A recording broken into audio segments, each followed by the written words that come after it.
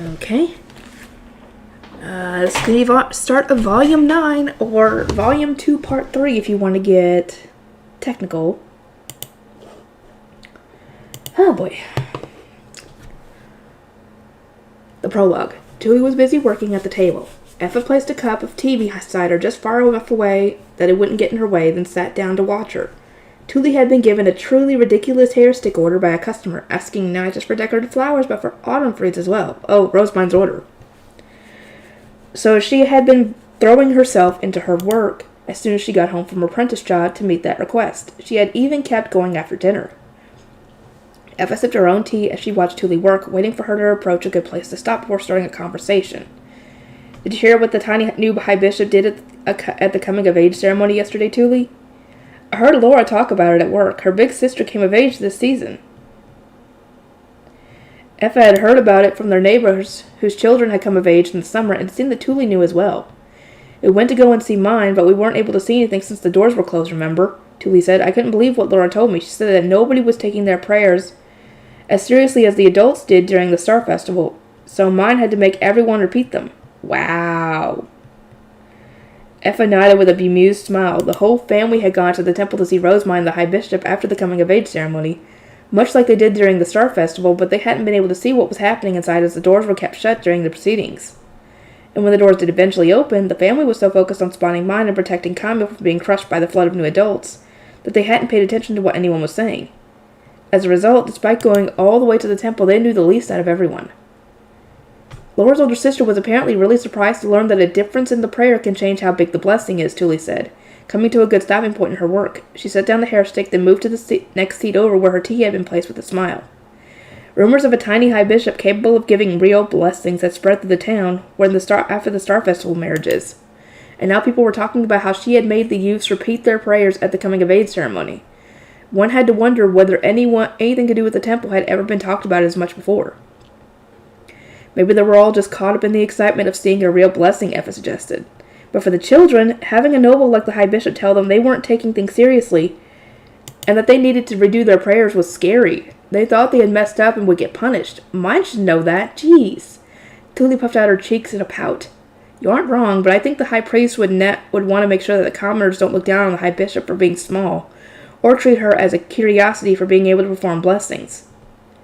Mine had looked so much like a proper noble up on the distant altar that Effa doubted for a second whether it was really her. And when Tuli had returned from delivering a hair stick to her in the temple, she mentioned that Mine's movements were so elegant that she couldn't believe she was the same person.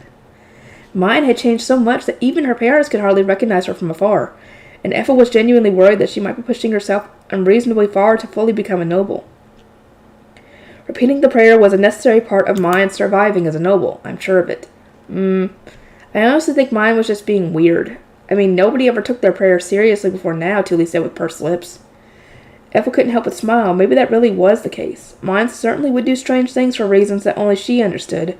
But now that she's a noble, it's hard to imagine she'll be able to keep that up and drag everyone around her into her crazy exploits.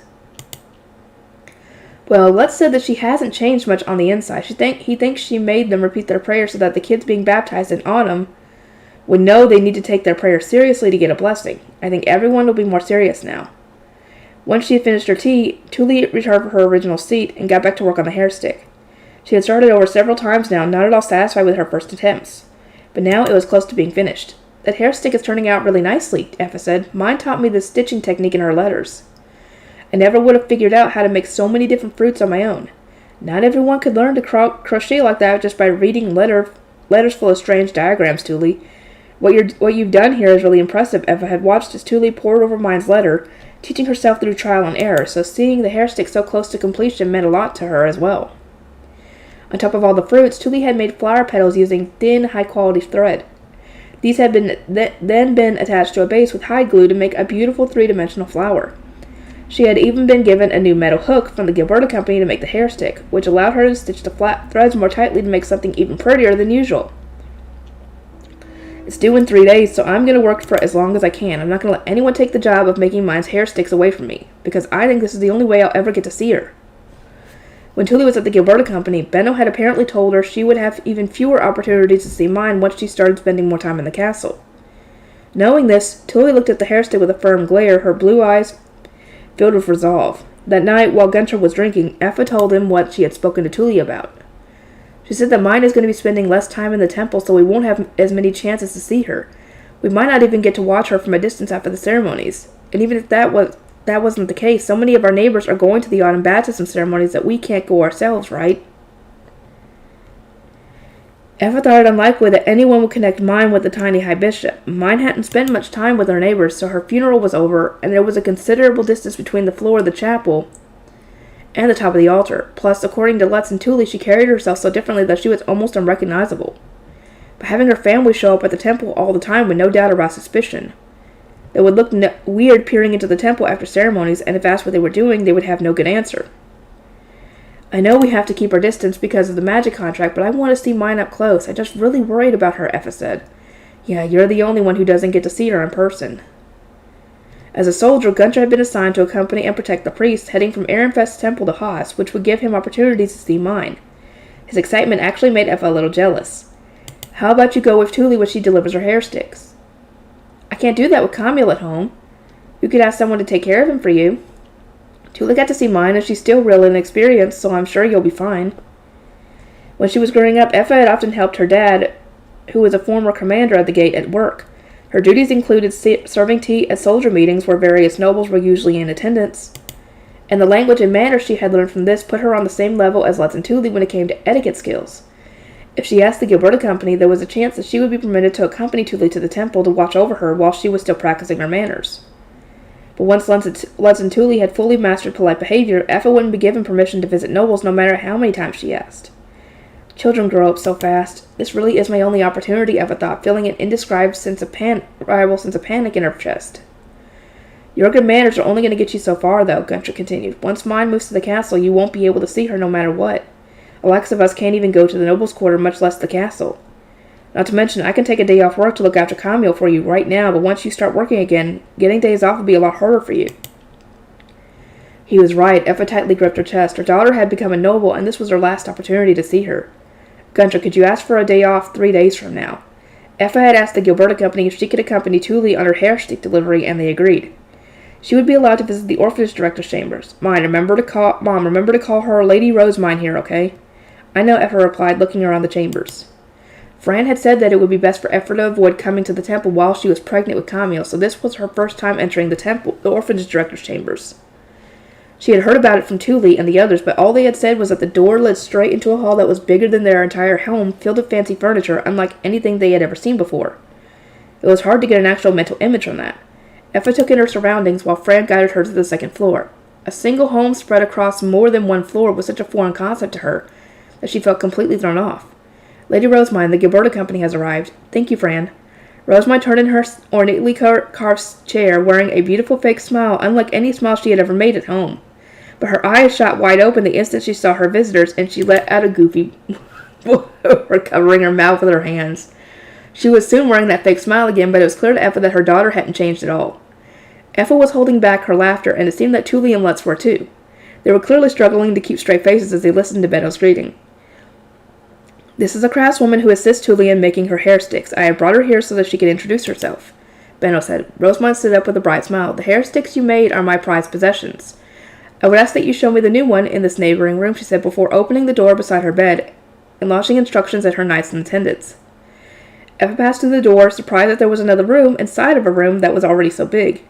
The moment that the door had shut, Rosemine shot a glare at Lutz and immediately turned into the mind that Effa knew so well. You didn't tell me she'd be here, Lutz. I was so surprised that I thought my heart was going to stop. Don't complain to me. Mrs. Effa asked to come along out of nowhere, and Mr. Gunter took a day off work to look after Camille. Faye's little sister has her baptism ceremony in autumn, so they won't be able to drop by the temple to see you then.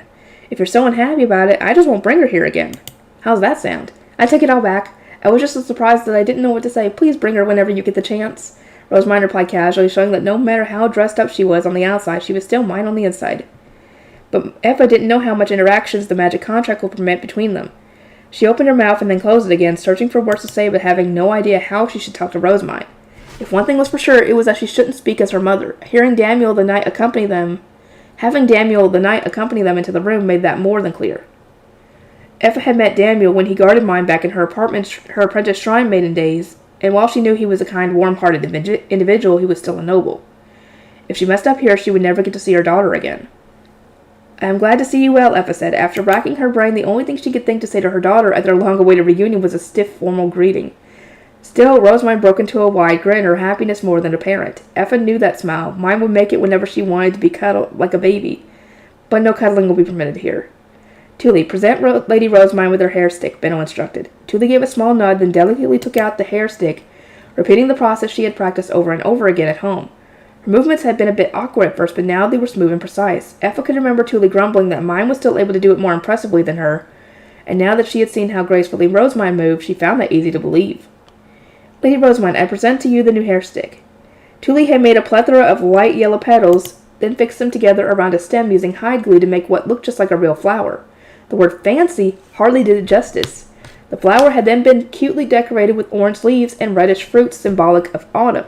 It was clear that Tuli had poured her heart and soul into making the hair stick. Would you mind putting it on for me? Rosamund asked Effa before turning her back to her. At that, Effa looked at Benno and Tuli, double-checking that she would be allowed to. She then peered over at Damiel, who gave a slight nod as if giving her his permission. Effa picked up the hair stick that Tuli had made, then slowly approached Rosamund. Her intricately bundled hair was much glossier now than it had been in the past, and Effa's hands trembled as she carefully pushed the accessory into place. At the same time, she gently stroked Rosamund's hair from an angle that Damiel wouldn't be able to see. That was the best she could do for her daughter, who was so desperately yearning to be comforted. Does it look good on me? Came a quiet, tearful whisper. As Effa thought about how starved for warmth and comfort her daughter must have been, she could feel her chest tighten and her own eyes start to heat up. Oh, 'cause yeah, the nobles don't do hugs. They freaking don't do hugs. That sucks.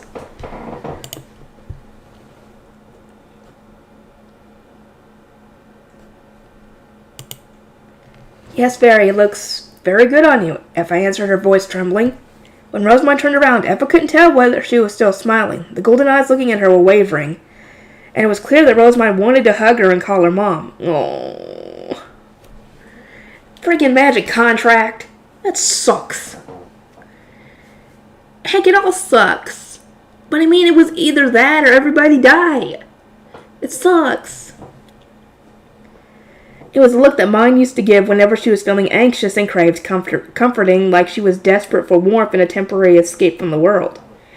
But after just a brief moment of vulnerability, Rosamund snapped back to her senses and replaced the expression with a sad smile. I concur, it looks very good on you, Benno said, stepping in to ease the mood. Rosamund turned to face him, and by the time she had already put on the fake smile of a noble, the hair stick is splendid, Tuli. It is even better than I had imagined it would be. The conversation turned to business, and there was nothing more Effa could do. She took a step back and just watched Rosamund talk. It was beyond frustrating to be within reach of her, but unable to actually hug her. Is there a noble out there who's willing to give Mina hugs when she needs them? I'm really starting to worry about that now, Effa thought. I know, she needs hugs. That's not fun. No wonder she's touch-starved. Well, at least Lutz can give her hugs. Discussing the Harvest Festival. With the hair stick that Mom and Tuli had given me stuck in my hair, it was time for me to face the autumn baptism ceremony. During the summer coming-of-age ceremony, I had told the children that they needed to pray properly, otherwise they wouldn't receive a blessing. And see them coming of age, that means they're becoming adults, so I guess they're still considered children? I don't know. I guess concept of teenagers doesn't apply in this. Seeing that my instruction had since spread through town, as even kids as small as me were praying with serious looks on their faces. I gave them a blessing while praising their faith on the inside, and the ceremony thus came to an end, but I couldn't help but feel a bit down about not getting to see my family. There will be a meeting at Third Bell today. Please accompany me to the meeting room. Fran made a sudden appearance the next day, and I cocked my head in confusion. I've never heard of meetings being held in the temple before. What kind of meeting is it? I suppose this is your first meeting here, Lady Rosamund. They are held the day after a baptism ceremony to discuss when baptisms will be held in the nobles' quarter and who will be sent where. In the autumn, it must also be decided who will go where for the Harvest Festival, and the same is done during the spring for the spring prayer, Fran explained. I clapped my hands together in realization. I had been kept out of the previous meeting since I was underage, and the priest didn't want a commoner butting in on such a considerable source of money. But now that I was the High Bishop, I would apparently need to participate in every meeting. Well, of course, you're the frickin' highest authority in the temple. Of course you're going to have to participate. Underage or not. It seemed that my status of apprentice shrine maiden really had just been for show last year. Fran, I know nothing of the matters within the duchy. Could I ask you to give me a brief rundown prior to the meeting? Once Wilfred finished learning his letters, both he and I were going to be assigned an instructor to teach us geography and history, but that was still some time away, and I couldn't attend a meeting about sending people across the duchy without knowing anything myself.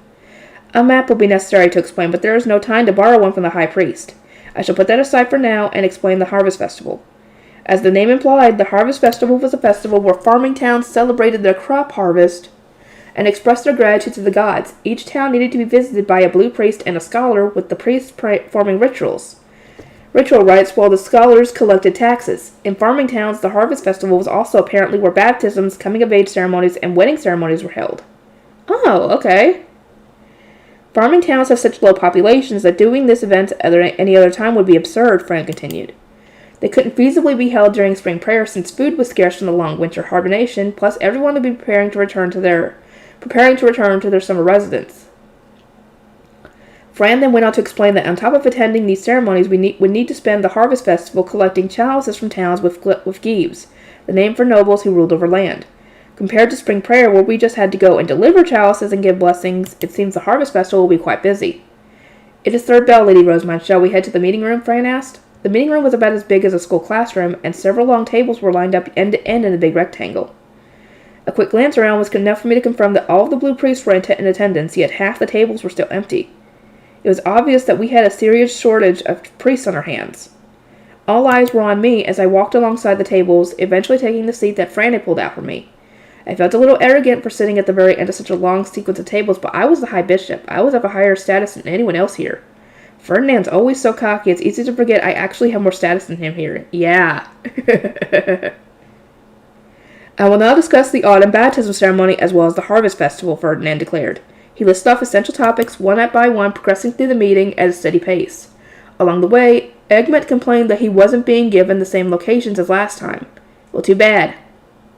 Ferdinand silenced him with a condescending glare. Why would you ever think your accommodations this year would be the same as last year? The scared blue priests had apparently all convinced themselves that since I hadn't taken action against them yet, that they would be accommodated in exactly the same way they had always have been. They sure were optimistic. More like in denial. Just because Rosamond the High Bishop has not punished you severely for your past transgressions does not mean that you will be permitted to act the same way as you always have. If you do not follow both her and my directives, expect to be banished from the temple, Ferdinand stated coldly, knowing that the priests had no homes to return to. Haha. He then announced who would be sent where in the nobles' quarter for the baptism ceremonies. Why aren't you or the High Bishop performing any baptisms? One priest asked. The High Bishop and I have duties within the castle, not to mention there is the potential need for us to assist the Knight's Order. What we do cannot be done by any of you, and thus I will have you all focus on the work that you are able to do. Furthermore, I intend to distribute future assignments based on your contributions to the greater good of the temple during the Harvest Festival. I see. Thank you for your answer. Ferdinand also mentioned that the paperwork the previous High Bishop had refused to do would ultimately be distributed among the blue priests, but that seemed like something that wouldn't be relevant for a long time yet. That is all. Everyone, formulate your schedules and take care not to procrastinate. In the end, the meeting concluded with me still not recognizing the names of any of the places where the priests would be sent. Fran had frantically written it all down on his diptych, so I would have him use a map to explain everything to me. Or so I thought, but Ferdinand called out to me just as I stood from my seat. Rosamond, I will give you more precise details this afternoon. Wait in your chamber so that I may visit you then.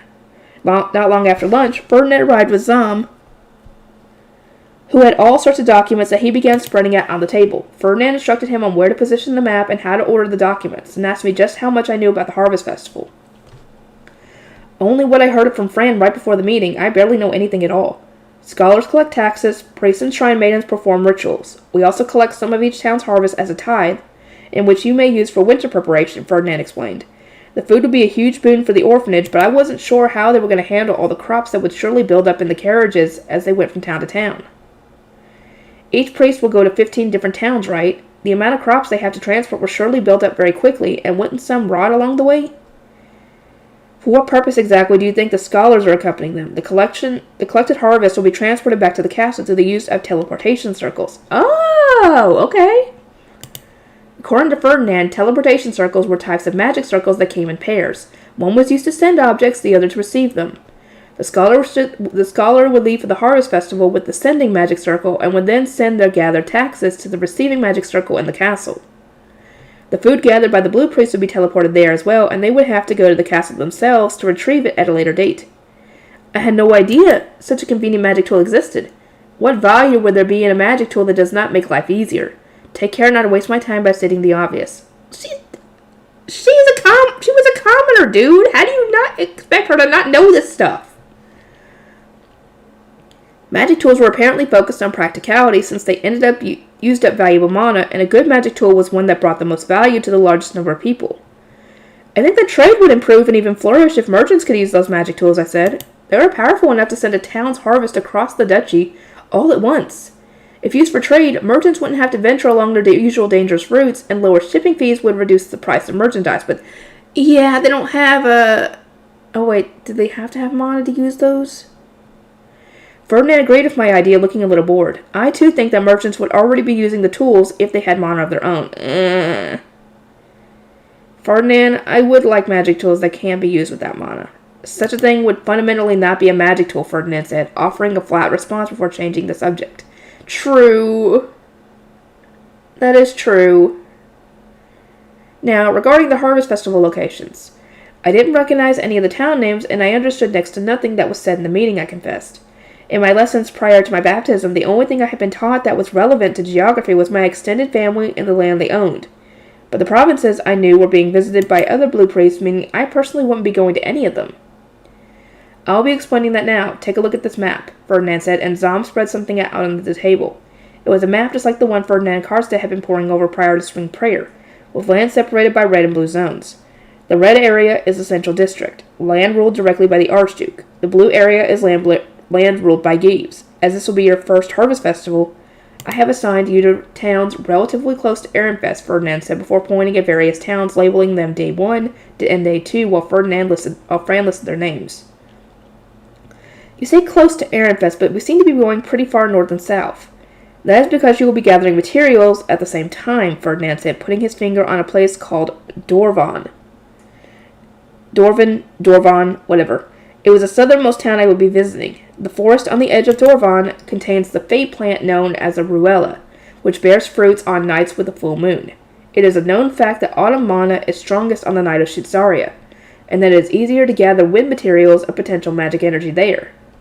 The night of Shitsaria? You mean the final full moon of autumn when Abeglaven, the god of life, resurrects, and Shitsaria, the goddess of wind, uses all her strength to prevent him from reaching the goddess of earth, I asked, thinking back to the legend I had read in the Bible. Ferdinand nodded. It is good to see that your reading is producing results. Indeed, a ruella fruit gathered on the night of Shitsaria will be necessary to brew your Jarev, whatever. Of all the autumn materials that can be gathered within Ehrenfest, the ruella has the highest purity of wind, the element of autumn, while also having an enormous quantity of mana within it, making it the best quality material that one could ask for. What do you mean by highest purity? A material that only that has one dominant element and only minor contamination from other elements is said to have a high purity. In contrast, a material with multiple elements of similar strength is said to be multi-elemental. Okay. The potion I needed, known as a Jarev, apparently required high purity materials from each season, so it would take me at least a full year to get everything I needed, and since my mana had hardened so long ago that I didn't even remember when exactly it happened, I would need materials of the highest possible quality. As I must depart for the Harvest Festival myself, I will not be accompanying you. Even though we did spring prayer together, that was because you were faced by various dangers at the time, and there was also matters that I needed to investigate. It seemed we would be doing things separately this time. That seemed a bit bold, since this was going to be my first Harvest Festival. My face clouded with unease, but Ferdinand waved a hand at me dismissively. It will be fine. In addition to your existing knights, I will assign Eckert and Justice to guard you. Listen well to what they say. I tilted my head, not recognizing one of those names. I know Eckert, but who is Justice? The tax official who will be accompanying you, and Riarda's son. I had a feeling that Riarda's son would be someone I could rely on. Ferdinand had probably selected knights who would pose no potential threat to me, and both Eckert and Riarda's son were close to the Archduke in their own ways.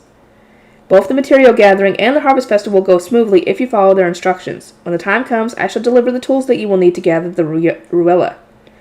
I see you will still be working hard for my sake. I thank you ever so much, I said, surprised by how thorough he was being. I could tell that he was determined to make sure the gathering was a success no matter what. There is still time before the middle of autumn where the harvest festival will begin. In the meantime, master flying your high beast. Oh, and I received word from Benno. It seems he would like to send the Grey Priest to Haas's orphanage. Almost said Hodge. Not frickin' Hodge Village. Yes, I heard. Benno had told me that the doors were now fitted, and all the essential furniture had been brought inside. All that was left was moving the Grey Priests and Shrine Maidens over and getting them set up before the harvest festival. He has asked that we assign soldiers from the gate to protect the priests as they travel with all their food and goods, Ferdinand continued. There certainly was a lot of stuff they had to transport from our orphanage to ours. From our orphanage to theirs, I mean. And while Haas was only a half a day away from Ehrenfest, thieves would no doubt target us if we started transporting loads of goods day after day. In fact, we had apparently already been targeted. We would need guards, but soldiers wouldn't be able to accompany regular merchants under normal circumstances. Soldiers only acted when the city needed to be protected, or when the Archduke ordered them to. We can assign guards to them since the Gilberta Company is working on the Archduke's orders, right? Indeed. I was thinking of giving this duty to the commander at the Eastern Gate. If you have no objections, Ferdinand said, glancing my way. He was talking about Dad. I'll go by carriage too, I exclaimed, shooting my hand up in excitement at the prospect of seeing him. I had been planning to go by high beast since I'm not a big fan of carriages, but if it means I get to see Dad, then I'm all for it. You fool! A daughter of the Archduke would be guarded by the knight's order if she were to travel outside the city by carriage. A mere commoner soldier would not be needed, nor would they be of any help whatsoever. Oh, what? I thought this was my chance to see him. This sucks.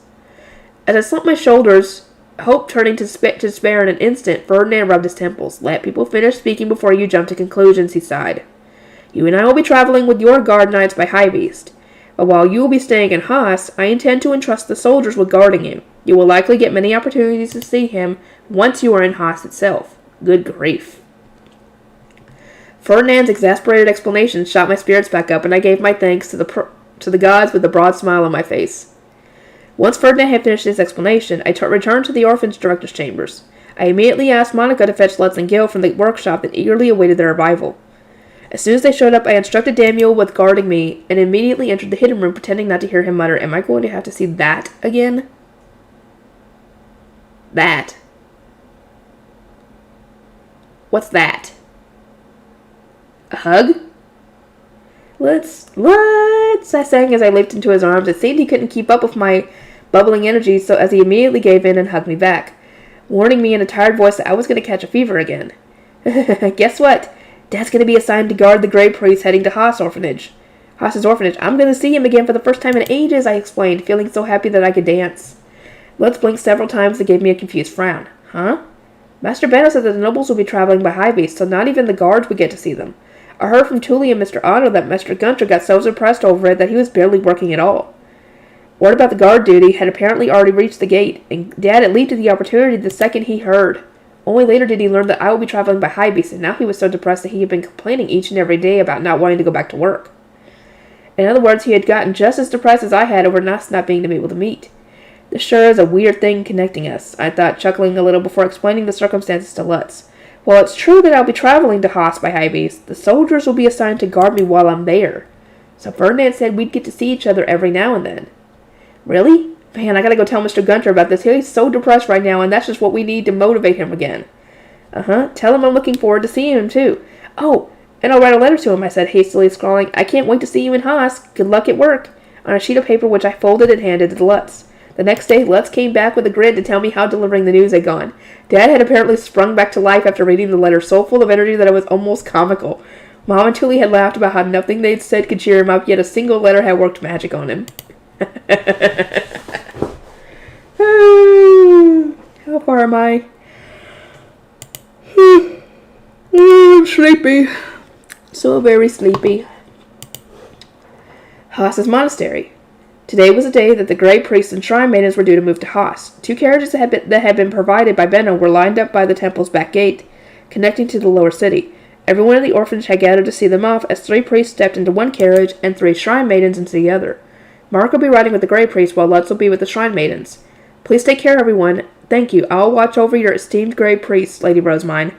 Mark said while kneeling. I gave him a courteous nod, then as a representative of the orphanage, but I couldn't help but look right over Mark's shoulder as I did. He and Lutz gave wry grins and followed my gaze. There knelt a single soldier. Despite having been ordered to guard the priest from the east gate to Haas, Dad had come to the temple to see the priests leave in their carriages. I greeted him as well, barely holding back my smile. I will soon be leaving for Haas myself, I said. I entrust guarding the priest to you. You can count on me, Dad responded, standing up with a grin and tapping his chest twice. I did the same, then watched the carriages depart. I will be heading for Haas 3 days from now, since that was the bare minimum it would take for the carriages to arrive there, and everyone to finish settling in. As time passed, I counted down on my fingers how many days were left until I could go and see Dad again. Rosamund, are you sure about this? I believe it will be best for you to ride with Bridget, Ferdinand said with a surly expression when I created my high beast at the temple's front gate. But I had taken my training seriously, and I was now good enough at driving Leslie that I'll be perfectly fine on my own. Haas is the city closest to Ehrenfest. If I can't manage to fly there, then there's no way I could fly the long distance required for the Harvest Festival. I'll travel by panda bus for the sake of practice. I agree that you need more practice, however... Ferdinand trailed off, being surprisingly wishy-washy about this, even though he himself had said that I needed practical experience. Lord Ferdinand, Bridget interjected, if you are that concerned, may I suggest that I ride with Lady Rosamund? As I am also a wielder of mana, we can evacuate on my high beast if need be. This way she will be safer than she would be otherwise. True.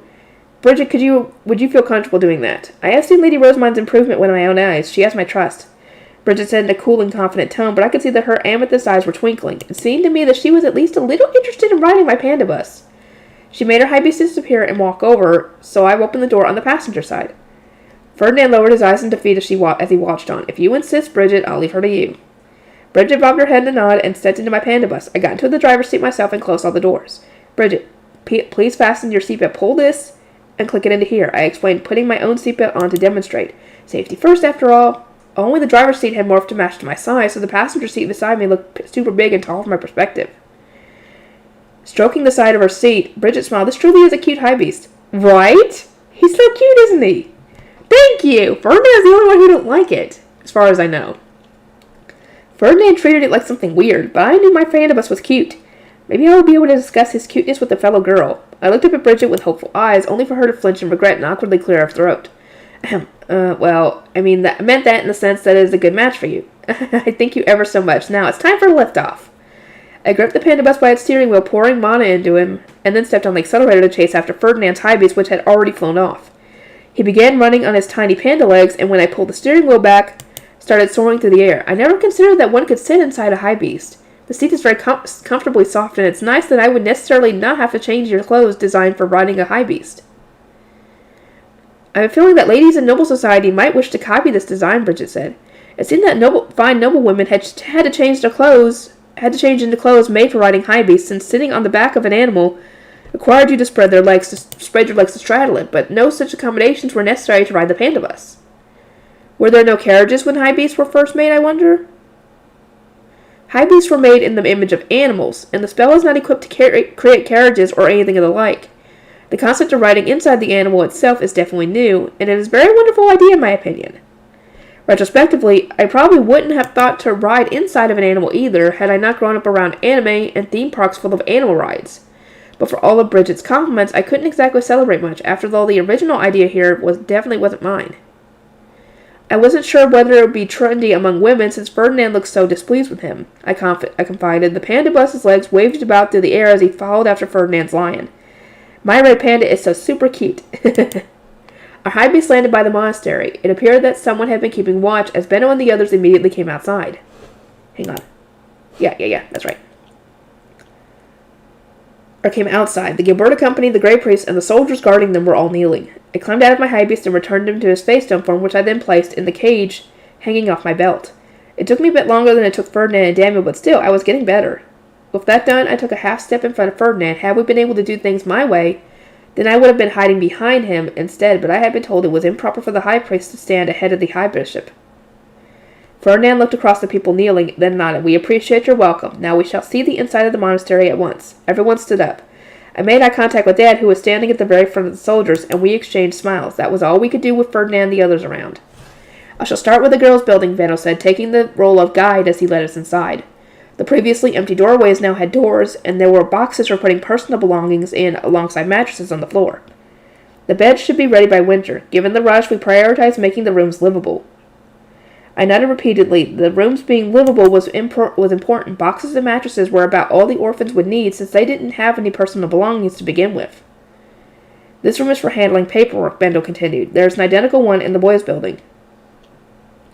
The room had been set up with chairs, desks, and writing utensils. The Grey Shrine maidens will be tasked with writing documents regarding food and living expenses, while the Grey Priest will be tasked with writing reports on the workshop.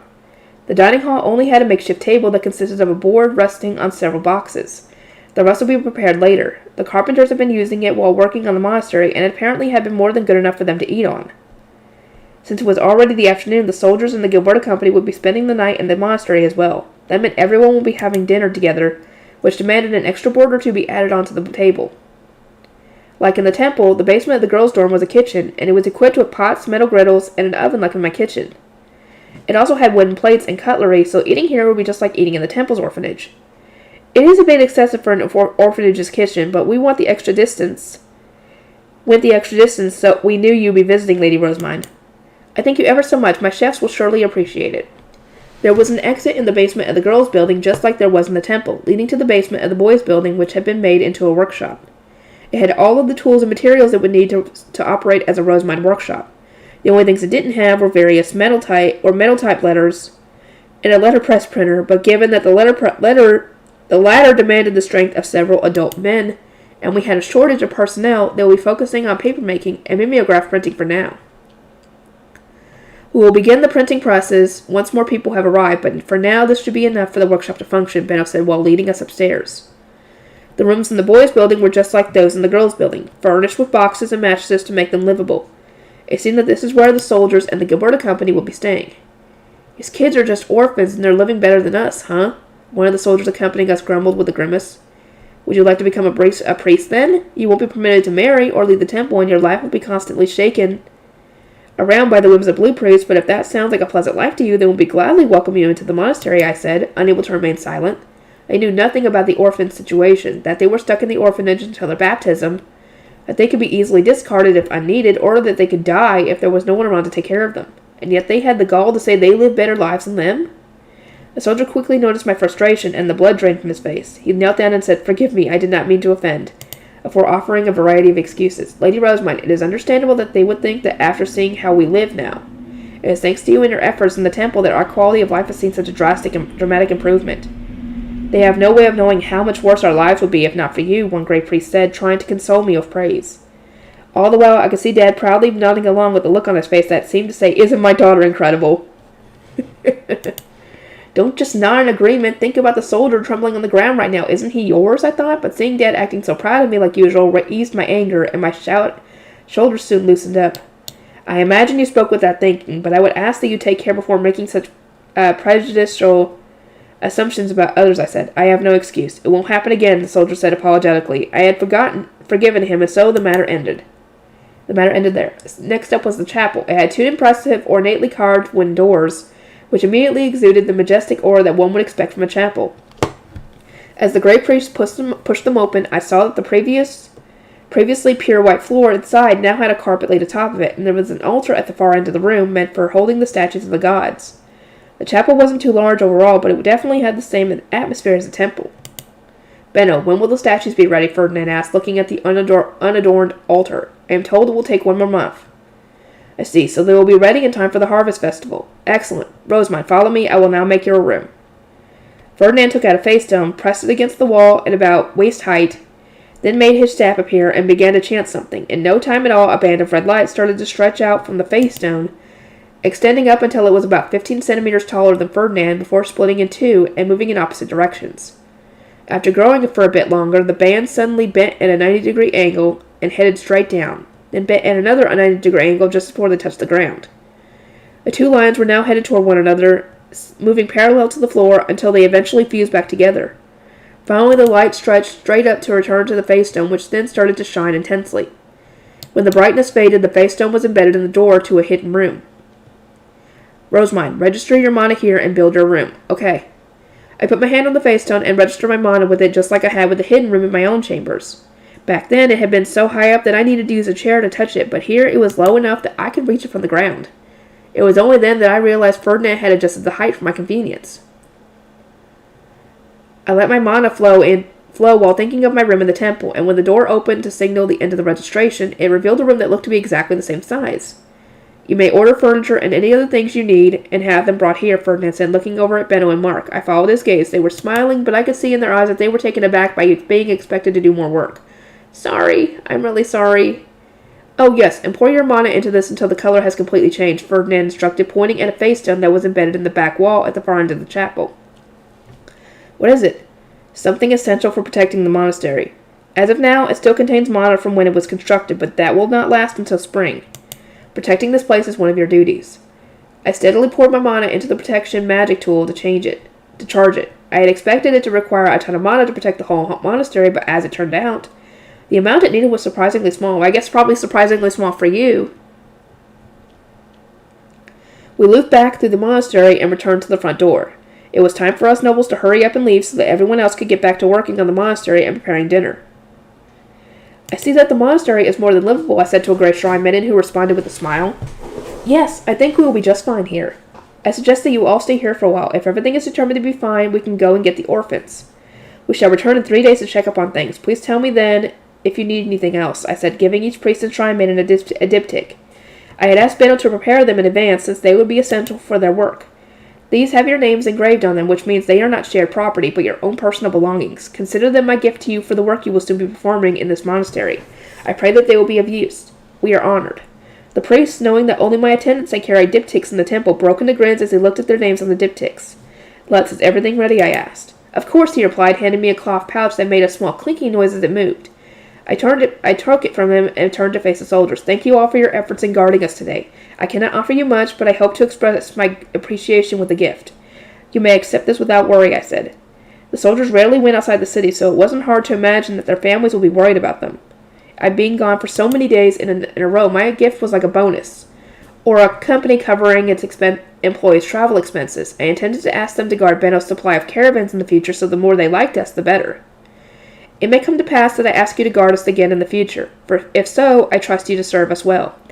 I handed them a small silver coin each, and eventually I reached Dad. Watching the others exchange greedy looks out of the corner of my eye, I sneakily gave him, alone, a large silver. Please praise them for their work, I whispered quietly, and Dad grinned in response. At that, I addressed the rows of soldiers once more.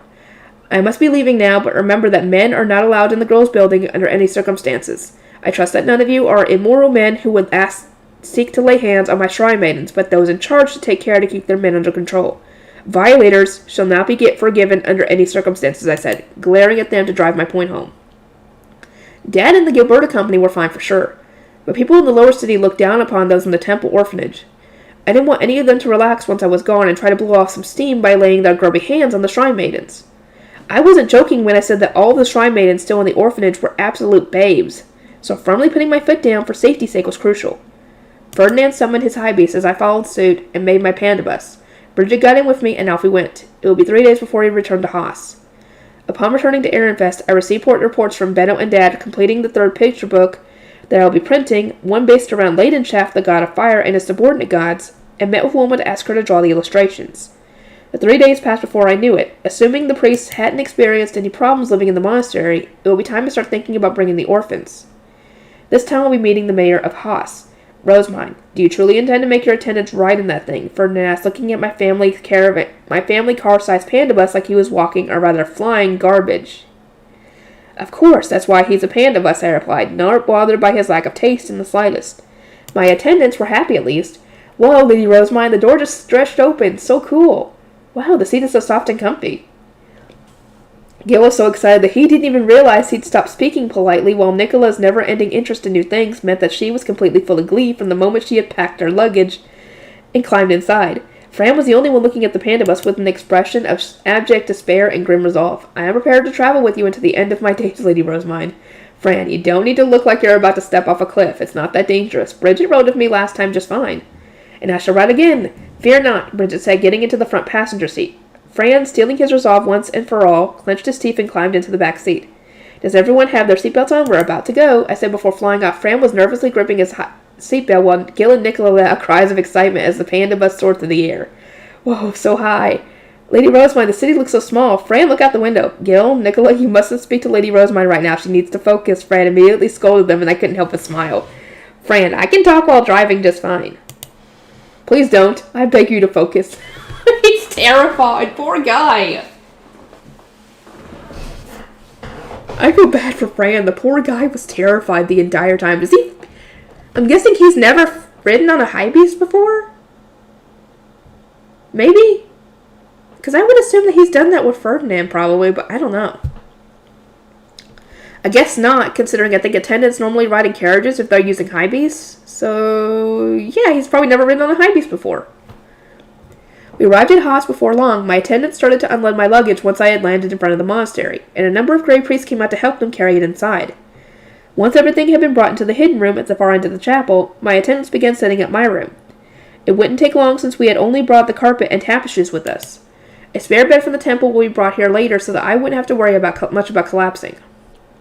While that was going on, Ferdinand and I were resting in the dining hall being served tea by a grey shrine maiden while we ate the sweets we had brought. How is life here? I asked the grey priest while sipping my tea.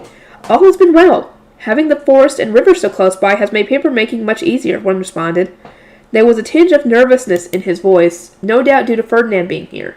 I looked over to the shrine maiden who had poured our tea. Would things continue to be okay if we were to bring the orphans here? I believe so. We can start preparing lunch so that they can be brought over at once. At that, Ferdinand, my attendants, and I traveled by high beast to see Haas's highest authority, the mayor. Incidentally, despite us having informed them of our arrival in advance, the servant who greeted us almost immediately freaked out and started floundering. They probably hadn't prepared at all. The high bishop and the high priest, you say? Wasn't the merchant supposed to be the one coming? Benno had passed on the announcement that we would be coming for the orphans, but it seemed that he had failed to mention that Ferdinand and I would be the ones collecting them. Judging by how the mayor was practically frothing at the mouth when he burst into the room, I could guess that Benno had not been treated exceptionally well here. So yeah, he's being petty. "Where are the orphans?" Ferdinand asked sharply. "We informed you of our arrival ahead of time. Bring them here at once." The mayor gulped in air and immediately had a servant go and summon the orphans. Soon, a crowd of bony-looking children with unwashed hair and dirty clothes came into the room. They reminded me of the temple's orphans when I first saw them, and a single glance was all it took for me to know how hard their lives were. I counted that there were 14 children, which confused me. This isn't everyone, is it? I was told that there were more. "I'm sure that whoever told you that was mistaken," the mayor said with a smile as he knelt before us. Only for one of the orphan boys to glare at him and shake his head hard. "No, he's lying. He hid Martha and my sister so he could sell them."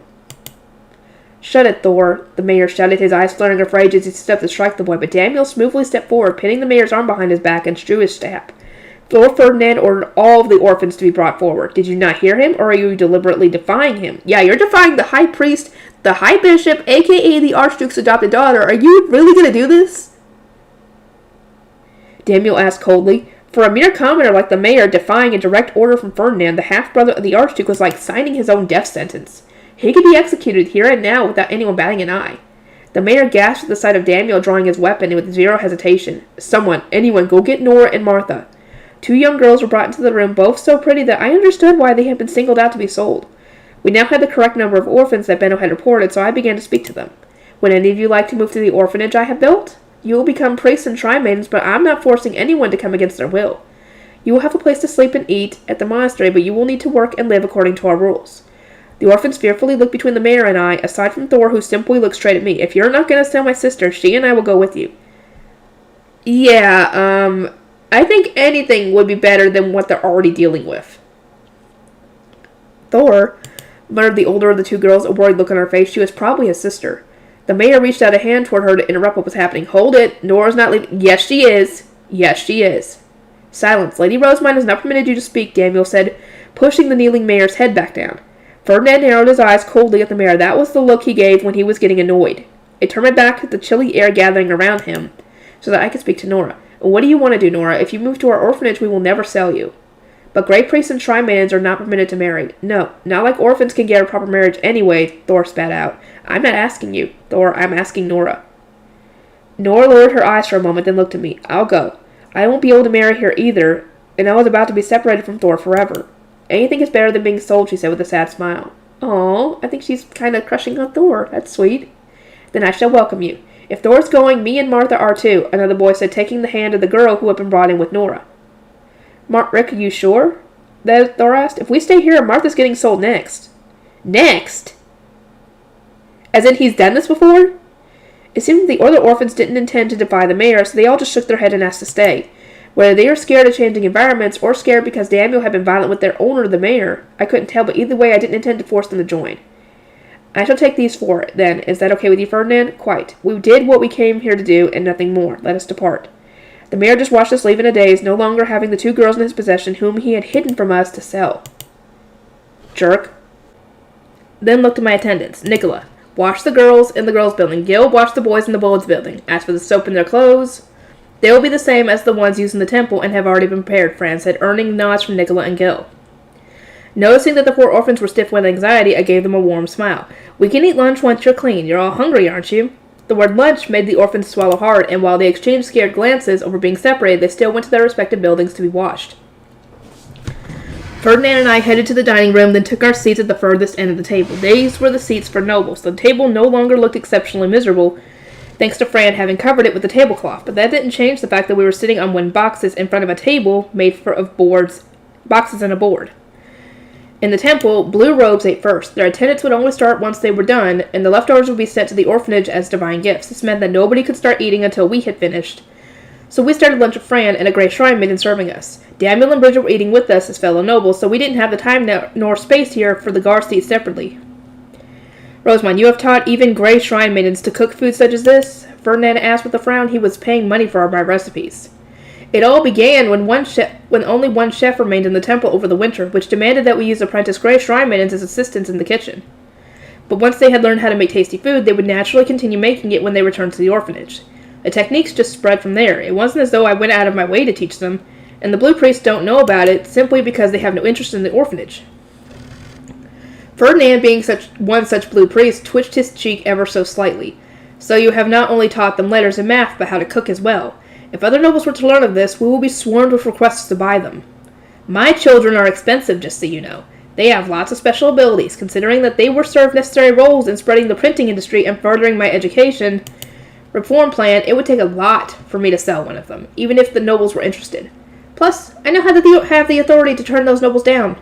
You do. You do now have the authority to turn them down. You can tell them, hell no, I'm not selling my people to you. Heck no. The previous High Bishop might have been willing to sell them all at the drop of the hat, but I was in the middle of training them for my master plan of spreading printing and building bookstores and libraries. I had no intention of letting them go so easily. What do you mean by education reform plans? Ferdinand demanded. I have heard of no such thing. If more people don't learn to read, there won't be more people to write books, will there? I replied. I have a grand plan to increase the literacy rate within the duchy, though I haven't ironed out all the details just yet. I had several ideas swirling around my head, but they all relied on printing being widely established in varying degrees. Ferdinand glared at me as I dabbed his mouth. Write a detailed report on your plan and deliver it to me when we return to the temple. What? But I just told you I haven't ironed out the details yet. You have a clear history of charging into matters before the details have been ironed out. Write a report, even if you are just presenting a vague idea of what you potentially hope to accomplish one day. Unable to argue back, I had to acquiesce and agree to write a report, all while glaring at Daniel and Fran, who were nodding in complete agreement with Ferdinand. Still, this turned out to be more troublesome than expected. What do you intend to do about him, Rosamond? Ferdinand asked with a sigh. Wait, who are you talking about? I asked, blinking in confusion. That insignificant fool who is convinced that he has power to his name. Such small fry tend to harbor unjustified resentment toward those they themselves act against, and I expect his bitter attempts at revenge to be as tedious as they are obsessive, Ferdinand explained. I let out of my own sigh once I understood what he meant. He does resemble the previous High Bishop, doesn't he? The way he tries to sell girls for money, mistakenly interprets the power of his distant backers as his own, does whatever he wants like he's the king of his own little world. I started listing out all the ways they resembled each other, earning a small chuckle from Ferdinand. Their backers' power is almost incomparable in scale, but they certainly are similar in the lowly way they scurry about. Though, in this case, since we don't know who his backers are, we don't know how much influence he has. How many people will we need to remove from power to eradicate it completely, and how will the city change once they're gone? Hopefully the changes will be good for the monastery. The High Bishop's power was largely constrained to the temple, so it had been easy for Ferdinand to fill the power vacuum when he was removed. For this reason, there hadn't been any problems to speak of, but now we were dealing with the mayor of a city that nobles never entered unless it was spring prayer or time for taxes. We could use our status as nobles to eliminate him, but who knew what would happen to the city once he was gone? Rosamond, time spent thinking about how to make things go your way is time wasted. The future is always an unknown. The best we can do is what we deem to be right. You say that, but don't you spend a lot of time thinking up plans to make things go the way you want them to? The gods help those who help themselves, Ferdinand replied. In other words, you could justify anything if you used the right phrasing. I glared at him and pursed my lips a little, but with an unfazed expression he murmured, There are few matters that can be settled through idealistic philosophies. His words carried a weight to them that made it hard to argue back, as he had lived in noble society where idealism didn't cut it before ultimately joining the temple for his own protection. Lady Rosamond, we have finished bathing them, Nicholas said, bringing Nora and Martha into the dining hall in their gray shrine maiden robes, just as a delicious aroma started wafting to the air. The girls had been so dirty before that I hadn't been able to work out what color their hair was, but now it stood out against their gray robes and highlighted their pretty faces. Please state your names and ages, I said. Martha immediately hid behind Nora, who quickly turned around with an expression of motherly concern, her light purplish blue hair swirling through the air as she did. She patted Martha's head before turning back to me with the bright blue eyes and a smile. I'm Nora, and I'm 14. I'm really glad you came here when you did, since I was going to be sold as soon as I came of age. Thanks for taking us in, really, she said. I nodded and returned her smile, but Ferdinand's lips curved into a displeased frown. Such casual language. Ferdinand, please don't have unreasonable expectations of people who haven't been educated. Those in the lower city are even worse. All that matters is that they learn to speak properly moving forward, I said, trying to console him. It only made sense that there would be a big gap between the orphans raised in the temple and the orphans raised elsewhere. There were no blue priests in Haas, so nobody could chastise them for coarse language or improper behavior. Ehrenfest's lower city was right by the nobles' quarter, but a city without nobles had no reason to teach its kids how to interact with them. And what about you, girl hiding behind Nora, I asked, but Martha just fearfully shook her dark green hair and kept hiding. Her name is Martha, and... Let me stop you there, Nora. This child must answer on her own. Her being shy or nervous around strangers might have been acceptable up until now, but if a noble were to visit, and she were to refuse to answer her question, that would be seen as defiance, and defying a noble leads to immediate execution. That much is common in sense in the temple. No way. Nora looked around in a daze, only to see Ferdinand, his brow furrowed in displeasure at her tone, and my two guard knights who were visibly frustrated with how her and Martha were conducting themselves. Or were keeping silent as I was speaking. Fran and Nicola had already started eating, so there would be no one to defend her, and Martha's improper behavior towards nobles. I have spent time with lower city commoners, and thus understand how you two feel very well, but as a noble myself, I cannot allow this to continue. Commoners must display absolute obedience to nobles. You two will die if you do not understand this fact. Now tell me your name and age. As I was focused my gaze on Martha, I couldn't help thinking, I swear, I sure am the bad guy here.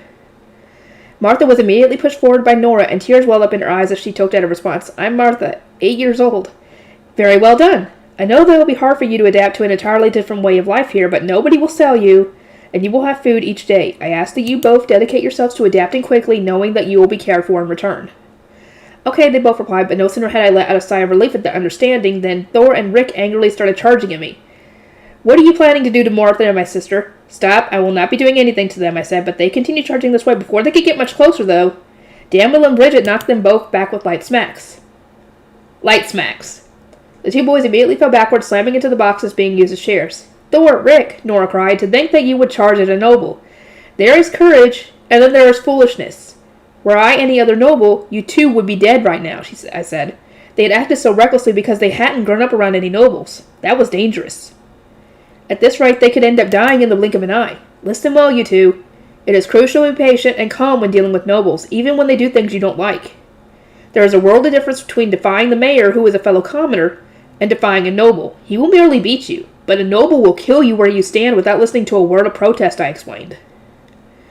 The 4 orphans paled at the sight of my 2 guards, who were protectively standing in front of me with their weapons now drawn. I imagine that you heard me ask this of Nora and Martha, I continued, but I will repeat myself. Please state your names and ages. I'm Thora, and I'm 11, Thor said, protectively standing in front of Nora and fixing me with a glare as he answered. Oh, so Nora is his sister. Okay.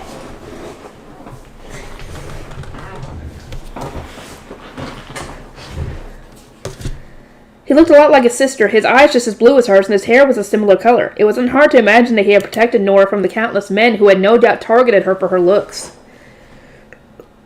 I found his heroism and love for her admirable, and hoped that he wouldn't let anyone take that from him. Though he'd need to learn to keep it down and not let his heroism tick off my guards in attendance. My name's Rick. I'm 12 and I'm Martha's older brother. Oh, okay, I get it. He and Martha likewise had similar hair and eye color, dark green and gray, respectfully. Other than that, though, they looked pretty different. Rick had thick eyebrows and sharp facial features, while Martha had cute features that seemed to reflect her shy, reserved personality. They probably resembled their parents, but whatever. I am Rosemine. Just recently I was baptized and made the High Bishop of Arenfest. It is nice to meet you all. Now we will postpone taking you to your room so that you can eat lunch first. Gil, you may begin eating. You have done a good job today. Fran stood up from his seat, having finished, and Gil took his place. Grey Shrine Maidens then brought Gil some food, which he speedily started to work his way through. Once he was done, the Grey Priest began to eat. There was plenty to go around since we hadn't brought many orphans back with us. When the heck are we going to get to eat? Thor exclaimed. I'm hungry, Martha murmured. I felt bad for the 4 orphans and their rumbling tummies. But they had to get used to how things worked in the temple. Gil, please tell them the order in which we from the temple eat our food, I said, leaving the explanation to him since he knew the most about commoners and all my attendants. He nodded and began to speak. Food in the temple is referred to as divine gifts. The noble blue priests eat first, followed by their attendants. The leftovers are then brought to the orphanage where there is also an eating order. First, the adult priests and shrine maidens eat, then the apprentices, and then finally the children who haven't been baptized. You are all old enough to be apprentices, so for now you may now rest easy knowing that you will be eating together, I added. When it came time for the apprentices to eat, food was placed in front of the 4 orphans. They would be serving themselves under normal circumstances, but since we had no idea what they would do, we decided to serve them first so that they could see what was expected of them. Not yet, I'm afraid. You must first pray in appreciation to the gods. I stopped the 4 orphans, all of whom had started chomping down on their food, and made them repeat the prayer after me. As it was a fundamental part of life in the temple, it was something they had to get used to. I, too, had walked the same path before. Once that was done, they got to work silently devouring the food, each with gleaming eyes. It was clear from the way they grabbed it with their hands and shoved it into their mouths that they had lived life without ever encountering the word etiquette. Everyone but me was looking at them with shock. Ferdinand didn't even try to hide the disgust on his face. It reminded me of how repulsed I had been when I first came to this world and saw my neighbors eating around the well. They are surely starving. I know this is not a pleasant sight for you, but this is how all untrained people eat. We have no choice but to teach them the proper way slowly over time. If nothing else, this will help us all appreciate the importance of education and how above average the children in the temple truly are, and the orphanage truly are. Indeed, and to speak frankly, I did not expect them to be this boorish. The only commoners I know are those in the Gilberta Company, Ferdinand murmured. I let out a sigh. It wasn't fair to compare them with the Gilberta Company. This was standard for poor people. The orphans asked for seconds, thirds, and even fourths. When the time came to take them to their rooms, they each had their hands on their swollen bellies and satisfied grins on their faces. Since we were in the dining hall, we headed to the girls' building first. Boys weren't normally allowed in, but I had decided to be wise to show them the rooms just this once so they could see that everyone was being treated equally. We climbed the stairs and opened the door to the right. This is where the apprentices will sleep. Adult shrine maidens have their own rooms further down the hall, but apprentices share rooms with each other. This room's so big we can all sleep together, Thor said with a grin, but I shook my head. I'm afraid that you won't all be sleeping in the same room. Why not? He exclaimed as he and Rick stepped forward to protect their sisters. My guards and attendants immediately assumed their own defensive stances in response, so I raised a hand to stop them. Boys are forbidden from entering the girls' building. They are only allowed to go to the dining room. You would normally not be allowed in here, but we brought you here today so you could see for yourself that the girls are being treated equally. Thor's blue eyes flashed with rage. But we're siblings. I know, but that is irrelevant. This is the girls' building. Even their male family members cannot enter, I explained. It was easy to imagine that they had spent their lives fighting to stay together and find a home for themselves, and while denying them that made my heart ache, I had no choice. 2 other Grey Shrine Maidens, Thor and Rick, are not family. They are strangers and men like any other. Just as you wish to protect Nora, Thor, I wish to protect my Grey Shrine Maidens. Thor and Rick would never do anything bad to girls, Nora said, her light purple hair swaying as she shook her head. I continued my explanation, desperately hoping they would be able to see things from my perspective. I understand that. My Grey Priest would never do anything bad to girls either, but my word is not enough for you to believe that, is it, Nora? Nora inhaled deeply, lowering her eyes before once again shaking her head. I can understand that Thor and Rick wanted to protect their sisters, but I couldn't allow men into the girls' building. If you insist on staying together, you will need to sleep in the corner of the dining hall, I said. That'll work. Let's make our own room in the dining hall, Thor said in a cheery voice, but Nora and Martha looked at me with worry. Their eyes asked whether they really could make a room there, and I shook my head. I will only be lending you space to sleep. The dining hall can be entered by all, so other men have free access to the space as well. It's not your personal area, and others would not be forbidden from entering your sleeping space. My repeated rejections must have finally touched a nerve, as Thor's eyebrows shot up in surprise and his face twisted in anger. A dining hall's that freaking big! What's the problem with us making our own room there, he roared. Don't you know how much it hurts to be taken away from your family? No, she does! She knows! I clutched my chest, and that was when I heard a loud, painful-sounding slap. Ouch. Fran had smacked Thor across the face. Fran, who had been raised in the orphanage and taught from birth that violence was wrong under any circumstances, I looked up at him wide-eyed. Fran? I whispered. His dark brown eyes were filled with anger as he looked down at the boy coldly, dropping the temperature of the room just like Ferdinand did when he was angry. Oh. Whoa. Everyone was shocked. There is no one in the world who knows that feeling more than Lady Rosemine, Fran said, the fury in his eyes not easing for even a moment as he took a step forward. Thor took a step back in response, clearly intimidated. The heck? He murmured. Fran took another step forward. Lady Rosemine's talents led to her being separated from her family at her baptism, and instead becoming the Archduke's adopted daughter. On top of that, she had been assigned the position of High Bishop, which requires her to continuously move between the castle and the temple while suffering the sorrow of being unable to see her family. Yeah, she knows more than anybody else how that feels. So yeah, shut up. The four kids opened their eyes wide in shock, then all looked at me in unison. Fran shifted to the side a bit as to protect me from their gazes. Lady Rosemine saved your sister from being sold, and although you will be sleeping in separate rooms, you will be permitted to live in the same orphanage, all thanks to her. She may forgive your ungracious rudeness, but as her head attendant, I will not. Oh no, Fran's patience has finally run out. Fran hadn't gotten angry like this when he scolded me for being soft on Delia, or when I had gotten too close with Gil. He served me well, but I knew that Ferdinand was still above me in his mind, so I hadn't expected him to get this angry over the orphans being rude to me. Wow. That's surprising. The sight of this terrified Thor was enough to make me hurriedly stop Fran. That'll be enough, Fran. They have learned their lesson, I said, stepping between them. But Lady Rosemine, Fran replied, angry enough that he tried to take yet another step forward. I understand that you are angry for my sake. Thank you. Your hand hurts, does it not? I asked. It was my fault that Fran had been forced to resort to violence when heretofore he had managed to avoid it.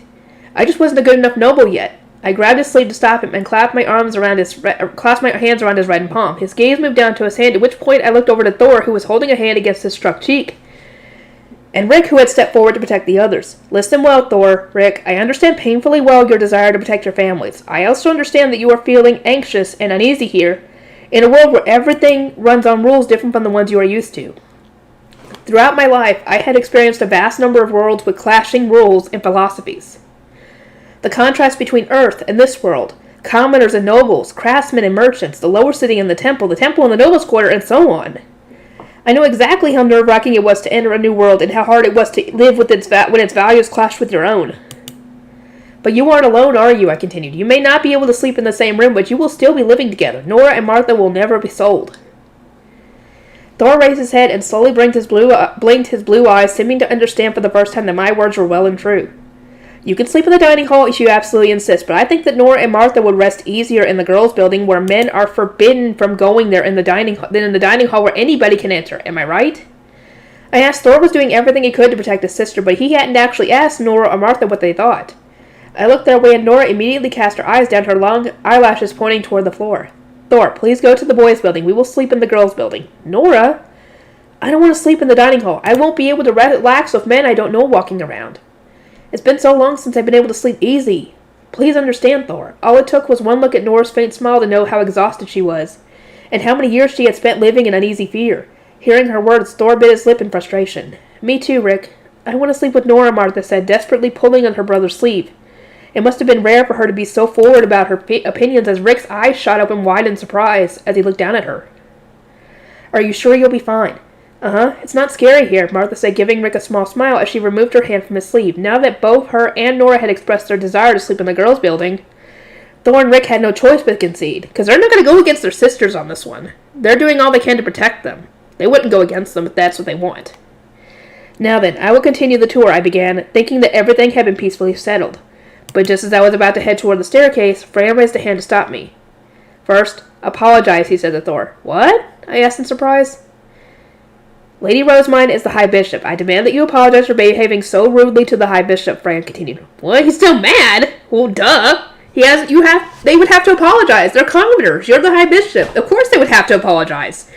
They're lucky you're not the other noble, or else they would have been killed. It seemed that Fran's quiet anger was especially persistent. I personally just wanted to let bygones be bygones, but his expression and behavior made it clear that he wouldn't let Thor off so easily. It was the first time I had seen him like this, and it was beyond me to stop him. I'm surprised that Ferdinand hasn't said anything. It seemed I wasn't the only one unsettled by Fran's anger, as Nora immediately sucked in a breath and forced Thor's head down.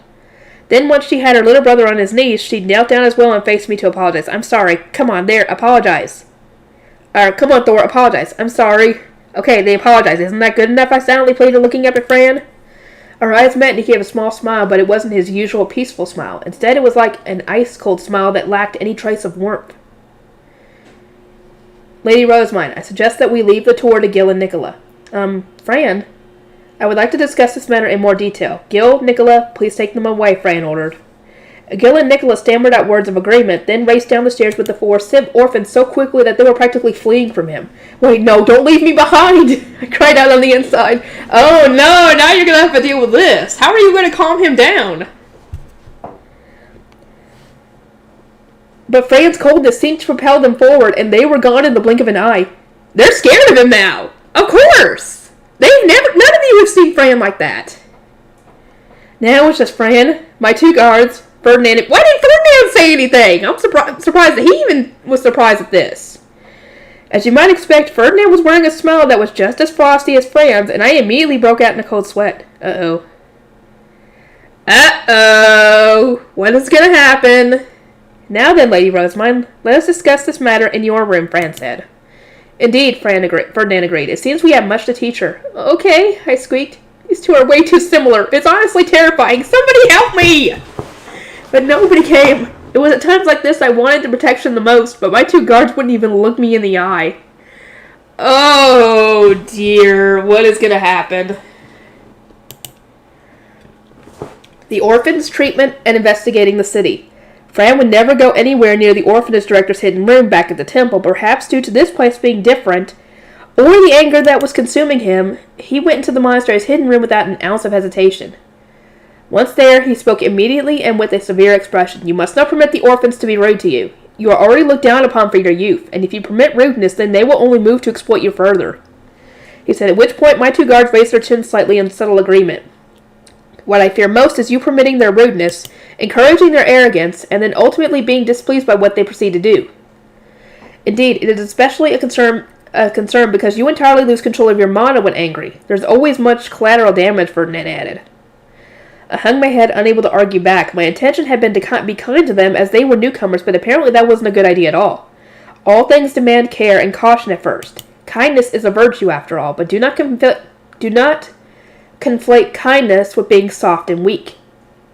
I'll be more careful, I said. I meant it too. I didn't want to keep forcing Fran to strike others, nor did I want both him and Ferdinand to get so angry at me again. Rosamine, hardening your soft nature is a significant concern, but our priority should no doubt be training those orphans. What in the world was with that crude manner of speech? And I could hardly stand to watch them eat, Ferdinand said, his brow wrinkled as he thought back to lunch. These kids have had no training. They were just living in the orphanage. Who knows what they were being forced to do by that mayor? They have had no kind of education, no nothing. This is how they do things. They're lucky they can even speak. If they didn't have anybody treating them well, they would act like animals. Well, they kind of ate like animals, but whatever. People ate like that all the time in the lower city, but I couldn't just ask Ferdinand to understand that and let the matter go. The orphans had entered the temple, so they needed to learn basic etiquette. I have no idea where to begin with such poor creatures, so I would hope you have some plan for them. How does the Gilberta Company handle commoners? Ferdinand asked. But the Gilberta Company was one of the richest stores in the lower city, and generally only took on apprentices from stores that already had experience doing business with nobles. Lutz had been on the same level as the orphans when Meadow hired him. But he was smart, a fast learner, and very dedicated to improving. It wouldn't be fair on the orphans to compare them to him. Fran suddenly looked up as though he had realized something.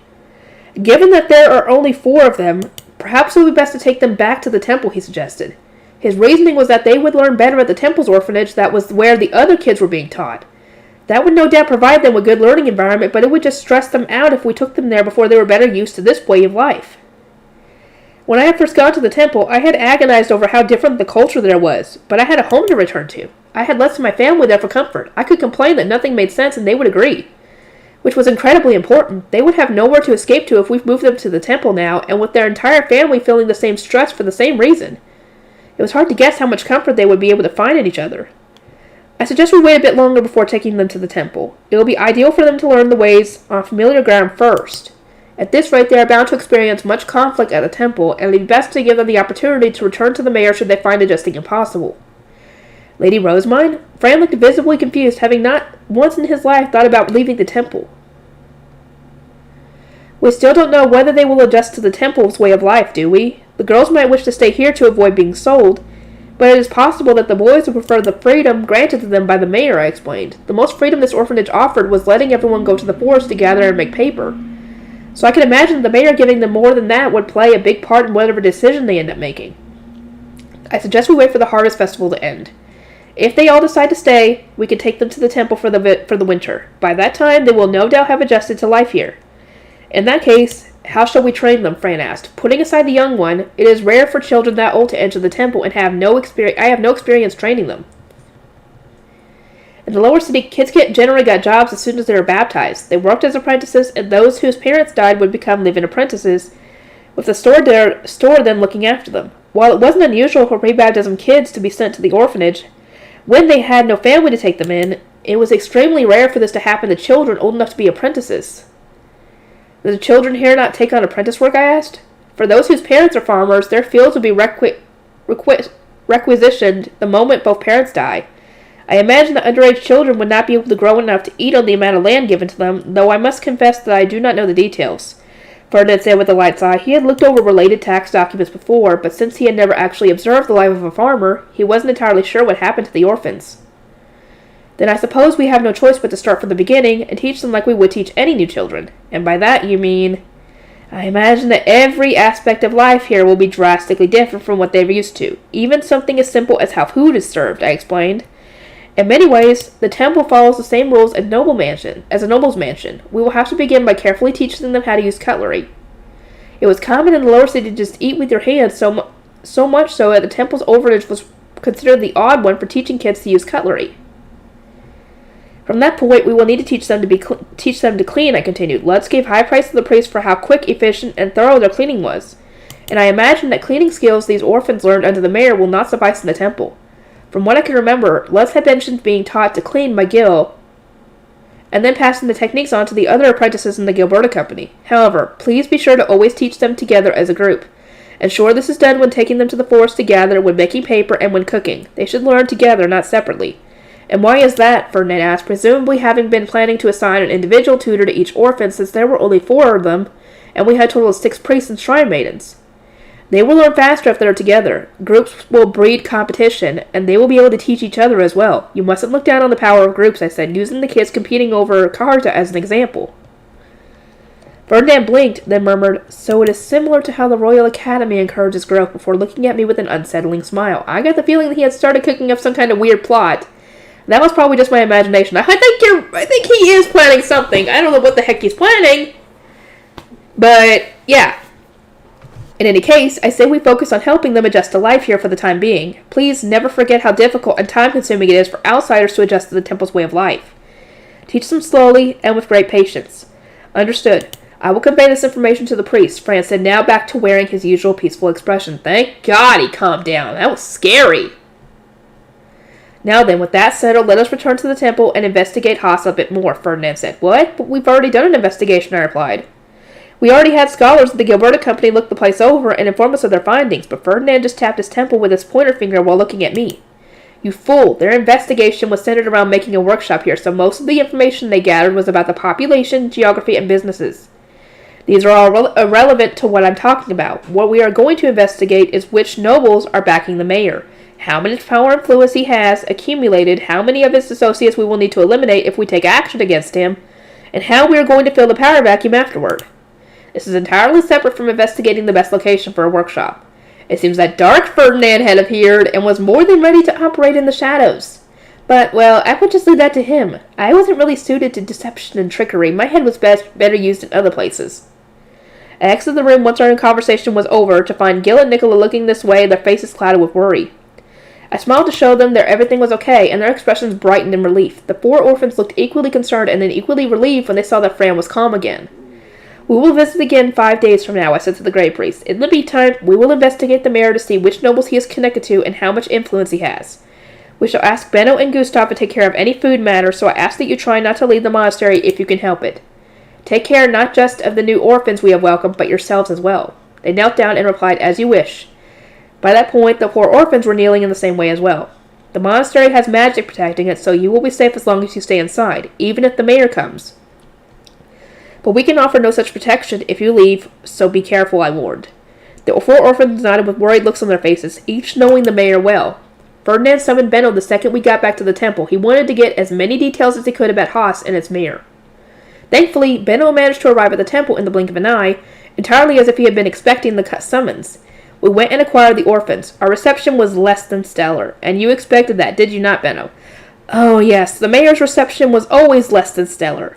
Its behavior, if you will only ever see in Haas, Benno said with a grin. It seemed that he had intentionally not told the mayor that the high bishop and high priest would be the ones going to fetch the orphans. So he had been waiting for us to summon him ever since we left. According to Benno, the city of Haas was abnormal in how unusually powerful the mayor was. It was so close to Ehrenfest that nobles on long journeys would pass it by and stay the night at Dinkel instead, so they could only ever visit it for the spring prayer and harvest festival. Those who were traveling on foot might stop in Haas, but most nobles simply did not. Furthermore, Haas was close enough to Ehrenfest that merchants were less valuable than they would be in other cities. This was because people could just go to Ehrenfest market if they wanted goods, or to trade with the traveling merchants who always passed through Haas on their way to Ehrenfest. On top of all that, Haas has a winter mansion. Spring prayer and the harvest festival were held in Haas, and people from neighboring farming towns gathered there for the winter. The mayor had control over how all these people were accommodated, and so he had a considerable amount of influence across the region. Nobles can leave Ehrenfest without passing through the gates by using high beasts, Benno said. I do not know which particular nobles the mayor has convenient connections with, but I have heard they are high-ranking. High-ranking ones, I see. The only ones we know for sure was the former high bishop. Him again? I asked, exhausted. It honestly sucked that I had to deal with the old high bishop now that he was dead than I did when I was living in the temple and doing my best to avoid him. The former high bishop did not have a high beast and could only travel by carriage, making it more likely for him to stay at Haas, and he no doubt used his status as the Archduke's uncle to do whatever he wished. The mayor's defiance of you and I, the new high bishop and the high priest, makes that more than clear. He likely determined that no matter what happened, he could just call on the former high bishop for help. Ferdinand said, adding that since he hadn't seen me as a blue shrine maiden back during spring prayer, he had likely assumed we had been sent by the former high bishop. Some people also apparently looked down on Ferdinand, thinking he was a leech borrowing the high bishop's power like the other blue priests were. I imagine then that the mayor has no idea whatsoever that the previous high bishop was arrested. Benno, how much does the lower city know about the previous high bishop? Ferdinand asked. Nothing at all, Benno replied instantly, which made Ferdinand's eyes widen. He then furrowed his brow in a frown for a moment as he searched for words. Surely that is an exaggeration.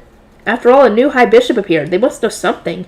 Rumors of the new high bishop being the Archduke's adopted young daughter have spread, as well as rumors of her being a saint who can give real blessings. But there has been no talk whatsoever of the former high bishop. I imagine that people either assume he retired due to old age, or simply changed profession. Apparently, the legend of Rosemine the Saint really was spreading through the city. I had heard ahead of time that it would be necessary to fully justify my assignment to the role of high bishop, but honestly, it was so embarrassing that I could barely stand it. I am fairly suspicious that the scholars I accompanied have connections to the mayor as well. It seems that they engaged in some kind of secret discussion once my associate and I left his estate, Benno said, telling us everything he knew. Ferdinand began to think once over everything he had learned. His brow was firmly knitted, and I silently watched as he tapped his temple. Only after several minutes of deep thought did he finally let out a murmur. A thorn in my side even after death, I see. Okay, let's see. How much have I recorded so far? I'll keep going. The monastery's barrier. Wilma, does the temple orphanage have enough resources to house more people over the winter? I asked, referring to those in Haas's orphanage. In response, Wilma retraced some documents from last year and started flipping through them. Our winter preparation will need to be more extensive than they were last year, but we should have enough rooms. All we lack is bedding, tableware, and eating utensils. There was no issue accommodating the 3 priests and 3 shrine maidens as they had initially come from Ehrenfest's orphanage. 3? Never mind. But according to Wilma, we didn't have everything we needed for the 4 newcomers, that is, Nora and the others. This would be the only winter they spent in the temple since they were only being brought here for their education, and with that in mind, it would be more efficient to just bring what they needed from Haas than buy entirely new things. See, I don't have an exact number for you, but please make plans under the assumption that there will be 10 more people living here over the winter. There shouldn't be any issues since we have more time and money than we need this year. All thanks to you, Wilma, I might add. My one regret is that the High Priest forbade us from ever doing it again. The sales from Ferdinand's charity concert had really plumped up our wallets this year. They were essentially bursting at the seams and was all thanks to Wilma's illustrations completely selling out. We couldn't waste any of the money since we needed it to build orphanages and workshops in other cities. But repairing the temple orphanage for winter was a good cause, too. Incidentally, how are the illustrations of the summer subordinate gods going? Are they nearly finished? Yes, most of them are done. There's still one more I need to complete, but I believe they started printing the ones I already finished today, Wilma explained. Gil had mentioned that they finished printing the text, but apparently they had now started printing the art as well. They would probably be putting the books together in just a few days' time. Tell me, Wilma, do you think we can make picture books for the autumn and winter subordinate gods before the time comes for winter socializing? That would be somewhat difficult. With all the winter preparations, there simply isn't enough time. Rich people and nobles are the primary demographic for picture books, so having those series done before winter socializing would have led to a boost in sales. But if it wasn't feasible, then that was that. We would just have to be ready for next year instead. Lady Rosemite, what should we do as winter handiwork? Should we make toys as we did last year? Yes, everyone should be capable of woodwork like that. I believe it will be a few more years before playing cards and reversi begins to sell en masse, so we should build up stores of as many as we can in the meantime. That way, we could sell them at the peak of demand and before any imitations arrive on the market. Then think of other products to make.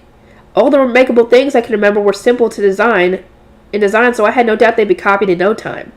Our best bet was to accept that copycats would appear and focus on selling new products instead. I see that you have your hands full making money even now that you're the High Bishop, Lady Rosemine. Okay, fair observation.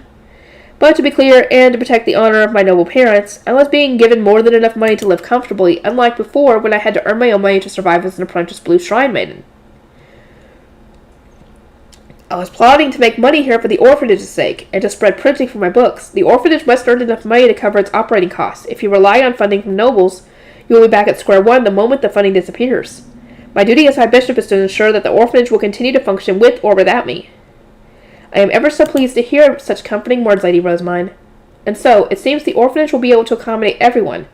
But there is one thing I wanted to ask about, I said to Ferdinand, having just reported what I had discussed with Wilma. High Priest, would it be acceptable for me to sell picture book Bibles in the castle? Hold on. Where exactly in the castle do you intend to sell them? Ferdinand asked, his black golden eyes hardening a little as he glared at me. He was a teensy bit more sensitive about me selling things ever since I had sold illustrations of him without permission. Yeah, he's still gonna hold a grudge on that. Nowhere. I'm just asking whether I can. In the lower city, only rich people like merchants can read and buy picture books, but everyone is a potential customer when it comes to nobles. I think it would be nice to sell them to nobles with children during winter socializing, I explained. Ferdinand tapped his temples. I suppose that is better than you selling strange illustrations, he murmured before promising to get me permission to sell them in the castle at the end of winter. You may sell them as parting gifts to nobles leaving for their provinces. During the winter, you will first draw the attention of the children using the Karata and the book about the primary gods. That way, when it comes time to leave, no parent will be able to refuse a new picture book, especially given that yours are exceptionally cheap for what they contain. Never in my life did I think Ferdinand would give me a business advice like that. That said, it will be a tough sell unless their children have become interested in reading by that time. The price is reasonable if they think it will be useful to their studies, but otherwise it will seem a bit high. Children come to winter socializings as well, I asked. The answer was probably yes, given that he had mentioned drawing their attention with Karata and the picture books. My plan had been to show the latter to the parents, but things could get a lot more smoothly with kids around. Those who have been baptized do. It becomes an opportunity for them to learn culture at a young age, as well as a place to be taught the noble hierarchy. As for you, winter socializing is where you will search for and nurture your future retainers. I don't want to deal with all that. It sounds like it's going to be a huge pain in the neck. I won't be able to spend...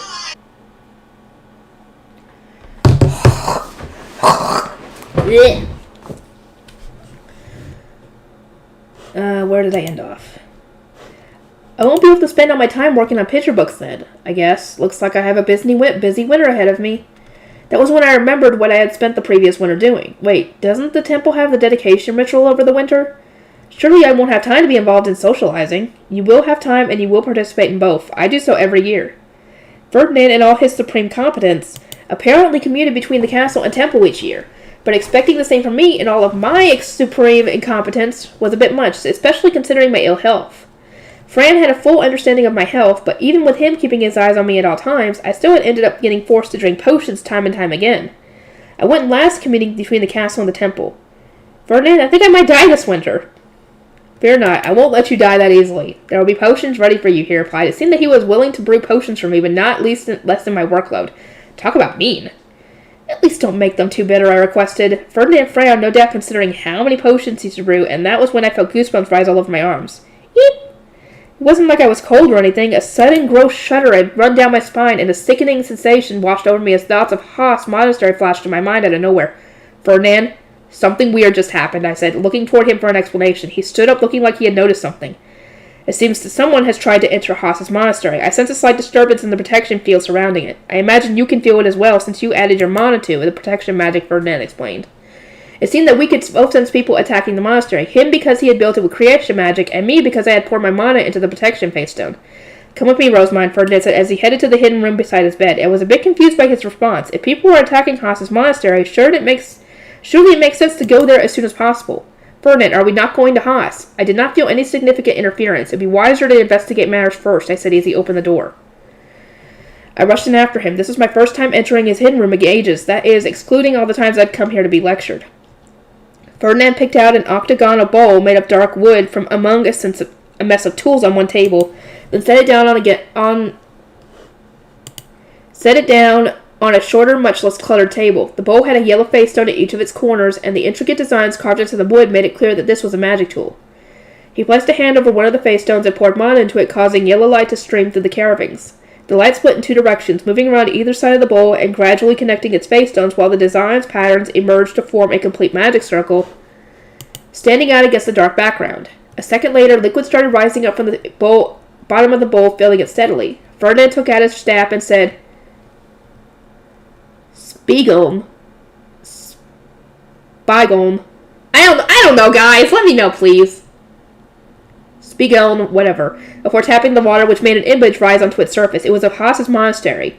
I stood up and peered into the bowl rather than sitting on the bench like usual. This magic tool was entirely like a security camera. Ferdinand, can this thing you see everywhere? If only. It can only see buildings with protection face stones containing the user's mana. In general, the Archducal family uses it to protect their cities and the duchy. It's not an all-purpose spying tool. I wish.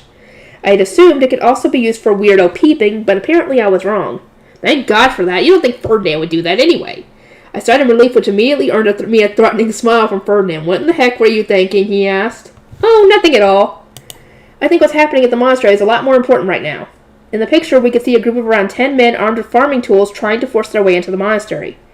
They had probably been ordered to do so by the mayor, though he was nowhere to be seen. The men were all pretty young, and the realization that they had come to take Nora and the others back made me shiver in fear. Ferdinand, we must go and help the orphans at once. There will be no need for that. I see no nobles among them, just observe, he replied. The men aggressively grasped at the door with the intent to force it open, only to then pull their arms back with surprised expressions. They tried over and over again with the same result, each time making them look entirely like cats swiping at a toy. It was hard to even see them as attackers. What in the world are they doing, I asked. The barrier around the monastery has been strengthened to not allow those with ill intent inside. They no doubt experience blinding pain each time they touch the door. Trying again will not change this, but it seems they are slow on the uptake. I watched the image, all the while thinking that being able to change the security level at will made the barrier a lot more convenient than expected. Ferdinand took that time to teach me a bit about creation magic. The reason I built the monastery instead of Sylvester was so we could strengthen this barrier without the one around Ehrenfest being affected. Had the Archduke made the monastery, the barriers around both it and the city would have been strengthened together. It is not hard to imagine all the issues this would have brought about. The barrier around Ehrenfest was apparently set to block magic attacks, while the one around the monastery had been strengthened to block those with ill intent. Ehrenfest having the same barrier would no doubt lead to problems like kids getting into fights with their parents, leaving the city to gather in the forest, and then not being able to get back in. That makes sense, You could laugh off being locked out of your house after a fight, but not being able to get back in the city at all would be pretty serious, I said. A smile crept onto my face as I pictured Dad pacing at the gate after an argument, able to do his job but unable to come back home. But that smile didn't last. And now they're swinging their farm tools. Finally understanding that the doors couldn't be opened by hand, the men raised their farming tools and swung down at them as hard as they could. In an instant, every single man was thrown back, and they ended up strewn across the ground in misshapen piles. It resembles the shield of wind you made to protect the carriage during spring prayer, does it not? The monastery's barrier is made in a similar fashion. That shield did a perfect job protecting Fran and Rosina. I'll trust a wind shield any day. The men looked shocked at having been knocked back, but still tried charging again. The results were as you would expect. No matter how many times they tried, they couldn't even scratch the monastery's door. They were only hurting themselves, and over time their blows grew weaker, and they steadily looked more exhausted.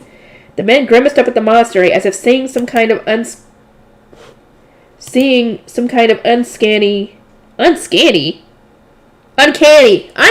my god, uncanny monster, then eventually retreated one by one. It appears that the barrier is functioning as intended, Ferdinand murmured, looking like a scientist analyzing test results as he wrote some notes on a wooden board. I suppose we could reduce its strength a little. But that idea terrified me. I don't think so. The barrier's staying as is, and don't change it without telling me. Now, we need to go make sure everyone is safe, I said, but Ferdinand instantly shut me down without even looking up from his board. One wrong move now, and the mayor may be eliminated like Wolf was, he said quietly. I froze mid-step, having already started leaving the room. Wolf was the former head of the Ink Guild who had one day died out of nowhere, and while I tended to forget he ever existed, due to having never met him, his death served as a concrete example of how little nobles follow commoners. Wolf had undergone underground connections with nobles, and it had been silenced by being murdered the moment Ferdinand and Karstedt started investigating him. And here Ferdinand was, warning me that the mayor could be murdered just as spontaneously if we moved as openly as we had before. I was sure that I understood how little nobles cared for the lives of commoners now, but hearing Ferdinand say it outright made my heart skip a beat. Haas's mayor was no friend of mine, but I didn't want him dead or anything. At the very least, I would feel guilty if my actions led to him being killed. Right. Lives are important, after all. Indeed, I would like to capture him alive, as I imagine there is much he can offer us in the way of evidence, Ferdinand said. It seemed that it wasn't the mayor's life he cared about, but rather the information he could provide. That kind of thinking made Ferdinand perfectly suited in politics, in my opinion. He wasn't constantly moved by emotions like I was, nor would he mess things up by going crazy over books like I did. We were different on a fundamental level, and that just made me sigh. No matter how hard I tried to act like a noble, I would never fully become one myself. At the end of the day, I was just a commoner in fancy clothes. You will wait until the scheduled day to visit them. I imagine this has taught you that they will be safe from attackers inside. There were 3 whole days before my next scheduled visit, and while I was more than a little impatient, I wasn't going to let them go to waste. I had Wilma determine what the orphanage would need for the winter preparations, and asked Fran to work out what my chambers would need. Meanwhile, Gil and Lutz determined how much handiwork would be done based on how much we had managed to do last year, then ordered the proper number of wooden boards from Ingo and the appropriate amount of ink from the ink workshop.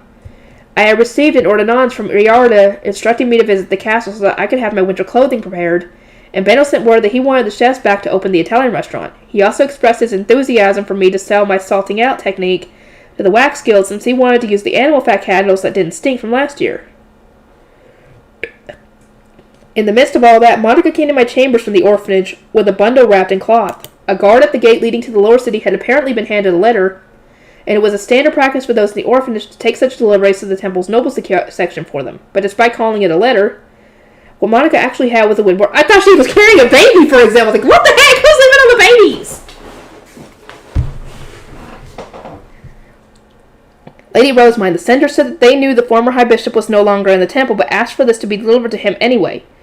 The gate guard didn't know what to do with the letter addressed to the deceased, so I thought I would bring it straight to you. Yes, this is the first letter we've been sent specifically addressed to the former high bishop. As the current high bishop, I would sometimes get letters of introduction from those requesting favors. These were usually sent by farmers and merchants heading for Ehrenfest market, so it was rare for us to get a letter right after the market had ended. And while we had received several letters addressed to the current high bishop, this was the first to be specifically addressed to the former one. Perhaps news that the high bishop had changed was spreading outside the city as well? Only someone who knew that the high bishop had changed but didn't know the old high bishop had died would send a letter like this. That ruled out those in the nobles' quarter, but outside the city there was probably only a few who knew about his death. Shall we send a letter to his family in the nobles' quarter? Monica asked. I slowly shook my head. That might have been ideal under normal circumstances. But the former High Bishop didn't have anyone for the letter to go to. His older sister, the mother of the Archduke, was locked up with no outside communication permitted, and while the former High Bishop still had family on his father's side, the head of the house had changed, and they weren't on good terms either. In fact, the current head had declared that Besenwansp was unbaptized and not a member of their family in any capacity. According to Ferdinand, anyway. I think our only option is to handle the letter ourselves. We shall do what we always do. Please inform the messenger to come again tomorrow for a response. As you wish, Monica said before leaving the room. Once she was gone, I unwrapped the cloth so that I could look over the letter. That is, the wooden board. The writing was scrawled out in shaky letters that made it clear the sender wasn't a very experienced writer. Surprisingly enough... Oh! Here we go! Here we go, guys! This could be interesting. It was the mayor of Haas himself. As Ferdinand had guessed, the mayor didn't know that Besenwansp was already dead. His letter listed off complaint after complaint. Do something about the monastery. Your subordinates are being despots. They stole the orphans I was contracted to sell to Lord Contina, the scholar. I had known the mayor was a small fry, but this was honestly so pathetic that I found myself at a total loss for words. All I could do was sigh. Fran, let us visit Ferdinand. At that, we went to see Ferdinand, with me carrying the board that served as crucial evidence of the mayor's noble connections. Ferdinand, this letter arrived today. How shall we reply? I asked, handing him the board. He glared at the poorly scribbled letters as he read, then made the same exhausted expression I had. We need only reply that the former High Bishop has died. What we do from there depends on how he reacts. Assuming he does not move against us, we might find it best to let him fester. He likely wields no power that could threaten us, Ferdinand said, deciding to base his final decision on the mayor's future behavior and what might happen at Spring Prayer. Spring Prayer? Not the Harvest Festival? Cities built on agriculture depend on divine protection for a healthy harvest. They might manage to scrape by for a few years without it, but the land would steadily become more barren. Will he prioritize relations with the High Bishop, who can help his city, or earning small change from corrupted nobles? The choice is his, Ferdinand said, waving his hand dismissively. Should he choose poorly, the farmers and citizens who consequently lose their harvest shall rise up and remove him on their own. More importantly, I see that he has gone out of his way to name his noble ally. I suggest we investigate him first. Good luck with that, I said, leaving the board with Ferdinand and returning to my chambers to write a response to Haas's mayor.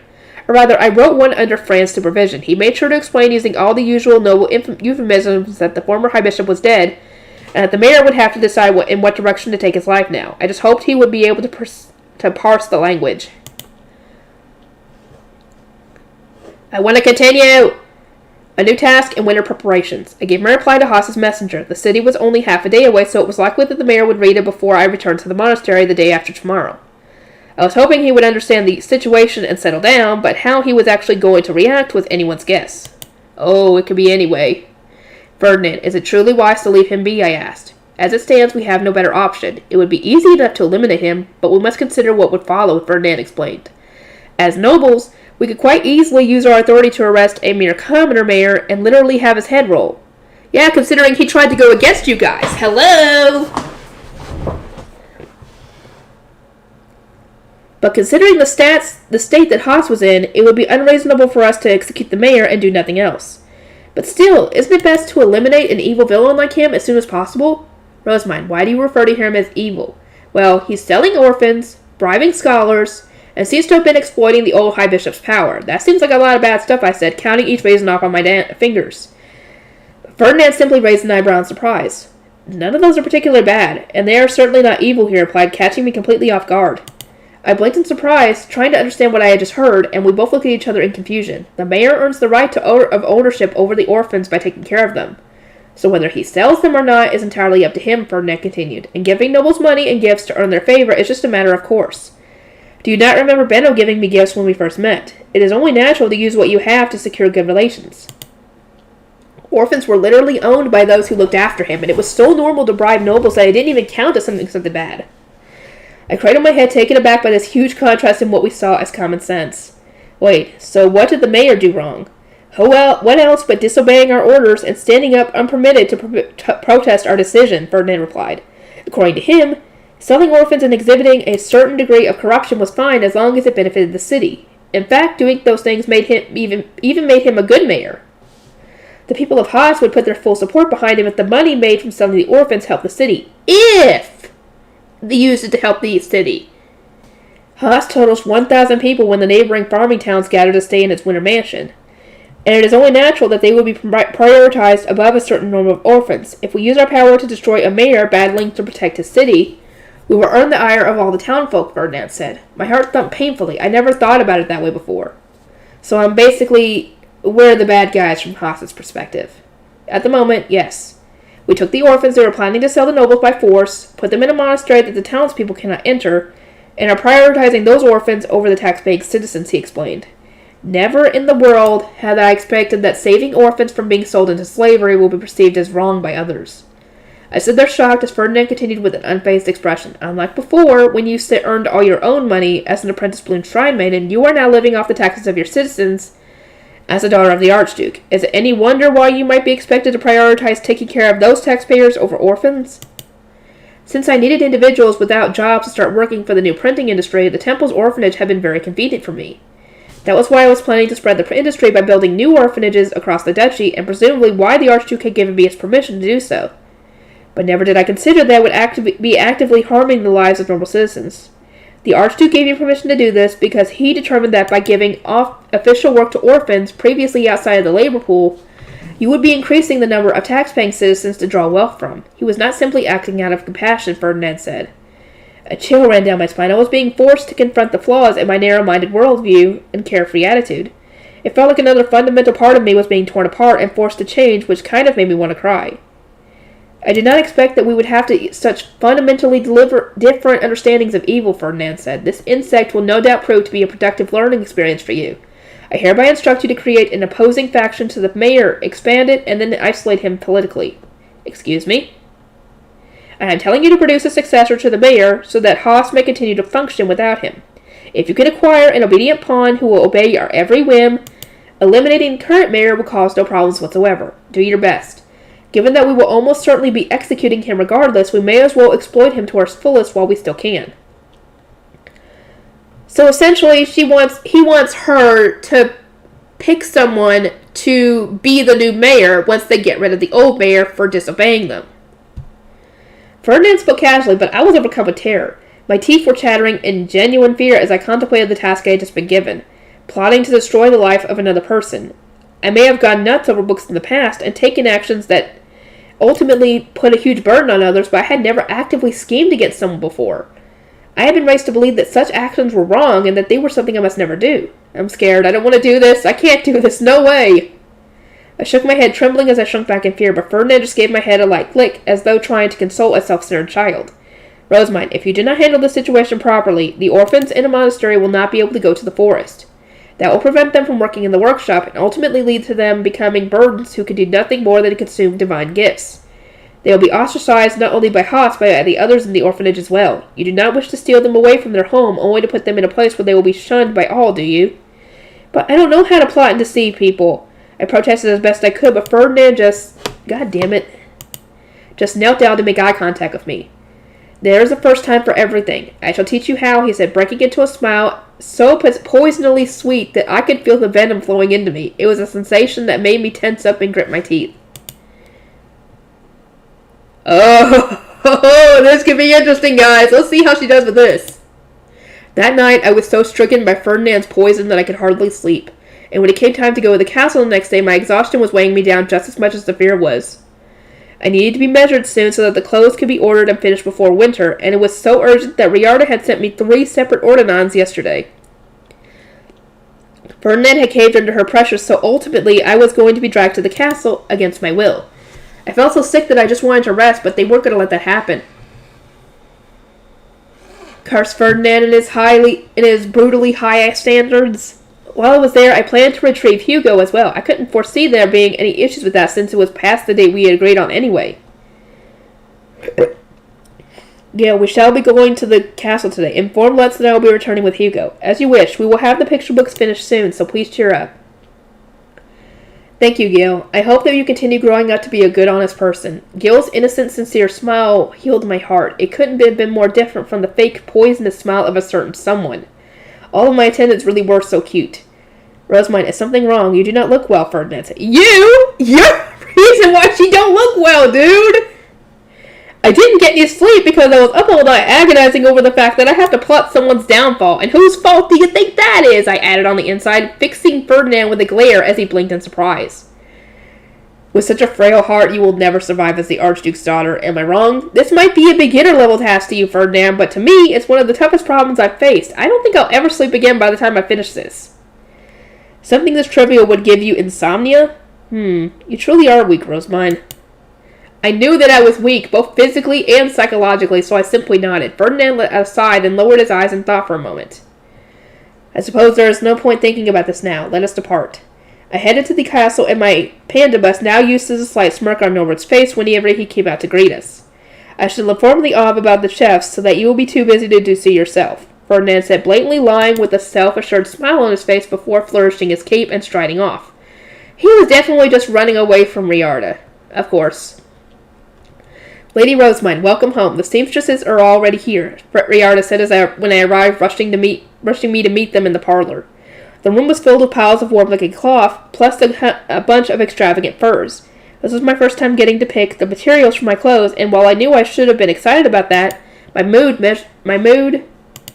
didn't improve in the least. This will be both your and Lord Wilford's first time participating in winter socializing. We must carefully consider what you're going to wear, she said, clearly enthusiastic to be involved in dressing a girl after years of dressing exclusively boys.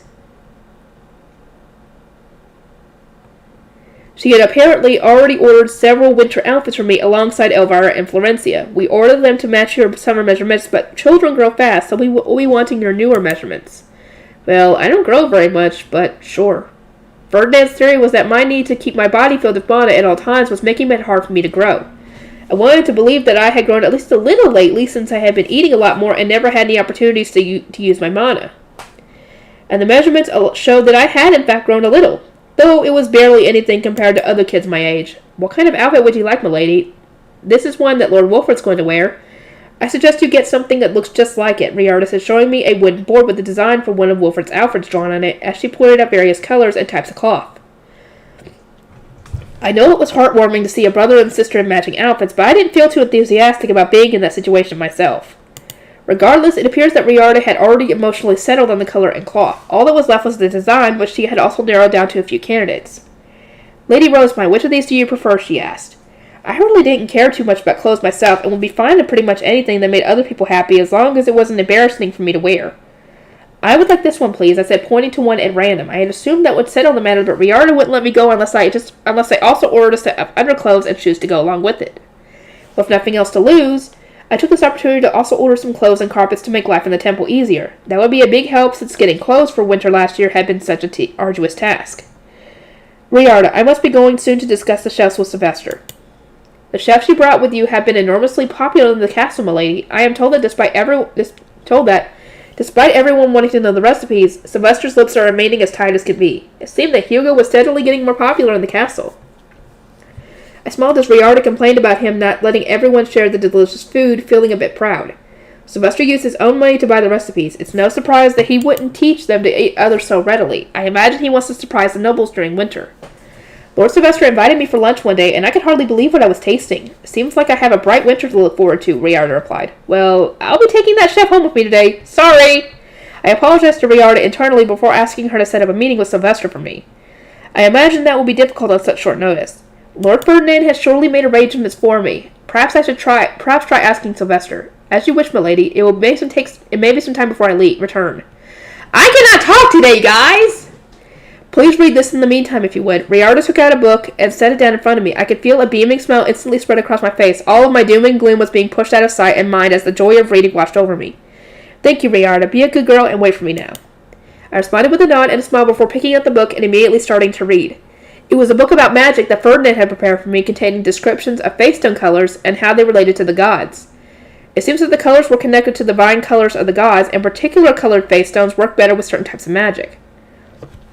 For example, it said that when using magic related to the goddess of water or her subordinates, it was most mana efficient to use green faithstones. It was a relatively easy book for me to read since I already knew the names of the gods and their relationships from the Bible, but given that all of the Eternal Five and their subordinates were being mentioned at once, I can imagine that someone who started learning with this book would get lost almost immediately.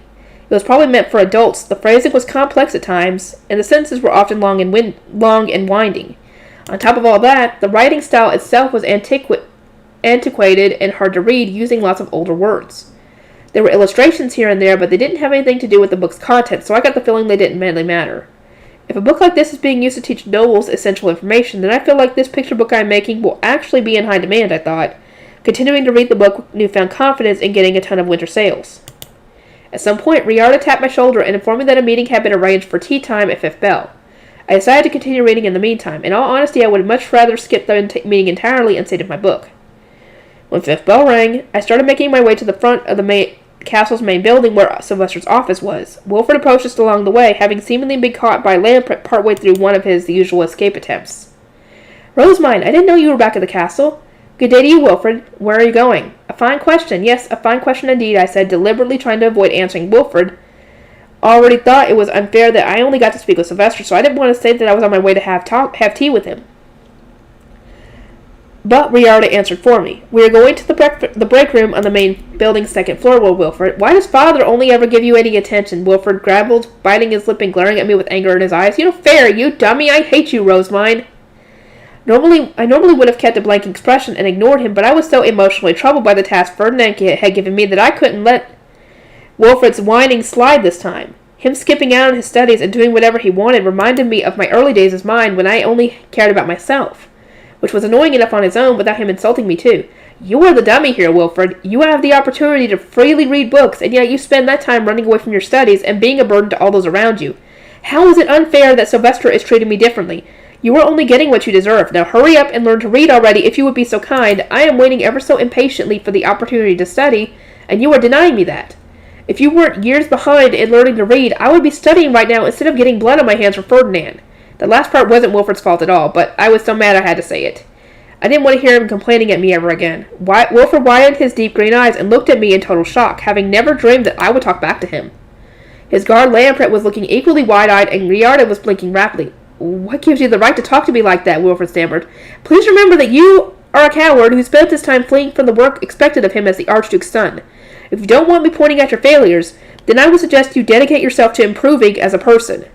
I was especially angry because things were getting worse for me by the day, while Wilfred just pranced about doing whatever he wanted, despite also being one of the Archduke's children.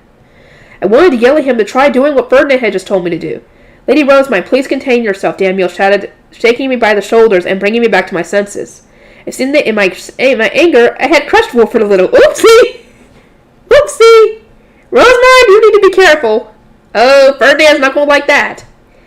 Leaving now would probably be for the best. It wasn't a good idea for us to stay face to face.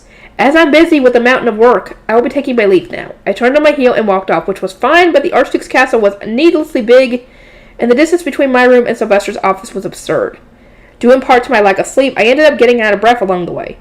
Cornelius' face clouded over as he saw my walking pace slow down. "Riarda, take Lady Rosemine doesn't seem to be feeling well," he said. Cornelius always called me Lady Rosemine regarding me as a knight in the Archduke's castle, but his expression was that of a worried older brother. Riarda peered at my face, then picked me up and resumed walking. That wasn't good. Now my head was spinning. "Milady, please take care not to pass out before the meeting. Sorry, things would be a lot easier if I could just drive a small panda bus through the castle." "Why, I say we suggest that to Lord Sylvester."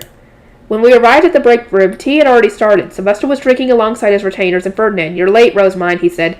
"This room is so far from here that she almost collapsed along the way. May I suggest that you give permission to ride her highest in the castle?" Riarda requested on my behalf. Sylvester crossed his arms and thought.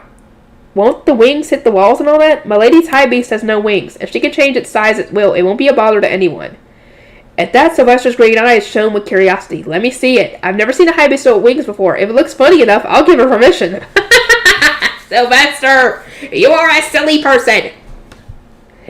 "Okay, I would be riding him alone in the castle, so he would be about this big," I said, taking out my face gun and making a single-person-sized panda bus. And since that single person was me, he was about as small as a rideable children's toy. I got inside and drove around the room at a walking pace. "That's a high beast. The heck is that?" "Now that's funny. I'd expect nothing less from you, Rosemine. You always think of stuff nobody else can." Sylvester choked out, guffawing with laughter as he pointed at Leslie.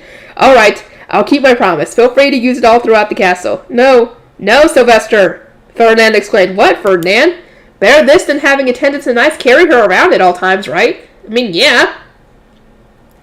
With the Archduke on my side, I had nothing to fear. I let out a sigh of relief, having been permitted to use Leslie in the castle and its estates, and took my seat. As I sipped my tea, Sylvester glanced my way. So, what did you want to talk about? I imagine Ferdinand has already informed you, but I'm here to take Hugo back, I said.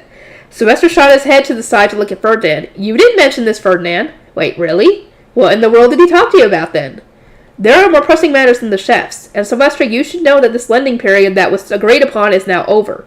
There should be no issue with her taking him home, Ferdinand said, tapping a finger against his temple. While that was true for me, it seems Sylvester did in fact have several problems with that.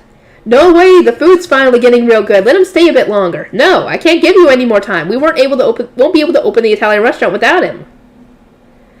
As Sylvester and I glared at each other, Ferdinand waved his hand. Summon the chef, we can let him decide. That might have been a reasonable idea, if not for the fact that no commoner chef would be able to defy the Archduke's orders. Hugo wouldn't be able to speak his mind at all. That was no doubt why he had a stony expression on his paling face when he was brought into the room. Chefs were commoner servants and would not normally never visit a noble's room like this. And as one could tell from Fran disliking the idea of me teaching Ella recipes directly, it was rare for commoners to leave the ground floor. You have served me well, Sylvester said to the kneeling Hugo, who was facing the floor in a way that hid his expression from view. What would you say to me offering you a job at the castle? I will be glad to have you as a court chef. My lord, Hugo began, hesitantly trailing off rather than jumping for joy, a clear sign that he wanted to refuse. Sylvester, we are just borrowing Hugo from the Gilberta Company, and it is absolutely necessary that we return him to them. Once he has returned, you will be free to invite him back as much as you please. Hopefully you will give him time to train a successor first, but either way, please do not try to steal him away here and now, I said. While still wearing his serious Archduke expression, Sylvester gave a light shrug. What a shame. I'll have to visit that eatery again sometime then. I shall await your patronage, my lord, Hugo said reverently. I decided to take Hugo to the carriages that were leaving the castle, and so exited the room after we had said our farewells. To the Archduke, as soon as we were out in the hall, Hugo let out a quiet sigh. Thank you, Lady Rosemine. I have a partner I wish to wed, and it would have been problematic for me to become a court chef so suddenly.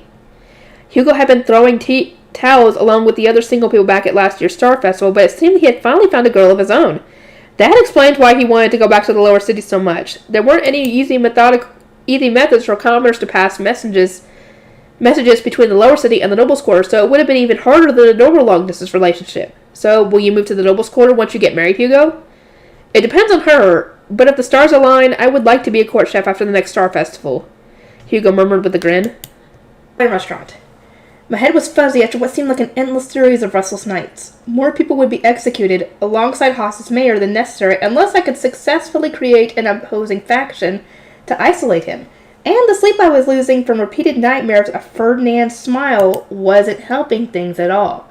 His warning that I needed to succeed here to save lives was real, and I knew it. The day I could visit Haas's orphanage had finally arrived. I had boxes of bedding and food loaded into my panda bus, as well as several stencil templates, then let Fran, Gil, Nicola, and Bridget inside before heading off. Ferdinand and Daniel had looked at Leslie with the same uncomfortable expression as usual, but knew by now that complaining wouldn't change anything. We welcome you, Lady Rosemine. The priests and gray shrine maidens knelt to welcome me, mimicked by the 4 newbies who repeated the same greeting. My attendants used this time to unload our goods, and I put away the panda bus once they were done. I turned to survey the room, and the first thing I noticed was how great Nora and Martha looked. Marth. I almost noticed that! Oh my god, Marth, not Martha. Why am I stupid? The exhaustion that had been clear on their faces the last time I saw them was completely gone. Thor and Rick looked a lot better too. I see that the attack by the city folk did not cause any problems. You and Martha are looking splendid, Nora, I said. Nora looked up and then asked, may I be permitted to speak, in a stiff, stammering tone. She was clearly learning how to talk politely. I nodded, and she smiled in relief. Those people couldn't do anything to us. They couldn't even get inside, and when they swung their farming tools and stuff around, they just got blown away. I couldn't believe it, but it was a huge relief. Thank you, Lady Rosemine. I'm glad I came here. She had been seemingly been taught to call me Lady Rosemine over the past few days. It was such a stark contrast to her casual commoner speech that it was almost kind of funny.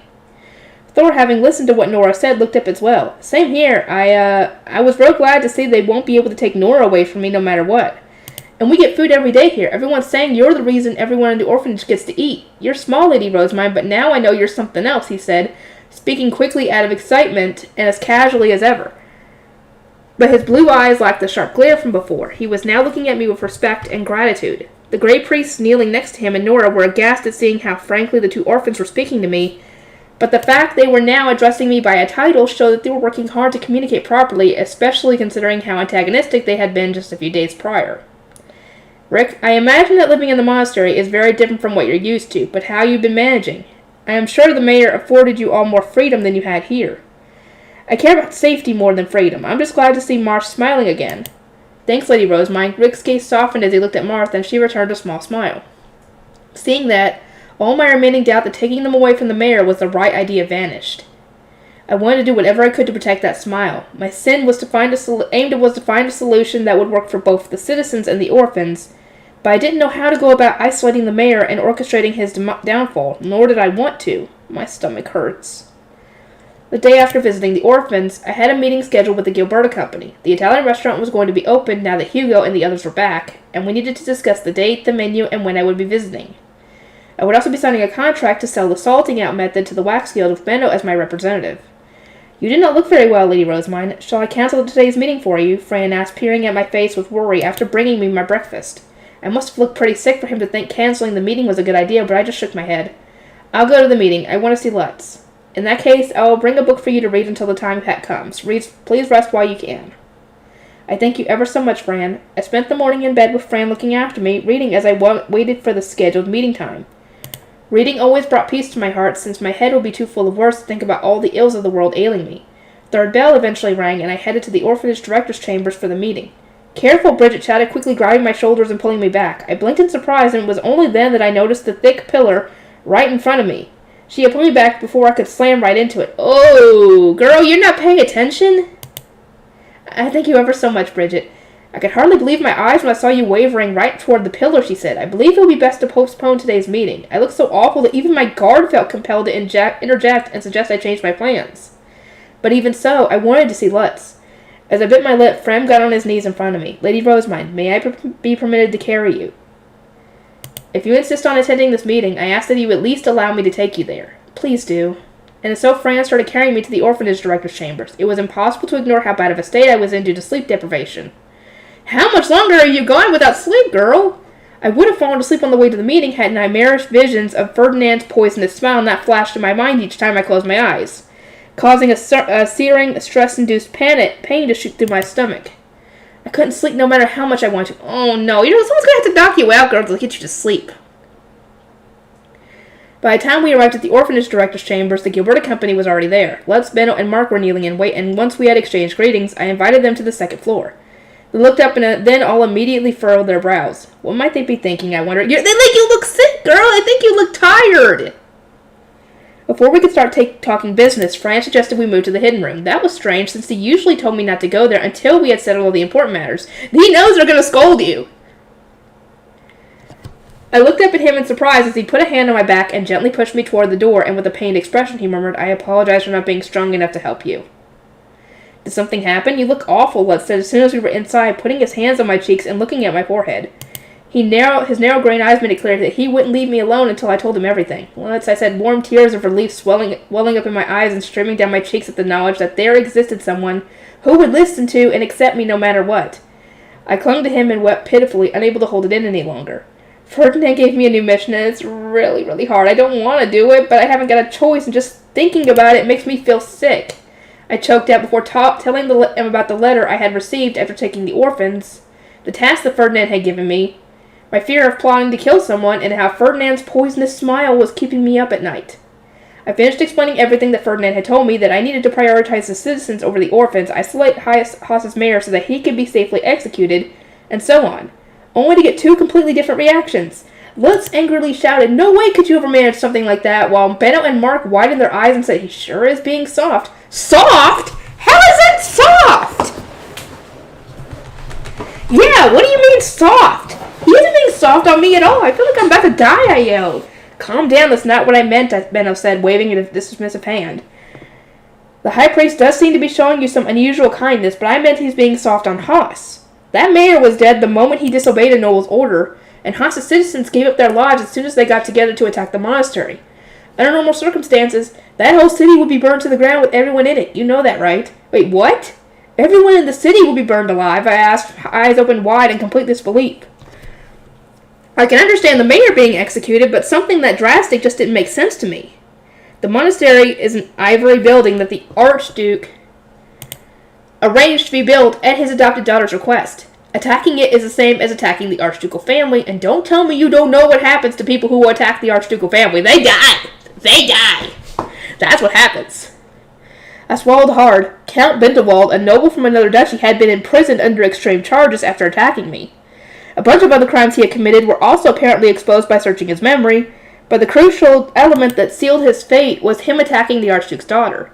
A crime deemed grave enough to get a noble imprisoned would of course lead to serious consequences for offending commoners as well. The people of Haas had attacked the monastery with ill intent to get Nora and the other orphans back, but given they had just attacked the building, hadn't even managed to scratch the doors, and only ended up hurting themselves, I hadn't really thought much of it. But if that counted as an attack on the Archducal family, then Benno was right. It wouldn't be strange for Haas' citizens to get executed at any given moment. Haas was doomed the moment their attack was noticed. They're going to get punished one way or another. The only reason Haas is still on the map is because you and the High Priest didn't report it to the Archduke. Oh, definitely. In conclusion, Benno was saying that Ferdinand had spared Haas so that it could serve as a learning experience for me, and that it would have already been burned down had he not had the idea to give me my mission. The thought alone sent shivers down my spine. The High Priest said it'd be a good learning experience, didn't he? Honestly, I think he's right on the money, Benno said flatly. Haas's people messed up so bad that they wouldn't be able to complain if their whole city got burned down. So it doesn't matter if you fail, just give it your best shot. Feeding the opposition and antagonizing rivals is something even we merchants do. And if you're going to survive as the Archduke's daughter, you're going to have to learn to do this sooner or later. No need to feel guilty of punishing criminals. But I just couldn't see things that way. I felt silent, at which point Mark gave a wry smile and narrowed his eyes a little in thought. I believe Master Benno is correct here. When the men meant to teach him died, he had no choice but to develop his skills as a merchant through trial and error. If you have the opportunity to learn under a teacher, I advise you make the most of it while you can. They were both right. Now that I was the Archduke's daughter, I would need to learn how to plot against others in order to survive, but actually executing those plots terrified me. You're making it sound so simple, but just thinking about planning the downfall of others makes me sick. I just can't do it, I said, shaking my head as I clung to Lutz. Then just change the way you're thinking about it, Lutz interjected, patting me on the head. I looked at him wide-eyed, and he gave a teasing smile. You're feeling sick because you're framing it as you're plotting the mayor's downfall. How about you think of it as saving Haas from being burned to the ground by the Archduke? So you're not plotting a downfall, you're saving people. After all, the High Bishop of Ehrenfest is a real-deal saint who can give true blessings. Everything clicked into place. It was like I could truly see it, at last. I just needed to look at the situation not as plotting the mayor's downfall, but as saving the people of Haas from the execution they would all be receiving otherwise. Thinking about it like that made me feel so much more optimistic. Thank you! You should have been thinking of it like that, but I guess she couldn't think of it like that without them telling her. The High Priest told you to breed opposition to the mayor, isolate him, and then stabilize the town, right? If you can manage to do all that, this whole mess will end with only the mayor being executed. Let's think about what we can do to save as many lives as possible. Okay, I exclaimed. I can't imagine the citizens like me at all since I stole their orphans away. So I think we should start by fixing that, I began, only for Benno to pull Lutz and me apart. Hold it. Haas isn't going anywhere for now, so let's just let this rest. We can think about it once we've opened the Italian restaurant. You're going to help too, Benno? Not like I could turn down a request from the Archduke's adopted daughter. Doing that might just get me executed, Benno said with a teasing grin. But in return, hold off on thinking about it for a while. You need to announce the Italian restaurant's opening first, and this isn't a face you can show in public. Get yourself a good night's rest. Lady Rosamund, you are not particularly dexterous, so handling two things at the same time will likely lead to them both ending in failure. Let us first pour all our energy into the Italian restaurant, so that we may help you afterward, Mark said with a bright smile. I had people who were willing to help me think through an impossible task, and who were there to worry about my health. I let out a sigh of relief like I was exhaling all the pressure that had been weighing down in my heart. I think I finally will be able to sleep again now that I already feel myself getting tired. Save the sleeping for when this meeting's over, idiot. Once we have the wax contract done, you'll be talking about the Italian restaurant, Benno said. Let's handle this outside with Fran. And so we exited the hidden room. Fran immediately looked at me, and upon seeing how much better I looked, gave a relieved smile. We finished the wax contract as planned, then moved on to discussing the Italian restaurant. The opening would take place following a big meeting in the Merchants Guild, so as to draw in a bunch of Ehrenfest's big store owners. And most of the invitations that Benno had sent out had come back with positive replies. What might you be planning for the menu, I asked. I would think that something seasonal would be wise, but Benno trailed off mid-sentence, putting on a polite smile. In other words, he wanted me to think of a menu for him. Given that you aren't serving the Archduke this time, might I suggest a less elaborate menu? And why is that? Because people adjust to what they're given. By leaving your most impressive dishes for later, you can surprise them even more when they come a second time, I replied, starting to think up a menu while considering what fruits and vegetables were in season. A quality appetizer might be steamed bird mille feuille, layered with sliced pomme and turnip-esque vegetables, garnished with marrow oil and herbs after being marinated in wine and salt, then finished with a decorative application of dressing on top. We could also make some minestrone that looked like normal vegetable soup. Customers would probably be surprised by the consomme flavor, and given that everyone in the city was used to eating soup that tasted exclusively like salt, we didn't even need to go out of our way to make double consomme. The first main dish could be spaghetti and white sauce with a ton of seasonal mushrooms. White sauce had earned a lot of points with all the nobles, especially the Archduke, so I could trust that it would be well received. As for the second main dish, I was considering pork cutlet. Pig meat was easier to get this time of year than beef, so it would be very reasonable to make. Plus, we could swap the meat out for chicken when we wanted to save money. Fried food was pretty lavish here, since it used a lot of expensive oil, so we would instead marinate the breast meat in salt and wine to make it tender and delicious. Incidentally, Karstad liked pork cutlet more than anything else. Dessert will be Lace's newest fruit pound cake, plus the Bernet pie. As I ran through the menu, I saw Benno and Mark writing everything down in their diptychs. Once that had all been decided, we moved on to what we would be doing the day of the opening. Am I right to assume that you will be okay to come and announce the opening, Lady Rosemine? We can send a carriage to the temple once fourth bell rings.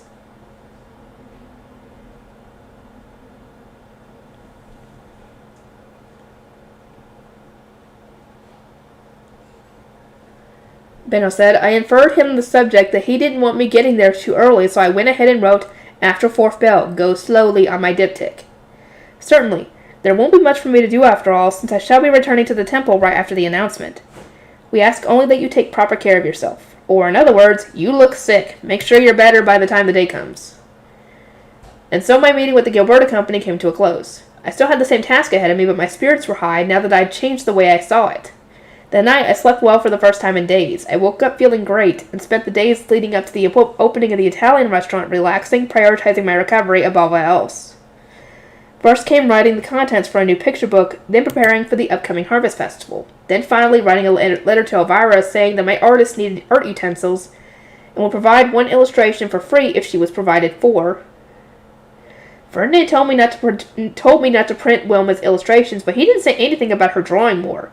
I'm not breaking my promise at all. I mean, he didn't want you drawing pictures of him, but you're not going to be drawing pictures of him, correct? I don't know. I started lunch early on the day of the Italian restaurant opening, not wanting my stomach to grumble during the announcement and embarrass me in front of everyone. Once lunch was done, Monica dressed me in clothes fit for an arch-noble daughter, complimenting the look with a fancy hair stick that we would generally use for ceremonies. Soon after fourth bell rang, Fran came in wearing his commoner clothes and informed me that the carriage had arrived. I shall be off then. We await your prompt return, Lady Rosemine, my other attendants responded. Upon arriving at the Italian restaurant, I passed through the door and into the entrance hall. There I found about 20 men on their knees, each the owner of a large store. The fact that they were kneeling put us at eye level, and I could see that they were all looking at me in surprise and shock. Likely either surprised to see I was actually this young, or starting to doubt I really was the High Bishop since I wasn't wearing the white robes. I pray for a blessing and appreciation of the serendipitous meeting ordained by the fruitful days of Shitsaria, the goddess of wind, the guildmaster said as he knelt in front of the crowd. I poured a bit of mana into my ring and responded with the blessing. May Shitsaria, the goddess of wind, bless this meeting. At that, the mana overflowing from my ring turned into the yellow light of a blessing. Everyone here had likely received a blessing before when visiting a noble's estate in the noble's quarter, so all traces of doubt instantly faded from the men's faces, replaced with stiff frowns and tense looks. I am Rosemine, she who was assigned to be the High Bishop by Ob Ehrenfest. From there, I went on to announce that I had contributed money towards Benno's Italian restaurant after he helped me make a workshop to save the temple's orphanage, and then I was in the process of expanding printing through the duchy at the Archduke's orders. Benno and Gustav have been assisting me in spreading the printing business, I continued with a smile. It may come to pass that I ask for your help in the future, and I would appreciate your cooperation when the time comes. I could feel sharp, money-hungry looks being sent my way almost instantly. Benno, the guildmaster, his son, and even Frida were all shooting me ravenous glares, like they were looking over every inch of me for something to bite. With the tense atmosphere of merchants clawing for money and making me feel somewhat nostalgic, I started explaining how the restaurant's introductions-only system worked. This restaurant requires an introduction to enter, and we only serve a chosen few customers. As I, the High Bishop, and the daughter of the Archduke, will also be visiting this restaurant at times, only those who can truly be trusted may eat here, I said, preventing someone from complaining about the introduction system by firmly establishing that I was the one responsible for it. The store owners all nodded obediently, knowing how terrifying nobles could be. As the provider of the recipe served here, I personally guarantee that the food is on par with what nobles eat. Please see for yourself. At that, waiters immediately started pushing carts of food into the room. The appetizers were the same as what I had eaten for lunch. I looked over at the wide-eyed store owners as they watched the plates being distributed and knew that they were already hooked. I imagine that my presence will distract from the food, so I shall take my leave now. I look forward to your future patronage. With the announcement concluded, Fran and I departed at once, with Mark and Benno seeing us off as we returned to the temple by carriage. Man, it went great. The store owners couldn't believe what they were tasting, and they all fell over themselves to butter Master Benno up for an opportunity to help the High Bishop, Les reported with a grin that next day.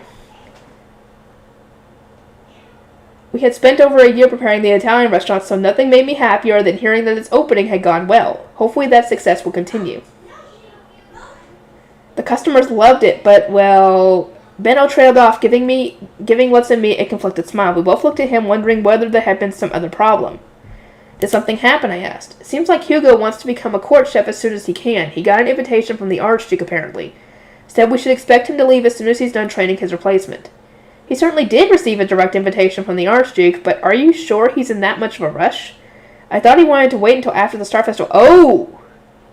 I could still picture Hugo grinning about how he wanted to hold off on becoming a court chef because he had a girl he wanted to marry, and then that picture crumbled to dust. I searched for words, not wanting to say that he had been broken up with, but it wasn't hard for Benno to guess what I was thinking. Yeah, that's probably what happened. What he said to me was, I'm going to become a court chef as soon as I'm trained someone else. I'm done with women. Cooking is all I need. Discussing how to improve Haas. With the Italian restaurant business taken care of, I wanted to focus on taking care of my mission in Haas. And since the Gilberta company was already in my hidden room, now was the perfect time to ask them for help. Where do you all think I should start, I asked. Now that I know Haas can be burned down at any moment, I'm having a bit of a hard time focusing on anything else. Benno lowered his dark red eyes for a moment before rubbing his chin. The biggest problem with Haas is that the people there just don't know enough about nobles. They don't understand how grave the sin they've committed is. Fixing that should be your first step.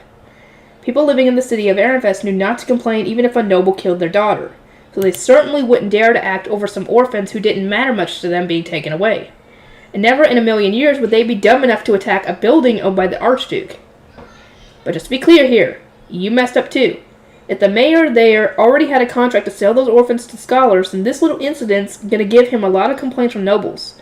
His connections are as good as dead. Assuming he was selling them to support the city over the winter. That was money he could not afford to lose, Mark added. For commoners, whether or not one has connections with nobles can be the difference between life and death. Seeing the situation from a new perspective, I couldn't help but empathize with Haas a little bit more. Maybe I really was a brutal tyrant for stealing the orphans away from them. I can probably only tell all of this because I'm going to the temple's orphanage a lot, but let's preface before going on to explain how much the orphans raised in the temple differ from other orphans. Here, kids born to Grey Shrine Maidens were raised in the temple, along with those who lost their parents before they were baptized. But orphanages outside the temple were part of an independent community, a community that the orphans were still part of, only they were raised by the city authorities rather than their parents. For this reason, they were also seen as the community's property. They were fed on the city's dime, then forced to work to make that money back. If need be, they could even be sold wholesale to an outsider. I heard that from Ferdinand. He said the mayor has the right to sell the orphans since he took them in and raised them. In the temple, that's what the High Bishop does. Which meant the temple didn't care what I did with the temple's orphanages. I could lavish the orphans with unearned comforts, or I could work them to the bone to save some money. Either way, Ferdinand wouldn't be able to do anything but complain. The final say went to me, the High Bishop. That was precisely why Ferdinand had been largely unable to do anything back when he served beneath the previous High Bishop. Plus, let's continued, the temple orphans ended up as Grey Shrine Maidens and Grey Priests. But they stay in the orphanage even after growing up, right? Well, the men in Haas are given fields once they've grown up. In the temple, some orphans were sold as servants to nobles, and others became the attendants of blue priests and shrine maidens. But most did indeed stay in the orphanage. In the Haas, however, orphans were given independence as citizens when they came of age. But women were given such small plots of land that it was impossible for them to survive alone, forcing them to find a marriage partner. Men without parents were considered a great catch, since the women's family could add him to their own without losing their daughter.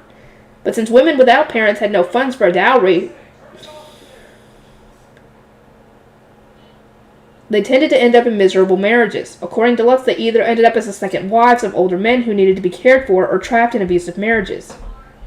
Everywhere in the world, people without support ended up suffering, Benno spat out, shaking his head as if symbolically shaking off his painful past. You're the Archduke's daughter, so diplomatically speaking, you're well within your rights to take the orphans. But if you think of the orphans as products, this basically looks like a noble using their authority to steal away merchandise someone invested a lot into. They can't complain publicly, but you can be sure they'll hold a grudge. You need to tie up the loose ends here so they don't come back to bite you later. Benno went on to say that I needed to use my position as the Archduke's daughter to talk to the scholar, cancel the contract, and then pay the mayor what the orphans were worth to stop him, and the city from resenting me. I wrote it all down on my diptych. This was much more practical and understandable advice than anything Ferdinand had given me. Also, don't just agonize over those things on your own. If you're not sure about something, ask the high priest. Tell him the conclusions you're coming to, and he'll give you concrete advice and corrections. No doubt about it. He did say he'd teach you, didn't he? I looked up from my diptych, my gaze shifting from Benno to Lutz to Mark, then nodded slowly. On top of all that, you've been stuck inside so much of your life that you're lacking a lot of common sense. Plus, the common sense you do have is coming from a number of clashing lifestyles. Your experience as a merchant, shrine maiden, and now a noble are all fighting for dominance, which has made your perspective on things weird in literally everyone else's eyes. If you don't make it clear what your thoughts process is, then the high priest isn't going to understand what's going on in your head. Much like everyone else, Ferdinand couldn't grasp what I was thinking on his own. He only knew the life of a noble, so Benno was telling me to use my words to bridge that gap. But no way could we have a conversation like that using confusing noble euphemisms. We needed to have a one-on-one in a hidden room. Either way, you should check how much time you have to do something about Haas. Ask if you can save the rest of the city by only having the mayor executed, and whether that's what he's expecting from you. Talk to the scholar who tried to buy the orphans, pay the mayor for them ahead of time, then talk to the townspeople themselves once that's all done. I gave an affirmative nod, writing everything down Benno was saying down on my diptych. And one more thing. Ask him if you can spread a rumor using merchants, he continued. What kind of rumor? Let's see here. A rumor that the merciful, compassionate High Bishop is grieving over Haas, as an attack on the monastery has put the entire city at risk, and made it look likely that even those not involved will be executed, Benno said. Mark gave a smile. That will not only emphasize your merciful nature, but also make people aware of both the mayor's stupidity and how terrifying nobles truly are. The news that outsiders are distancing themselves from the city will worry them, and they will stress over who's going to take responsibility for the attack. We shall stir fear and discontent, establishing a deep-set and untimely, ultimately long-lasting fear of nobles among the populace. That actually would work. Strangely enough, thinking about what rumors to spread seemed to have made Mark even livelier than usual. If we spread this rumor to the owners of big stores and warn caravans leaving through the east gate to be careful around Haas, every merchant in the city is going to know by the end of the day. If there's one thing merchants have, it's crazy good information network. Let's add it, placing a contemplative hand on his chin. Pretty sure they'll all believe it too, since they just met you and Master Benno in the Italian restaurant. Anything the Gilberta Company says about the High Bishop's gonna have a lot of credibility. I hadn't expected that my connections to store owners would prove so valuable so quickly. My eyes started to shine with excitement, but Benno raised a hand to calm me down. Let's is right, and spreading those rumors will be easy. The problem is, they'll also make it public that Haas attacked the monastery. Not sure whether the High Priest wants that information getting out. Please contact us as soon as the High Priest gives you an answer. Battles of information such as this are my specialty. That mayor deserves neither mercy nor compassion, and this is an opportunity for me to destroy him using everything I have, Mark said. His eyes were gleaming with life, and a dark smile had spread across his face. He was normally such a kind butler that I recoiled a bit in surprise as I looked at him with wide-open eyes. Benno laughed and muttered that Burke had been offended by how rude the mayor had been to them. Oh, right, they did say that the mayor and scholars had treated them terribly. I guess this is the perfect opportunity for Mark to get revenge.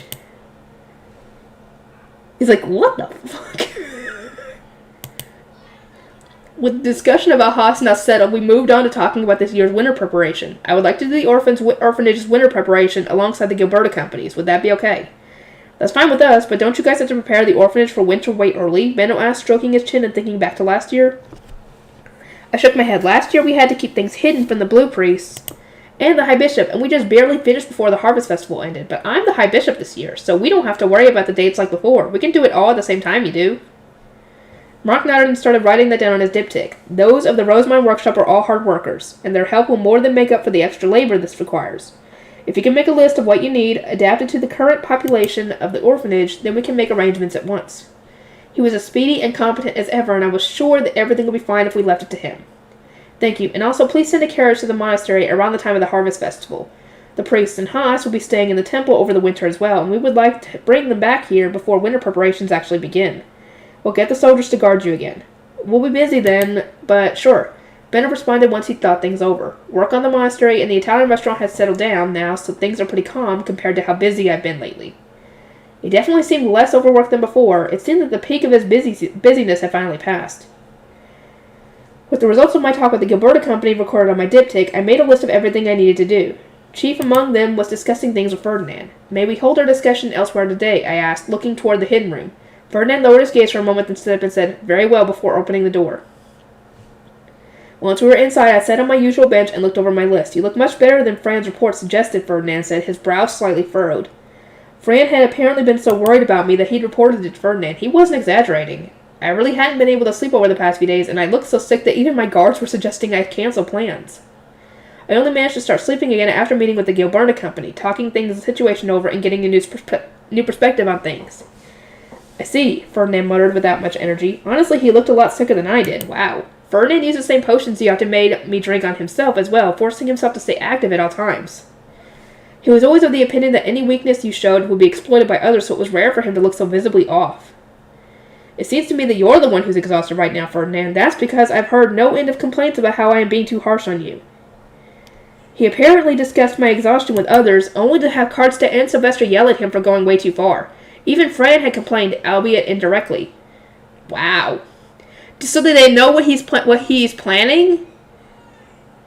They gave me the unreasonable request to cheer you up with something other than books, but now that you've recovered, I imagine that won't be necessary anymore, Ferdinand continued, dismissively averting his eyes, and appeared that he hadn't been able to think of anything besides books that I would like. Ferdinand was normally capable of doing anything with a cool and unfazed expression, but here he was at the end of his rope. It was a rare sight indeed. Oh, far be it from me to miss this opportunity to have some fun. Oh, it will be necessary. It's your mission to cheer me up. Go on, do it. I have determined it to be absolutely unnecessary, though if you have some particular ideas in mind, report them to me at once, he said with a glare. I sharply pursed my lips in response before moving on to say that Benno and Mark had explained to me what a dangerous position Haas was in, and the lips had told me how the temple orphanage differed from the ones in the cities. Hold on, are you telling me you did not understand the significance of the monastery being attacked? Ferdinand asked, completely taken. Well, of course not! I mean, it was just a building. They didn't even scratch it. Like, I knew that we needed to protect the orphans, but I didn't think that an attack on the monastery would count as sedition, whatever. I said, floundering as I tried to explain what I had just gone over with the Gilberta Company. Benno told me this earlier, but what we see as common sense is just too different. What do you mean? Benno said I have the common sense of poor people, merchants, shrine maidens, and nobles all clashing in my head, but most of my perspective is actually based on my own life. Before I came here. Ferdinand had used a magic tool to see my memories of my life as a Rana, so I imagined that he'd understand that my culture was completely unlike the culture in this world. It's been about 3 years since I woke up here, so she's almost 8. I started living in this world, I continued, but in that time I've lived as a soldier's daughter, the upcoming apprentice of a merchant, and then an actual apprentice blue shrine maiden. Now that I'm an archnoble and the archduke's adopted daughter, but I don't have a full grasp on noble culture. And to make things even more complicated, my overall perspective and mindset isn't anything like that of anyone born in this world. I do not fully understand. What are you trying... She just told you that her mindset, her common sense is based around Japan, around her old life. It's completely different. He had spent his entire life in noble society, so it made sense that he wouldn't immediately grasp the concept that there being different perspectives and values. I paused for a moment trying to think of a good example, then remembered Ferdinand grimacing at the orphans in the monastery. Ferdinand, I think about what would happen if you were suddenly banished to the lower city and forced to live there. You grimaced when you saw the orphans eating without using cutlery, right? Well, you would have to look around you, and copy them, all while being made to think that your manners and everything you know is wrong. Thinking back to the orphans, Ferdinand frowned with displeasure. You think about how dirty it was and how much you hated having to copy those around you, wondering why they act like that at all and why you were the odd one out. But no matter how you felt, you'd have to start eating food with your hands and adapting your speech and lifestyle to match theirs. That's what I had to do to survive in the lower city, at least. That certainly would be a challenge. Good on you for surviving, Ferdinand said, his praise carrying more weight than any compliment I had received from him before. But I just shook my head with a smile. It's still a challenge, and I'm not out of the woods yet. It's gotten easier for me to live as my environment has improved, but my culture is still entirely different from the culture of nobles. I don't have the same common sense as you do. You seem to be living well in your past life, judging from those memories. Were you not an archnoble there as well, Ferdinand asked? Of course he would think that. To my surprise, his experience exploring my memories had made him think I was an archnoble there. Though, to be fair, I did seem to recall comparing life in Japan to everyone living like a noble. There wasn't a rigid class structure. There were a lot of small differences if you looked hard enough, like between a big store owner and a small stand owner, but there were no nobles where I lived. Yeah, I think the considered royalty for Japan was like a prime minister or the emperor or something, but that's way different. That is certainly something. It seems that I will need to rethink your education plan from the ground up, Ferdinand said with a sigh, placing a hand on his forehead. He had apparently designed my education under the assumption that I already knew at least some of what an average archnoble girl would know. That explained why he had been so brutal from the start. So, what conclusion did you come to regarding Haas? If the matter is beyond you, I can handle it myself. No, that's okay. I already thought of a plan with Benno and the others, I announced, holding up the list. Hard to believe those are the words of someone who was losing sleep over this. For what purpose did I endure being yelled at then, he muttered bitterly. I'm sorry, but it's true that I didn't want to do this, and I was losing sleep over it. As I started listing out what Benno and Mark had told me, Ferdinand leaned forward with great interest. I see. This is a solution that only someone with deep connections to the lower city could come up with. Interesting. I will allow you to use these merchants to spread rumors. Do just as they suggested. As for discussing matters with Continent in the nobles' quarter, I shall accompany you so as to teach you how to deal with nobles. This will be somewhat of a non-standard method, but you shall grow stronger by learning from a variety of sources. It appeared that Ferdinand really intended to get as much learning value from this Haas mess as he could. Ferdinand, don't you think it would be wise to teach Wilfred this stuff as well? Given that I'm adopted, Wilfred would become the Archduke even if I married him, right? Ew. Well, I mean, they're not blood-related, but still. That is indeed the case, Ferdinand sighed. As you know all too well by now, Wilfred greatly resembles Sylvester, both in appearance and in personality. Oh, definitely, we noticed that. This means it will be necessary to train someone who can serve as his right-hand man, or in this case, right-hand woman. Such is the end goal of your education. Now that you are the Archduke's child, you must become someone who can cover for the next Archduke's weakness. In the end, Ferdinand was telling me to live exactly as he had. I couldn't say for certain whether he had worked so hard to support Sylvester because he was trying to earn his place in Ehrenfest as a half-brother, scorned by his other mother, or if he was just trying to meet the expectations placed on him by those around him, but one thing I knew for sure was that I didn't want him pushing his values on me. I don't believe that's right, Ferdinand. What? Wilfred and Sylvester may resemble one another, but they are not the same person. At the current moment in time, it is impossible to say whether Wilfred will grow up to be capable of putting out on a mature Archduke act like Sylvester does. Ferdinand frowned and jutted his chin up a little, urging me to continue. I think it makes sense for a future Archduke to receive a strict education, then have his weaknesses compensated for by those around him. But what need is there to make a kid who runs from his studies and abandons his responsibilities as an Archduke? He has siblings, so I think the position of Archduke should go to someone who's actually trying to learn and grow. As the Archduke's adopted daughter, I didn't mind doing my best to support a future Archduke who worked hard every day and dedicated themselves to their studies. You just gave him a reason to make you the freaking future Archduke. Or Archduchess, whatever you want to call it. I could even respect someone like Sylvester since he knew to take his Archduke's duties seriously, but Wilfred was just a spoiled brat. His sense of responsibility was weaker than that of the lower city children taking on apprentice work after their baptism. I wasn't about to respect some dumb kid who spent all his time running away, and if Ferdinand expected me to train just to back him up, then he had another thing coming. I think you should focus on educating Wilfred rather than me, seeing as he's related to Sylvester by blood. And given that Ferdinand was of roughly the same status as Wilfred, he'd be able to tie him to a chair and force him to endure an intense education, traumatizing him more by the day.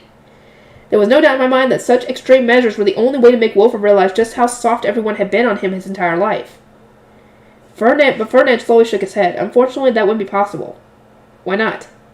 I despise foolish layabouts, Ferdinand answered firmly, his expression deadly serious. Whenever I see Wilfred and his pathetic attempts at escapism, I wish for nothing more than to freeze his heart and push him into the valley of despair. I once mentioned this to Sylvester, and he begged me to stay as far away from his son as I could. I can understand why Sylvester wouldn't want a walking trauma dispenser anywhere near his beloved son.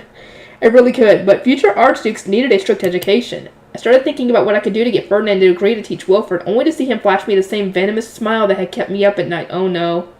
See? This is what I'm saying! You just gave him an idea! And not a good one for you!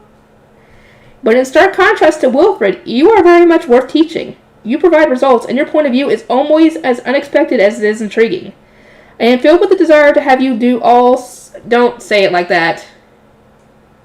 No thanks. I want to do the bare minimum and spend as much time as possible reading books. The bare minimum, Indeed, I am very interested in seeing where your infinite source of energy for books comes from. More than anything, I would like to dissect it. No, this isn't right. He's supposed to be freezing Wilfred's heart, not mine. As it turned out, whenever that terrifying smile filled with poison crept under Ferdinand's face, it was a sign that he was in an exceptionally good mood. Oh no. It was safe to say that he wouldn't be winning any children over to his side anytime soon. I scooted down the bench to get as far away from him as I could, rubbing my arms in shivering fear. Ferdinand looks kinder when he has a robotic, deadpan expression on his face. His smile is the scariest thing about him. That poisonous smile definitely is scary. Now let me see. How far have I gotten? I'll just keep going. I didn't get one done yesterday, so I might as well. Switching places. Ooh, now I'm curious. Welcome home, Lady Rosemine, Norbert said. I had returned to the castle with Ferdinand, having been summoned by Sylvester to get report on Haas and the Harvest Festival. My plan was to read in my room until it was time for the meeting, while Ferdinand had some work he needed to take care of in his office here. He has work wherever he goes. Ferdinand sure loves work, huh? Yep, he does, just as much as you love books, dude. Bridget, Daniel, please use the time to rest. You will need to accompany back to the temple shortly, but I hope you enjoyed the break nonetheless. We thank you. When it came time for my meeting with Sylvester, Riarda took my book away. I exited the room with Cornelius and Angelica serving as my guards, and just as I started climbing down the stairs, Wilfred came into view. Oh, it's Wilfred. I hope he doesn't bother me with any more dumb complaints. Wilfred was probably under the impression that as Sylvester's adopted daughter, I was invading his territory. We were siblings in name only, and for all intents and purposes, we were still pretty much strangers. To him, it looked like I was receiving preferential treatment despite being adopted, so it was no surprise he would be frustrated, but still. Trying to pretend that I hadn't seen him, my eyes moved on their own to get him out of view, but that didn't stop me from hearing his bitter voice. Going to Father's room again? No fair. Dude. She has more work than you ever will. It was grimacing, but I was the one who wanted to complain about this happening again. Holding back the urge to just completely ignore him and walk right by and mull things over, I think the best thing to do here is to make him understand that I'm not getting better treatment at all. If you absolutely insist that this isn't fair, Wilfred, then why don't we try switching places for a day, I asked, elegantly tilting my head and plastering on a smile to hide my frustration. Wilfred likewise cocked his head. What do you mean? I am on my way to report what I have been doing to Sylvester, after which the plan is for me to eat lunch and return to the temple. But I suggest you go to the temple in my place and spend a day as a high bishop, I explained. This was an idea I had thought up on the spot, but it was actually a pretty good one in my opinion. He would understand the position he was in much better after experiencing my life in the temple. Go forth, Wilfred. Go forth and have your heart frozen by Ferdinand. We can have the swap last from lunchtime today until lunchtime tomorrow, planning the day ahead during the first lunch and discussing it together during the second. I will steady in your place, Wilfred, and all you have to do is be the best high bishop you can. Oh, Rosemine, that's a great idea. Lord Wilfred, Lady Rosemine, Lampert shouted, wearing a serious expression as he interrupted our agreement. His charge, Wilfred, was excited to be leaving the castle, but as his guard and my older brother, Lampert was not too pleased. Don't you think you ought to run us by Ferdinand first? At the very least, so he knows to keep an eye on things? Because I don't think that he would do very well as a faux high bishop. It was his job to stop us from doing exactly this kind of thing, which was respectable, but I wasn't about to let him get in my way. I was 100% done listening to Wilfred whine about things being unfair each and every time he saw me. Lampert, people who do not learn lessons from being told must learn from experience instead. Furthermore, Wilfred wants this himself. Plus, you're the one who wanted to show him what a big gap there is between us, dear brother, I added indirectly. Through a bright smile, if he wanted to stop this, he would have to stop Wilfred. I shall discuss this matter with Sylvester. If you go and get changed first, you should arrive after the boring part of the meeting is over, I said before bringing out my high beast to get a move on. What the heck is that? My high beast. Sylvester permitted me to ride him inside the main building since I would collapse from ill health otherwise. I don't even have a high beast yet. It's always you, Rosemine. No fair. There he goes again. I held back my sigh and just started driving. You would do well to get changed soon. Sylvester is already waiting in his office. When I eventually arrived, it was already past time for the meeting to begin. Sylvester, Ferdinand, and Karstedt were already there, having cleared the room of their retainers. That is, their knights in attendance. I dismissed mine as well. You are late, Rosamine, Ferdinand chastised me the second I closed the door. So I explained the conversation I had just had with Wilfred, as well as my brilliant idea. At the very least, I would like Wilfred to understand how much of a slacker he is being, and how ridiculous it is for him to complain to me, of all people. There wouldn't be an issue if he stopped going out of his way to complain to me. I would be more than happy to just avoid him entirely, but he won't just let up. And I can't promise to maintain my patience forever. I nearly crushed him the other day.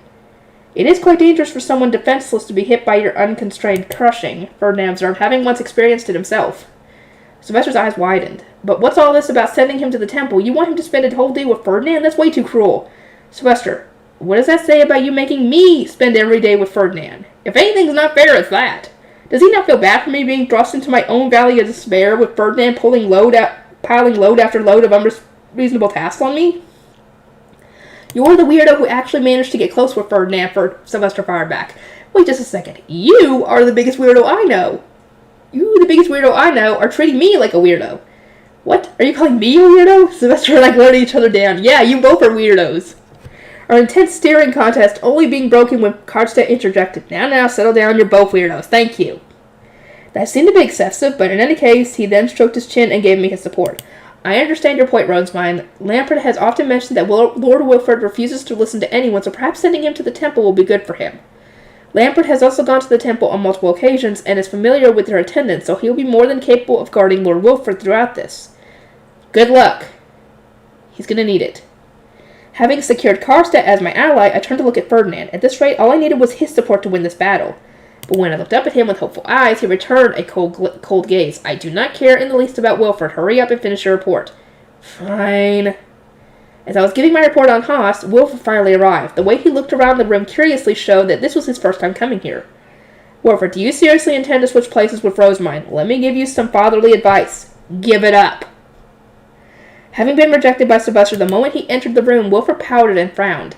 I took a step forward and backed him up. Sylvester, this is what Wilfred truly wants. Please grant his wish. Rosamine. Wilfred looked at my way with heartfelt gratitude, completely oblivious to the fact that I was actually plotting his downfall. I honestly felt a little bad about tricking him so thoroughly, but I needed to develop a heart of stone to earn back my peace. I looked up at Ferdinand. You promised to cheer me up, Ferdinand, and it was Sylvester who urged you to do that, was it not?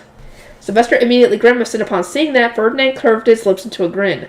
I could guess that he had realized he could use the situation to get revenge on Sylvester for the unreasonable task he had been given him.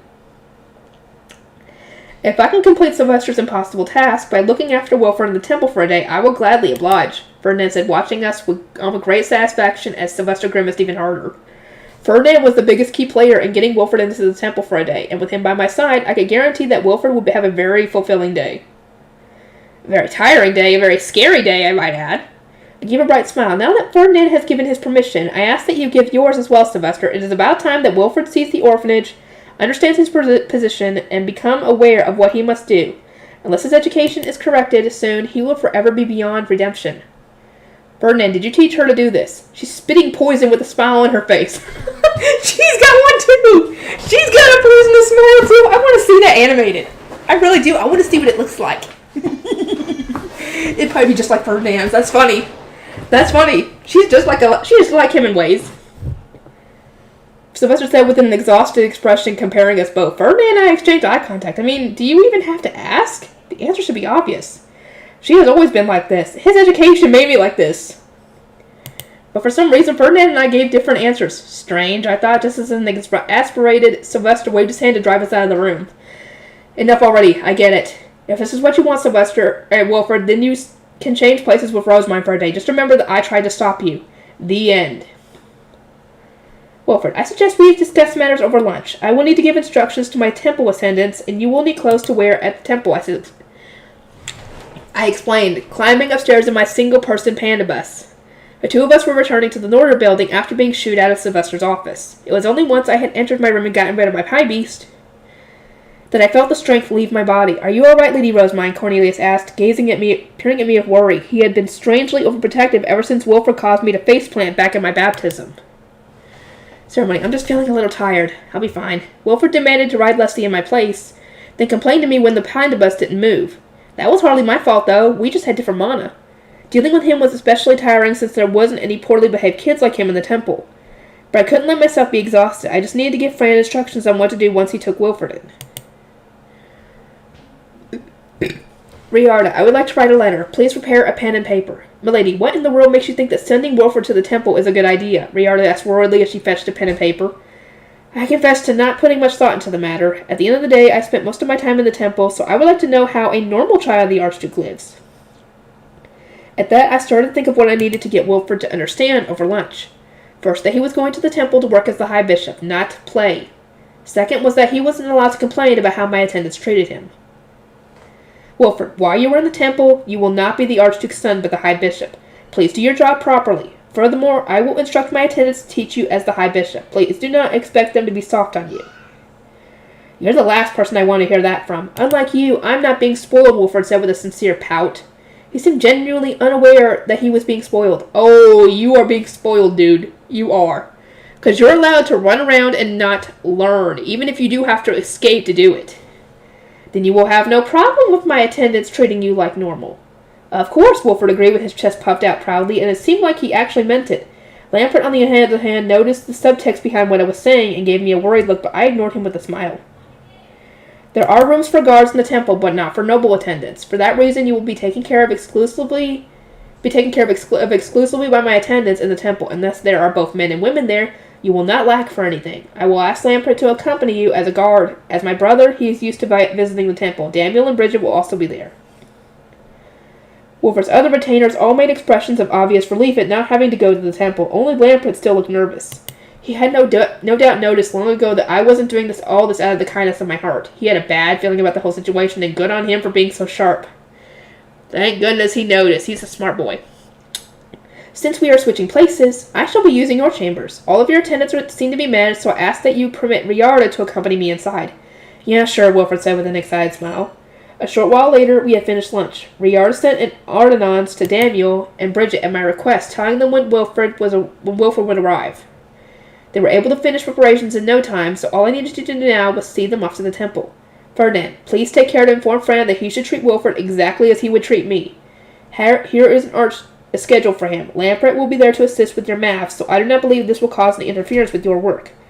I said, handing Ferdinand a letter and suggesting that he use Lampert in my place. Ferdinand glanced it away and then gave us a poisonous smile. Very well. Now then, Wilfred, it is your time for your day as High Bishop to begin. Oh, I feel so bad for Wilfred now. He's going to have to deal with Ferdinand. Oh no, it's going to be good. I want to see that. I want to see that animated so much. I want to see what happens. Come on, get into season 4 already. I had no idea what was going on in Ferdinand's head, but that smile was as terrifying as ever. I took a smooth step backward. I intend to travel exclusively by high beast today, so we do not have a carriage prepared. Ferdinand continued. Wilfred, ride with Lampert. And now we go. From there, Ferdinand drew forth his white lion, jumped on, and soared up into the sky. Lampert followed suit and summoned his own high beast, a wolf with large wings. He hefted Wilfred up onto it and then spread his wings far apart before flying up into the sky. I must say, I'm not sure how I feel about you spending a night in a boy's room, Riarda muttered once they were gone. I would like to know all that I can about Wilfred's daily life, I replied, before following her to his room. She made sure it was in order, then called Wilfred's head attendant to prepare the table for studying before the tutor was due to arrive. Oswald, you must get things really ready sooner than this. Will Professor Moritz not be arriving soon? Lord Wilfred always runs away, so it's actually quite rare for this table to be prepared at all. I'm just glad I get to do some attendant work for once. What in the world are you saying? When he runs away, you must catch him and bring him back. Do not let his guards slack on their work, Riarda chided while her eyebrows raised, having likely been taught something similar in raising Sylvester. Oswald blandly shrugged his shoulders in response and got back to work preparing the table. It wasn't long before the tutor arrived. May I pray for a blessing in appreciation of the serendipitous meeting ordained by the fruitful days of Shitsaria, the goddess of wind, he asked. You may. Oh, Shitsaria, may my new student be blessed. It is a pleasure to meet you, milady. I am Professor Moritz, assigned to be your tutor. May your education proceed swiftly. I looked up at him, eager to begin learning. What have you been teaching my dear brother, Wilfred, may I ask? He is currently practicing his letters. My! Are you saying he cannot even read the alphabet yet? Shall I take that to mean he is merely a math prodigy, with all his talent resting in numbers?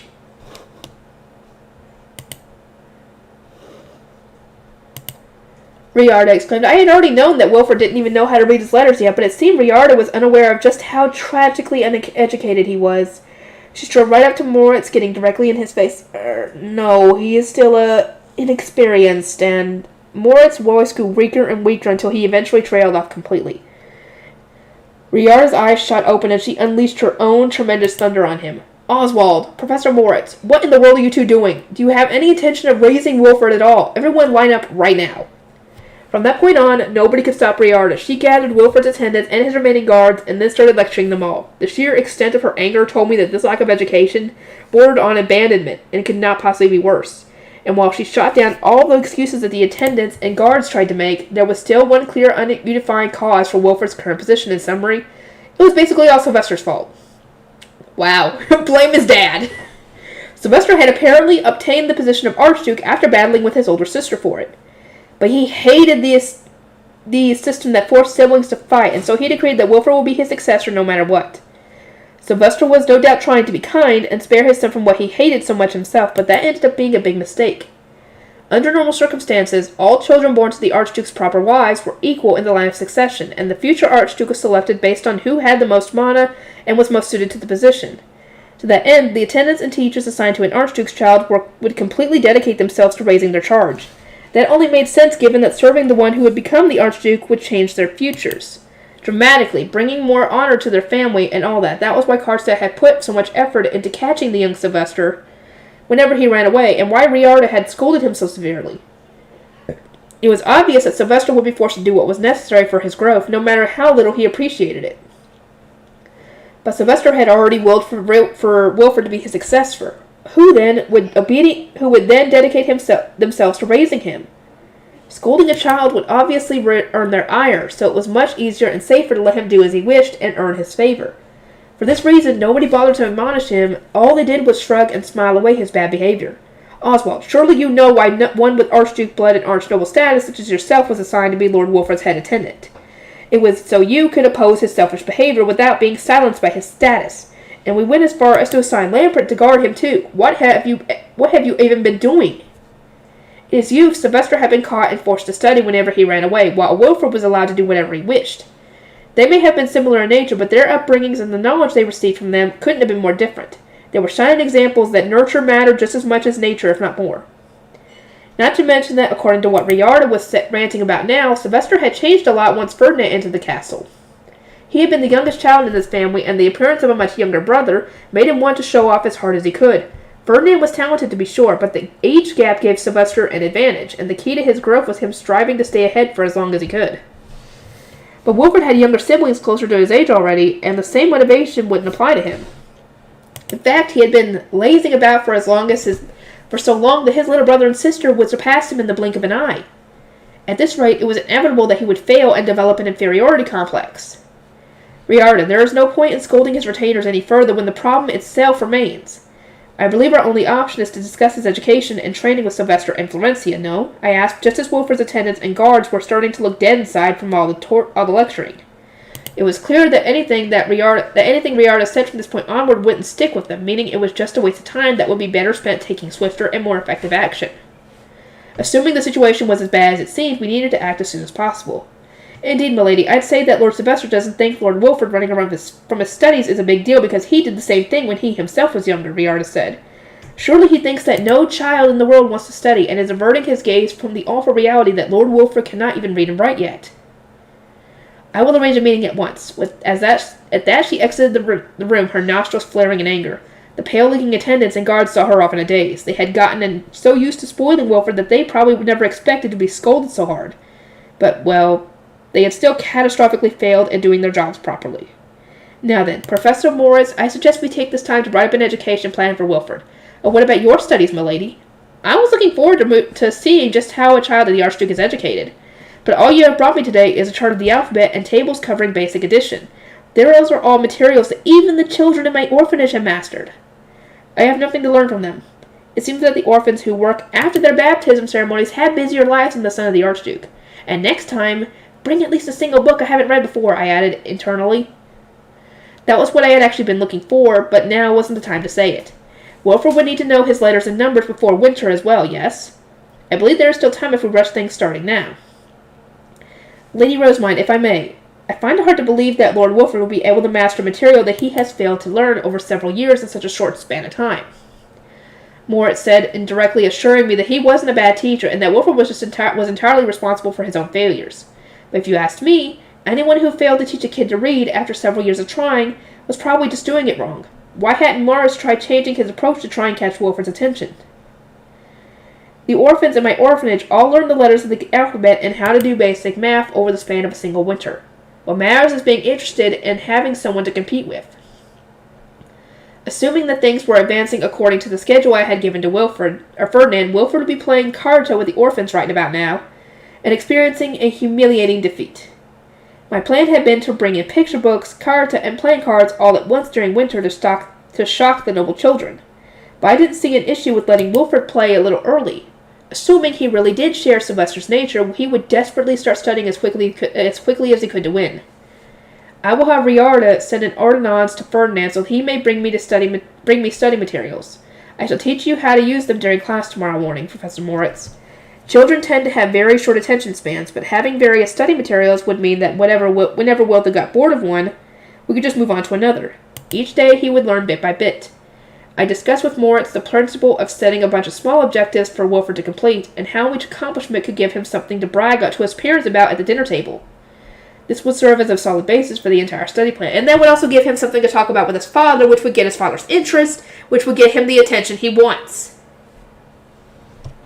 And then he can't complain it's not fair anymore. At first, Moritz just blinked in surprise, but his eyes grew increasingly fearful as I continued. Lady Rosamond, I find it somewhat hard to believe that you only just finished your baptism. This is surely the result of Ferdinand's teachings.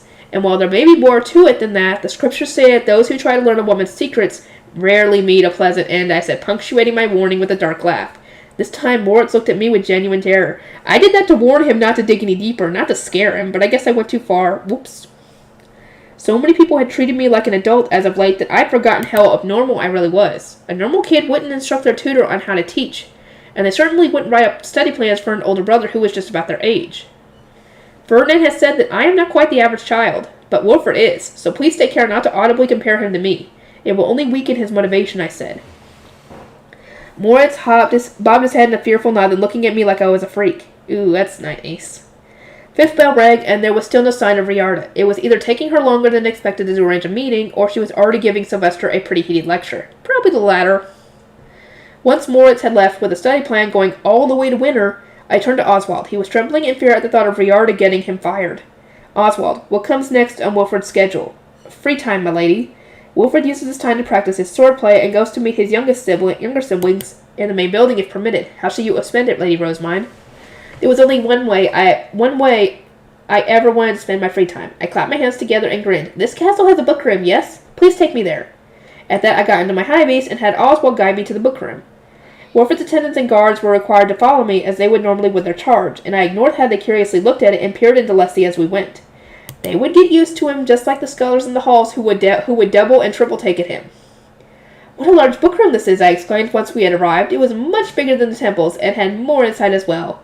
Large books lined the shelves that were bursting with documents. At a glance, I could see dozens that were too large for me to carry, and hundreds that I could carry, and was much more of a book room than the one in the temple, which was more of a document storage room than anything else. This was the closest thing to a library I had seen yet. The smell of old paper and ink was so pleasant that just being here filled me with energy. It smells so good. My intention had been to accelerate the whole saint plan so that I could monopolize the temple's book room, but on second thought, it would be much better to just work in the castle's book room as a librarian of sorts. I would have to consider marrying Wilford so that I could get full control over this place. Ew. I'm not saying that's a bad thing, but at the same time, they're kind of adopted siblings. At the same time, it's not blood, but still kind of... She's still 8. This is bliss. To think I would stumble upon such a massive treasure trove of books. Oswald, could you hand me the leftmost book on the shelf? You may then go and do whatever other work needs to be done. To what work do you refer? Oswald asked, looking curious but maintaining his polite tone. You must be busy as a head attendant, no? You may leave the bare minimum number of retainers here and return to Wilford's chambers, I said. Oswald blinked in surprise as he fetched me the book, but I really didn't know why he was so confused. Dude, they are nowhere near as busy as Ferdinand kept his attendants, so, yeah. My attendants in the temple had loads of work beyond taking care of me, and Riardo was always busily moving about in my chambers while I was reading. Surely he had a lot to do as well. If anyone would like to stay and read with me, they may take priority in staying behind, I continued. I believe it is a virtue to share this bliss with others. Furthermore, unless the matter is extremely urgent, do not speak to me before dinner time. Now with that said, I opened my book. A smile formed on my face as I peered at the opening page. It was a collection of short stories on chivalry collected from the songs that minstrels would sing about knights. Suffice to say, it would be very good reference for when I started making my own original books. Wilford has it so good. I wish I had free time every day. I had been so busy lately that I hadn't had an opportunity to read aside from the brief reprieves that Fran sometimes offered me. From the bottom of my heart, I was glad to have switched places with Wilford. I immersed myself in the world of stories, tracing my fingers along the paper and swaying in enticed satisfaction at the smell of the ink. My vision was filled with nothing but letters, and I blocked out all unnecessary sounds. I was so absorbed in my blissful time reading books that I didn't even notice Wilford's attendants and guards watching me with confused looks on their faces. "My lady, it's dinner time," Riardo declared, snatching the book away and bringing me back to reality. The timing was unfortunate. The princess's knight had just started on a quest to slay a fey beast that had cursed the princess when she leaped to protect her father, the king. "Riardo, may I borrow this book and bring it to my chambers?" "Yes, of course. I shall make the necessary arrangements. And by that, I mean Oswald take care of this. I'll be taking my lady to the dining hall once she's done changing," Riardo said, entrusting the book to Oswald and walking away. She had scheduled a meeting with Sylvester over dinner, and was eager to really give him a piece of her mind. As expected, she had ranted quite a bit when arranging it as well. "Riardo, I would like you to send an ordonnance to Ferdinand as well." "Oh, and what business do you have of Ferdinand?" "I would like him to bring study materials for Wilford. He normally returns to his own chambers for dinner. So once 6 bell rings, we can send him a message without needing to worry about Wilford asking what was said." Riardo shook her head and gave me an exasperated look. 6 bell rang a long time ago, milady. I had apparently been so absorbed in my book that I hadn't even noticed. Whoops. As soon as we got back to my chambers, Riardo prepared the ordonnance. The face stone grew with mana and changed into the shape of a bird, which I then spoke to. "Ferdinand, it's Rosamund. I'll be discussing Wilford's future study plan with Sylvester over dinner, so I would very much appreciate it if you could bring my carta, picture books, and playing cards at a later time. It can even wait until Wilford is asleep. Be a dear and wait until tomorrow, my boy," Riardo added before swinging her staff and sending off the ordonnance. Given that she had put her foot down, it was safe to assume Ferdinand would deliver them tomorrow. The ordonnance returned while I was in the middle of changing. "I will have Fran prepare what you need, but do not begin the discussion until I am there. I have already eaten and do not need food," it said 3 times in Ferdinand's cold, angry voice before returning to the face stone form. "Uh-oh, what did Wilford do?" I don't know what Wilford had done in the temple, but it seemed like it'd be wise to ask. Oh, I had a very bad feeling about this. I didn't know what Wilford was going to do. I was worried that she should have told Ferdinand to take care of her high bishop duty so that way Wilford wouldn't mess something up. Once I had finished changing, I headed to the dining hall with Riardo, whose brow was still knitted in anger, Oswald, who was clutching his stomach out of stress, and Wilford's guards who were cautiously watching Riardo from afar. When we arrived, I was met with a bitterly frowning Sylvester. Karstead grinned at seeing like he had a headache, and Florencia wearing a peaceful smile. They were all already seated. "My apologies for being late," as I said as I took my seat. "Thank you all for waiting."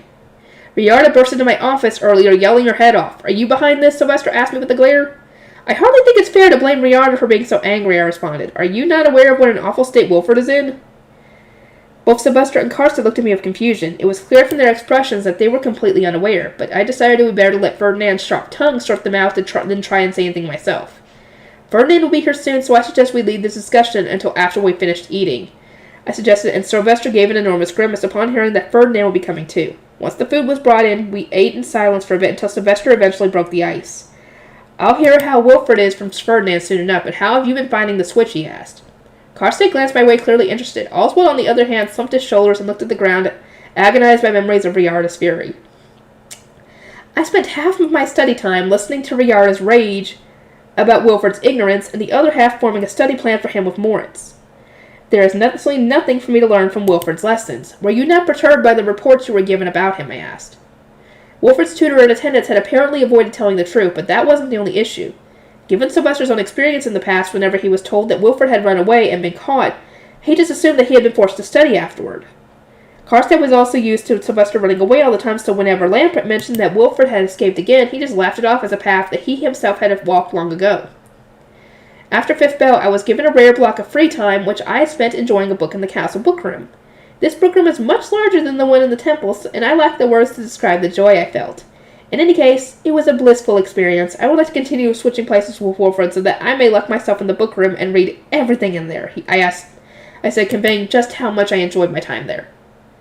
But Sylvester just shook his head in disbelief. I don't get you at all, but still, can't you just read in your own spare time? What spare time do I have? Do you think I am given any free time? Once breakfast is done, I practice a harpsichord until the third bell, then have Ferdinand in his office until lunch. After lunch, I have meetings with business partners, potentially visiting Haas's orphanage, if not our own, study various rituals, and then practice using mana. Wilfred has so much free time during the day on top of the time he spends running away from his studies, and today he was made to work all day just like I do as the High Bishop. I can only imagine what a struggle it has been for him, I said with a smile.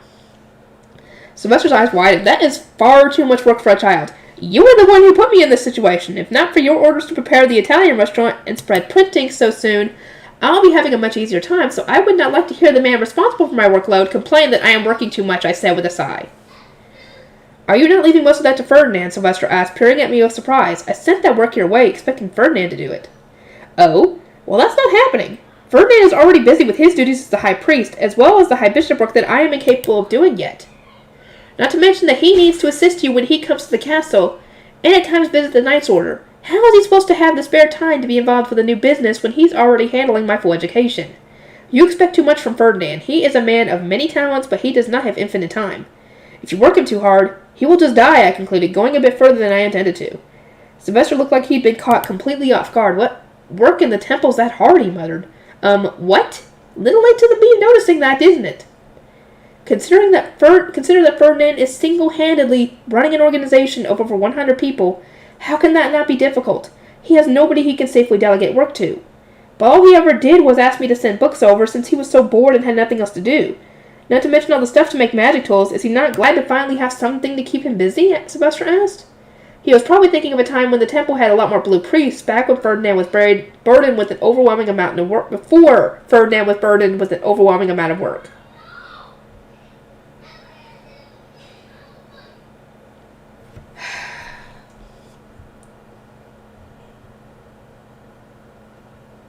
But Sylvester always wanted to push things to their limits, and Ferdinand never wanted to admit there was something he couldn't do.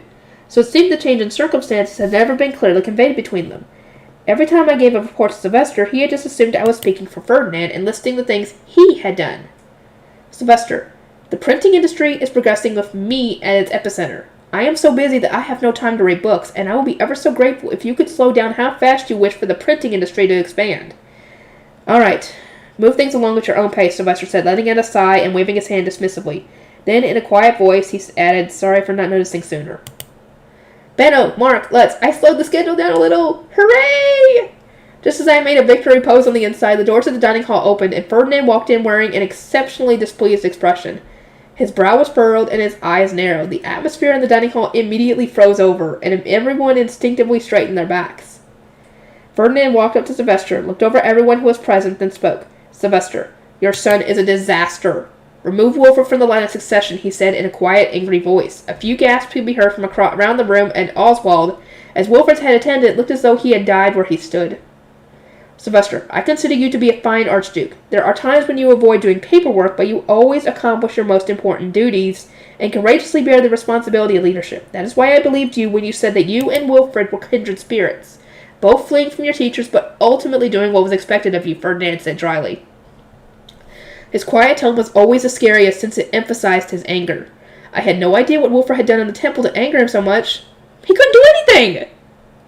Of course he's going to be angry, and while he wasn't mad at me, I felt my stomach constrict and the strong urge to apologize. Maybe it was because I was so used to being the one causing his anger. I thought that Wilfred would be a fine archduke, so long as he had a skilled right-hand man to support him, but Wilfred is not you. And Lampert is not Karlstadt. They may resemble you two in speech and manners, but you are not the same. Is that not obvious? Children are always different from their parents, Karlstadt said, stroking his chin and giving Ferdinand a confused look. Indeed, they are always different. But until Rosemine pointed it out, I had assumed that your similarities would mean that your children would grow in the same way. I was wrong, Sylvester. You bear the responsibilities of an archduke. Wilfred, on the other hand, uses his status as the archduke's son to avoid any tasks or responsibilities he can. He will never grow up to be like you. Wait, Ferdinand, I have a question, I declared, shooting up a hand as he thoroughly rejected Wilfred. It was like I cut the tension in the air, and everyone took a deep breath.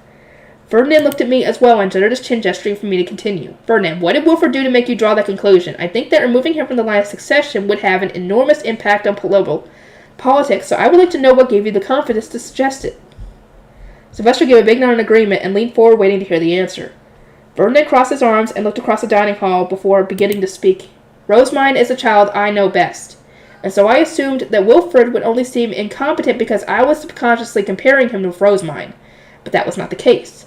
Wilfred proved to be vastly inferior to Rosemine's apprentice attendants, the apprentice merchant working in the workshop, and even the temple's orphans, Ferdinand said, offering a scathing critique that made both Sylvester and Florencia widen their eyes in shock. What they had heard from Wilfred's tutor and attendants differed so much from his appraisal that this was hard to believe. That's going too far, Sylvester muttered. I couldn't help but frown. Ferdinand wasn't going too far. It was the truth. Of course he's worse than them, I interjected. Sylvester, Florencia, and Wilfred's retainers all looked at me like I was crazy. Their eyes made it clear that they couldn't believe I was comparing the Archduke's son to orphans. But I wasn't about to back down unless they properly understood what was going on. They wouldn't be able to help Wilfred grow. The children in my orphanage are strictly trained to be capable of serving blue priests when necessary. Letts and Gil spend each day working hard towards a clear goal, whereas Wilfred puts no effort into his studies and uses his status to avoid responsibility. They can hardly be compared. In fact, it would be rude to compare them, since Wilfred is so beneath them. But still, that alone wouldn't be enough to get you this mad, Ferdinand. What did Wilfred do exactly? Oswald hung his head in defeat. Having two people say that Wilfred was worse than the orphans made it clear that we weren't just insulting him or being rude. Wilfred refused to listen to anything I said. When given work to do, he made no effort to attempt to even begin. That alone I could tolerate due to his resemblance to Sylvester, but he tried to use his status as the Archduke's son to escape. A fool who uses his status to escape responsibility has no hope of ever becoming the Archduke. Remove him from the line of succession, Ferdinand repeated coldly. He spoke from the heart, and his attitude made it clear that his position was unshakable.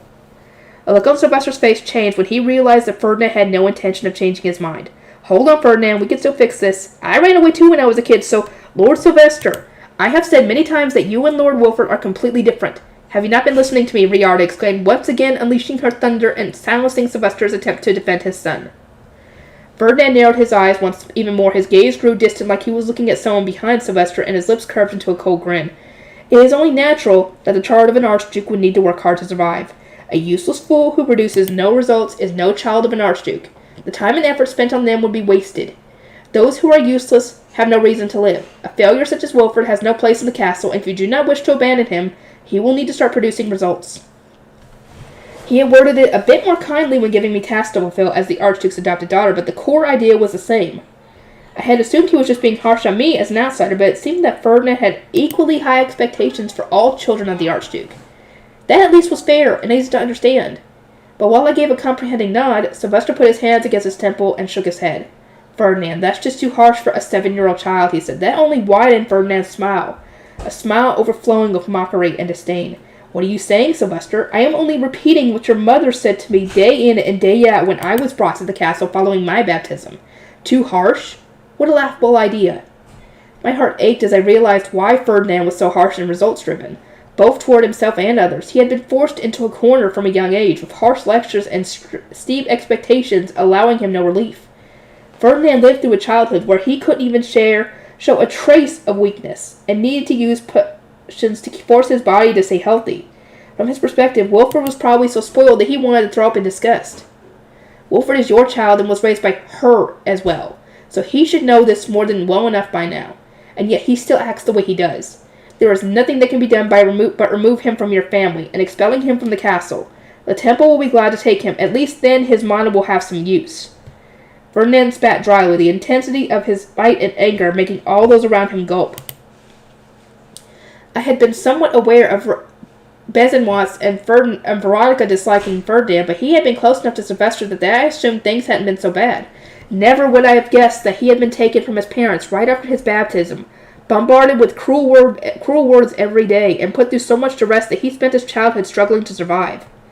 Ferdinand was so clearly right here that Sylvester could do nothing but grit his teeth, unable to argue. And that was when Florencia placed a hand on Sylvester's shoulder.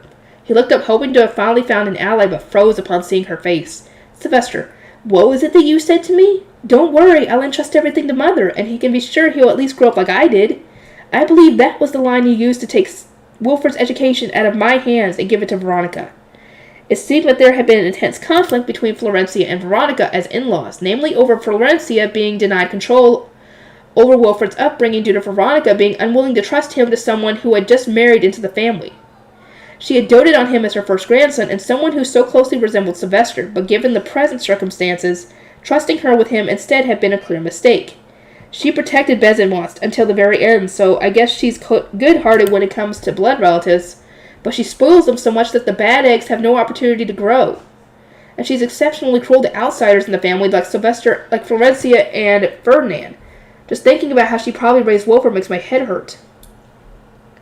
Florencia's child had been forcibly taken from her and raised to become someone so incompetent that he wasn't even fit to be a member of the archducal family.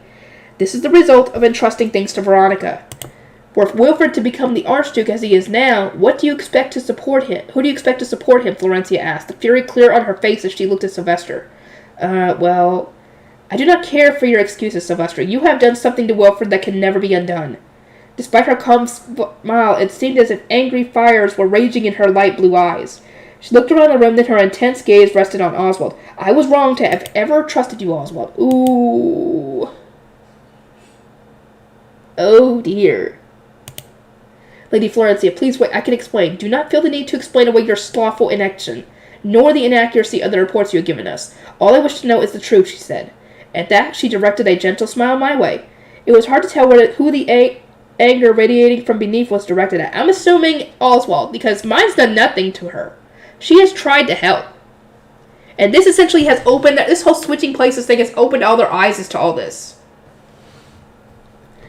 She could have vented her frustrations by weeping, screaming, and bashing those responsible, but she quashed those urges and instead looked toward the future. In all honesty, I found the resulting look in her eyes beautiful.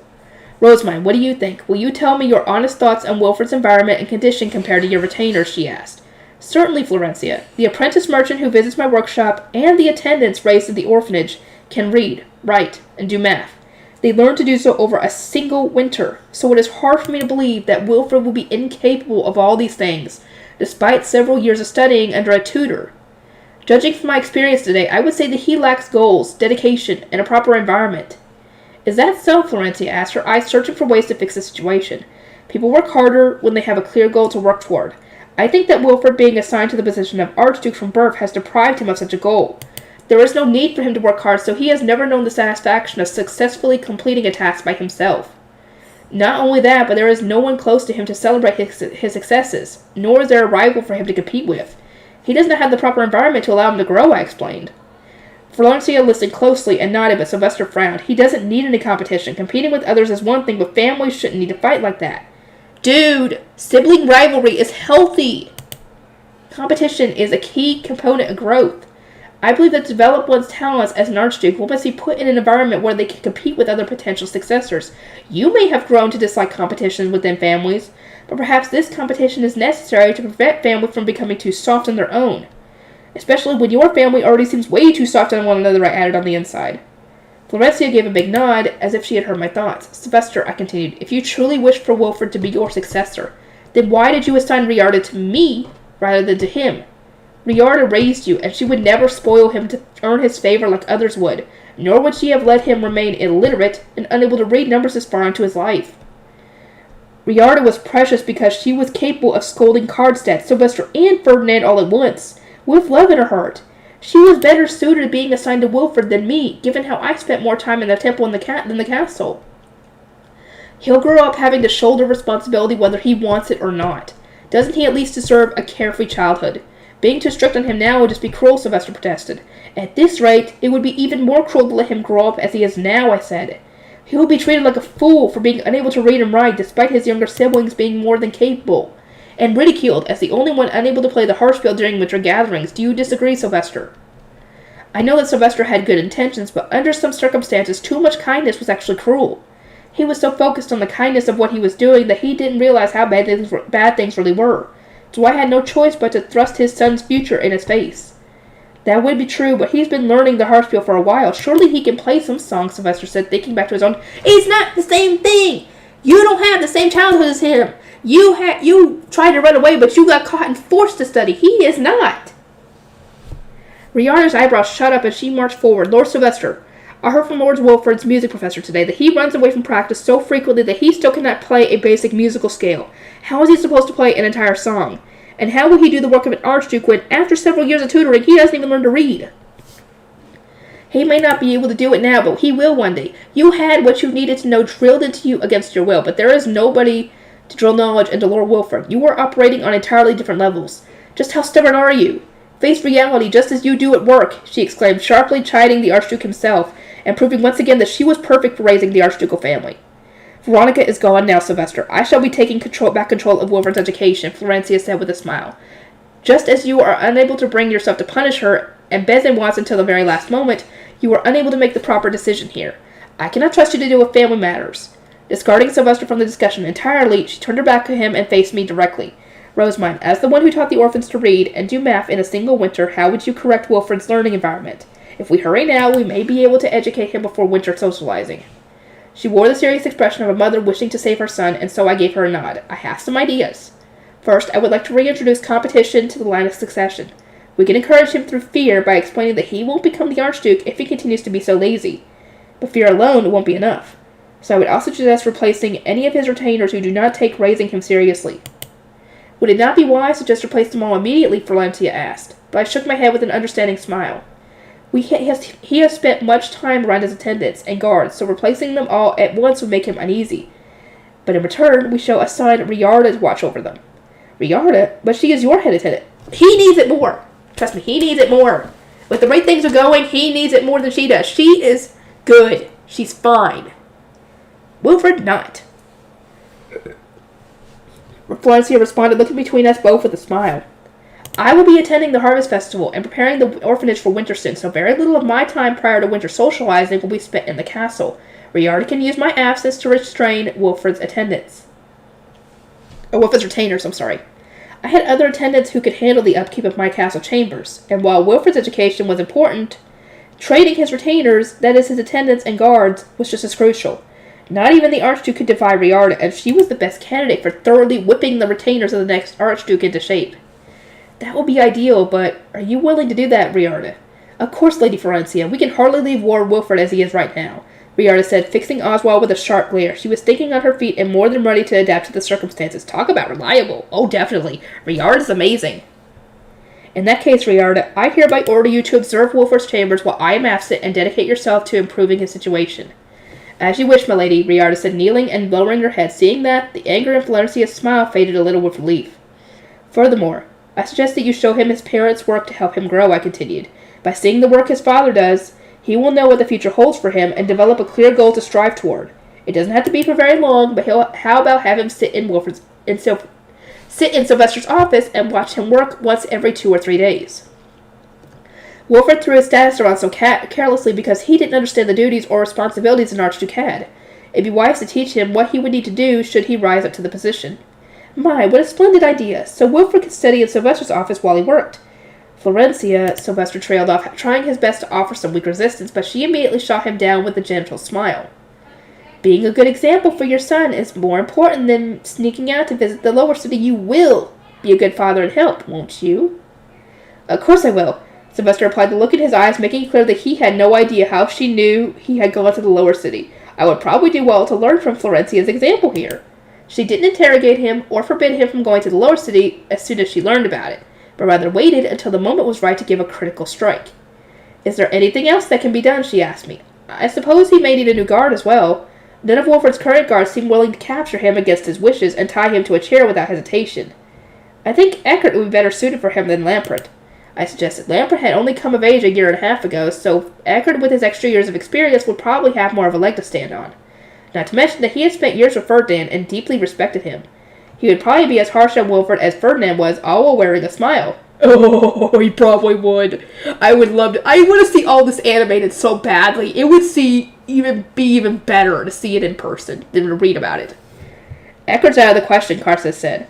I asked him to guard Wilford before his baptism, thinking there might be a chance he'd accept, but he refused. Might be a chance? Did you expect him to refuse, I asked. Ferdinand gave a light shrug. Rosamund, Eckert was my guard before I entered the temple and released him from service. At the moment, he works in the Knights Order doing paperwork and training recruits. but when I enter the public eye, he still accompanies me as my guard. This was my first time hearing that, but it made sense. Ferdinand was the son of an archduke as well, so it would be weirder for him to not have any guard knights. The thought just never occurred to me since I never saw any accompanying him when he was in the temple or castle. I bring guards to the temple, Ferdinand, so why don't you? Our circumstances are different. You became the high bishop at the archduke's orders after he adopted you, while I entered the temple of my own volition to demonstrate that I would be leaving the world of politics behind, he replied. It was hard for me to argue with that, but I would have thought that he'd return to his old way of life now that his main political opponent, Veronica, was gone. That said, I would be the one who suffered the most from him leaving the temple.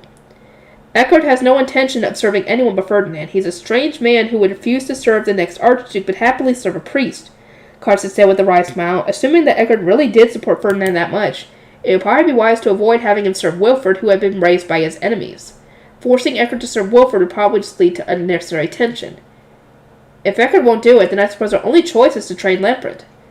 No matter how much we change Wilfred's learning environment, it won't make a difference unless he himself resolves to change. It would be more effective to remove him from the situation entirely and focus on raising his younger siblings. The faster we get rid of useless dead weight, the better. We will only make things harder on ourselves by not solving the root of the problem, Ferdinand said coldly with a dismissive look. It was clear that he was very fond of the conversation, shifting to improve Wilfred's situation however we could. Wait just a moment, Ferdinand, I injected. Wilfred isn't beyond the point of no return just yet. If only his environment was at fault, then we could still fix things. That attendant of mine you praised earlier on, Gil, was the orphanage's biggest problem child until just recently. Even a 10-year-old can turn the life around with the right motivation, and Wilfred is only 7. There's still time. Wilfred was young enough that, as long as he did wish to change his ways, he could grow so dramatically that anyone watching will be stunned. My support for Wilfred put a beaming smile on Sylvester's face, and he looked at me like he had finally found hope again. Really, Rosemine? There's still time? It all depends on his motivation and effort, of course.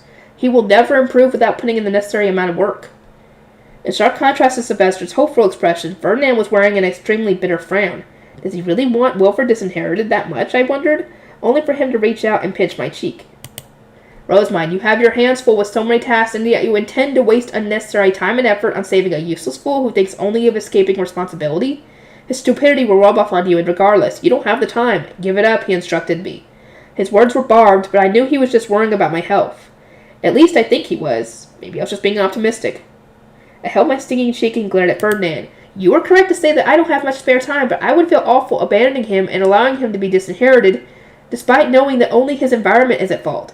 His mother has finally gotten an opportunity to take his education back from Veronica. If he could be educated, would it not be wise to do so? Rosemine, I am telling you not to let your emotions guide you into taking unnecessary work. It is a bad habit of yours, he said, his golden eyes filled with the exasperation of a teacher looking at a disagreeable student. I pursed my lips in a pout and looked back up at him. So you wouldn't mind getting involved if Wilfred showed motivation. Elaborate. There were 2 tasks in the schedule I gave Fran, I said, holding up 2 fingers. Ferdinand leaned forward as I did so, seeming just a bit interested. One was to memorize the words to a prayer, and the other to memorize a single Hirschfeld tune. If Wilfred completes these tasks, it will prove that his learning environment was the problem, and that he does in fact have motivation. In this case, I would ask that you change your opinion of him and assist in his new education plan. Oh, and what would you have me do? Ferdinand replied in a cold voice that showed his utter unwillingness to comply. I gave him a bright smile. I asked that you instill a sense of danger in him by threatening to disinherit him. Then bash Lampret and the others for spoiling him. Wilfred suddenly being told by the parents he barely spent any time with that he was being disinherited was just too sad. I wanted his parents to praise him, console him, and give him rewards to motivate him, while Ferdinand would serve as the stick that whipped him into shape. Using the right people in the right places made all the difference. What else? I know. Ferdinand, how does tying Wilfred to a chair and forcing him to study sound? I would like you to etch in his heart and mind that he is about to reach the point of no return. That is your specialty, is it not? Perhaps.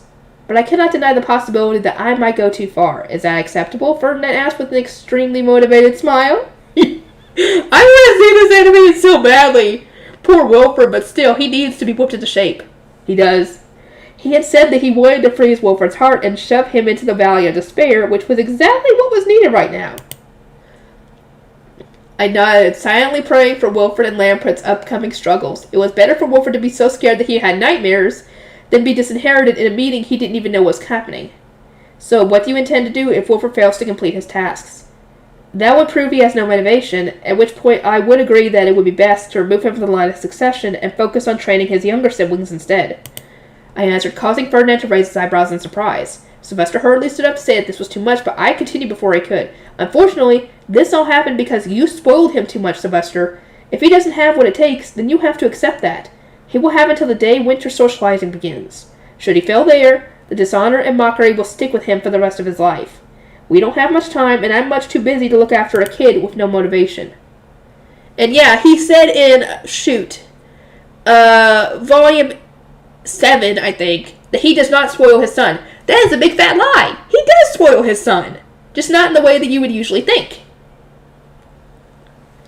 Sylvester rubbed his temples and sat back down. Ferdinand looked between the two of us and gave a malicious grin. Rosamond, Sylvester, Wilford made no attempt whatsoever to learn the words of a prayer between 5th and 6th bell. Hoping for anything from him is pointless. Sylvester was wearing a look of despair, but I wasn't that worried. Maybe so, but I shall wait until lunch tomorrow to worry about that. If he truly feels nothing and does not attempt to change after seeing the orphans, the workshop, and my attendance, then I will concede that there is no chance he will improve by winter and give up on him on the spot. Do not forget those words, Ferdinand said, certain of his victory.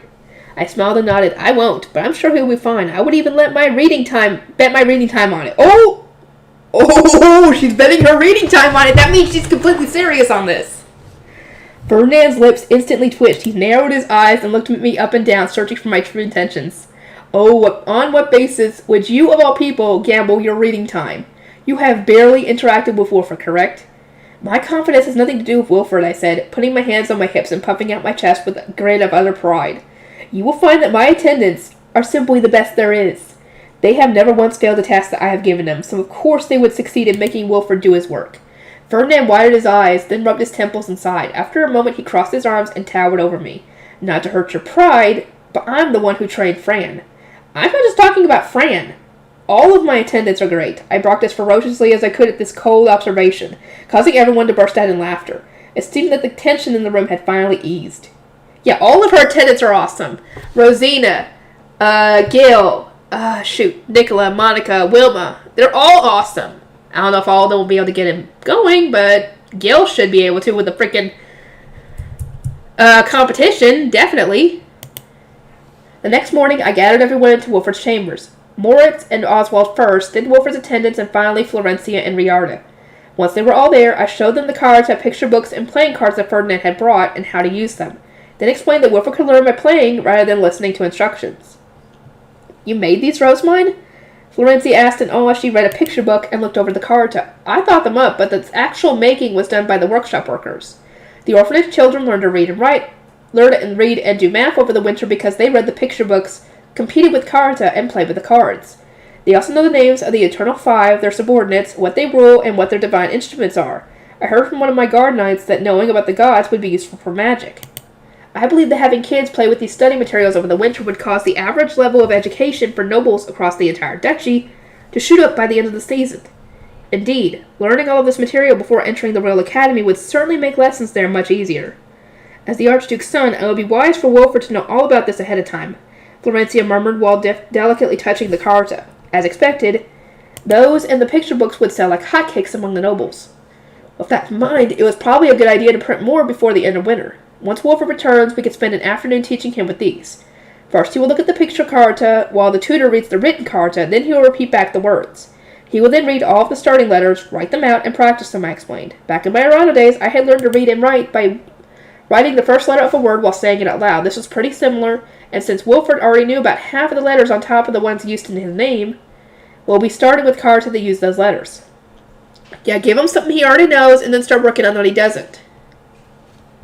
A general process was practicing how to write while playing a carta, working hard to seek out the carta with the letters you knew, and getting the ones you had practiced that day. He could play with his attendants, who would wait 10 seconds after the card was read before reaching out. It would be pretty easy to reduce that handicap to 8 seconds, and then eventually 5 as Wilford got more used to it.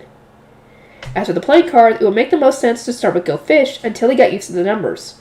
The goal would be to teach him to read them, and also show him that he shouldn't feel frustrated even when he lost. He had to learn to lose, and naturally, he could play games rather than go fish as well. The picture books could simply be read aloud to him before he went to bed, once per day. Memorizing the text through speech would help him to follow the words when actually reading himself, and it would probably inspire at least a little interest in writing. We need his attendance to be serious about this, so I suggest ranking his attendance in Carta and replacing those who reach the bottom over 30 times. Beating Wilford should be easy enough, do you not agree? The attendants stiffened, but I don't want them thinking that their laziness would continue to go unpunished. I'd essentially be running them through a sieve and weeding out the weak. As Ferdinand would say, the future Archduke does not need any incompetent attendants, especially when the Archduke himself is so hopeless. As is true for all games, Wilford won't learn through exclusively winning or losing. If we want him to take it seriously, then we need to sometimes let him win and other times destroy him completely, alternating between the two to bring out his motivation.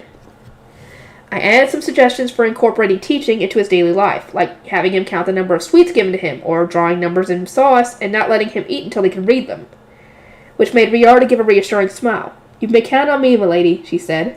Shortly after fourth bell, Wilford and Lampert entered the room, both looking emaciated with exhaustion. A single glance was all it took for me to know that Ferdinand had successfully traumatized them with threats, and the satisfied yet unamused expression on his face told me that I had won our bet. Ha ha. Ha ha ha. I figured. I let out a smug laugh, earning me a nasty glare from him. "Welcome back, everyone. Lunch has already been prepared."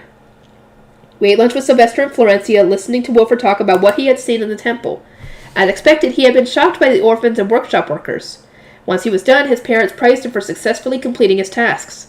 Then, mostly as an act for Wilford and Lampert's sake, Ferdinand gave him his caustic report to Sylvester and Florencia, and I too reported that Wilford's educational environment was nonsensical. Given the circumstances, I request that his living experiment be changed. If that is unfeasible, then I ask that Wilford be disinherited, Ferdinand said. His harsh words made Wilford and Lampert pale, they both looked pleadingly at Sylvester. With all eyes on him, Sylvester stroked his cheek as if thinking it over, then nodded. "Very well. I will make my decision based on how far he has come by winter. I will only keep him as my successor if he shows he can write the entire alphabet and all of the numbers, do basic math, and play a song on the harpsichord by his winter debut." By the winter debut, Wilford and Lampert choked out in unison, shocked by the sudden deadline and Sylvester's high expectations. Who could blame them? They surely had more confidence that they could accomplish something in a single season than Wilford had failed for years. "Fear not, my dear brother. I have had the learning materials that the orphans used deliver here, and given how you completed your 2 tasks in a single day, I believe you can finish just barely in time for winter, though you will be doomed the instant you slow down." "Right," Wilford replied. "Just barely," Lampert asked, trailing off. Wilford already knew half of the alphabet and numbers. As long as he worked hard and followed my study guide to the letter each day, he would be able to succeed no matter what. "You sure look like you're in a good mood, Rosamund. What'd you do in the castle yesterday?" Wilford asked. "I spent half my day working out the study plan for you, but the rest I spent reading in the castle bookroom. It was a blissful day of reading before bed and right after I woke up." "You like to read books?" "I don't get you at all," he said, but that was because he was illiterate. I was sure that he'd come to appreciate the joys of reading if he learned to read, and would undoubtedly weep tears of gratitude over having such a sizable bookroom so close to his room, just like I had. "You want to leave the castle again, don't you, Wilford? How about we keep switching places for the next 3 days?" "No, never again," Wilford replied instantly, his face twisted with fear. It seemed that Ferdinand had bullied him pretty bad.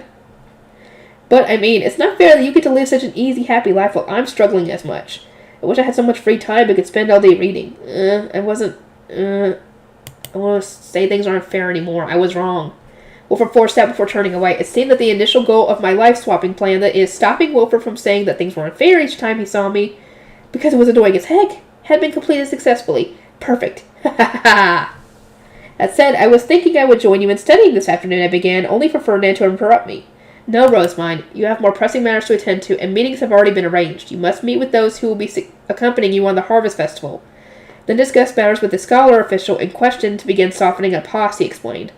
All of that did sound more important than helping Wilford study. "Wilford, learn as much from these cards as you can before we return. Rosamund shows no mercy, even to beginners." He was probably referencing the time I played Reversi against him, but I had only gone all out against him because I knew that was the only time I'd be able to beat him. I wouldn't go all out on a kid like Wilford.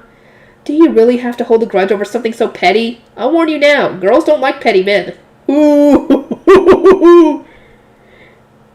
Few find me a likable person, and as I've grown accustomed to being disliked, that is nothing for me to worry about. That's not good at all. Someone hold an intervention for Ferdinand too. He's messed up as a person on like a fundamental level. But I can't say anything to him because I love books so absolutely much that I'm also messed up out of as a person. So please, you have to save Sylvester in my place. Okay. We are getting ready for part 4. Excuse me. Preparing for the Harvest Festival. Having been told to participate in a Harvest Festival meeting that was being held in the castle's main building, I hopped into Leslie and followed after Ferdinand, accompanied by Audley and 4 gardeners. Ferdinand glanced my way and grimaced each time a passing scholar balked at my panda bus, and just as I was starting to enjoy that, we reached the meeting hall. Eckert, Justice, I appreciate you both waiting for us, Ferdinand announced once we were inside. The room was small, containing 6 chairs around a modest-sized table, and nobody else was there but the 2 men kneeling in wait. I already recognized Eckert, so I guessed to the slender guy with gray hair was Justice.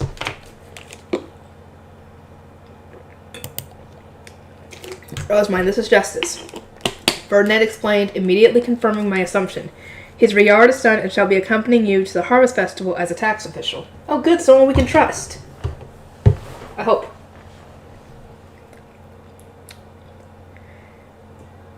May I pray for a blessing and appreciation of the serendipitous meeting ordained by the fruitful days of Shitsaria, the goddess of wind, Justice intoned.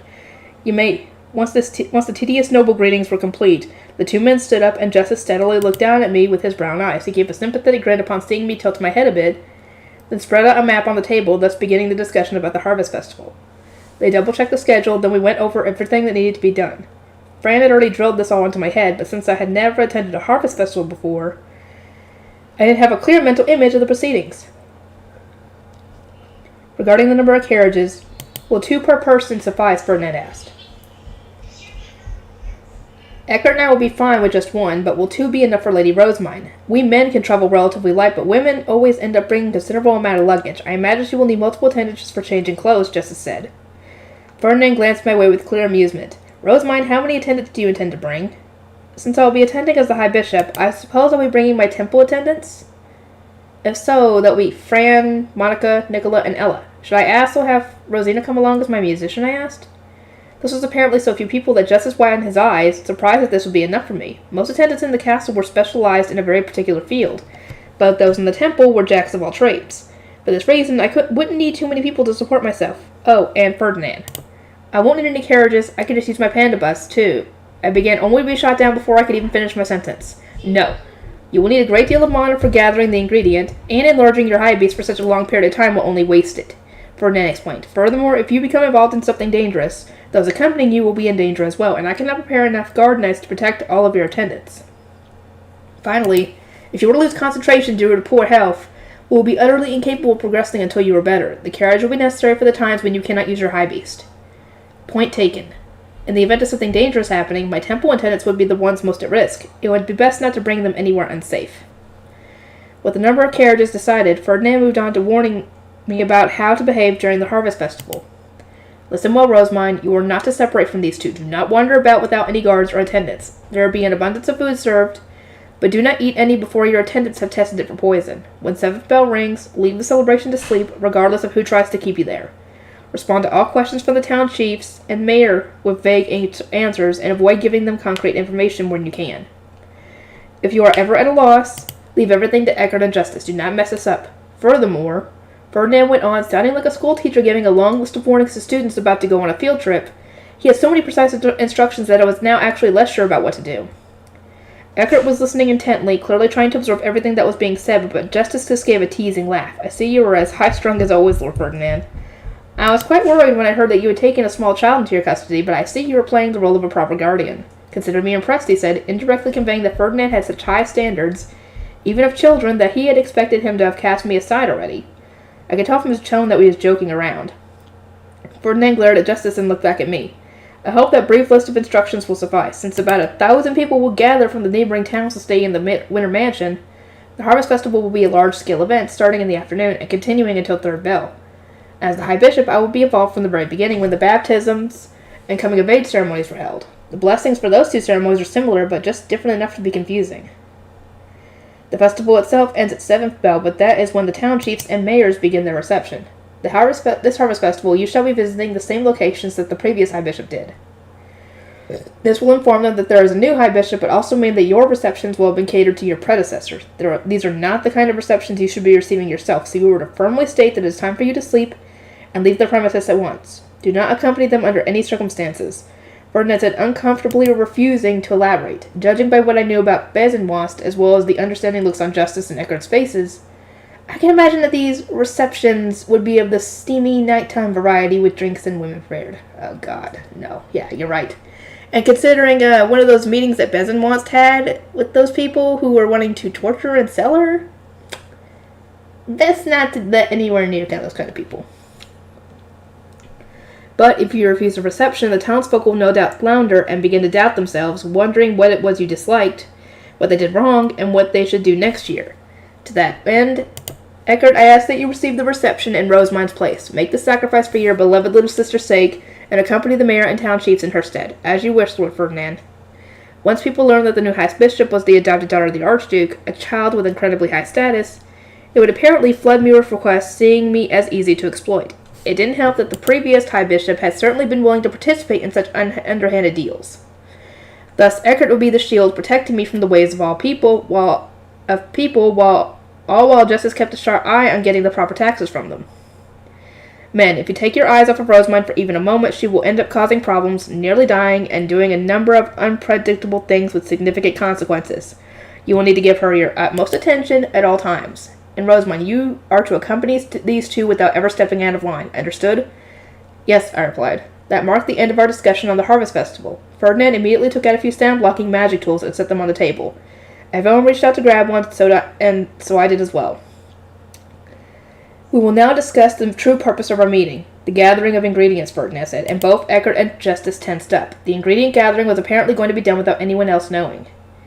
I tensed up as well. Rosamund, noble children who possess large quantities of mana are given magic tools to absorb it as soon as they are born. Under normal circumstances, it will be unthinkable for you to have been so gravely injured by the devouring that mana hardened within your core. We are preparing the Dreve before you attend the Royal Academy, in part to hide the fact that the devouring put you on the verge of death in the past. He said, revealing my secret like it was nothing. I guess he already told them. I inhaled and looked at Justice and Eckart, but they were just nodding as though they were already aware. I guess they already did know. They know everything already. After all, they are the two I sent to investigate your background. Wait. Oh! I just realized, Justice! The 2 episodes I did not end up watching, somehow, I think, and, ended up watching them over at my friend's house when I was getting her to watch the show. That's who they are. Okay, those two that went and investigated the lower city, and I'm assuming not the other one. Wait. They are the two you sent to investigate your background. Is Eckart the one who ended up getting stuck in the inn due to not being able to handle the smell? Oh my god! I gotta go back and rewatch that, if that is the case. Does that mean gathering info in the lower city was dang good fun? I mean, it was a very invigorating experience, Justice said with a smile, his manner of speech turning on a dime. Especially since there basically wasn't any information on mine in the whole city. Even knowing from the magic contract that you had a connection to the Gilberto Company, it sure wasn't easy. You bet it was a fun challenge, he continued, sounding entirely like a commoner despite sitting properly like an archnoble. Now knowing that Justice was used for spy work, I looked him over again. His appearance certainly didn't stick out. His face was average and his hair a common color, and he looked ordinary enough that he could easily disappear into a crowd. He was slightly on the shorter side, but not short enough that he would stand out, and even a slightly taller pair of shoes could make up the height difference. And considering that he could also hide his slender build by wearing extra layers of clothes or something like that, he was pretty much perfect for intelligence work. Lady Rosamund, my line of work demands that I be able to mimic men of all statures. I adapt to their speech patterns, movements, lifestyles, and attitude on as is necessary to acquire information. Thus, I believe I understand the difficulties you are experiencing mimicking an archnoble and living as the Archduke's adopted daughter.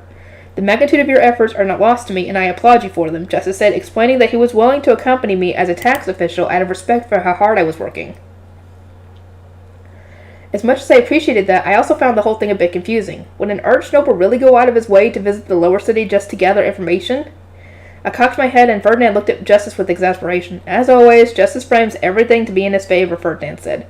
Rosemont, know that he is an eccentric man. He loves gathering information and materials above all else, even to the point of dressing as a woman to collect information at a tea party. Oh my god, the scandal if he was caught. He became a scholar largely because their work principally involves the accumulation of data. In this case, he was simply glad that he gets to gather both information and materials at once.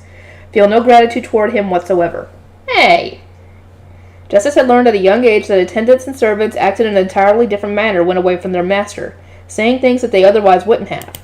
This led to him developing an interest in collecting information. Eventually, Riarda ended up yelling that he should become a scholar if he loved gathering information so much, using his enthusiasm to collect valuable intelligence for Sylvester. Nice. I did gather information for Lord Sylvester as my mother suggested, but it was always Lord Ferdinand, his right-hand man, who properly used it. He connected seemingly irrelevant facts, using them to defeat the nobles opposing him back when he first entered the Royal Academy. The thrill of seeing that shocked me to the core. Riarda's wish for her son to serve Sylvester ultimately went unfulfilled as Justice elected to serve Ferdinand instead, since he was always the one effectively using the information he brought. And when Ferdinand ordered him to infiltrate the lower city, a place that nobles normally never visited, to investigate me, Justice had been so excited that he couldn't sleep. The fact that he was excitedly telling me all of this just showed how much of a weirdo he really was. They're all weird. Trust me, they're all weird. My information gathering bears fruit daily now that you have appeared by Lord Ferdinand's side. I feel more gratitude than I could ever express, he said, which really didn't make me happy at all. Lord Ferdinand, will you not be accompanying us to gather the Ruella? Eckert asked, peering at the map. Leading out an exceptionally perturbed sigh, Ferdinand traced his own planned journey across the map with a finger. I would like to accompany you, but with this schedule, I am uncertain that I will be able to find the opportunity. Ferdinand, do you like gathering materials as much as Justice does? I asked, a bit surprised by the regret in his voice. At that, Ferdinand glanced over at Justice and grimaced. I prefer not the gathering itself, but rather thinking of what can be created with new materials. Do not lump me in with Justice who gets satisfaction just from collecting rare materials. I mean, that's not necessarily a bad thing. Rosemont, while Lord Ferdinand was studying in the Royal Academy, he and the Prentice Knights fought Fey beasts and Fey plants to gather the Fey stones and materials he needed for his magic tool designs. I accompanied him on such missions many times, Eckert said, and the mental image of Ferdinand exterminating the Tromba flashed in my mind. If he did stuff like that all the time to gather materials, then he might have had a wilder student life than I'd ever expected.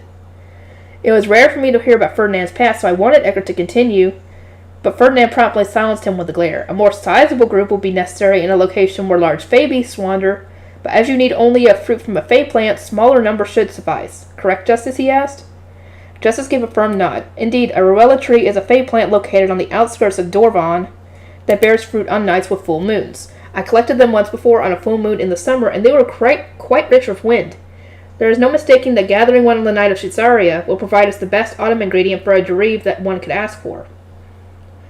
Apparently the information we had on what materials could be gathered within the duchy had all been put together by Justice. He really did love gathering materials and collected whatever he could, regardless of the time or place. Ferdinand had narrowed down our options for the times and places recorded in order to determine where it would be best for me to gather my own materials. People always call the information I gather useless, and yet Lord Ferdinand always finds the perfect use for it all, Justice said with a half-smile.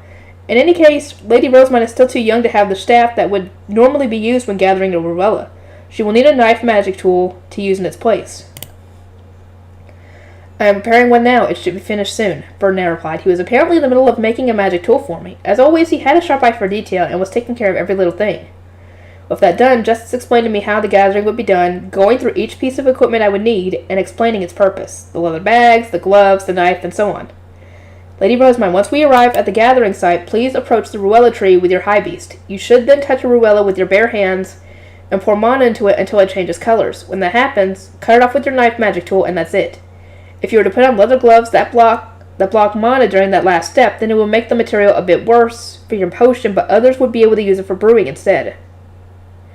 Understood. I will do my best. At that, we had gone over everything there was to discuss about the Harvest Festival and the gathering. We returned the magic tools to Ferdinand, then Eckert and Justice left the room. We would next meet at the temple on the day I departed for the Harvest Festival. I have called Kantna over as well. Sit where you are in silence. Okay. Oh boy, here we go. And we are barely at halfway done.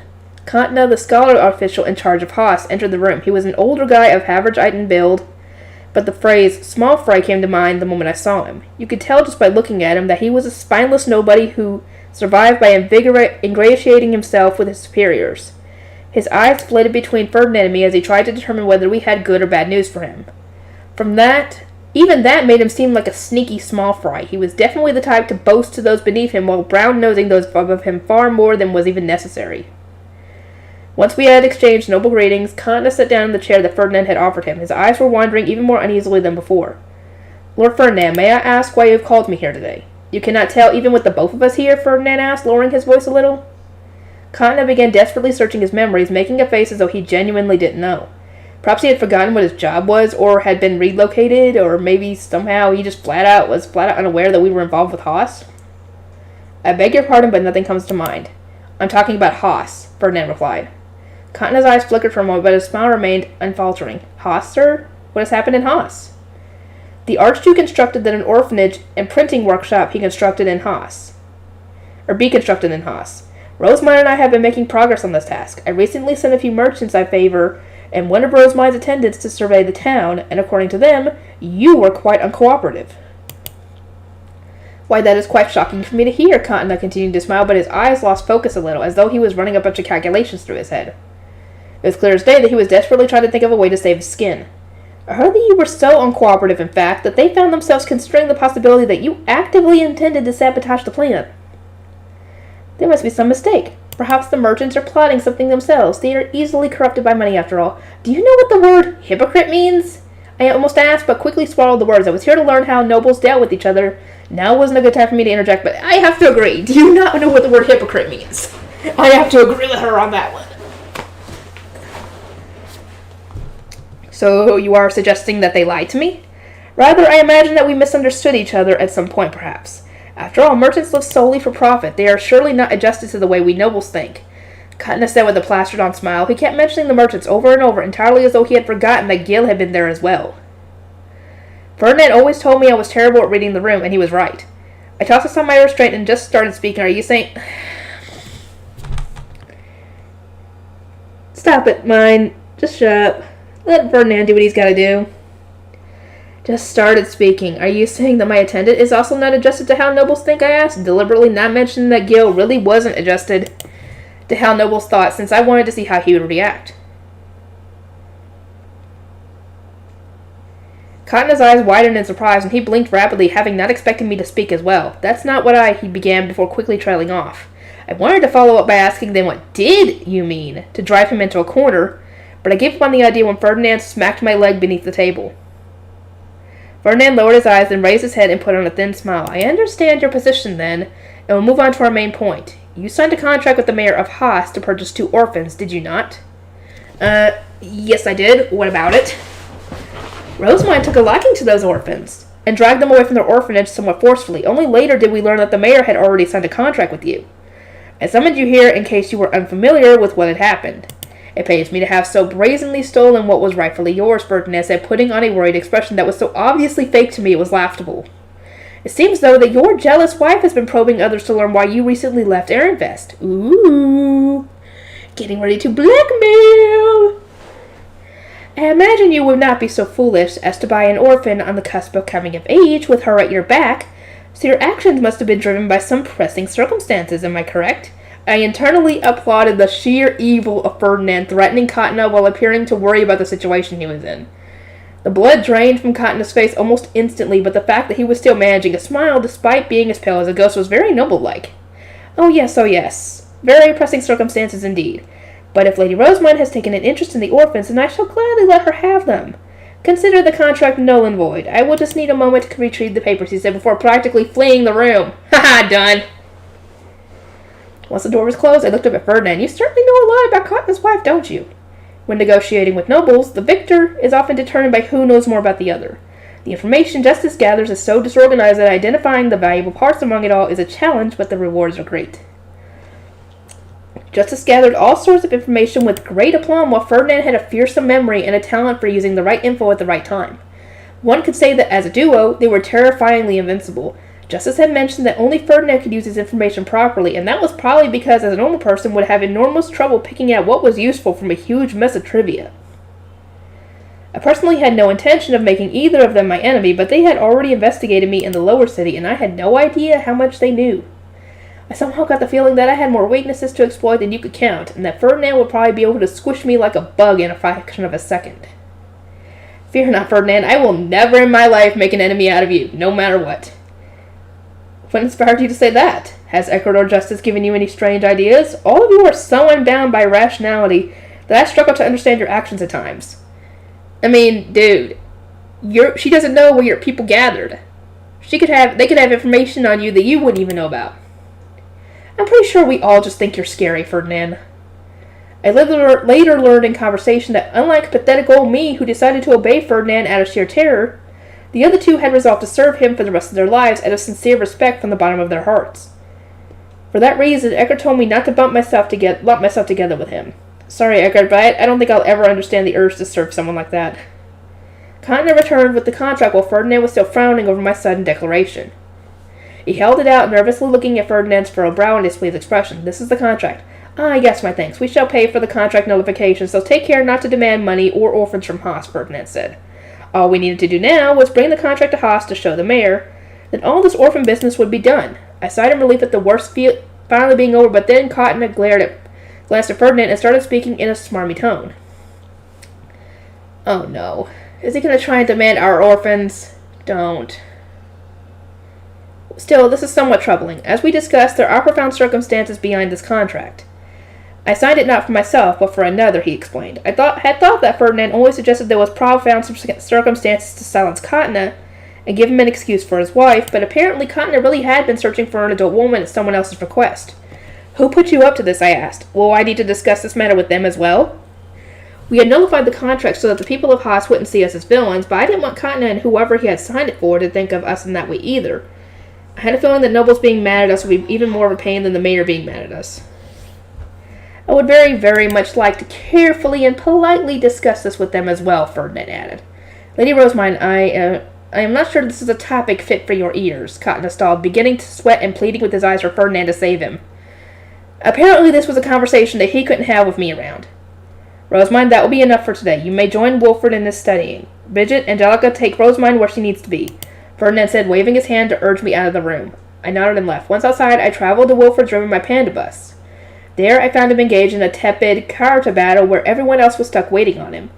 The 10 seconds that followed the reading of each card seemed to drag on forever, and Wilfred looked bored as he sat among the art cards surrounded by his sycophant attendants. Riarda was quietly standing by a wall, looking over the entire room. She was probably identifying which attendants were useless and next on the chopping block. The anger burning in her eyes made her silence all the more scary. Wilfred, I know you are in the middle of a game, but I believe I'll be joining you, I said. His attendants had been counting to 10 as slowly as they possibly could, so I gave them an intimidating smile, counted to 10 normally, and then immediately grabbed the art card. Some cards were for letters that Wilfred had only just learned today. What? Rosamine, you're going too fast. Wrong, dear brother. You're too slow. Surely you saw the art cards you were familiar with when they were lined up at the start, no? How are you incapable of grabbing them immediately once the writing card has been read aloud? Remember, I am counting to 10 before I move. I ultimately beat Wilfred despite joining midway through the game and looked over his attendants while counting the card to him, and him are getting cut for sure. I simply don't have what it takes. Would you like to play another round? I will even consider it your victory if you can just grab the cards with the letters you learned today. That'll be too easy. I let him win the first round, but then mixed up the order of the art cards for the second so that he would have to look for them. One more round, he declared. I had successfully sparked a competitive fire in his heart. We played several more rounds of cards, and over time, Wilfred developed a solid grasp on all the letters used in his name. Yay! That was the wrong one, Wilfred. As penalty, you have to give up one of the cards you got before. What? That one card proved to be a deciding factor, and Wilfred stomped the ground in a tantrum once he lost. You would do well to study hard before we play again, I remarked. I got a lot of cards this time. Next time I'm going to get them all. Oh, I think you underestimate me, I replied, but in truth it already felt like Wilfred was on the verge of beating me. The kids at the orphanage had eventually started beating me, and I felt like the same was about to happen with Wilfred. I feel like Wilfred actually has some pretty high base stats. I guess his memory in particular seems to be solid. Maybe it's just because he pours all his energy into the stuff he's interested in, just like Sylvester. In some ways he is like his dad, but in some ways he's not. Shall we move on to learning numbers through playing cards then, I suggested. Numbers, huh? I lent him the cards from up from 1 to 10 as Wilfred watched on with a grimace, obviously having a bad history with numbers. You had to count to 10 several times while we were playing cards, did you not? I have lined up the cards in numerical order, so touch them from left to right, counting each one as you go. 1, 2, 3. Wilfred was able to read up to 10 without any problems, so I tried reversing their order to increase the difficulty, then had him grab the numbers as I read them aloud. After that, we played sevens. It took him a while to be able to quickly count the numbers on the cards, but after that, he was playing just fine. Yay!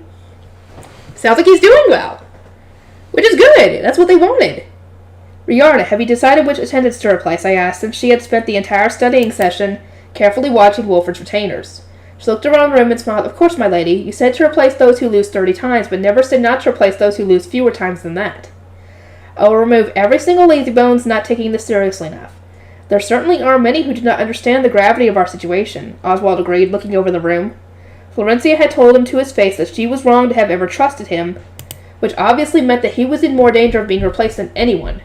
He understood that well, and was now running himself ragged under Riarda, so much so that he was like an entirely different person. Hopefully both he and his liege continue to grow. A little before 6 bell, Riarda received an ordonnance from Ferdinand announcing that it was time to return to the temple. He couldn't enter the northern building without permission, so he would be staying in the waiting room until I was ready. That's that, Wilfred. I must return to the temple now. I believe that if you continue practicing as you have been, you will be able to play the harpspiel soon. Yep, Wilfred replied with a big grin, his face full of confidence. He had memorized the tune that morning and hadn't forgotten it come noon, so it was safe to say his harpspiel practice was going smoothly. As practice, he played one bar from the sheet that Rosina had taught him over and over again until his fingers moved smoothly across the strings. It was only 5 notes, so the clunky, faltering noises soon became fluid. This is way easier than I thought, he said. He was checking off his list of tasks to complete much faster than expected, and so long as he didn't get bored and quit partway through, he was on track to learn everything he needed but 2 before his winter debut. The only requirement for success is that you start trying in the first place. Keep it up and keep working through your list. In fact, you should show it to Sylvester and Florencia tonight at dinner. I'm sure they'll praise you for your efforts. Anyone can tell how hard you've been working. All right. I returned to the temple and praised my attendants to no end, if not for their perseverance. Wilfred would have plummeted right down into the pit of eternal failure. They were the real hard workers here. Well done, everyone. I'm overjoyed at how things turned out, and I am proud to be your mistress. We are used to your incomprehensible requests coming without warning, Fran replied with a half-smile. I took this opportunity to ask them what they had thought of Wilfred as attendants. Compared to the pre-baptism children who come to the temple as soon to be apprentice blue priests, he was nothing out of the ordinary.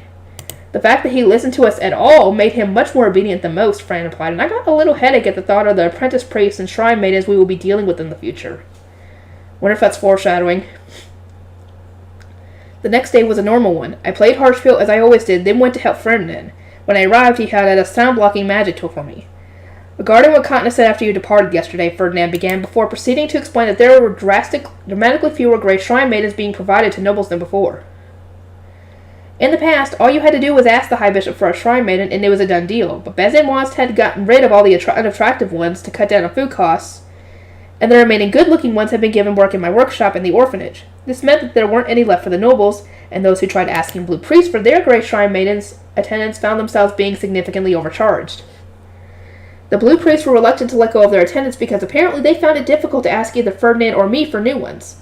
Well, I mean, considering how things were before, I understand why. As for the nobles themselves, they also found it hard to ask Ferdinand to send shrine maidens their way since, unlike Bezenwast, he had no interest in flower offerings whatsoever. Plus, as Grey Shrine Maidens were especially favored for how inexpensive they were, nobles didn't believe it was worth paying the exorbitant prices the Blue Priests were asking for. The result was nobles being sent out to find orphans of suitable ages from the orphanages in nearby cities. How do you respond to this, Rosemine? Will you sell the Grey Shrine Maidens to nobles? Hell no! Ferdinand said, eyeing me carefully as if ready to judge my response. If there are Grey Shrine Maidens who would much prefer to be a noble's concubine than continue to be a Shrine Maiden, then, while I feel a resistance to it myself, I'll be willing to consider it as an alternative form of employment for them. That said, I have no intention of ever selling Grey Shrine Maidens who don't want that kind of life. They support my workshop right now, and ultimately I am the one who determines how the orphans to live. Ferdinand nodded at my reply with a strict look in his light-gold eyes. In that case, what do you intend to do about the nobles buying orphans from nearby orphanages? The idea of orphans being bought and sold made me sick, but that was because I was applying the morals from my world to this one. Now that I was aware of this, I didn't feel quite as much disgust as I used to. Benno informed me that the city orphans are raised by the mayor and his people, which makes them shared property. Essential to buying resources for the winter. It is not my place to abuse my authority and interfere with this, I said. I am unable to save all the orphans in the duchy. In any case, and it is best that I do not try to get involved in matters outside of my field. It'd be easy to take all the orphans from Haas using my authority as the Archduke's adopted daughter, but I had no idea how many problems that would cause or where. And Haas wasn't the only place with orphans. I simply didn't have the power to save every orphan in this duchy.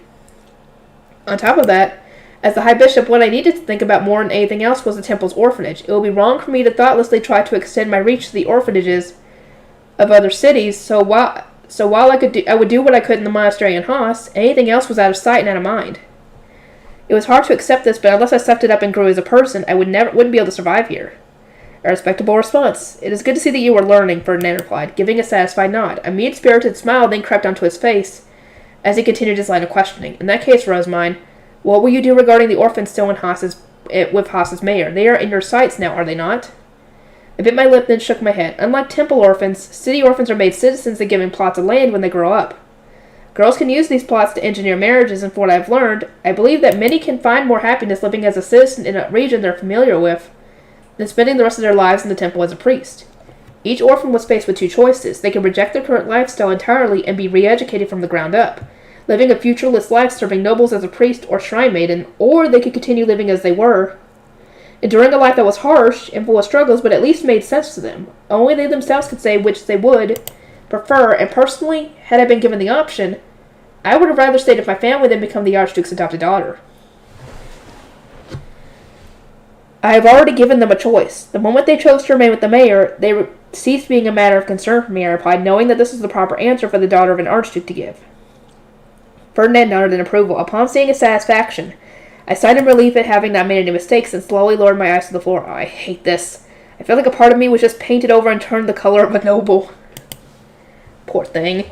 I know she wants to help them, but it is ultimately their choice. If they want to stay there, that's up to them. She can't make them, like she said before. Starting merchant activity. It had become tradition for visitors of the Gilberta Company to be brought to my hidden room. By this point, Bridget didn't even react to it, and Daniel followed us inside with an exhausted look. He should have adjusted by now, in my opinion, but apparently he just couldn't get over seeing me cling to Lutz. Let's, I hate this! Being a noble sucks! My head's gonna explode! What the heck happened this time? What's normal for nobles isn't normal for me, and what's normal for me isn't normal for nobles. Or normal for anybody. Trying to fit in with everyone is so hard, I don't even want to think. Jeez. Lady Rosemine, you're starting to sound like the idiot, Gil pointed out with a chuckle. Nobody seemed too worried, since me having the energy to blow off steam by yelling meant that it wasn't too serious, or so they thought anyway. I actually want to scream as loud as I can, okay? Like, jeez! So did that make you feel any better, Lutz asked. Just a little bit, I replied. Shouting that loud did actually make me feel a little better. I couldn't scream in the High Bishop's chambers, and definitely not in my room in the castle. That would tarnish the image of me being a saint that everyone was working so desperately to build. Despite how it might have seemed, I really was working my hardest to act like a cultured noble girl. After dumping my complaints on Lutz, I let out a heavy sigh and turned to face everyone else from the Gilberta Company. Anyway, I did super well, so get ready to pile on the complaints. I managed to get Sylvester to agree to let me spread the printing industry at my own pace. And I got Continent to nullify his contract with Haas. Burnett told me that a new scholar official has been put in charge of Haas in Continent's place, and he also said we could do whatever we wanted in regard to rumors. Impressive, right? I asked, puffing out my chest of pride. Let's rub the hand against my head. Yeah, real impressive, he said. You did real good. Good job, Rosemine. Things should be a lot easier on us now, Benno added with a nod. Indeed, we won't be able to make paper over the winter, which will slow the printing industry's growth no matter what, so just knowing that the Archduke does not have his former sense of urgency is an immense relief, Mark agreed. Now we can dedicate our all to this Haas matter. Life as a noble sucked. It was full of annoying hang-ups, but trying my hardest despite that has been worth it. Everyone praised me, completely recharging my energy reserves. They gave me the strength to keep carrying on. Right, so let's talk about the rumors. I have no idea how fast merchants around here can spread information or how much influence they have. So I'll be seeing how Mark does things and learning from that, I said. At that, Mark gave me a smile that was brimming with motivation. It was actually a fairly dark smile, but compared to the one Ferdinand wore when he was plotting something, it might as well have been a goofy grin. I shall dedicate my all so that you might learn as much as you can, he said. Have you decided how we shall drive the rat into a court? Right, have you decided on an ideal end state for this matter? Seriously, just how badly did Haas's mayor treat Mark and Benno? I want to know, but at the same time, I really don't think I do. I know, I want to know too. Come on. Did he insult Benno's mother or something? I mean, that would get him pissed off. Ultimately, I would like for Haas and the monastery to coexist in peace. I want to earn points with Ferdinand by reinforcing my saint narrative while forming an opposing faction that wishes to cooperate with me, thereby minimizing casualties. As for the mayor, I believe he's a lost cause. But since Haas is a city with a winter mansion, a lot of townsfolk are going to gather there, right? I'm hoping that the innocent townspeople don't get wrapped up in this and suffer with the others. With the others, you say? Have punishments for those other than the mayor already been decided? Mark asked. His eyes widened the moment I nodded, and I heard Benno inhale sharply. Ferdinand said we can spread the following rumors to make the city's citizens uneasy. The high priest has decided not to send any blue priests to Haas at the next spring prayer. That'll be rough on the farmers, Benno said. On a fundamental level, the earth of a duchy contains mana thanks to the Archduke's protection. But it was a layer of mana spread incredibly thin. No more mana needed to be provided to feed all the citizens in a duchy. That was where the blue priests came in. They weren't proper nobles, but they had mana and could travel across the duchy during spring prayer to spread it around. The mana provided to farming towns was a blessing that had considerable impact on their harvest. Farmers who worked hard enough could still produce respectable harvest for a year or two without spring prayer. But without mana, the earth would gradually go barren and become harder to farm on. After the sovereignty's purge, all the young blue priests with modest amounts of mana were called back to noble society, greatly reducing both the quality and quantity of priests and shrine maidens available. As a result, the Duchy of Ehrenfest as a whole was lacking in the mana necessary to refill the earth. Ferdinand predicted that the harvest would be bigger this year than last, largely thanks to the mana I provided. He also said that next year there would be a huge difference between the harvest reaped by the spring prayerless Haas and that of the lands that received my blessing. Ferdinand said that he would determine whether Haas would also be punished at the next harvest festival based on their behavior and my methods. Benno crossed his arms and frowned deep in thought. Rosemine, you said that you nullified the contract between the scholar and Haas, but what ultimately happened with the contract between him and the mayor? Did you pay for the orphans? I will soon. Ferdinand and I are planning on going to Haas the day after tomorrow. Mark wrote that down in his diptych, nodding all the while, then looking at Benno with a sharp glint in his eyes. In that case, Master Benno, how about we spread a rumor that the people of Haas disrespected priests over the matter of some orphans, and that while the priests are furious, Lady Rosemine is currently containing their wrath. Sounds good to me. We can also add that they messed up hard enough that they'd all be dead already if not for Rosemine. Benno said, stroking his chin while agreeing with Mark. What's important is emphasizing the fact that the only reason they haven't been punished yet is because of Rosemine's mercy and compassion. Let's listen to their discussion with an intensely serious expression. If we get to Haas after spreading those rumors, the people we know from the carpentry workshops will come to us to talk. Mark said, we can use that opportunity to mention how Lady Rosemine is weeping over the tragedy and praying that Haas emerges as unscathed as possible, as well as what would have happened to them if they had done something like that in the city of Ehrenfest. That will split the citizens into two groups, those who quake in fear of nobles and form an opposition to the mayor, and those who side with the mayor and attempt to use his noble connections to weather the imminent storm. They have lived up until now with the former High Bishop accommodating their needs, and if they have a letter confirming that this will continue to be the case, then they will surely attempt to keep doing so. Assuming the rumors spread as planned, you will no doubt be approached by nervous citizens at the Harvest Festival. You should use the opportunity to have your attendants informed that the High Priest decided not to send priests to Haas during spring prayer, and that while you are doing your best to console him and the Archduke, they are both profoundly angry. That will make the issue a topic of interest within the Winter Mansion, and much discussion will surely be had. Mark, wasn't the first rumor supposed to be that the people of Haas attacked a monastery the Archduke had built for his daughter, and that no matter how compassionate the High Bishop is, not even she can quell his wrath entirely? That is not Lady Rosemine's job, Master Benno, but ours. When the Harvest Festival ends and we return to Ehrenfest with the priests, that is what we shall tell the farmers, Mark replied. Had the farmers already known that Haas was being charged with treason against the Archduke, the Harvest Festival will be the least of their worries. The city would fall into a huge panic, and when I attended as the High Bishop, it was likely I would be swarmed by commoners. That wasn't ideal, nor was it a safe situation. It is a show of consideration, allowing them to enjoy the Harvest Festival before their difficulties begin, Mark said with a smile. Upon hearing the news, they will wish to rush to the temple for details, only to find that the former High Bishop is gone, and the Blue Priests, along with the merciful Lady Rosemine, are absent due to the Harvest Festival. With nowhere else to go, they would likely wander around Ehrenfest in search of more information, but find none and come to a screeching halt. After all, those who control information control everything. The monastery incident is undoubtedly treason against the Archduke. Not even you could prevent them from being any consequences, Lady Rosemine. What conclusion will Haas come to? Perhaps we should note that the mayor will likely be punished for the incident, so they do not get ahead of themselves and kill him before we get the opportunity to. I can only imagine how his position will change during the winter. Once Mark had concluded, his lips curved into a grin. He was making it pretty obvious that his highest priority was getting revenge against the mayor, but that was fine. Ferdinand wanted me to isolate the mayor, and if Mark accomplished that, then I didn't mind him getting some revenge along the way. So basically, we spread rumors and then wait, I asked. Yeah, with the monastery closed down for winter, you won't have any reason to go to Haas after the Harvest Festival, and we'll be taking the priests back to Ehrenfest. Not much we can do, but wait and see what conclusion they come to with whether a leader pops up to organize the city against the mayor or so on, Benno said.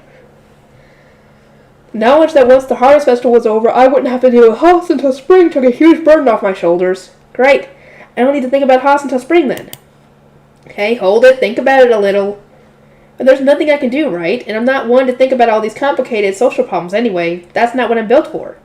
All I want to do is lock myself in a room, stack with books, and spend all day reading. I want to be on good terms with Haas so the printing workshop has an easier time of things. But as long as nobody's dying, I don't actually care what happens to Haas's mayor and his people.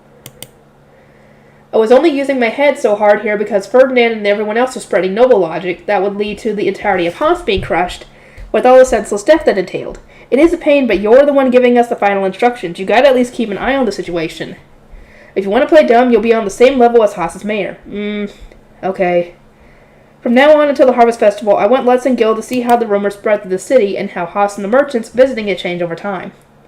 I'll visit frequently via Highbeast, and I'll ask that you both report the circumstances to me each time I return.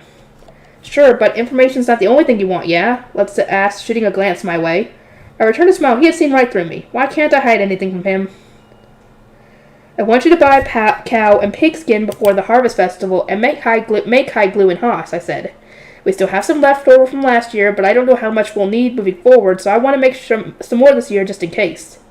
I hope you can occasionally go and check out the situation at Haas while you're making the hide glue.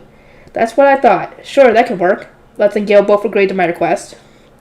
I cared way more about making hide glue for next year than I did about Haas, which would probably end up just like Mark expected. Also this. Could you deliver this for me, I asked, handing Lutz a letter addressed to my family in it. I talked about how life had been for me lately, asked Mom and Tuli to make a hairpin for my winter debut, and asked Dad to guard Benno as he guided the priest home after the Harvest Festival. I wanted the city guards to protect them on their way back, especially given that they were going to be rushing home after spreading brutal rumors through Haas. Benno, I know that the guards won't be able to drink beer despite it being the Harvest Festival. I would at least like them to have some of the fancy food my chefs make. Could I ask you to get the ingredients for me? Alright, I'll bring some food along with the stuff I plan on selling there. Be sure to cook some for us too, though. Not just for the soldiers. Also, you're paying for the extra wagons we'll need. That's fair. Thank you. 2 days had passed since Mark was given permission to spread rumors. Lutz told me that all the major store owners, as well as the guildmaster, now knew that the people of Haas had disrespected priests over some orphans being taken, and that while the other priests were mad, the new high bishop was containing their wrath. Today was the day that Ferdinand and I would be going to Haas with the contract that Continent had given us. My attendants, Fran and Monica, were accompanying us, as well as my guard knights Daniel and Bridget.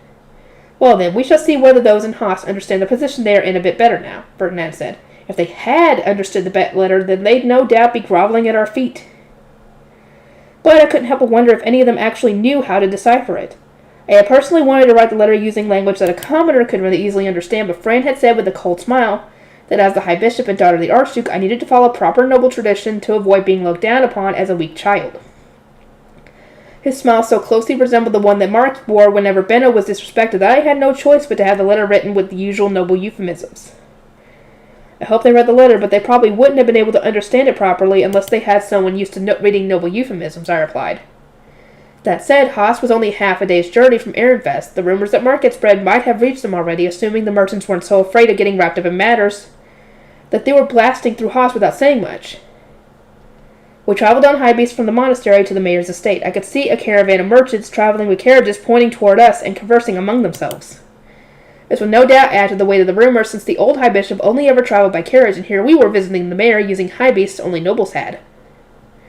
Once Fran, Monica, and Bridget had stepped off of the panda bus, I returned it to its face stone form and placed it back in the cage on my hip. It was a pretty speedy process since I was so used to doing it by now. Honorable High Bishop and High Priest, we welcome you. A man named Rick greeted us at the door. I hadn't seen him the last time we came, but he was apparently related to the mayor and assisted him with his duties. He was probably like his right-hand man, and I could guess that he did most of the mayor's actual work. He definitely looked like he'd be better at paperwork than the mayor. At a glance, he looked about as old as Cardstad, in his mid to late 30s, and I get the impression that he was the kind of middle manager who tried to micromanage both those above and beneath him. "What brings you here today?" he asked, once he had given us a standard greeting for nobles. Fran stepped forward to tell him today's business. As was written in the letter arranging this meeting, we are here to formally purchase the orphans. Rick nodded, but at the same time he seemed a bit unsettled. It was as though he didn't quite understand how things had come to this. "We very much appreciate your consideration, though I must ask whether there is anything we should know about this change of heart." Lady Rosemine did not realize that Haas intended to weather the winter using the money earned by selling the orphans until a merchant we favor informed her of such. We intended only to relieve Haas of the orphans, draining its resources, and thought that doing so would lessen the burden on Haas, Fran explained. That was the truth. Anyone who had worked as a temple's orphanage director would know all too well how much it cost to support orphans. I had thought that if they didn't even have the money to properly feed their orphans, they would have been glad to let us take them into the monastery. The merchant kindly informed me that taking orphans already signed to a noble would put Haas in a very bad spot indeed. My apologies for not noticing sooner. I was raised in the temple, and my sheltered innocence can be oh so troubling at times, I said, placing a worried hand on my cheek. Ferdinand shot me a cold glare that seemed to say, "In what world are you innocent?" But I ignored him completely. Thus, Lady Rosemine contacted Lord Katna, the scholar, and negotiated for the contract to be nullified. Fran said, showing Katna's contract. Rick's expression softened with relief almost instantly. There was no doubt in my mind that he really had been agonizing over the conflict with nobles that would have arisen from the orphans being taken away. "Now that the contract has been nullified, I would like to officially buy Nora and the others," I said. "Will that be acceptable?" "Of course, please follow me." Judging by Rick's tone, the murmurs from the merchants hadn't yet reached Haas. I couldn't help but wonder how the flow of information worked here. In the past, I had never left the city and only heard rumors from my family and Lutz, so I wasn't entirely sure how farming towns got their information. I was taken to the mayor's room and offered a seat. They served not tea, but rather fresh juice squeezed from local apple sages. The pink liquid was poured into a silver cup, no doubt used for noble visitors. Both proper technique and high-quality leaves were important for making tasty tea, and I can imagine that Haas didn't have the capacity to prepare expensive tea for rare noble visitors. "Which wine would you prefer?" Rick asked Ferdinand, despite having just given me juice. "Wine at noon? Even though we came here on business?" Ferdinand and I blinked in surprise, which wasn't the reaction Rick had expected. He faltered a little.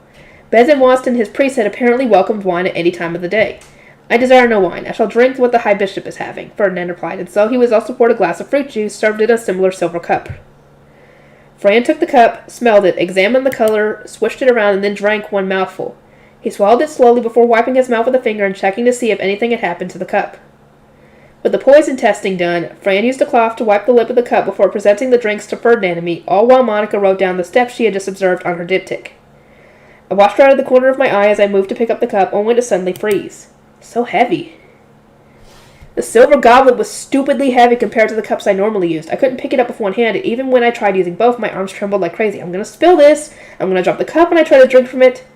Fran immediately noticed my problem and extended a hand to assist me, or rather, he picked up the cup over my hand and brought it to my mouth for me. I took a sip, and a refreshing citrus flavor spread through my mouth. When that done, it was finally time to get to business. "Wow, you are weak, dude!" "So, just to be sure I understand this correctly, we are nullifying my contract with Lord Katna and signing a new one to sell the orphans to the High Priest and Lady Rosemine, the newly assigned High Bishop," the mayor asked. "Indeed." After giving the mayor the same explanation he had given Rick, Fran presented Katna's contract. The mayor agreed to nullifying it and preparing a new contract for us to officially purchase Nora and the others. As the High Bishop, I signed the contract alongside the mayor. Then, once Fran had paid the money, it was done. I sighed in relief at everything having finished without any major problems. The mayor was probably equally relieved that his contract with the scholar official was being nullified and he was still safely earning the money. I saw his shoulders loosen up, but then he gave a nasty grin. One so gross that I felt uncomfortable just looking at it.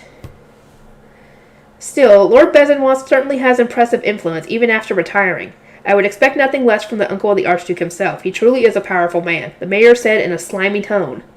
He had unsurprisingly failed to properly understand the letter, which meant that he still didn't know Bezenwas was dead. He was even emphasizing the fact that he was the Archduke's uncle.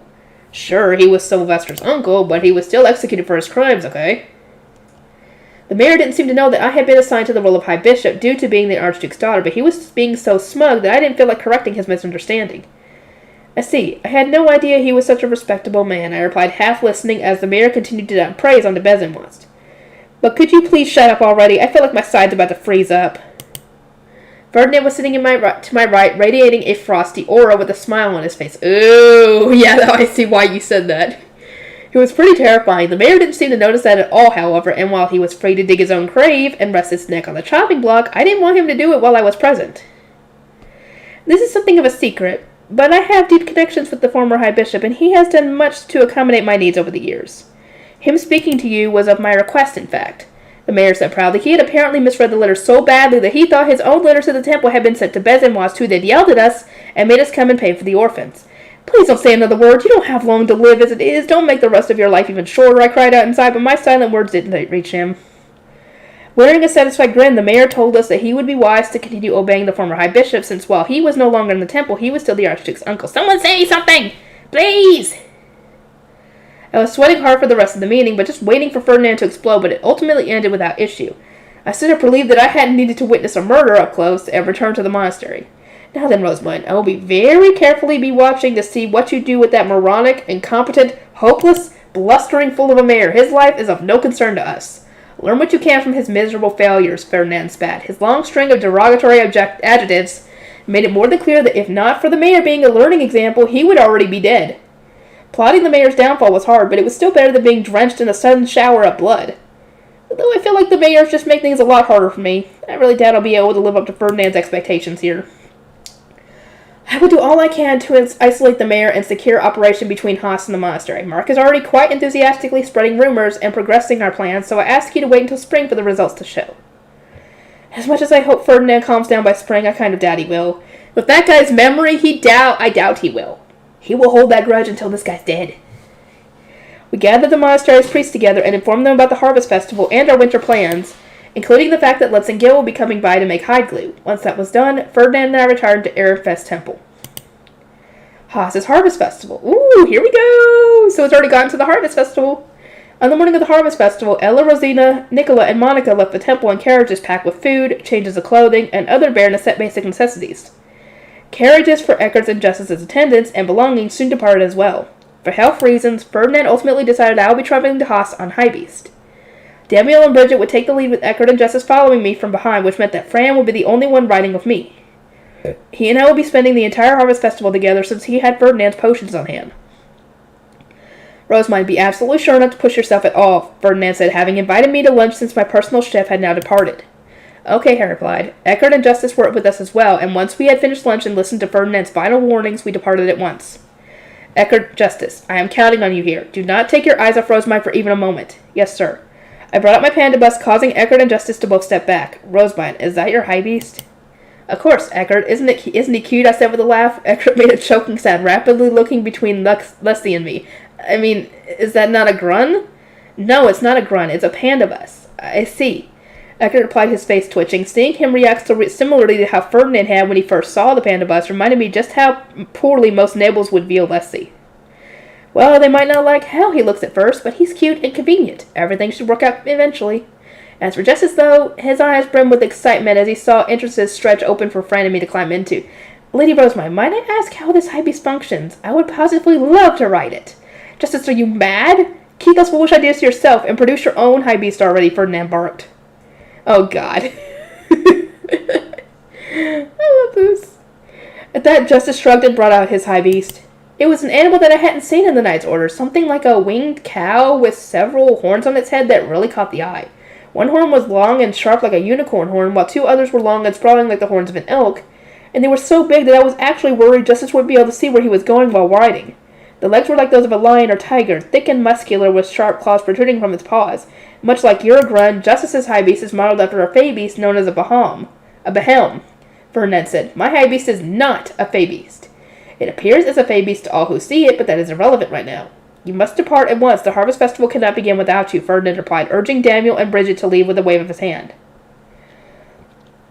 Their high beast leaped into the air, and I soon followed in my panda bus. Fran was in the passenger seat today, and while he had initially paled and prepared for death each time he got in, he now barely reacted at all. Thank God. He got used to it. Oh, and I heard from several people that he had ridden a high beast before. It was just that the fact that he was riding in that thing, and it was mine, considering how nuts she is with mana, you can probably understand why he was a little worried. As we raced through the air behind Daniel's winged horse, I reminded Fran of the important job he had to do. Fran, don't forget to make contact with Rick during the Harvest Festival. Yes, my lady, I need to directly inform him that we will not be sending priests to Haas for spring prayer, and that while you are striving to calm the high priest, he remains furious with them, correct? Not indirectly, I would like for you to be clear with him, I replied. It was because we had used noble euphemisms in our letter to the mayor that he still didn't realize Bezenwatz was dead. One could hardly blame him either. The phrase, climbing the towering stairway to the distant heights, was pretty ambiguous, and any commenter would surely assume he had just gotten a promotion or something. Back on Earth, it would be like trying to convey someone's death by saying they had become heir or left the public. Nobody would understand unless they knew what the phrase meant ahead of time. Fran furrowed his brow a little and lowered his eyes and said, understood, in a hard tone that made his displeasure clear. I know that the mayor was close with the previous high bishop. I understand Ferdinand's fury at the mayor's rudeness, and that your respect for him makes you furious as well, but I don't want anyone in Haas dying with him. But it was those citizens who attacked the monastery. You are being too soft on them, Fran said with a sigh. So he said, but I needed that jerk of a mayor to get it through his thick skull that Bezenwatz was dead before he took Ferdinand off more and made my job even harder than he already had. Very well, Fran, I will rephrase this for you. I cleared my throat, then mimicked Ferdinand's tone of voice, making sure to furrow my brow and make as sullen a frown as possible. By informing the mayor that his only ally, the former high bishop, is dead, and that no priest will be sent to Haas in the spring, we shall cause him and all the citizens of Haas to tremble with fear, freezing their hearts and pushing them on into the valley of despair. Understood, Fran? I looked over at Fran as I spoke, determined to be as far from soft as possible, and saw him desperately holding a hand over his mouth to contain his laughter. I guess you did a decent job. I guess you did a decent enough job that he was laughing. Maybe. In the center of Haas, there was a large U-shaped building similar to old elementary schools I had read about in modern history books. One side was the mayor's estate, and the other was lined with carpentry workshops and smithies, but at the far end was the winter mansion that, as its name suggested, was only used during the winter. The farmers from neighboring towns would gather there to spend the colder months. The plaza in the middle of the U seemed large enough to be used as a field for sports, but today it was being used for our religious ceremonies. A large crowd had already gathered there. The atmosphere was festive and brimming with excitement, completely unlike the usual calm of the city. We made our high beast descend down to the winter mansion just as we had back at spring prayer. Some people saw us and pointed up, moving aside to make space for us to land.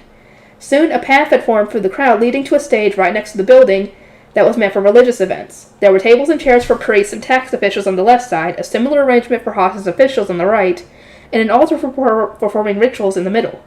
Daniel took the lead, with Bridget and Fran following behind. I was being carried by Fran since everyone had shot down the idea of me walking on my own. Eckert and Justice had said something along the lines of, we determined that this was the best approach based on how you walk during your baptism and the starbind ceremony, adding that nobody can tolerate the speed at which you walk. Yeah, they're not wrong.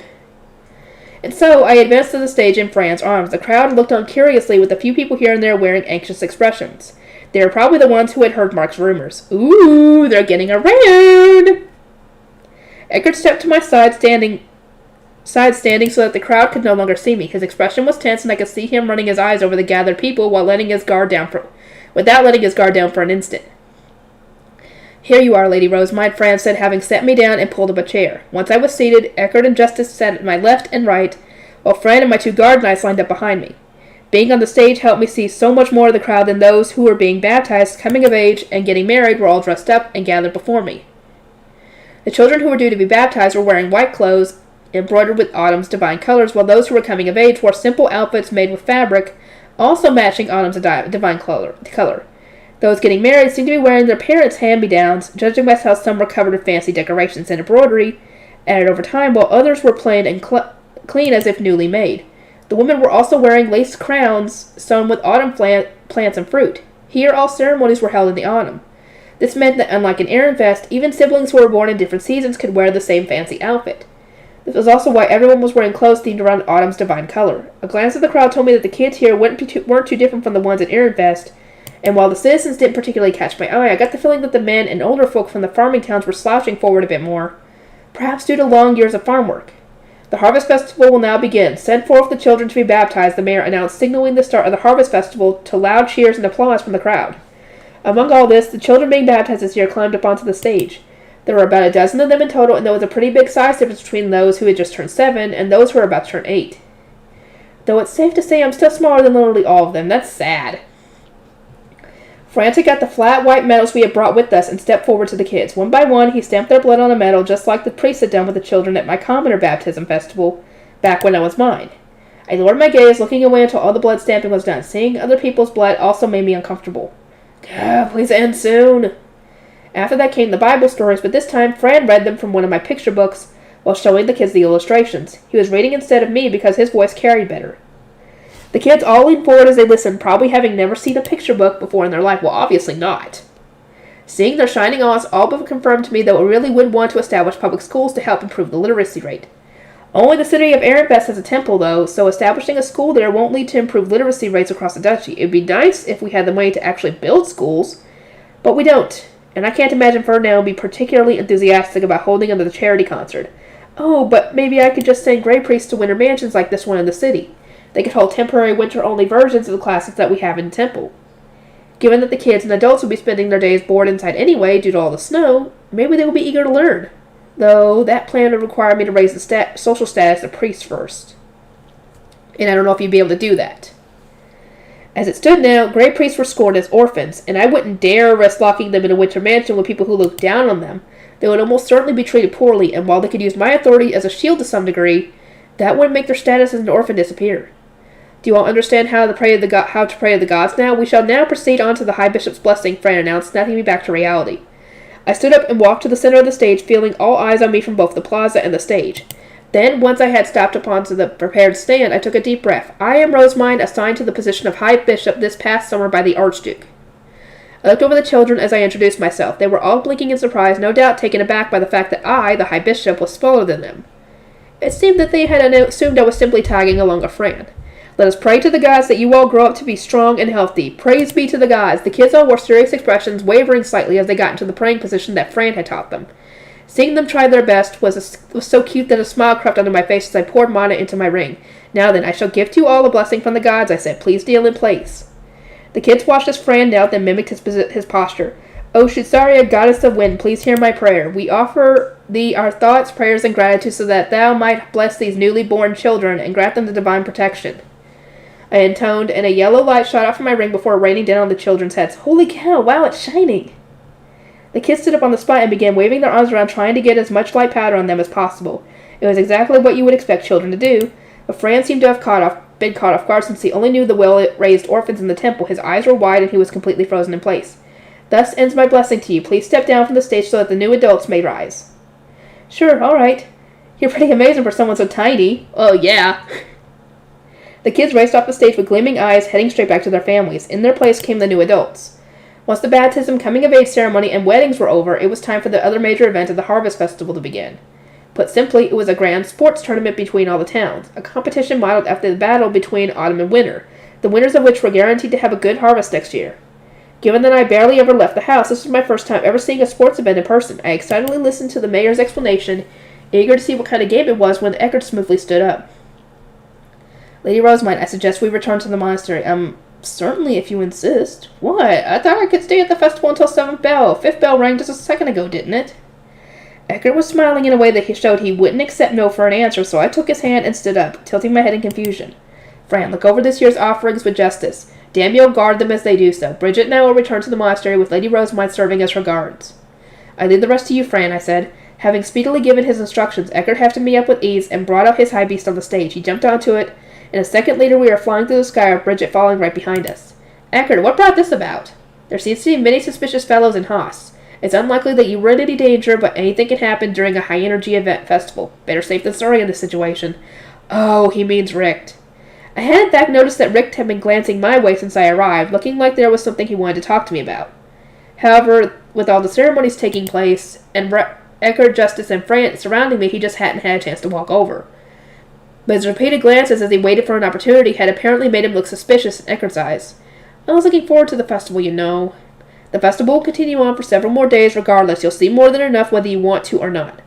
Your chefs are working extra hard today to reward those in the monastery who couldn't go to the festival, are they not? That will have to do for today. Okay. We had no idea how Haas would change once the rumors had fully spread, so those in the monastery had been instructed to stay inside during the festival.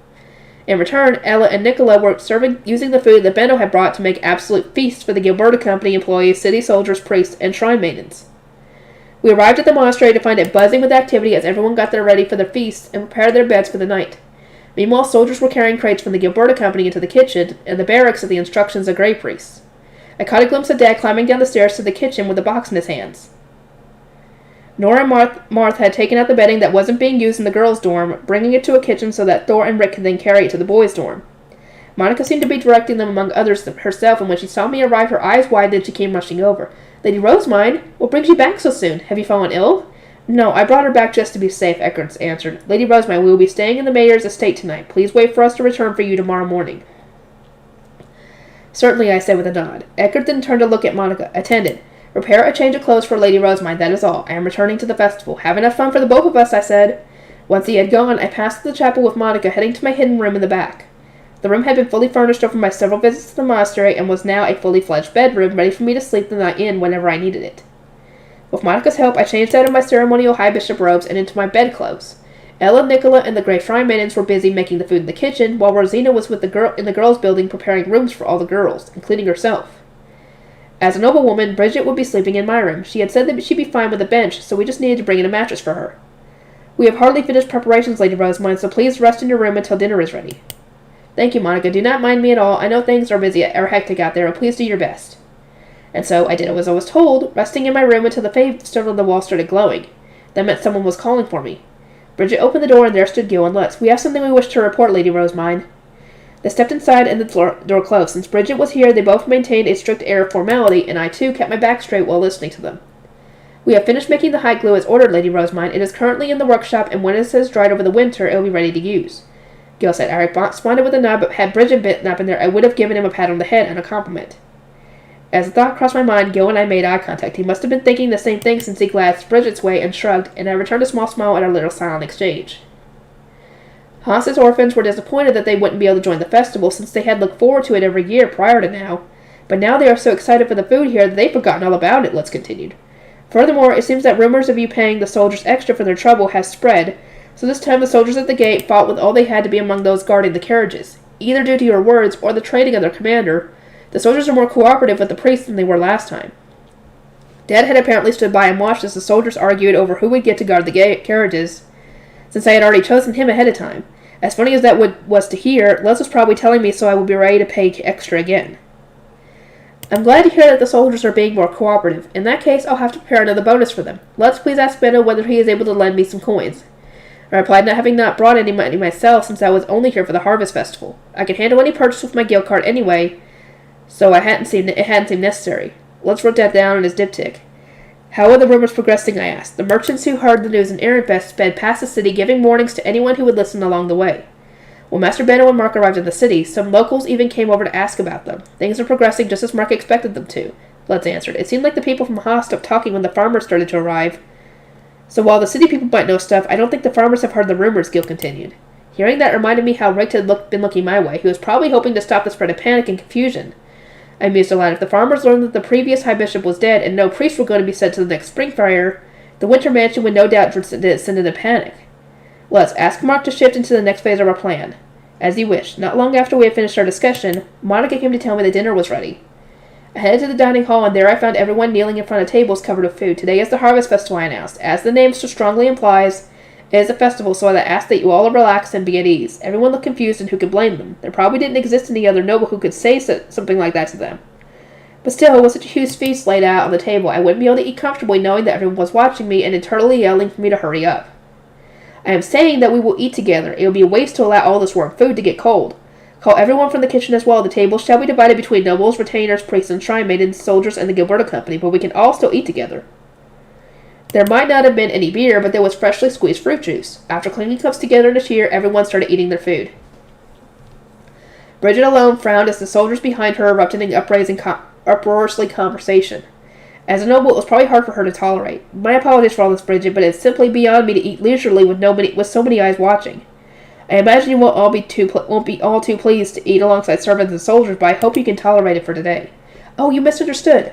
My family Ilgnir is very much a backwater province, and we often eat along with our servants and get rowdy with our farmers during celebratory events. I'm used to this kind of thing. And don't feel displeased in the least. I'm just worried about what Lord Ferdinand would think should he hear about this. Bridget said, placing a hand on her cheek and glancing my way. It wasn't hard to imagine that he'd bark in anger. We can do this because the other nobles in Fran are staying at the mayor's estate. Keep it a secret from them, if you would be so kind. I said, putting my pointer finger over my mouth in an X shape. Bridget laughed and copied my gesture, likewise forming an X shape over her mouth. I am more concerned about you letting your tongue slip, Lady Rosemine. Once I had finished eating, I walked around the various tables. The soldiers were all shoveling food in their faces, but when they saw me approach, they all hurriedly sat down whenever they were eating. I giggled at the sight of them gazing longingly at their food, then spoke to their representative. Dad, are you all enjoying your time here? The luck up here's a shame, but the food's top-notch, Dad replied. Right, everyone? The soldiers all nodded. Yeah, I never had food like this before, one said. This food alone makes coming here worth it. Some beer would make it absolutely perfect, added another. While they were trying their best to speak politely, their eyes were all locked on the food. Everyone was just silently begging me to let them eat again.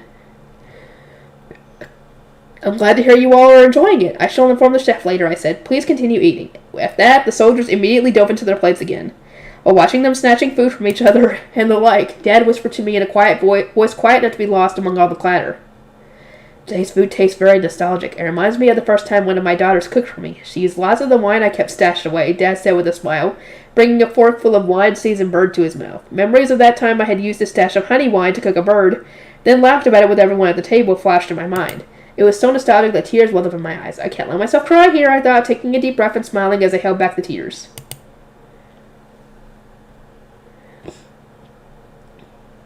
Everybody's having a good time. Yeah. The Harvest Festival.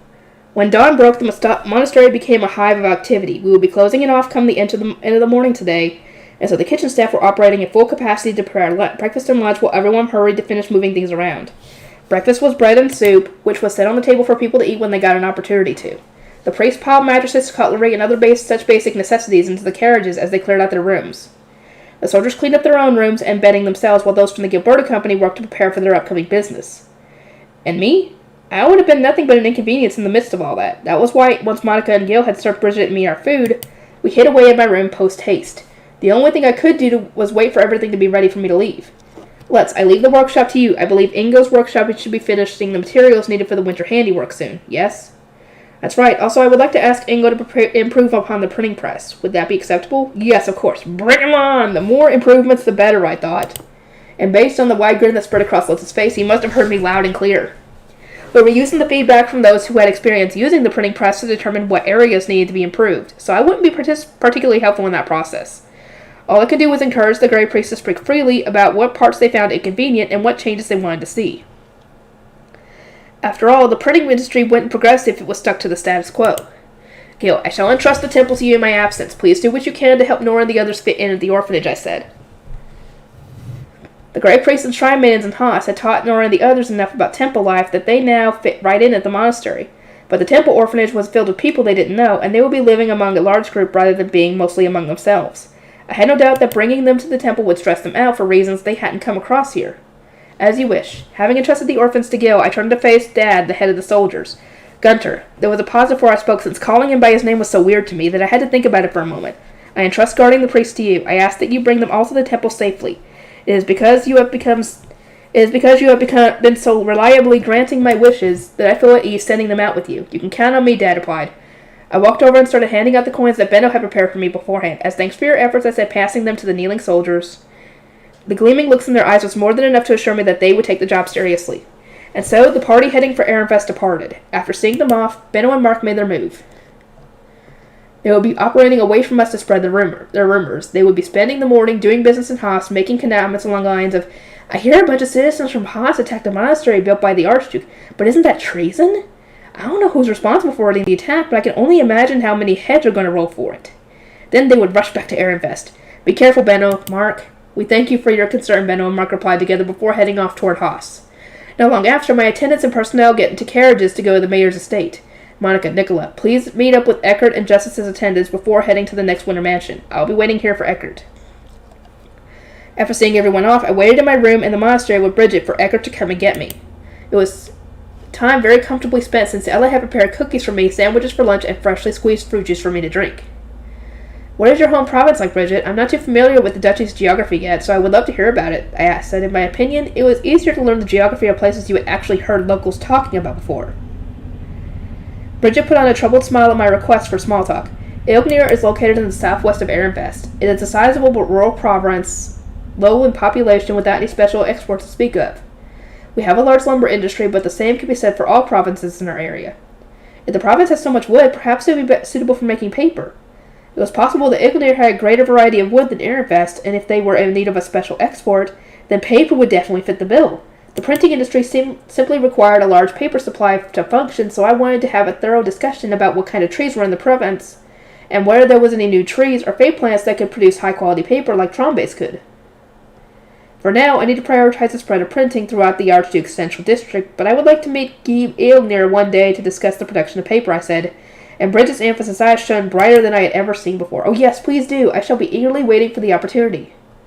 We continued talking until the FaceTime began to shine, announcing we had visitors. Bridget opened the door to reveal Eckert, Justice, Daniel, and Fran, who were all wearing tense expressions. Those are some scary looks on their faces. Did something happen, I asked. We were just surprised to return to find the place deserted without so much as a single attendant in sight.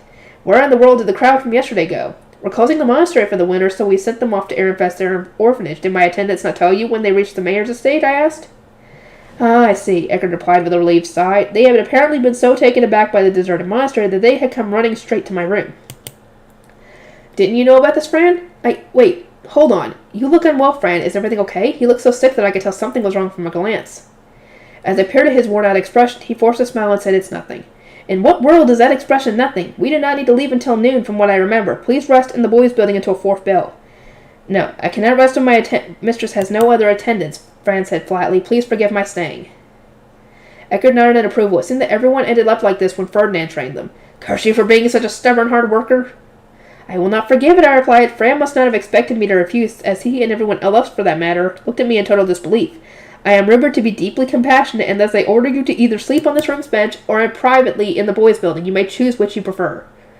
Rosemine, I'm not so sure about this, Eckert interjected. I shall hear what you have to say about these matters when you can manage my health, Eckert. Fran will be serving as my representative here, and I do not wish for him to collapse from exhaustion, I said, silencing his protest with a sharp glare. Now then, Fran, between this bench and the boys' room, which do you prefer? If you pick neither, I will have no choice but to offer you my lap as a pillow. Now choose. Lap as a pillow, that would be cute. After enduring my glare for a bit, Fran conceded and reluctantly headed to the boys' building. Rosemine, Eckert began, you may not understand this very well, but... No, dear brother, you are the one who does not yet understand. To speak frankly, were I to collapse, you and Fran would be perfectly capable of taking my place, I began. Any noble could, given the same blessings I can. The only thing they lacked were priest robes, but putting Eckert in long white or blue robes before sending him into the stage will be enough to make him look just like a priest from a distance, but nobody can take Fran's place. Monica and Nicola are not yet capable of doing all the work of an attendant, and Fran is the only one who can help me with the rituals, manage my health, handle the potions, and accompany me on matters without offending nobles, such as Justice and yourself. But attendants are, Eckert began, only to be interrupted by Justice. Enough with the sibling bickering already. You lost, Eckert. Get over it. Lady Rosemine's got a point here, because, of course, considering her position, you have a point as well. How are you going to live when you're even more hard-headed than Ferdinand? Justice scolded me for not having an attendant with me despite my high status, and Eckert for not adapting to the situation. He was a bit eccentric about it, but he clearly had experience-driven wisdom. Both Eckert and I had no choice but to apologize. As we waited for 4th bell, Eckert and Justice updated me on how the Harvest Festival was going. When the bell finally rang, the door opened immediately, and Fran walked in as though he had been waiting right outside. The exhaustion was mostly gone from his face, though, which was a huge relief. After eating a load of sandwiches with fruit juice, we closed at the monastery and departed. The mayo and the sandwiches had been enough to bring a glint to Justice's eye, but when he asked for more information, I went ahead and told him that the recipe would be expensive since I was even charging Sylvester for it. But that wasn't enough to make him give in. Clearly desperate, he even started saying that he'd pay as soon as we got home. I simply put on a smile, deflecting him by saying that I only took upfront payments. And information that, like him, would no doubt prove to be a valuable customer. Oh, yes, they will. Once we were in the panda bus, Frank gave me a report on Haas. As ordered, I made their blend run cold. Rick looked as though his face had turned to stone. There was nothing we could do now but watch and see how Haas handled the situation. We arrived in the next winter mansion where farmers gathered. The harvest festival there began just as it had in Haas. Once I was on stage, the same ceremonies were performed and the same cheers rose from the blessings. Afterward, I was given a chance to watch a game of Wharf, the sport I had missed seeing yesterday at Haas. While the mayor here was busily explaining the rules, food was set on the table in front of us. There was a lot more tables set up throughout the plaza. but none had food on them yet. I can imagine that we nobles would eat first, and everyone else would eat once we were done. Once Fran had finished his poison tests, I started eating the various different foods. I could tell that freshly harvested ingredients had most likely been used, and the flavor was simple but solid. Now, begin, the mayor announced, and an animal that had been brought to the center of the plaza was instantly thrown against the ground. The second it smacked the dirt, it crawled up into a ball like an armadillo or a pillbug. What? The animal bounced across the field, followed by a crowd of players racing after it. One of them kicked it, sending it rolling across the ground. They were using it as the ball in their game. Oh, that's some animal abuse. That must hurt. Seeing them kick the animal made me flinch. Hold on, that's animal abuse, isn't it? Oh, are you unfamiliar? Dwarfs are a type of fey beast, the mayor explained. Their hides are strong enough that no amount of kicking will be enough to kill them. Okay, but still... In my opinion, any game where you kicked an animal was messed up, regardless of whether it was likely to die or not. But there were morals that didn't apply here. I had no choice but to keep my thoughts to myself. When in Rome, after all. This game of kicking a dwarf around was strikingly similar to soccer. I guess they can't make a ball, so I guess that's their next best thing? I don't know. A rough line had been drawn down the center of the court, which each team also having their own side. Another line was then drawn to mark the furthest quarter of each side. A loop had been placed at the far end of each half, and getting the dwarf into that loop scored a point. It was similar to soccer in how you had to kick the dwarf until you reached the goal, but here, once you reached the final quarter of each side, you could pick the dwarf up with your hands and set or slam it down into the hoop. In that regard, it was more like rugby or handball. Holding it in your hands without kicking it encouraged the dwarf to show its head, but that was considered a foul, and you'd have to give the dwarf to the other team. To avoid that, you had to keep kicking the dwarf by either bouncing it against the ground or passing it to your teammates on your way to the goal. That looks like a hurt, I observed. Tackling and pushing seemed to be par for the course, and as far as I could tell, there weren't any rules on that at all. People pulled at each other, snatched away the dwarf, and even kicked people who had been pushed to the ground. People might get hurt, but that shouldn't be an issue since the farm work is already over, Eckert said. Not to mention this is an important sport that determines the hierarchy in the Winter Mansion. Why wouldn't everyone be this enthusiastic? The players were apparently the representatives of their towns, and they competed once a year with their honor on the line. I understand their enthusiasm, but I must say it's quite frightening. So you say, but this is much safer than Ditter, Eckert replied, watching the game of Wharf. I had never heard the word Ditter before. It was probably some other kind of sport. What's Ditter? A sport played all the time at the Royal Academy. Apprentice knights ride their high beasts and fight as a form of training, but since it's done in the air, it's fairly dangerous. Lord Ferdinand was a master of the sport. A high-level player who employed the most devious tactics. I can't even count the number of times he defeated an opponent with wit and guile. Eckert said proudly. That was when a louder cheer ran through the crowd. It seemed that the winner had been declared, and meat was gifted to the winning town. Once the passionate game of Wharf calmed down, more and more food had started being set on the tables. The children excitedly carried some off, while the adults started pouring beer. Soon the sky began to darken, and the temperature dropped. Fran put a warm coat over me the moment I started to shiver from the cool autumn breeze. Monica had apparently brought it for me. Is there anything my attendants can't do? Magic? That's one thing they can't do without magic tools. In the center of the plaza where the farmers had played dwarf, there was now a fire providing warmth and light. It wasn't as big as a bonfire, but it was decently sized, and the feast began under its warm glow.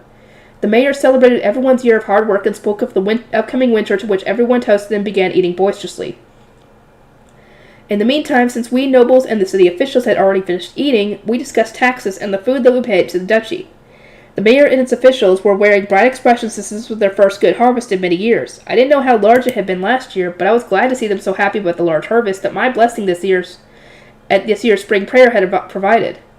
Justice was at the center of the tax discussion. His work as a tax official would apparently begin first thing tomorrow morning, and he had said that I would need to join him since part of that taxes would be given to me. Lady Rosamund, you can wait until you've finished eating breakfast, he said. Even when the sun fell over the horizon and everything went dark, the festivities didn't end. People cleared the tables with full bellies, leaving only beer and some light snacks, while musicians with instruments came out and started to play. The stars of this year's festival, the newlyweds, were the first ones to come out to dance. They were soon joined by more boys and girls holding hands. Some were small children who had just been baptized, and others were young couples embarrassed about being teased. People clapped, whistled, and stomped their feet in celebration. Cheers and loud singing echoed through the air, with everyone yelling their appreciation for the harvest. It was the kind of festival where it was easy to find yourself absorbed in all the smiles, passion, and energy. The harvest festival ended when the 7th bell rang. The kids were taken away to sleep, the girls helped clean everything up, and the boys hurriedly secured as much beer as possible to drink back in their rooms. Hi, Bishop. In the interest of deepening our bond, may I offer you... The mayor began. No! Lady Rosamund will be heading to her room now. We will accompany you in her stead, Eckert said. Having been instructed by Ferdinand to take my place when the mayor and other officials tried inviting me to Bribe City. At his encouragement, I retreated with Fran and Bridget to the rooms prepared for me. As Monica and Nicola prepared my bed and a hot bath, I listened to them talk about the harvest festival they had experienced. It was the first harvest festival of their lives, and from what I heard, it had been filled with fun and surprising things for them. Justice began his work as a tax official first thing in the morning. He made sure everything that had been discussed during the festival had been handed over, then spread out a large cloth with a sizable magic circle drawn on it over the stage from yesterday. He placed face stones in the four quarters, put the taxed goods in the center, and then waved his staff through the air and chanted something. In an instant, the goods were enveloped in light and disappeared. So all of this is being sent to Ehrenfest? That's right. This will be your portion, Lady Rosemine, Justice said, before sending the tithe that I will be receiving to the castle. My share of the goods had been marked as such, and since I had been given real blessings at the Harvest Festival, I was receiving more than last year as thanks. Other blue priests and shrine maidens will need to have their noble family members retrieve the goods from the castle. But in your case, your family is already in the castle, so the court chef will prepare the food for winter ahead of time. All you need to do is ask my mother or Norbert to prepare a carriage to carry it all to the temple. That's very convenient. I'll have to ask Riarda to prepare a carriage when I return. When Justice had finished with the taxes, we left for the next winter mansion. The attendants departed in their carriages, and since we could catch up in no time on High Beast, we were able to leisurely rest until noon. The Harvest Festival sure is fun. Or so I thought, until the third day. It was exhausting being in the middle of energetic festivals day after day. To each new city, this was a one-day-a-year event, but we were stuck in the madness for 10 days straight. I yearned for the quiet, uneventful days of yore. I want to go back to the temple and lock myself in the bookroom. Someone give me some reading time, please! Okay. I think it's getting to part 5. The Night of Shizaria. Just as I was really getting exhausted from the quick succession of festivals, we arrived at Dorvan, a small city with a winter mansion, located further south than any other city I was visiting for the Harvest Festival. A fortress located by one of the surrounding farming towns contained the autumn material, Ruel, which is the key ingredient in the Drave potion I needed. There was a full moon on the night of Shitzaria, and there was a night that supposedly had more autumn mana than any other. A Ruel gathered then would apparently be the best autumn material we could harvest within Ehrenfest. But that was still 2 days away. After informing Dorvan's mayor that we would be staying for a few days after the Harvest Festival, we returned some of the food given to us as taxes as payment for our stay. It seemed that everyone else was fairly exhausted from the fervor of all the festivals as well. This was the perfect time to get some rest, and so I drank some energy potions and slept soundly to recover. I also spent my break checking out the winter mansion, walking around the grounds while considering whether it could function as a temporary temple classroom. I opened up the picture book Fran had read during the baptism and read it aloud again. This time, not just the baptized kids, but all the kids nearby listened intently. There really wasn't much to do during the winter, and if we handled this right, I got the impression that it would be easy to raise the literacy rate in farming towns. Tonight is the night of Shitzaria. Nap well this afternoon, Lady Rosemine. The Ruel ripens from the full moon's light as the harvesting will continue late into the night. Is it Eustace or Justice? Let me know. Explained as we ate breakfast together. He, Daniel, and Eckert will be going to look for a Ruel tree after lunch. They would mark it while it was bright outside and then come back and wait for the moon to rise before leaving again with me. Okay, preparing everything sounds like a lot of work, but I trust you to do it well. In order to avoid being dead weight when the time came, I took a nap as requested. I slept so much that I wasn't particularly hungry when I woke up later that evening, but I started eating dinner nonetheless. We found a tree and can leave as soon as night comes. Are you feeling up to it, Rosemine? Eckert asked. Yes, I'm feeling fine, I replied. An ordonnance came flying into the room just as we were finishing dinner. It landed on Eckert's arm, then started to speak in Ferdinand's voice. There had apparently been an issue with the schedule, which meant he wouldn't be able to join us. Eckert let out a disappointed sigh, then whipped out his staff to make the ordonnance and sent a response. We found a Ruel tree without issue, and shall gather the Ruel tonight as planned. Justice will gather some for you as well, Lord Ferdinand. I went to my room to change clothes after dinner, putting on a simple, undecorated dress made out of particularly firm fabric. Underneath this, I was wearing the same kind of pants that female knights wore so that I wouldn't need to worry about my skirt lifting up. This isn't very cute, is it? Nicola asked, the disappointment clear in her voice. Monica, on the other hand, shared Wilma's love of simple things. She shook her head. Decoration isn't necessary when gathering in the woods, Nicola. What matters most is wearing something that is easy to move in. Isn't that right, Lady Rosemine? Exactly. The last thing I need are frills getting in my way tonight. They rubbed a layer of gel into my hair to keep it together, then bundled it all up in a ponytail. Then they switched out the short shoes I wore when walking around the winter mansion for knee-high leather boots that were perfect for moving around through a forest. I could feel a burst of glee each time they tightened the strings. It's been a long time since I've been in a forest, and even longer since I've done some gathering. I need to put all my all into this. Since entering the temple, I had barely ever gone to the forest. Apprentice Blue Shrine Maidens were forbidden from doing work on their own, and my attendants, Frayne especially, were opposed to me going to the forest at all. Not to mention that even when I wanted to go, my stamina would end up making me dead weight to everyone else. In the end, I had always just stayed at the temple, watching Lutz and Gale head off to the forest as part of the workshop's paper-making process.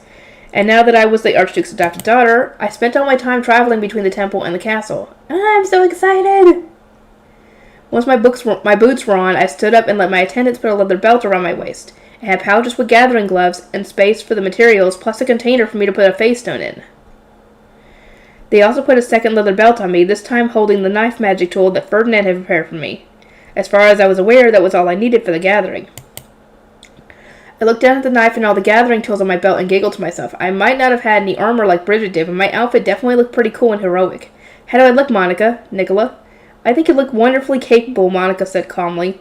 Nicola, in contrast, clenched a fist and looked at me with unmistakable excitement in her eyes. You look super strong, Lady Rosamund, and so cool. Pleased that Nicola had given me the praise I was looking for, I exited my room and headed to where everyone else was waiting. Eckert, don't I look like the strongest girl you've ever seen? I asked, spreading my arms so that he and the others could see.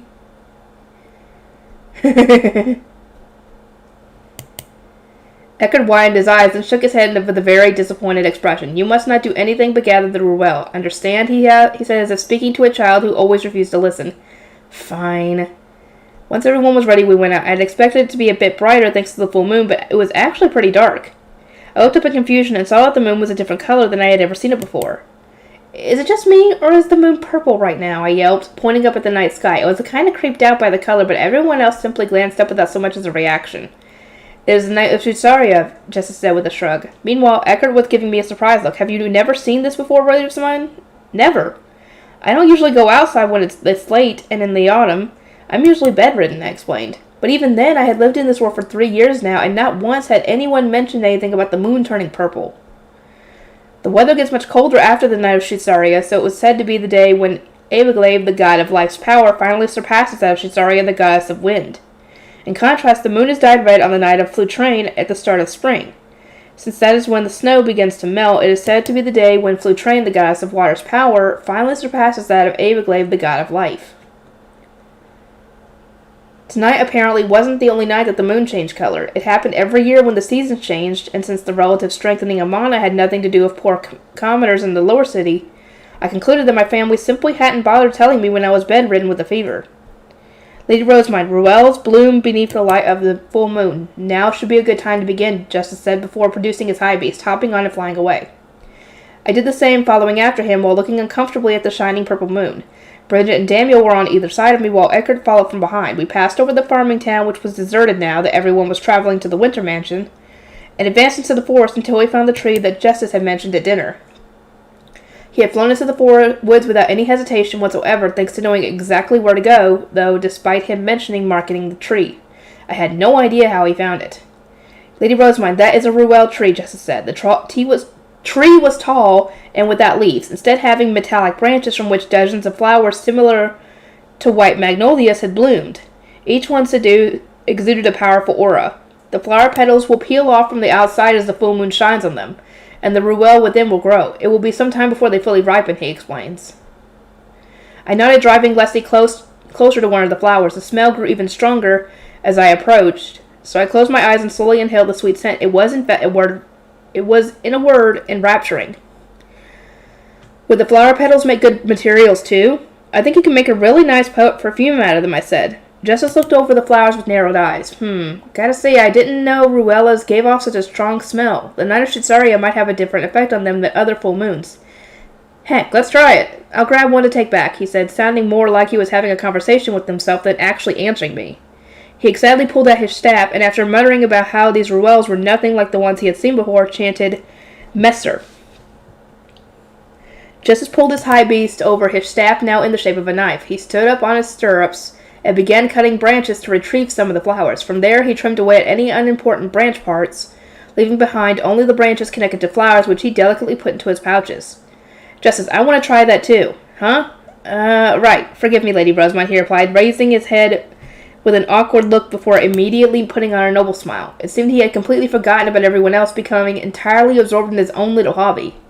In that case, please fortify your knife with mana and attempt to cut the branches as I did. Okay, I exclaimed, copying Justice and moving to cut a branch with the knife that Ferdinand had given me.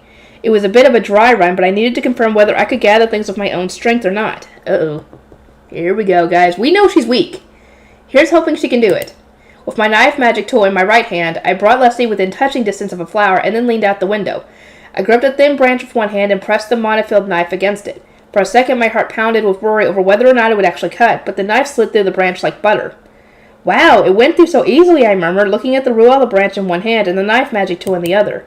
Enough was very respectable, allowing even someone as weak as me to cut through a branch without using much mana. I'm sure I would have actually been useful in the forest back if I had one of these with me, I thought, discarding the excess branches and putting the gathered flowers into one of my pouches.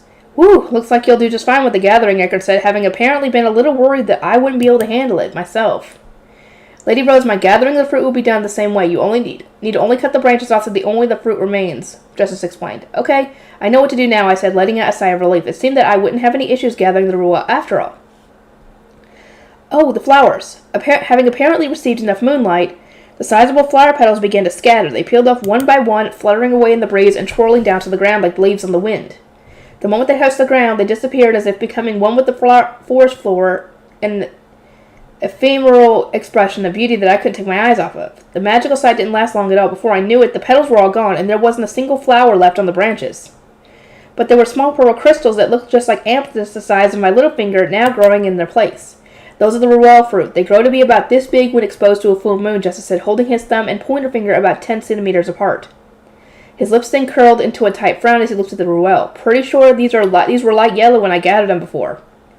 First time I'm seeing them be all purple, he continued, clearly absorbed in his own thoughts. It was easy to tell since his tone had completely changed.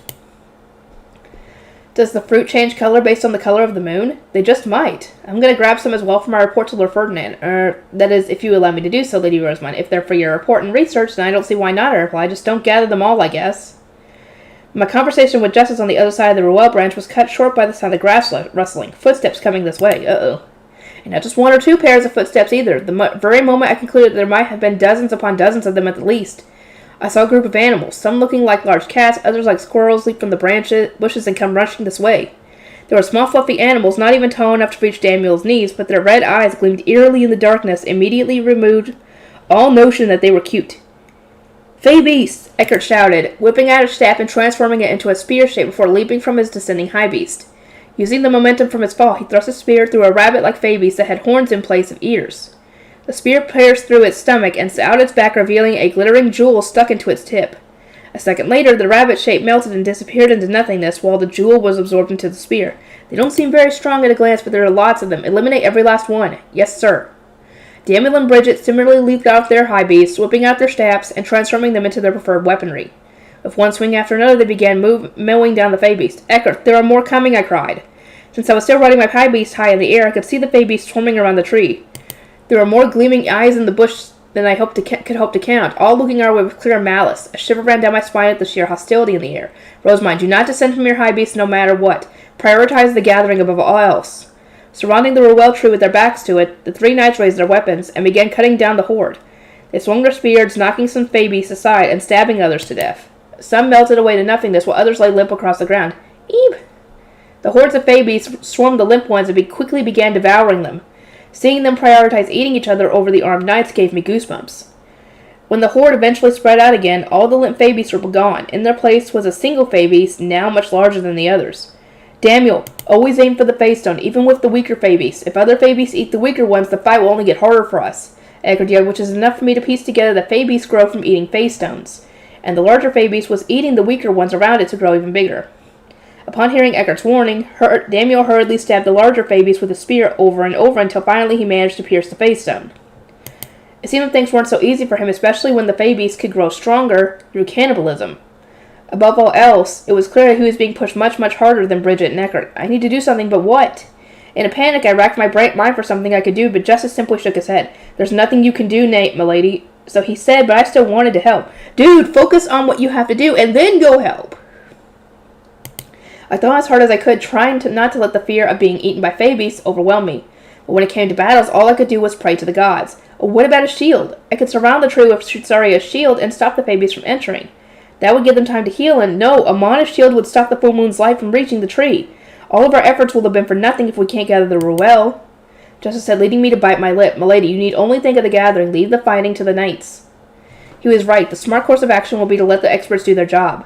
But a seemingly endless stream of Phoebes was pouring from the bushes, and the three knights were being hopelessly overwhelmed. Do what you have to do, and then you guys can get the heck out of there. Justice, do Phoebes always storm in hordes like this? No, there were almost no Phoebes at all on the full moon I gathered Ruelas on. This is abnormal. Ferdinand mentioned that the Knight of Cesario was special, correct? An enormous amount of mana must be contained within the fruits to attract so many Phoebes. But suffice to say, did not expect nearly this many to come, Justice said through gritted teeth, making it clear that he was conflicted about the current situation. Just get what you need to get, girl! Hurry!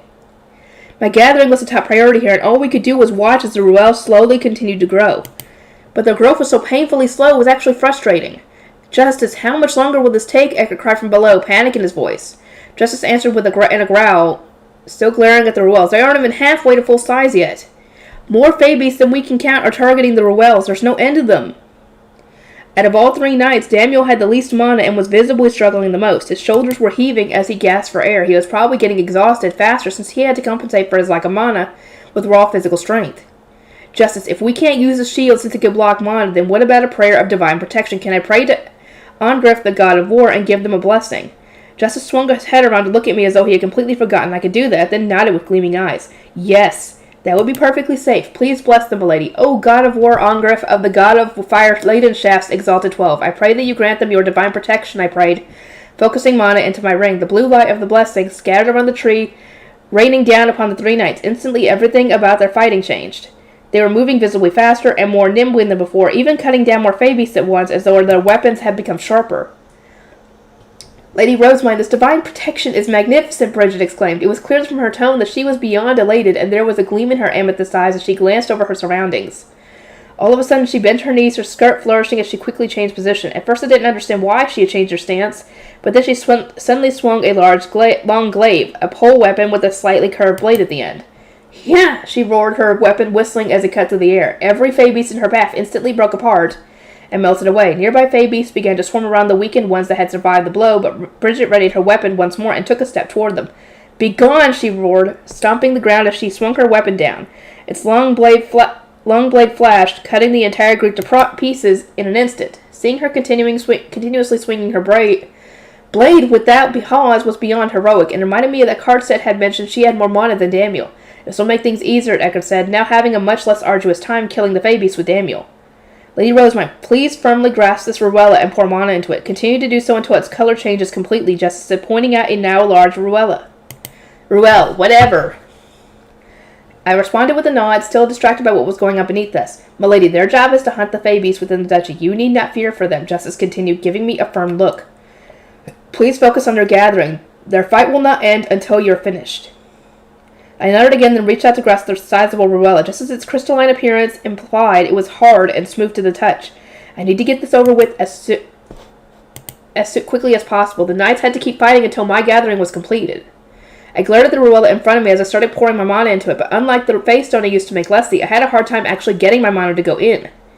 I could feel resistance as though it didn't want foreign mana inside it. You feel so much resistance because the fate plant is alive. You wouldn't want the mana of others inside of you, would you? Justice explained.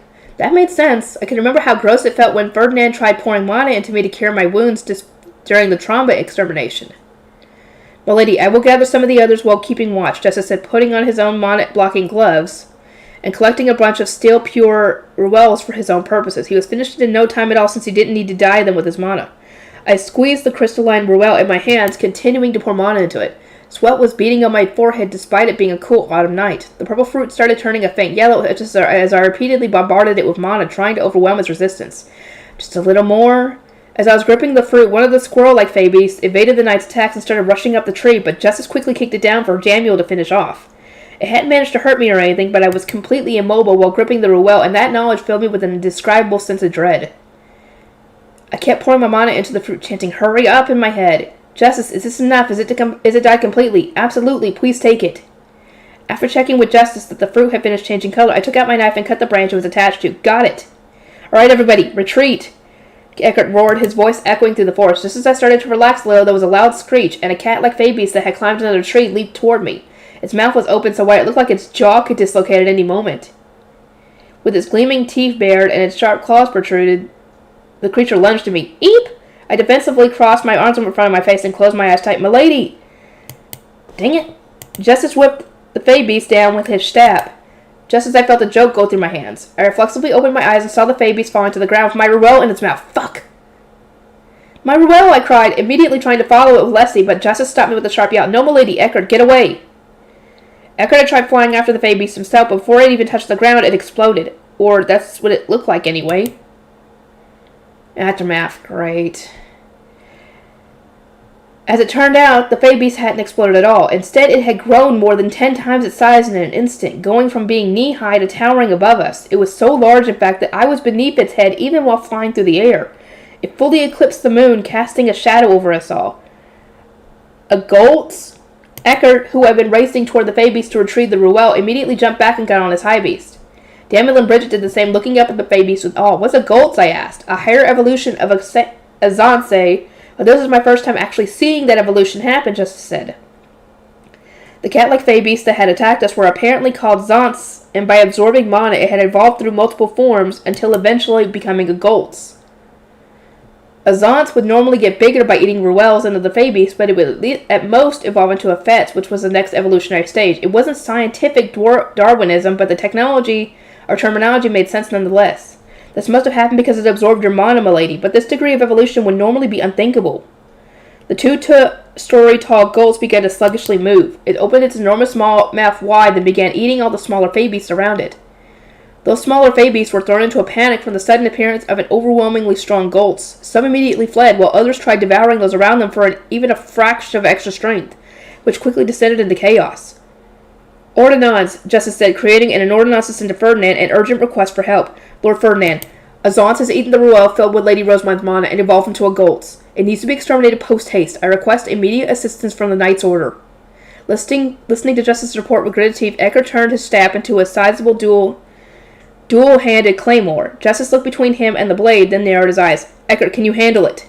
"I can't say for sure until I try. Due to how sudden the evolution was, the Goltz won't have a proper grasp on its mana and size. If I'm going to attack, it has to be now while it's still slow to move." Eckert glared at the Goltz, not taking his eyes off it for even a second as he poured mana into his claymore. The creature was licking up the smaller fey beasts with its massive tongue, wrapping them up and bringing them into its mouth. Eckert flew his high beast over his head, looking down all the while, then swung his blade. "Yeah!" A dazzling beam of light shot from his blade toward the Goltz. It looked like the exact same attack that Karstead had used back when we were ambushed during spring prayer, especially since Eckert and Karstead looked so alike. Though Eckert's attack did seem weaker. Noticing the dazzling light quickly closing in on it, the Goltz looked up just in time for the slash to strike it across the face. It roared in pain and anger, revealing that the attack was in fact enough to damage it. But there was no longer any question that Eckert wouldn't be able to defeat it alone. Still encouraged by having done some damage, Eckert swung his claymore once more. The smaller fey beast retreated into the bushes, either afraid of the light or of getting wrapped up in the battle. In the midst of all that, Justice began grabbing Ruella after Ruella, firing off instructions as he did so. "Bridget, Daniel, take Lady Rosamund and flee at once. Stand by at the farming town."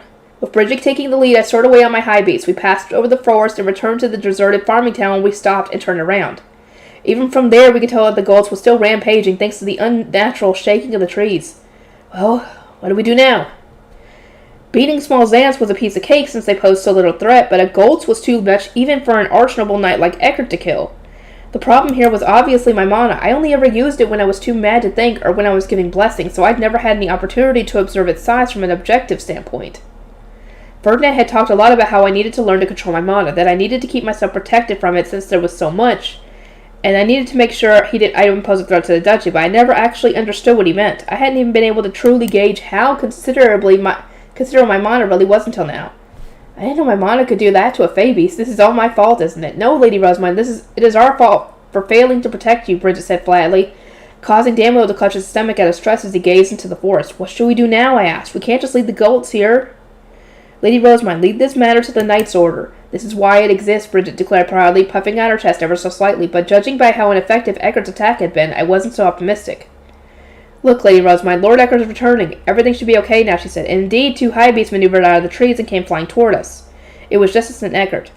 Just as they reached us, an ordnance arrived. It landed on Justice's arm and spoke in Ferdinand's voice. I am heading there at once. Raise a rot. We need to deal with the gulls before it causes any collateral damage. First, Eckert should attack the beast. Should that not be enough to kill it, Rosamond will need to make a reverse shield of wind, forming a cage that the Fey Beast can't escape from. Rosamond, out of all those present, only you are capable of containing a Fey Beast that has consumed your mana. The ordnance repeated Ferdinand's message 3 times, then reverted to its face-stone form. Daniel immediately took out his staff and said, Rot, sending a beam of red light shooting up in the sky. Make a cage out of wind? Is such a thing even possible? Eckert murmured. He told me how to do it. I just need to reverse how a wind shield normally works, I said. I guess this is my mana, so I need to clean up the aftermath myself. There was a chance that this situation could happen again during future gathering missions if we encountered another Fey Beast swarm, or if a Fey Stone filled with my mana ended up getting taken. So I needed to learn how to deal with this kind of problem sooner rather than later. And in all honesty, I wasn't feeling too nervous about it since Ferdinand had advised me on what to do. This was a problem caused by my mana, and I felt better helping to fix it than just waiting for someone else to do everything for me. Easier said than done, Rosamond. Just how much mana do you think that small body of yours contains? You blessed multiple knights and poured so much into Ariella. How can you ever have enough left to pray to the gods for a shield of wind? It's reckless. Eckert said, dismissively shaking his head. I had more than enough in me to make a shield of wind, but for most people that was apparently reckless to the point of danger. In other words, not many people had been informed of just how much mana I really had. Everyone knew that I had a lot, thanks to the blessings I gave during the baptism ceremonies, but they didn't know exactly how much. That said, I had never compared my mana with anybody else, so I didn't really have a clear reference point either. While I thought about how to respond, Justice crossed his arms and looked at Eckert. Eckert, out of everyone here, Lord Ferdinand knows better than anyone how strong that Fey Beast is now, that it's consumed Lady Rosamond's mana, and we all just heard him say that only she's capable of dealing with it, yeah? What do you need to do here is follow Lord Ferdinand's orders and help Lady Rosamond get that Gultz in a wind cage. Eckert shot me a worried look, but quickly shook it off and gave a nod. You're right. I'll do everything I can to help. Rosamond, put away your Fey Beast and save your mana for that wind shield. Right of Bridget, everyone else will follow on our High Beast and fight off any of the smaller Fey Beasts that try to attack her. Understood? Yes, sir. I turned Leslie back into a face-stone and got onto Bridget's High Beast before returning to the forest where the Gultz was continuing its rampage. It was moving faster than before, likely because it was getting more used to the surplus of mana or how large it was. As soon as we got close, its head snapped in our direction. 2 vertically elongated pupils locked onto me before opening wider in a clear show that the Gultz had identified me as prey. Uh-oh. The carnivorous look in its eyes sent a shudder down my spine. As it rushed forward, having identified me as a clump of mana, Eckert knocked it back with a slash and yelled, Rosamond, pray to the gods.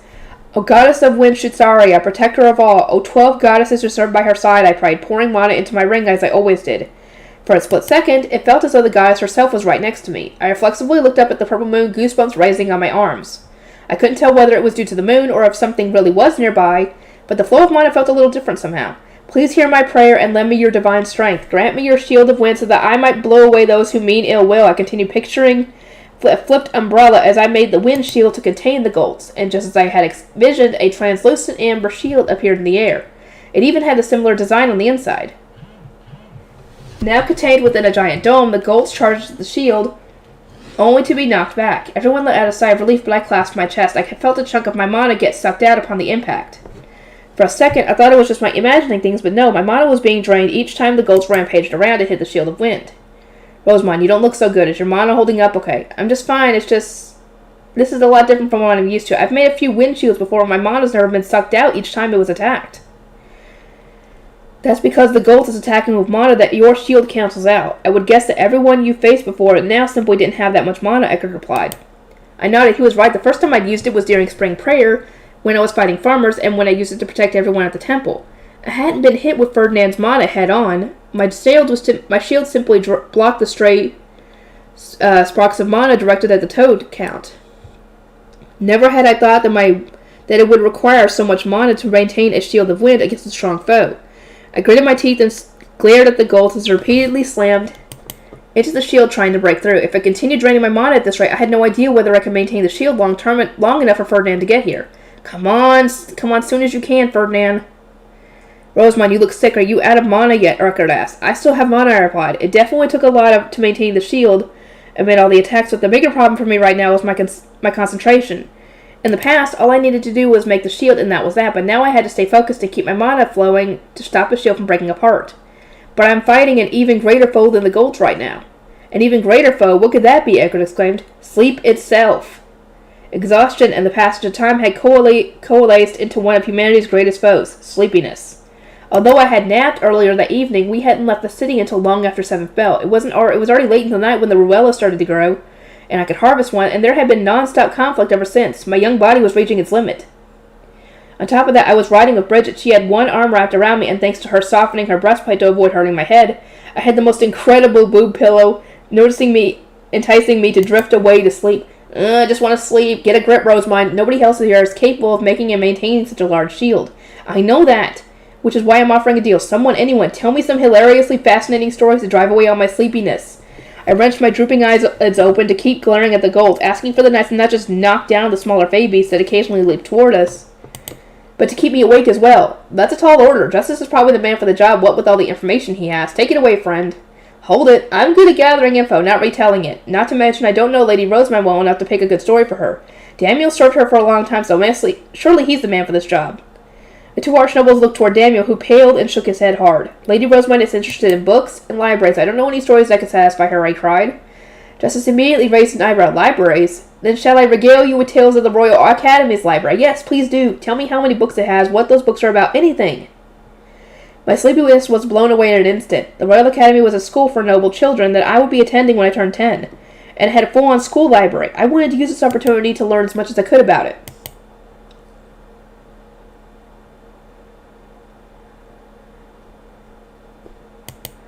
Justice laughed. I never thought that I would meet someone so interested in this trivia. From there, Justice began telling me all about the Royal Academy's library. It might have been meaningless trivia to most people, but to me, it was valuable. Fascinating information. The year it was built, the number of books it housed, what those books were about, who had donated the most to it, the names and ages of the librarians working within, and finally the forbidden archives. Every single detail set my heart dancing. Apologies for the wait. Just as my desire to head to the Royal Academy was bursting at the seams, Ferdinand arrived. His white lion roared over to where we were, before flapping its wings to stop in place. So that's the Golds, then. You have done well to keep it trapped there, Rosemine. It must have taken much concentration and mana. Very well done. Ferdinand said, praising me as he looked at my shield and the Golds rampaging within it. I was able to focus thanks to Justice telling me so many fascinating things. I see. Judging by the looks on everyone else's faces, I will refrain from asking for details. Eckert, let us destroy the Golds at once. Yes, sir. Ferdinand promptly looked from me to Eckert, then whipped his staff out and turned it into a claymore as well.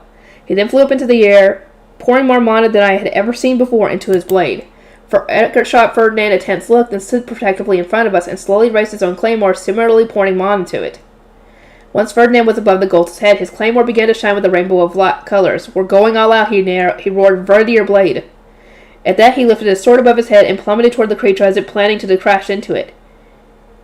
During his descent, it seemed as though the shining rainbow engulfing his sword was getting steadily brighter. Rosemine, remove the shield.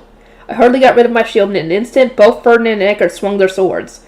An immense flash of light descended upon the Golds' head, quickly followed by an ear-splitting explosion, and a shockwave so powerful that it made me reel. Trees were ripped from the ground and collapsed as dirt and rocks flew through the air.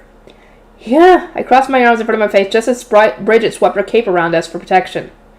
I heard the sounds of debris hitting the cape, but it seemed that Eckert's slash had protected the area behind him from most of the carnage. Ferdinand's singular swing had eradicated the Golds, causing it to melt into complete nothingness. All that remained was a large face stone, which he picked up and looked over before shaking his head. As expected, it's unusable.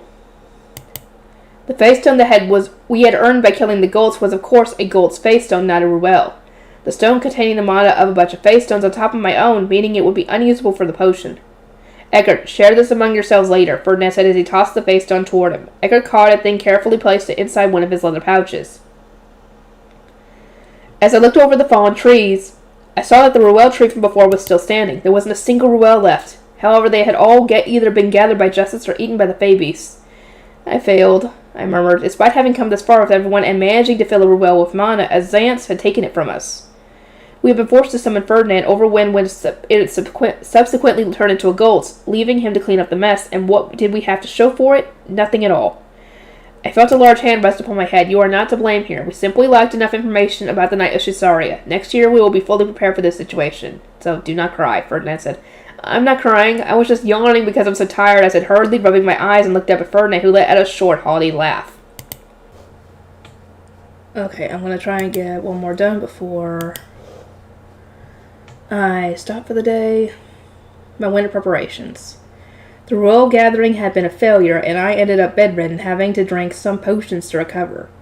But the harvest festival itself ended without issue. Welcome back, Lady Rosemine, Gil said upon my return to the temple. I sighed. And so, I have returned. Did anything happen while I was gone? There is much we need to discuss, he began, prompting Fran to step forward. And to that end, Gil, please guide Lady Rosemine to her orphanage director's chambers to talk there.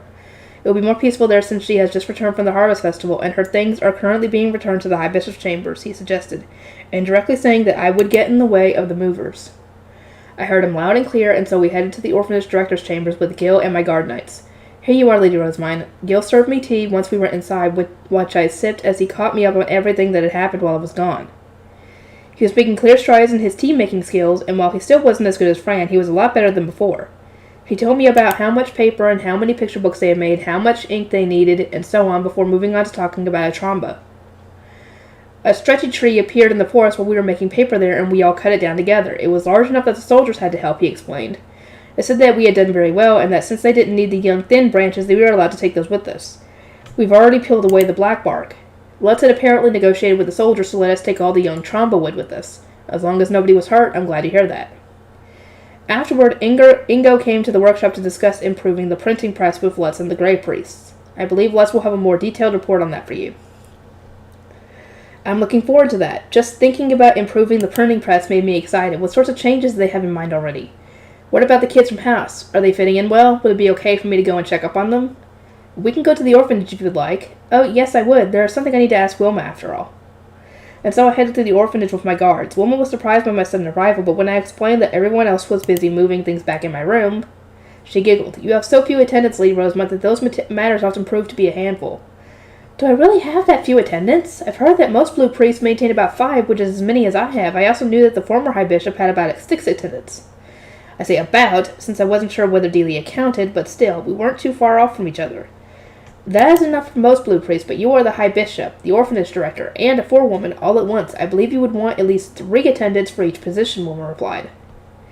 As it stood, she was handling the orphanage, Gil was managing the workshop, and Fran, Monica, and Nicola were taking care of the High Bishop side of my work. Considering that Nicola also usually went to the kitchen to help out, I basically had 1 attendant for each job, which did indeed seem like a lot of strain on them. I will discuss this with Fran and Ferdinand, and increase their numbers if necessary. In any case, how were things here with the Harvest Festival? Did you have enough food? Yes, we finished it without issue thanks to your preparations, Lady Rosemine. Even though many of the blue priests had left with their personal chefs, the orphanage had many gray shrine maidens who knew how to cook now. They had managed to survive the Harvest Festival without starving thanks to us preparing food ahead of time. How are the children from Haas holding up? Are they fitting in now? At first, there were some problems with their attitudes being so different, and I sometimes saw them at a loss for what to do, but the priests and shrine maidens who had lived with them in Haas provided some assistance, and over time, everyone came to understand these differences, Wilma explained.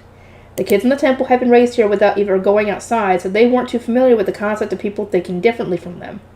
But they had recently seen Letz and Leon working in the workshops, as well as Johann and Zach visiting as craftsmen among other guests, which had made it easier for them to accept. How are winter preparations for the orphanage going?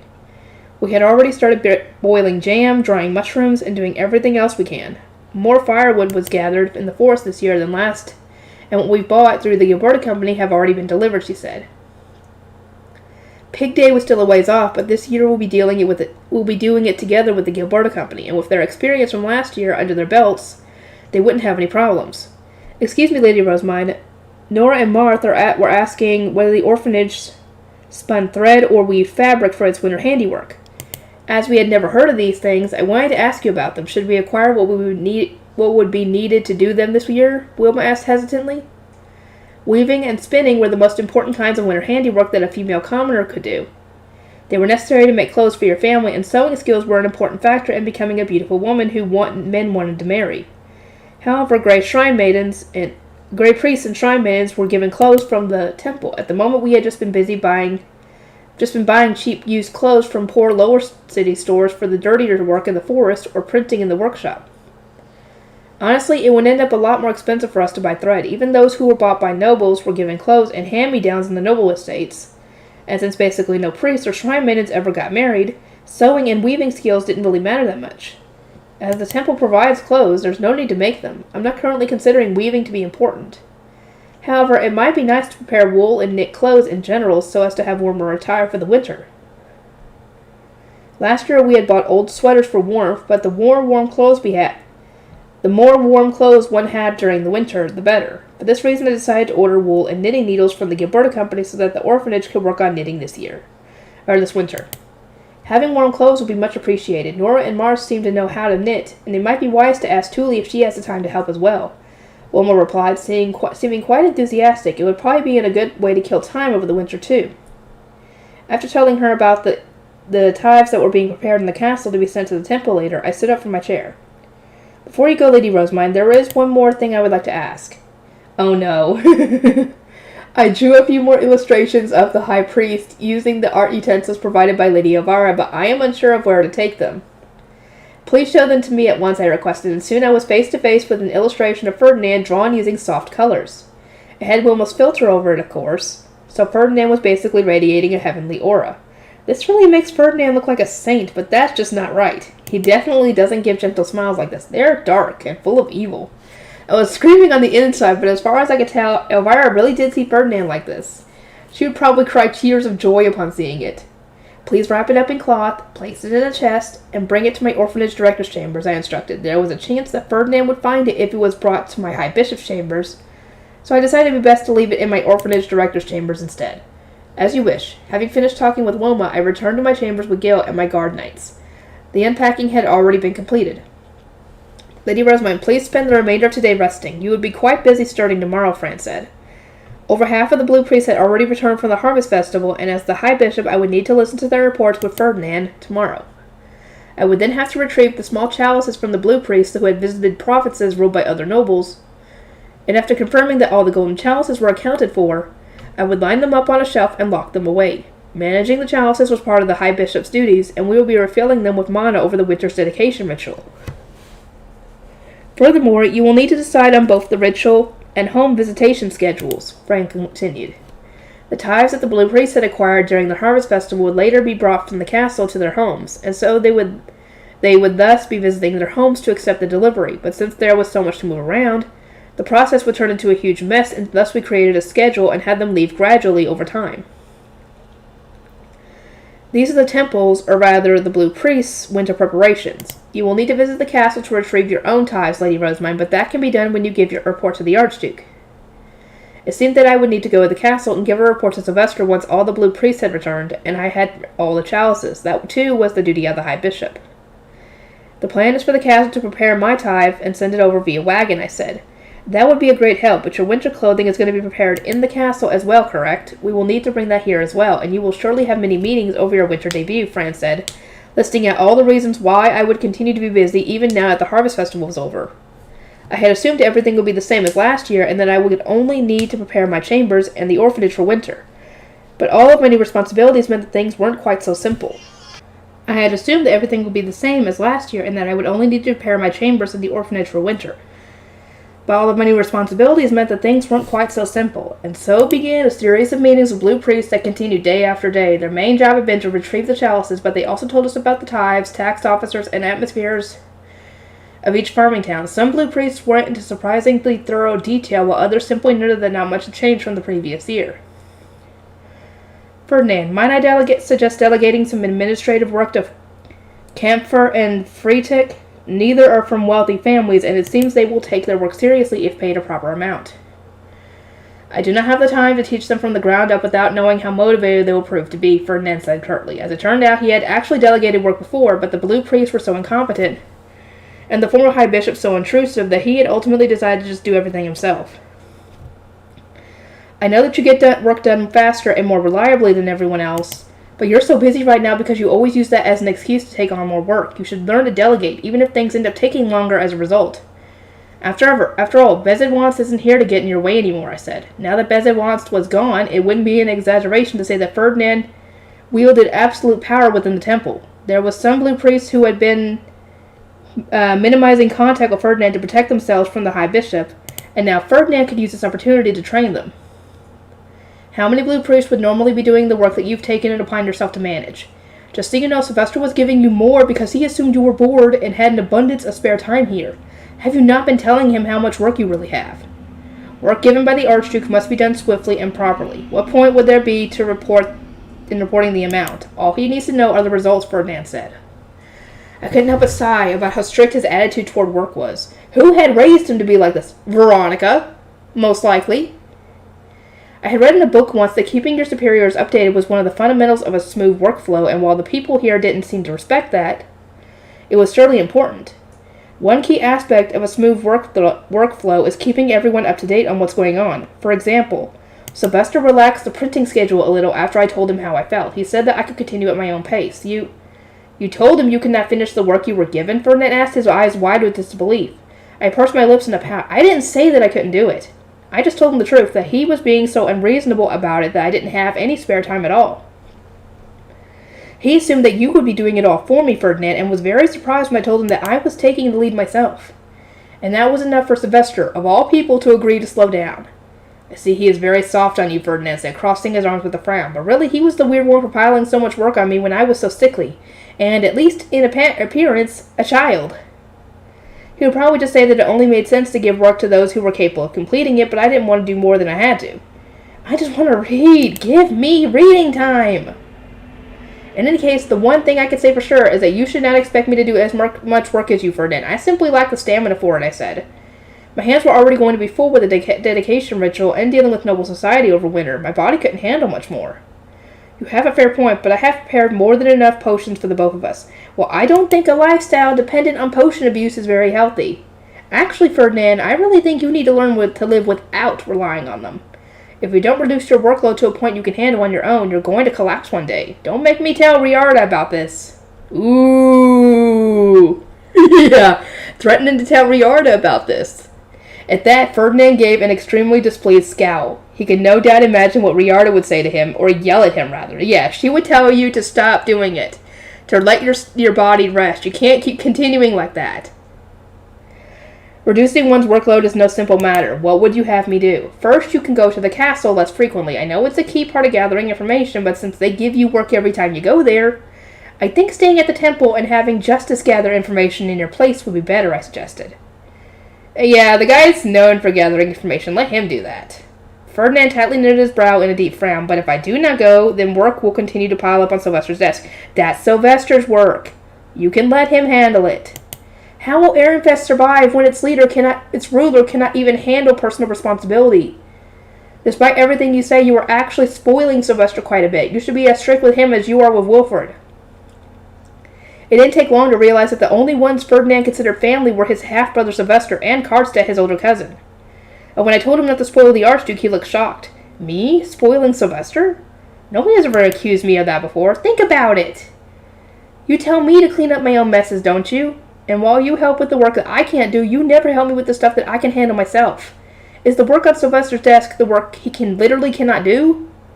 If we have an Archduke who can't handle his own work, that's a pretty big problem. Yeah, I have to agree. Let him handle his work, and if it's something he absolutely cannot handle, then have Ferdinand help him with it. Not do it himself. Or not have Ferdinand do it himself. Have Ferdinand help him with it. Then they can get it done quicker, and he can know how to do it next time. Ferdinand closed his eyes and shook his head, stroking his chin. He attempts to push the work onto others, but he is not incapable of doing it himself. Sylvester should work at least as hard as Wilfred is now. Please prioritize your work in the temple over helping Sylvester's. And finally, delegate some of your own work to other blue priests to give yourself some spare time, I said with a clenched fist.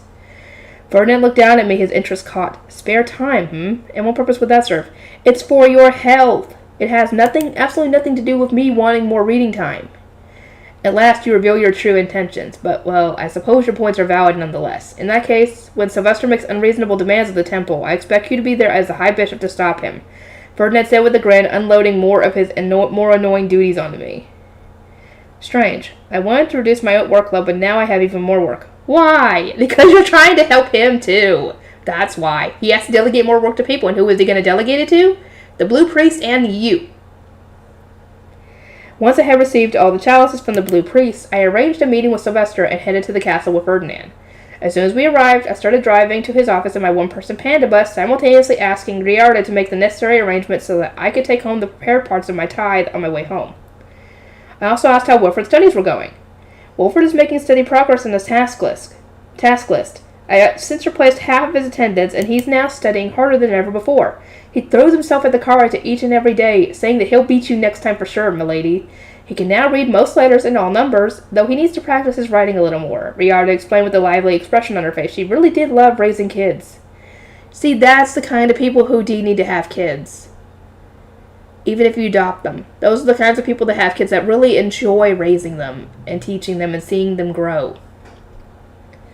Since I was already there, I decided to teach her a card game that involved addition as a key component. Wilfred will probably learn a little bit of math by playing it on top of everything else. His harpsichord practice is going well too, and he should be capable of playing a song by winter. He always ends up throwing a tantrum since he's learning through repetition, but after crying and stomping his feet for a bit, he gives up and practices all sullen-like, Riarda added. Lord Sylvester and Lady Florencia were both shocked to see how quickly he's progressing, and I can hardly express how happy they are. They're beyond thankful, milady. Any parent would be happy to see their kid escaping disinheritance, and since Wilfred knew how pleased they were, I was sure that he would keep working hard.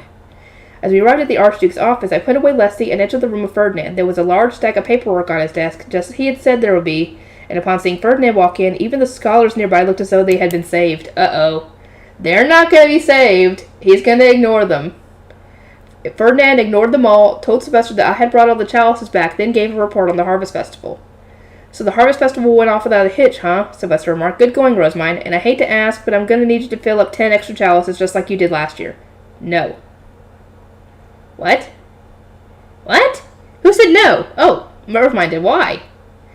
My reply was instant. Sylvester blinked in surprise, then cocked his head. It was clear from the look on his face that he couldn't understand what I had just said, or simply didn't want to understand, so I explained my reasoning for turning him down. We can't do the same thing we did last year. I need to enter noble society this year, and the temple has fewer people due to the incident in spring. Bezin must have been a flawed man, but as one would expect, given his family's status, he had noticeably more mana than the other blue priests. Last year had been hard enough, and no way our shortage of mana and blue priests, or forget my lack of stamina. If you absolutely must give them the mana, then you may come to the temple and donate it yourself. Wait, me? Is it not expected for nobles to take responsibility for their actions and solve problems they introduce themselves? You were the one who accepted this request without asking me what I thought, so it is therefore up to you to get yourself out of this mess. No matter how hard we try, the temple simply cannot manage more than half of those chalices. Ehrenfest is just as serious of a mana shortage as anywhere else. I don't know what political deals have led to Sylvester taking on these chalices. We don't have the resources to take care of other duchies on top of ourselves. And should they absolutely need to be filled, Sylvester can surely use his own mana, or send more blue priests our way. There has to be something he could do. Sylvester quickly gave up on convincing me, turning to look at Ferdinand instead. Ferdinand, No, my sincere apologies, but this is the decision of the High Bishop you appointed. I am but the mere High Priest serving beneath her. Furthermore, do you recall what I told you last year? Just this once. I believe it was what Rosemine... I believe it was. Rosemine is correct. You are the Ob, so solve your own problems. Ferdinand said with his lips curved into a grin, rejecting Sylvester in a tone that lacked even a trace of remorse. Ooh, yes, Ferdinand, yes! Tell him no! Do it himself! Sylvester opened his eyes wide and cradled his head. Judging by that reaction, I could tell that Ferdinand had only accepted the request last year after much grumbling and complaining. I'm afraid the temple simply has no leeway whatsoever. Please do your own work without relying on Ferdinand, Sylvester. Do you not need to serve as an example to Wilfred as both his father and the Ob? I asked, giving Sylvester and the scholars who had looked so desperately at Ferdinand a dignified smile. At that, I tugged on Ferdinand's sleeve, and we sped out of the office. Ferdinand, shall we return to the temple? Why so soon? I believe we should wait until the dust has settled. Because you are incapable of relaxing for even a moment. Sylvester's scholars will ask for your help if we stay in the castle, and you will ultimately agree to do his work for him again, I observed. Ferdinand drew his brows together. Despite his frown, his lack of protesting meant that I had been right on the money. I could still remember Fran mentioning that even when Ferdinand had brought his attendants to the nobles' quarter during the Starbind ceremony, and offered them to rest, or ordered them to rest, they had ultimately gathered to discuss work anyway. Ah, jeez, he and Fran are way too alike. If you wish to work that much, do your work in the temple. And while you're at it, train your successor. In the event that you decide all the blue priests are beyond saving, you may train a gray priest instead. Oh, for doing the paperwork, but not for actually being the high priest. Once Ferdinand freed up his schedule and started using his spare time to seriously train a successor, he would spend less time piling things on me, which would decrease my workload. A voice in my head was saying that he would never let me get off so easily, but I decided to ignore it. But yeah, the voice is right. Now there is an idea. Training my successor, Ferdinand mused, glancing my way before crossing his arms and following his lap. Why are you looking at me? I don't like this. This can't mean anything good. Ferdinand, stop looking at me, please. He's gonna train you, you idiot! Oh my god, why did you say that? When she said train his successor, I thought she meant train his successor as in training the new high priest. Or next high priest. That's what I thought. I was like, wait, why would he train a great great priest when they might not have mana, you know? The epilogue. Welcome home, Lady Bridget. And so I have returned, Nadine. With the harvest festival over, Bridget returned from the temple to her room in the night storms. Here she was welcomed with a smile by Nadine, an apprentice attendant who had left her home in Ilgnir to accompany Bridget and manage her dorm chambers. Her family was one of the few good-hearted ones who had stayed in the province after Bridget's engagement was cancelled. Nadine had been asked to take on the role by Bridget's older brother, Guy Ilgnir, and then subsequently ordered by her own parents, but Bridget was still thankful for her continued support even after she moved to the temple. Lady Bridget, the warm water is ready and waiting for you. Bridget removed her light armor, took a bath to refresh herself, then sat down to enjoy the tea that Nadine had prepared for her. It was her favorite kind. As she savored the taste, she could feel the tension melting away. Guarding subjects for extensive periods of time always left her feeling uneasy and exhausted. There's nothing more calming than relaxing in my own room after a day of work, Bridget mused. She had informed Nadine of her return in advance so that everything would be ready when she returned, and her trusted servant knew what she liked down to the letter. Bridget also had a room at the temple to sleep in where Nicola and Monica could help tend to her when necessary, but the lack of magic tools and her own attendant always made it feel somewhat inconvenient. Lady Bridget, please do not compare your dorm room to the temple, Nadine said with a thoroughly dissatisfied look. She was a noble herself and so didn't want her work compared to that of temple shrine maidens. Bridget could understand that since she herself hadn't considered the temple somewhere suited for nobles before being assigned to work there, and in reality the work of commoner attendants just couldn't be compared to what noble attendants like Nadine could do. As I have said before, Lady Rosamine and Lord Ferdinand carefully prepared my room to suit my every need, so the temple is nowhere near as inconvenient as I had heard. Bridget replied, continuing to sip her tea. Nadine wasn't about to change her mind on the topic, but she at least seemed less prickly about it than she had been when they initially arrived. When Bridget had spent her first night in the temple, Nadine's eyes were full of despair, and she had muttered something about needing to inform Guy Ilgnir of the travesty that was taking place. Bridget knew that he wouldn't be too surprised, though. After all, her brother had allowed her to serve the Archduke's adopted daughter for Ilgnir's sake. He wouldn't be surprised, but I knew for certain that he would curse himself for his failings as a Geeb. Even the supposed filth of the temple is nowhere to be seen, at least not where Lady Rosamine goes, Bridget said. She is being treated very well as a member of the commander's family. Rosamine had an absurd amount of mana, and while it was only right that she be adopted by the Archduke, it must have been difficult for Karlstadt to give up his beloved daughter. He and his family were very worried about Rosamine now that she was the Yob's adopted daughter. I am aware. The commander summons you each time you go to train. Cornelius interrogates you about life in the temple when you cross paths, and Lady Elvira invites you to exclusive tea parties. Everyone knows that, Nadine said, and she was right. What's more, everything that she had described was usually done in front of older nobles, which made it common knowledge that Bridget was being favored by the commander of the Knights Order and his family.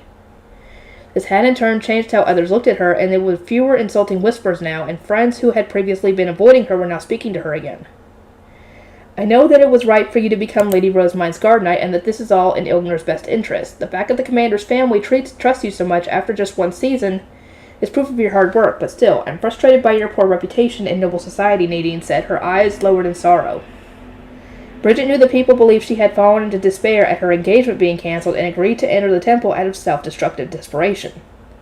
They were only half right, though. She wasn't self-destructive in the least, and if not for her situation, there was no doubt that she wouldn't have considered serving Rosamine or agreeing to work in the temple. Ilgnir's future matters more than my reputation, does it not? But in any case, I will be attending one of Lady Elvira's tea parties tomorrow afternoon. Is everything ready? Of course, I have finished preparations for us both, Nadine said with a happy smile, her chest proudly puffed out. She very much looked forward to attending Elvira's tea parties with Bridget, since they always serve unique and tasty sweets. I really must thank Lady Avara for her consideration. Just as Bridget had suffered from ill-meaning gossip, Nadine had been forced to endure as others cruelly remarked at how hard it must be to serve someone visiting the temple, asking whether she had given up on marriage as well. Eventually, the situation became so bad that Nadine stopped smiling entirely. It was only when Karstad's family started offering them their support that the light returned to her eyes. If you finish preparing for the tea party, Nadine, I'll be spending the morning training with the Knight's Order. Wait, on your day off? You intend to train on the day of the tea party? Nadine asked with a surprised look. Bridget nodded, her lips curling into a wry smile. Considering what had happened on the night of Chitsaria, she knew that she needed to train as much as possible. She might not have known the details, but considering the material they had been after and Rosemind's poor health, it was all too obvious they were gathering the ingredients for a Jareve. And if they needed a Ruel harvested on that particular night, then Bridget could guess they were heading back to the same force next year. That was why she needed to be capable of taking on large hordes of Fey beasts for extended periods of time. Guard work in the temple is lengthy and intense, but affords me no time to hone my skills. I need to get training in wherever I can, Bridget explained. I see, though as your apprentice attendant, I would rather you not do any training than might leave scrapes and bruises before the tea party, Nadine said, looking somewhat worried. Bridget thanked her for her concern, then got into bed. When Bridget headed to the Knight's training ground the next day, just as she had told Nadine she would, she found that Eckert was there already. He had accompanied Rosemind during the Harvest Festival, and fought alongside Bridget on the night of Chitsaria, and judging by how he was swinging his spear against multiple targets at once, it was obvious that he was training for next year's gathering as well. Bridget readied a similar spear and also began to practice on the targets. It wouldn't be hard to knock them all out with a low sweep. The tricky part was finding a way to kill them all at once so they wouldn't be able to eat each other and get stronger. Bridget, the commander's asking for you, one Knight called out just as she had stopped to take a break. After giving her thanks, she headed to the commander's office. Inside was not only Karstad, but Eckert as well. Karstad stroked his mustache once before addressing them. Bridget, Eckert, welcome back from your lengthy Harvest Festival assignment.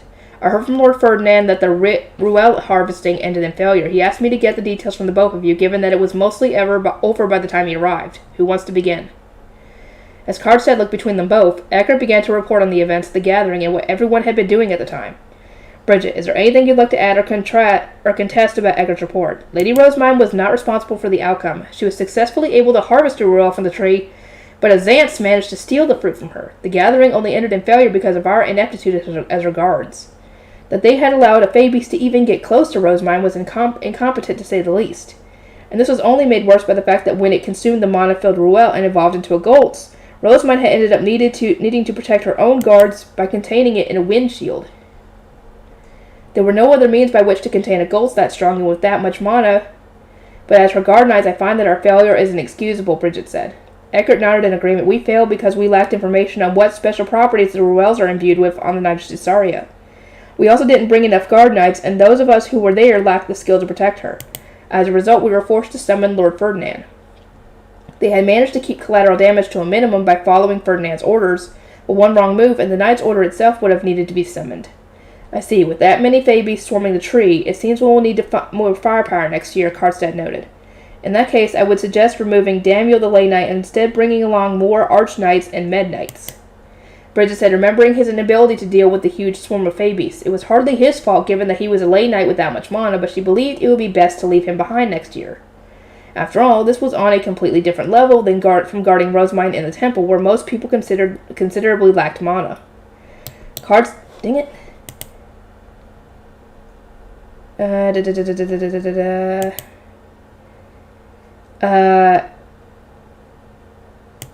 Karstad stroked his chin as he considered Bridget's suggestion. I understand your point, but we want knowledge of this gathering kept to a minimum, with as few people involved as possible. And seeing this as this is a personal business, I wouldn't be able to command the Knight's Order to accompany us anyway. In this case, even a lay noble would be better than nothing at all. True enough, Bridget replied. If only those familiar with Rosemind's private life could be involved, it was probably best to bring Daniel. Lord Ferdinand and I will accompany you all on the night of Chitsaria next year. Until then, focus your training around wide-range attacks. Yes, sir, Bridget said with a salute. While she thought the Ob having his very own Guard Knight accompanying his daughter's material gathering was beyond overprotective, she wasn't against it. The love that the Karstad family had for one another warmed her heart, and it was thanks to this affection that Bridget's efforts to help her brother were being rewarded. Incidentally, how is Rosemind holding up as the High Bishop? And are you having any problems in the temple, Bridget? Karstad asked, changing the subject, and giving his usual questions once they had finished going over the night of Chitsaria. Bridget told them about Rosemind's time in the temple and what she had heard from other knights. 3 female knights asked to serve Lady Rosamine the other day, but Lord Cornelius refused them without ever bringing the matter to you. He believes they say that they saw that Angelica guards her only in the castle, and assumed that they would do the same without going to the temple. The truth was, however, that Angelica simply wasn't allowed to leave the noble quarter because she wasn't yet of age. As soon as she was, she too would join Rosamine in the temple in Lower City. The girls had asked to serve Rosamine not knowing that, and Cornelius turned them down, without explaining why. He warned me that Angelica is likely to become the subject of jealousy since she gets to serve Lady Rosamine as an apprentice guard nag without needing to visit the temple, Bridget continued. Cornelius had warned Bridget over and over again that Rosamine could drop dead in an instant if they weren't careful, which was why he was being exceptionally cautious about the people who got close to her.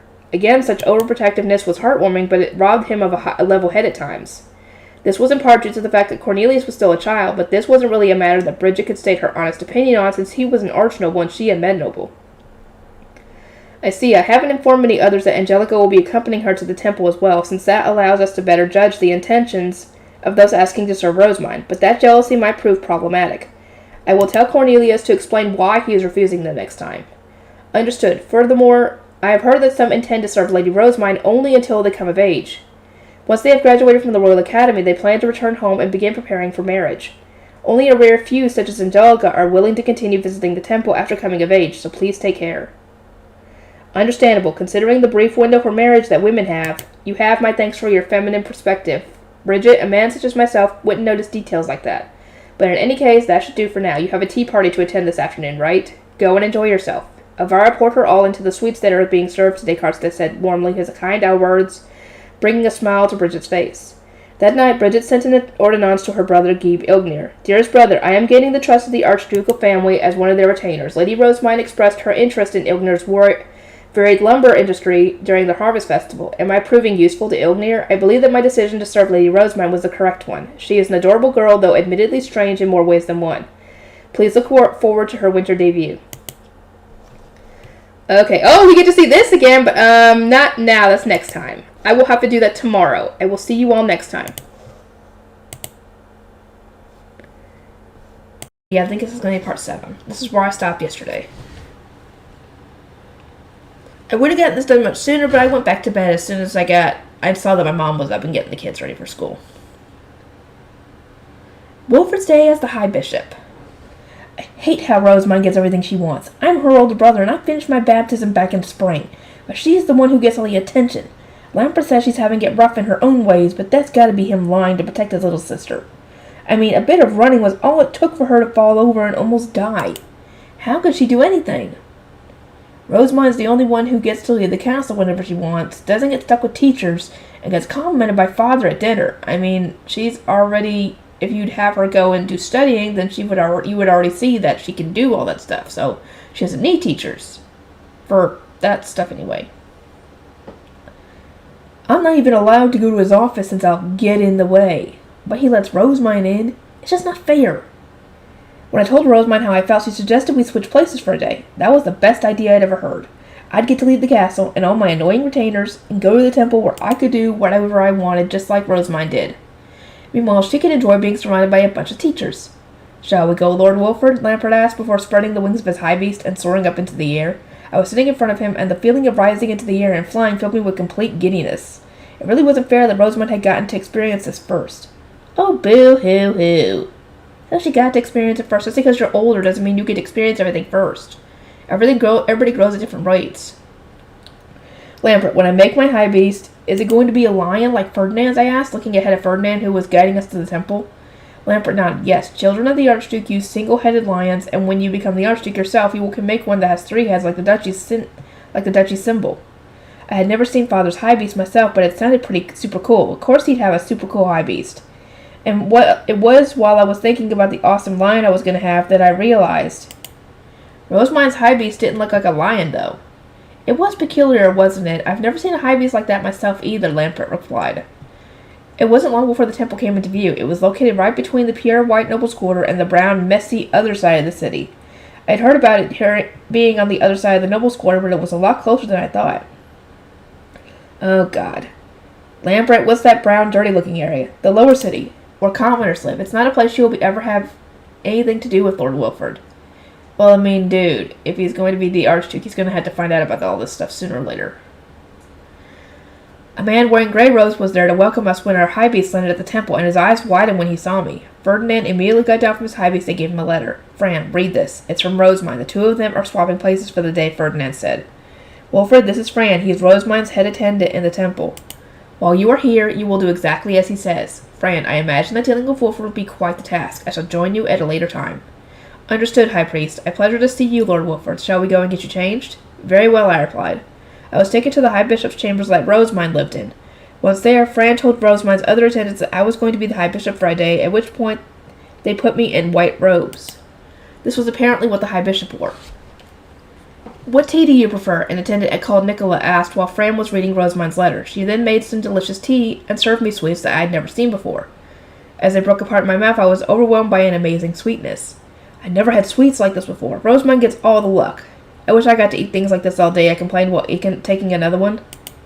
Upon hearing that, Nicola beamed a smile. Lady Rosemine invented the recipes for these sweets, so if you would like to eat sweets you've never tasted before, I suggest you do the same and come up with your recipes yourself. Do you have any ideas?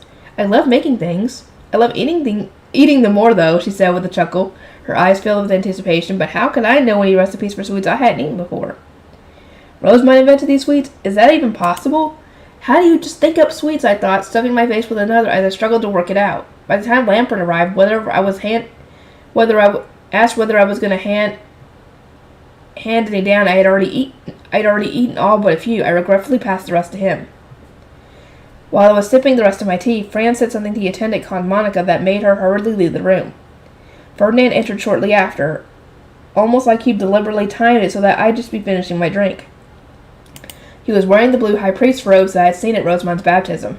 According to Rosemine's chart, your schedule for today is to receive a report at the orphanage, then look over the workshop. Lampert and Daniel will accompany you as guards, while Fran and Monica will serve as your attendants, Ferdinand announced. At that, Rosemine's female knight, who had entered with Ferdinand, saluted and stepped aside. I then accompanied Ferdinand out of the room, through some hallways, and over to another building. This is the orphanage where children without parents are gathered. Beyond these doors is a dining hall, Fran said, before opening them to reveal a sizable room with large but crude-looking wooden tables lined up beside one another. I looked around curious, and that was when I noticed all the people kneeling inside. They were all wearing the same gray robes. It was probably like the uniform that scholars wore. No, they're all gray priests. High Bishop and High Priest, please take your seats, Fran said. I wasn't that eager to sit on a plain wooden board, but Ferdinand sat down like it was nothing at all, so I didn't have much choice but to do the same. Getting straight to the point. I have heard there is a report for the High Bishop. Would the one responsible for the report please come forward and begin? An orange-haired woman stepped forward, faced me, and started giving a report that I couldn't understand at all. Ferdinand nodded at times while Fran was writing some stuff down on a weird board he had. What are you even saying? I asked. I am giving this month's financial report, the woman replied. What does that have to do with me? I asked. And in the next instance, Ferdinand struck me on the head with a smack. The shock was the worst part, and I held my head in surprise while trying to process what just happened. Lampert was just as surprised, and he looked at Ferdinand with wide-open eyes. Lord Ferdinand? What? I could barely even speak. There was a hot, stinging pain building up where he had hit me, but the only thing I could do was shoot him a dumbfounded glare. You fool. Rosemine is the High Bishop and orphanage director. You have swapped places with her, which means that this has everything to do with you. Even if you do not understand, sit still and keep your silence. Such is Rosemine's duty. Even though I was clearly annoyed, Ferdinand just glared back and scolded me. I decided to scowl at the woman giving the report, hoping that I'd make her finish this boring thing as soon as possible, but she just giggled and continued, not even skipping anything on her sheet. It sucked. Does she seriously not realize that I'm mad? What a dense woman. Oh, shut up, Wilfred. Someone needs to put him in his place. The report was so boring that about midway through I decided to go and wander around instead, but when I tried to jump down from my seat, Ferdinand shot his hand down and pinched my leg. That hurts, Ferdinand. What are you doing? Did you not hear me when I said to sit still, or was it simply beyond your comprehension? Are you stupid, or are you simply deaf? Perhaps even both, Ferdinand remarked, looking down at me with cold eyes like he wholeheartedly thought I was an idiot. Yeah, you kinda are, a little bit. But that can change. Blood rushed to my head. I'd never been so humiliated in my life. Oh my god. Ferdinand, put him in his place. Please. I stood up to punch Ferdinand, but when I barely even balled my fist when he clamped a hand down over my forehead and thrust me back into the chair. Shut up, sit down, and listen. Understand? Lampert. I called in my bodyguard, who was making no move to help me, but Ferdinand just squeezed my head even harder. How many times must I repeat myself? Shut up, sit down, and listen. Some of the kids started giggling as they watched Ferdinand hold me in place. I could hear them saying things like, "What does he doesn't he understand?" And "He just needs to listen." Yeah, it's not that big a deal. Just listen. I'll listen, okay? Just let go. You fool, do not waste the time of others with such pointless tantrums, Ferdinand said with a derisive scoff before releasing his grip. Pain radiated from my head as though his fingers had left permanent marks. They might have. With his luck, he probably did. I spent the rest of the report glaring at Ferdinand and from the side, unable to stand up or do anything but stew in my anger. God, curse you, Ferdinand. That concludes this month's report. I have a bit more to discuss with Fran and the High Priest, so why don't you spend some time playing karate with the children, High Bishop, the woman suggested. My ears perked up at the word play. I quickly looked at Ferdinand, who glanced over the orphan children before returning a slow nod and saying, "Very well." I leaped off the bench in an instant, stretched a bit, and then followed Lamprecht and Daniel over to where all the kids were. "So what is karate?" I asked. "I'll teach you," one kid said. "We can play together." Playing against adults was one thing, but I'd never lost to any of the kids who came to play in the castle. I needed to use this opportunity to prove to all the kids who had laughed at me how amazing I really was. First, someone reads the written card, then everyone else tries to grab the art card that has the same first letter as that written word. When whoever gets the most wins, the king continued. Since this is your first time playing, High Bishop, you can have one of your guards help out. I hadn't played karate before, so teaming up with Lamprecht was probably a good idea. Plus, this kid was the one who'd suggested it, so it wasn't unfair at all. I sat next to Lamprecht and started playing. I had assumed Daniel would be the one reading the cards, but instead it was a kid about as old as me. "You can read? That's really impressive. Not even I can read yet," I said, awestruck, but rather than appreciate the praise, the kids all gave me a confused look. "Huh? You're the High Bishop, but you can't read?" "Thanks to the karate and picture books Lady Rosemine made, everyone in the orphanage can read." "Oh, but not Dirk. He's just a baby," one of the kids added, pointing at a baby crawling across the floor. It was apparently normal for all the kids in the orphanage to be able to read, and the only one who couldn't was a baby, smaller than my little brother Melchior. "So I'm basically the same as that baby," I got completely taken aback. In the end, Lamprecht was only able to get the single card that was closest to us. The other kids took all the others. What a miserable defeat. This is what happens when you are challenged by children not instructed to lose by their parents, Ferdinand said. "Ha ha." Yeah, because usually, I'm assuming that when Wilfred would have kids to come play with him, the kids were all told by their parents to let him win because he's the son of the Archduke. Or that he's going to be the Archduke, or whatever, you know. "Well, Ferdinand, you can't just say that," Lamprecht began, only to be interrupted. "It is the truth, and one he needs to face," Ferdinand said, giving another derisive laugh before moving on. "Follow me." Curse you, Ferdinand. You're going to be cursing him a lot. He's going to be putting you in the valley of despair, dude. We next went through the boys' building of the orphanage to reach the workshop. There were adults there and kids as young as me, all wearing cruddy-looking clothes, and whatever they were making had made their hands and faces all dirty. "This is Lord Wilfred, who is serving as the High Bishop in Lady Rosemine's place for today," Fran said to introduce me. At that, two young boys stepped forward, knelt down, and began their noble greetings. Oh, God. So he can do that too? Okay. "I pray for a blessing in appreciation of the serendipitous meeting ordained by the fruitful days of Shitsaria, the goddess of wind," they said. I poured wine into my ring, though I wasn't too good at doing it yet. Before I continued, "May this meeting," people asked. This time I actually did pretty well. I nodded to myself, then looked at Lamprecht, who gave me a smile and returned my nod in approval. "Let's go, you may stand. You called Rosemine over today, I believe. What is your business? Wilfred shall be handling it in her place. We finished a new picture book and wanted to give her a copy. Please deliver this to Lady Rosemine. And here is one for you, Lord Wilfred. Please accept it as a gift celebrating our meeting," the green-eyed kid said before handing me 2 books. They were shoddily made, basically nothing more than bundles of paper. They were thin, tiny, and didn't even have covers. It was hard to imagine that they were actually books. Picture books? What kind of books are these? What do you do with them? You read them. What do you think you do with books? Rosemine recently started making them, and she was looking forward to the completion of this one. Rosemine made these too? She didn't make them herself, but she taught them how to make them. I started flipping through one of the picture books, looking at the large black and white illustrations inside. Some pages had text, just like the cards. I then glanced at the 2 kids who were both looking about my age. They were holding their heads high and their eyes were full of confidence. "Can you 2 read this book? Of course. We wouldn't be able to work if we didn't know how to read." "I studied really hard to learn," the purple-eyed kid said with a proud smile. "It may be rare for commoners to know how to read, but even they can learn when it's necessary for work. It may be rude to present someone who can't read with a book the first time you meet them, but as you're a noble, I'm certain that we don't have to worry about that," the green-eyed kid said nervously, glancing over at Ferdinand for confirmation. Once again, Ferdinand smirked, looking down at me with cold, mocking eyes. Yes, anyone who has received a noble's education will know how to read. It would be quite unlikely to ever meet a noble who couldn't. That is a relief.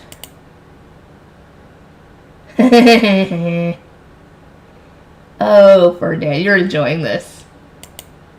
All nobles can read, and commoners can learn when they need to for work. I could feel my expression stiffen as I looked down at the picture book. Return to your work, everyone. I intend to show him what exactly is done here, Ferdinand instructed, at which point all those who had been kneeling stood up and resumed their work. I watched them go, conscious that they had started glancing my way, and saw the kids who had given me the picture book started counting sheets of paper and giving instructions to those who had a free hand. Ferdinand, why are those two kids giving instructions when there are so many adults here? One is an apprentice attendant, and the other is an apprentice merchant, but both are close to and have been personally trained by Rosemine. They receive direct instructions from her, operate the workshop, and give her reports. Whether due to the enormous responsibility they carry or Rosemine's instruction, they are both growing blisteringly fast. It might be that she has a natural talent for raising people, Ferdinand said. He only ever insulted and mocked me, but he was praising the kids in the workshop and Rosemine for having raised them. I could feel an uncomfortable heat building up in my chest. That was fifth bell. We'll be returning to your chambers now. Everyone, you have worked well today. I hope to see your dedication continue. As you wish. Those in the workshop replied, kneeling and giving proud smiles of Ferdinand's praise. Yeah, he is praising them. That's very good, to be honest, considering the guy more than likely rarely gives that praise unless he deems it worthy of it. So, it's good. They're doing really well. With the picture books in hand, I returned to the High Bishop's chambers. My lessons normally ended in the afternoon at fifth bell, after which I'd be free for the rest of the day. And I'd assumed that the same would be true here. Nope. Nopety nope nope. But once I was back, Fran started piling a ton of boards on the table. What are these? The words of prayers that you must learn before leaving for the Harvest Festival. You won't need to know about the festival itself since you won't be going there, Lord Wolford, but since the prayers will prove useful for magic, I think you should find it useful to learn them now, Fran said. Lampert picked up a board and skimmed it, then widened his eyes in surprise. Are you telling me Rosemine is memorizing this? Yes. Of course. Lady Rosemine is the High Bishop, Fran replied with a nod, speaking like it was the most obvious thing in the world. You know that a single mistake in noble society could give someone a negative reputation that never goes away, yes? Now she's the Archduke's adopted daughter. Lady Rosemine is not permitted to fail. She is having quite a tough time during her first year since every ceremony is new to her, and she must continually memorize the words to do prayers. But she is managing things thanks to her admirable perseverance. Fran went on to list each ritual that Rosemine had to give a prayer at one by one, counting on his fingers as he went. She had been assigned as the High Bishop in summer, meaning that she had only experienced a single season's worth of rituals. And yet she had performed the Starbind ceremony, the Summer Coming of Age ceremony, the Autumn Baptism ceremony, and would soon be heading off to administer the Harvest Festival throughout the Central District. The High Bishop had an unbelievably busy schedule. Well, duh. I can't do this. I don't know how to read, I said, shaking my head after looking at the border of prayers written on it. Rosemine had to memorize these, sure, but I didn't. I handed the board back to Fran, who then simply passed it on to Lampert. In that case, Sir Lampert will read it out loud, and you will learn by repeating what he says. You may eat dinner when you are finished. What? Anyone can memorize something if they take it seriously. High Priest, allow me to brew you some tea. You must be tired, Fran said before smoothly heading to the kitchen. The fact that he wasn't listening to me at all made me so mad that I shouted at his back as he went. I don't want to. I'm not going to memorize this, I yelled, stamping my feet in anger. Fran turned back around with a worried frown on his face. Before he could speak, Ferdinand let out a loud, exaggerated sigh. Good grief, Fran, it seems that Wilford doesn't need dinner tonight. If he hadn't finished memorizing the prayers by 6 bell, begin eating without him. The divine gifts won't be ready for the orphanage otherwise. Understood. Curse you, Ferdinand. You didn't have to say that. I gritted my teeth and glared at Ferdinand, but he just looked back at me with cold, narrowed eyes. He wasn't afraid of me at all. Well, dude, he's the high priest. 2, he's your uncle. 3, he can kick your ass in back many times over. And he would more than likely do it with a freaking smile on his face, because he would enjoy it. Kicking a brat like you around. This is why bastards are the worst. Jerk! He can't help that! I hate bastards. I silently shouted the word that grandmother had said all the time, which calmed me down just a little, even though I didn't actually know what it meant. Dude, you really don't need to know what it means. Now that I thought about it, there was no way they wouldn't let me eat dinner, even if I didn't memorize any of the prayers. Up until now, I had never been punished that much by skipping out on lessons, and refusing to learn to read, and this was going to be just like that. All I needed to do was wait for Ferdinand to leave. When 6 bell rang, Ferdinand went to eat in his own chambers. I glanced Fran's way and saw that after seeing him off, he had gone to start serving dinner. I knew it. Of course he cares about me more than Ferdinand's orders. Nope. Nobody, nope, no, no, no, no, no, nope. I let Etta please snort and waited for my dinner to be served. Lamprey was excited to eat, saying the food here tastes better than the stuff in the night norm, and the sweets were good enough that I was just as eager. My apologies for the wait, Sir Lamprey. Your food has been prepared. Dame Bridget has offered to eat later, so you may eat alongside Sir Daniel, if you would like. I see. I wouldn't mind eating with Daniel, but Lamprey nervously looked between Fran and me. Do not worry. Dame Bridget shall look after Lord Wilford while you are having dinner. We know it would be uncomfortable for you to eat in front of him while he is unable to, so we have prepared a separate room for you, Fran said. I was hit by such a strong wave of shock that I almost fell over. He actually wasn't going to let me eat just like Ferdinand ordered. This guy worked for him. He's going to listen to Ferdinand more than he's going to listen to you. He still listens to Rosamund because, well, he respects her and everything, probably as much as the High Priest, but not you. You haven't earned that respect. That much respect, anyway. Fran, do you have any idea what you're doing? Don't you know who I am? I have informed you that you would only be eating once you had memorized the prayers, and Lord Ferdinand has ordered me to follow through on this, Fran said calmly. The attendants in the castle would always freak out and fall over themselves to serve me, but Fran wasn't listening at all. What was going on? Well, duh! Who do you think is more important here, me or Ferdinand? Lord Ferdinand, of course. What? But I'm the Archduke's first son, I yelled. Don't lump me in with a bastard. Ooh. I don't like that. In the castle, everyone said I was of higher status than Ferdinand since he was a bastard and I wasn't. Jerk. I'd assumed that Fran just didn't know that, but when I looked up to see his reaction, he was shaking his head with exasperation. At the moment, you are serving as the High Bishop in Lady Rosamund's place. She has given me strict instructions not to spoil you as the Archduke's son, but to treat you in the same way that she would be treated as Lord Ferdinand's ward. Do not spoil me, I stammered, unable to believe what I had just heard. That was when the memory of Rosamund saying, then you will have no problem with my attendants treating you like normal, flashed from my mind. I naturally replied to that by saying of course, but it still didn't make any sense. Letting me eat dinner would be spoiling me? Allowing you to use your status to avoid responsibilities and punishments would be spoiling you. That you think doing as is normal and appropriate just shows just how spoiled you have been throughout your life, an experience not shared by Lady Rosamund, Fran said, before turning to face Lamprey. Sir Lamprey, please begin eating. We must take the leftovers to the orphanage afterwards, so delays have long-reaching consequences. It would be best for you to entrust Lord Wilford to us. You are a reminder of his normal life, and while you are around, he will expect to be spoiled, Fran said, with a composed smile that left no room for argument. He then took Lamprey elsewhere, leaving me alone in a room with nobody I knew very well. Shall I read the board for you, Lord Wilford? The female knight called Bridget asked, before taking the board and standing beside me. The attendants have here may be kind and loyal, but they are not soft in the slightest. This must be a shock for you. She had been assigned to guard Rosamund after her heart baptism, so she would probably be able to tell me, from a proper noble's perspective, what life in the temple was like. Are the attendants here hard on Rosamund too? Yes. They are doing their best to ensure that Lady Rosamund fulfills her duties as both the Archduke's daughter and the High Bishop without error. When I first started serving her, I complained to Fran that the burden on her was much too great, but ultimately he just reprimanded me, Bridget said, offering a sad smile as she looked at the board. If things were bad enough that a guard knight had chosen to speak up, then Rosamund's situation had to be really harsh. And she has more than just this to memorize. Yes, she has to learn not only the prayers, but the progression of each ritual, the key points to be aware of, who to give blessings to, and the total number of people involved in each ceremony. This pile of boards contains far more information than just the words to prayers, and thus far she has always successfully completed her duty when the time came. Which is surprising considering she has complained in a past book that her memory is bad. That's impressive. I couldn't believe how different Rosamund's life was from mine. It never occurred to me that I really was being spoiled that bad. Read the board for me, please. As you wish. Bridget read the board aloud for me, and I repeated her words until I had memorized them. When Lamprey finished eating and returned, his eyes widened in surprise at me. I see you have worked very hard. That is excellent, Fran said, praising me for the first time before placing enough dinner for one person on the table. I had just barely managed to finish memorizing the prayers before 7th bell, and even though I was eating later than anyone else, the food was still steaming and warm. The chefs must have waited for me so that my dinner would still taste good. I get it now. They're kind, but they don't spoil anyone. Well, no dip. As I started eating the warm food, I let out a sigh. I really wanted to go back to the castle. I wanted to tell Father and Mother that I had memorized a prayer and have them compliment me for doing well. Eating alone is kind of sad, I said aloud. Lady Rosemine says the same thing at times. Huh? Rosemine eats here alone sometimes?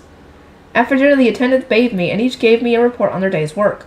That had never happened before. My attendants were either busy attending me or searching for me. They had never had any work to do when I wasn't around. Once their reports were over, it was finally time for me to sleep. I was exhausted. I had never been this tired before in my entire life. It was the first time I'd ever used my head so much, so despite it being earlier than I usually went to bed, I'd passed out in no time.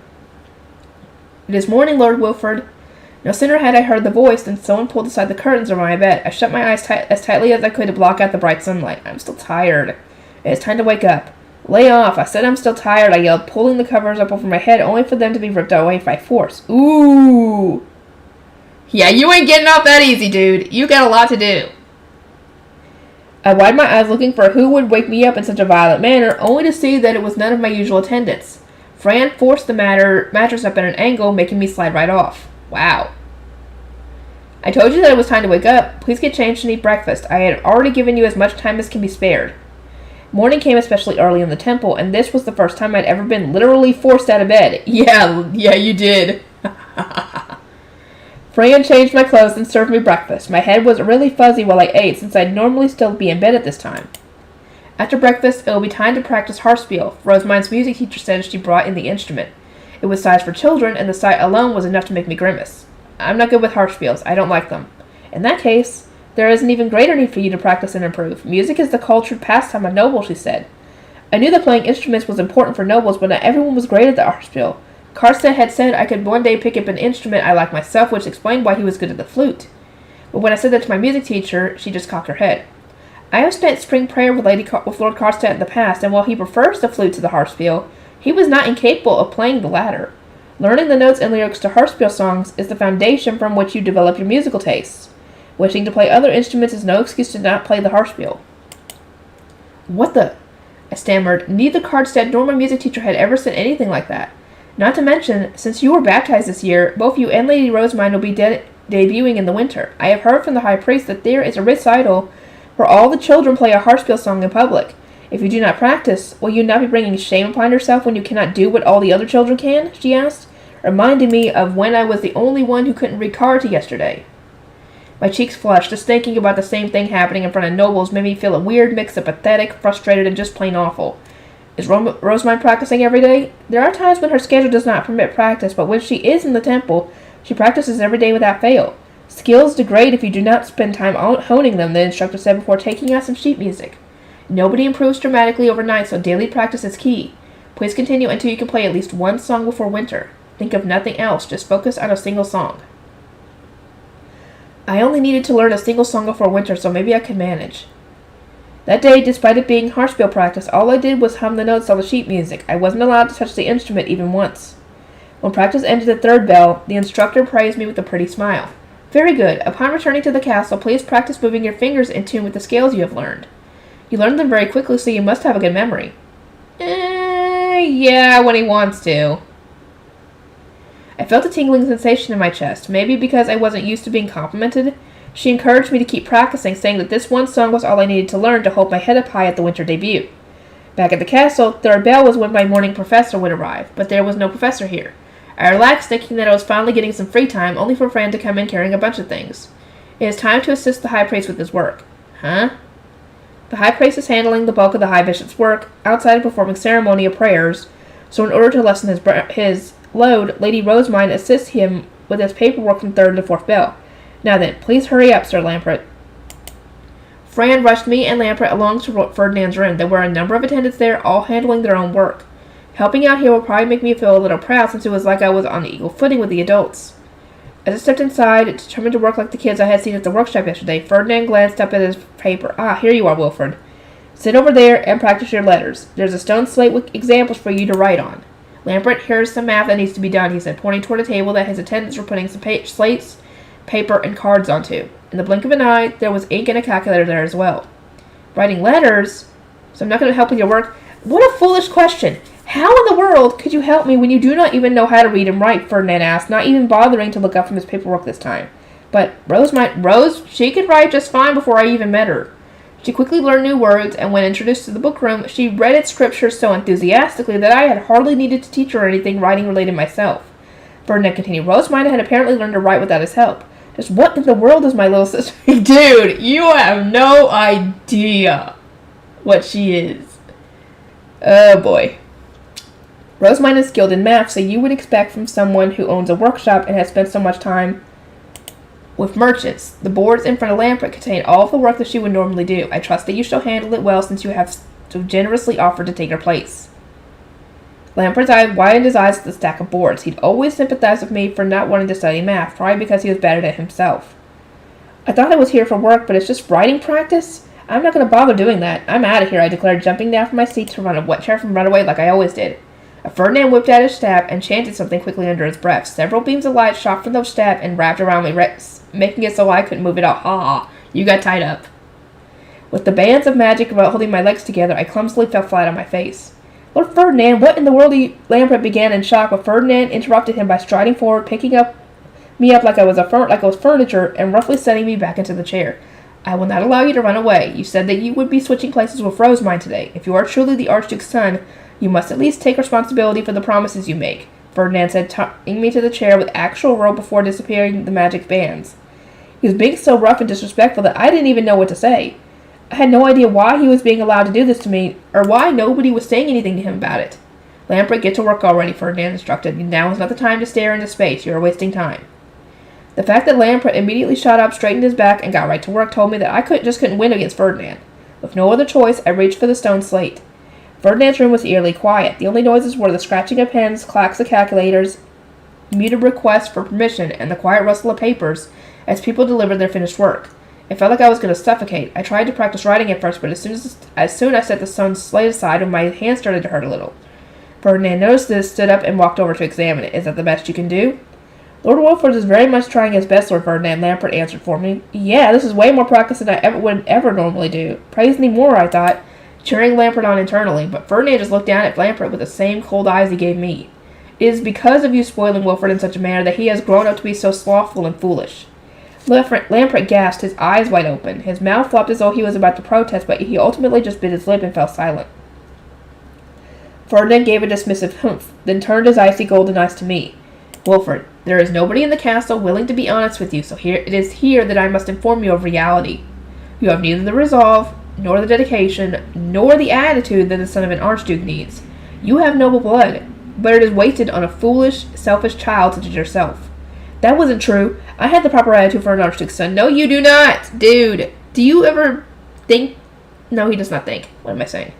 What's more, Ferdinand was the only one calling me foolish and selfish. Nobody else did. Everything he was saying here was wrong. Ferdinand, you're being disrespectful, I yelled. Disrespectful? No, I am speaking the truth. You have been baptized, yet you cannot read, write, or do math.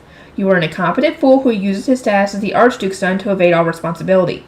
If asked to help Sylvester with his work, you would not be able to help him in the slightest. You are a useless waste of space. Do not expect me to spoil you as well. I growled and glared up at Ferdinand. As much as I wanted to shout that he was wrong, I couldn't manage the words. Lord Ferdinand, that is going much too far. You seem to be lazing about as well, Lamprecht. Rosemine will be long finished with that amount of work by now. You are slow. I see that both servant and master are equally useless, Ferdinand remarked, dismissing Lamprecht's protest before looking straight at me. Wilford, your father experienced much grief due to problems with succession, and as long as there are no problems with your mana, he wished for you to succeed him as his oldest son. I knew that. Both father and grandmother had said I'd be the next Archduke. Sylvester seems to think that a leader can be as incompetent as he wishes as long as he surrounds himself with competent allies. But there's a difference between gathering competent allies and dragging them down into the mud, forcing them to compensate for your unending failures. And unlike Sylvester, you do not have the charisma and strength of spirit to naturally gather allies. Lord Ferdinand, you're expecting too much from a young child, Lamprecht protested. You call him a young child, but he has already been baptized. Furthermore, he is not just any child, but the child of an Archduke. Under normal circumstances, Wilford would need to work hard and bear more responsibility than Rosemine, who was merely adopted into the archducal family. However, does it seem to you that Wilford is indeed working harder or bearing more responsibility than her? No, it does not. Yeah, if anybody's going to be the next Archduke or Archduchess, it's Rosemine, because she's the one doing all that work. If you're kind of basing it on that, then between her and Wilford, she would definitely be the one to be it. His arguments made too much sense to disagree with. One day here was enough for me to realize just how talented Rosamund was, as well as how hard she was working each day. Her attendants were all working together to ensure she was so well suited for her roles as the High Bishop and the Archduke's daughter as possible. She was being given a mountain of tasks each day, which she always completed. And yet she has no time for the bookworm. That sucks. But me, on the other hand, what was I doing? My only memories were of running away from work. Lord Ferdinand, you're not wrong, but Lampert began, only for Ferdinand to silence him with a sharp glare, looking much angrier than he had been with me. For a second, his light golden eyes seemed to change colors. Ooh, wait a minute. The crushing. We finally get to see. I want to see the animated. Come on. So he does do rainbowy eyes. Okay. Oh, so he got pissed and his mana kind of gum out. I don't know if he did that on purpose. And an instant later, Lampert choked out a gasp, freezing in place and trembling as if glued down by the stare. As Ferdinand leaned in a little closer toward him, Lampert let out a weak groan of discomfort. Wilfred is not the only incompetent fool who puts no effort into life. You were the same. If you care for your charge's future, Lampert learned to tie him to a chair and force him to study. Veronica is no longer here. What does he mean by that? I exclaimed in my mind. Ferdinand then glanced my way. Rosamund is a unique girl in more ways than one, so I did not expect Wilfred to produce similar results. But if he wishes to be accepted as the Archduke's son, he needs to work at least as hard as she is. Am I wrong? No, you're right, Lampert painfully forced the words out. It was like Ferdinand had cast a curse or something on him, except he didn't have his staff in hand. I had no idea what he was doing to Lampert, but all I could do was tremble as an indescribable fear built up in my heart. Wow, I never would have expected Ferdinand to do that, to be honest. No matter how mad I figured he'd get, I never figured he would do that. Oh, on an ally, anyway. I received a report from Fran that Wilfred successfully memorized the words to prayers last night and successfully hummed the musical scales of a harpsichord song this morning. I myself have been forced to accept that he was not born a fool. He can succeed when he tries, and is clearly quite capable of doing so, meaning the blame falls on those who spoiled their charge and raised him into a fool. Be aware this is your responsibility, Ferdinand declared before lowering his gaze and letting out a disappointed sigh. At that point, Lampert collapsed on the table. Ferdinand, what did you... Wilfred, Ferdinand said, interrupting me with a heavy voice. As strange as it might sound, this was so overwhelming I didn't really feel like there were weights... It really did feel like there were weights pressing against my stomach. He was looking at me with cruel eyes, cold, dark, golden slits that showed no warmth toward me whatsoever. They were terrifying eyes, unlike anything I had ever seen before, and without even realizing it, my teeth had started to chatter. There is nothing I would like less than to serve someone as lady spoiled and incapable as you. If you continue as you are, I will raise your siblings myself and crush your political future with all my might. Ooh. I believe he would actually do that. Or rather, he would do that with Rosamund, to be honest. If he had to choose between all three of his siblings, Rosamund would be the one he would do for. Even if she is adopted. She's the one the most capable. But if he had to go with biological blood, it would be one of his two other siblings. But father and grandmother had said that I would be the next Archduke, and I thought that was true no matter what. I'd never even considered that someone might come and defy their words. Hearing that my future wasn't actually secured was like a blow to the head that made me want to cry. It is tradition for the child with the most mana born from the Archduke's first wife to become the next Archduke. You would do well to remember this, he said. I swallowed hard just as fourth bell started to ring. My day spent swath with Rosamund had come to an end. Ha ha. Ha ha ha ha. Oh, we're almost done. Okay. Haas's orphans. Feels good that it's sunny today, huh, Thor? We get to go to the forest now, Rick said after breakfast, stretching in his raggedy outdoor clothes. We'd finished all the paper-making work we could do in the workshop, but 2 days of rain had stopped us from going outside. I speedily changed clothes myself and agreed. Heck yeah. I'm getting real tired of just learning manners all day. I get that we've got to master them, but still. Those of us from Haas had to relearn everything from manners to language, which means we always had things to do during the day. But being expected to do the same stuff every day in a closed space like Ehrenfest Temple was kind of suffocating. Still, I knew I was lucky for that to be the worst of my problems. Now Martha, my sister, wouldn't need to be sold to anyone if they didn't want to be. Even the right eating situation was better since the stronger kids weren't given more food and didn't steal from others. Here everyone was given the same amount, even newbies like us who weren't even being unfairly beaten like before. I was glad that I decided to go with Lady Rosemine, and I was thankful to her. We were seriously lucky, and she was an amazing person. But even knowing that everyday life in the temple was so much different from what we were used to that it made us uncomfortable. We just couldn't get used to it. Unlike the normal priests who live in the temple, we liked putting on comfy, raggedy clothes and going out to the forest together a lot more than learning to read and speaking properly. Maybe it was because we were raised doing farm work in Haas, but we always ached to go outside on sunny days when we were stuck in the workshop. We spent each day waiting for our chance to gather and work in the forest. Rick and I went down to the stairs of the boys' building, where we found Lady Rosemine's attendant, Gil, handing out baskets and knives. We told him that we could just pick our own tools, but Gil said it made it harder to keep track of everything. Here, Thor and Rick, here's yours, Gil said. Rick and I went outside with the baskets on our backs and knives in hand. The sun was bright, but the chilly air made it clear that winter was on its way. Still, we were so pumped to go to the forest that the cold air didn't bother us at all.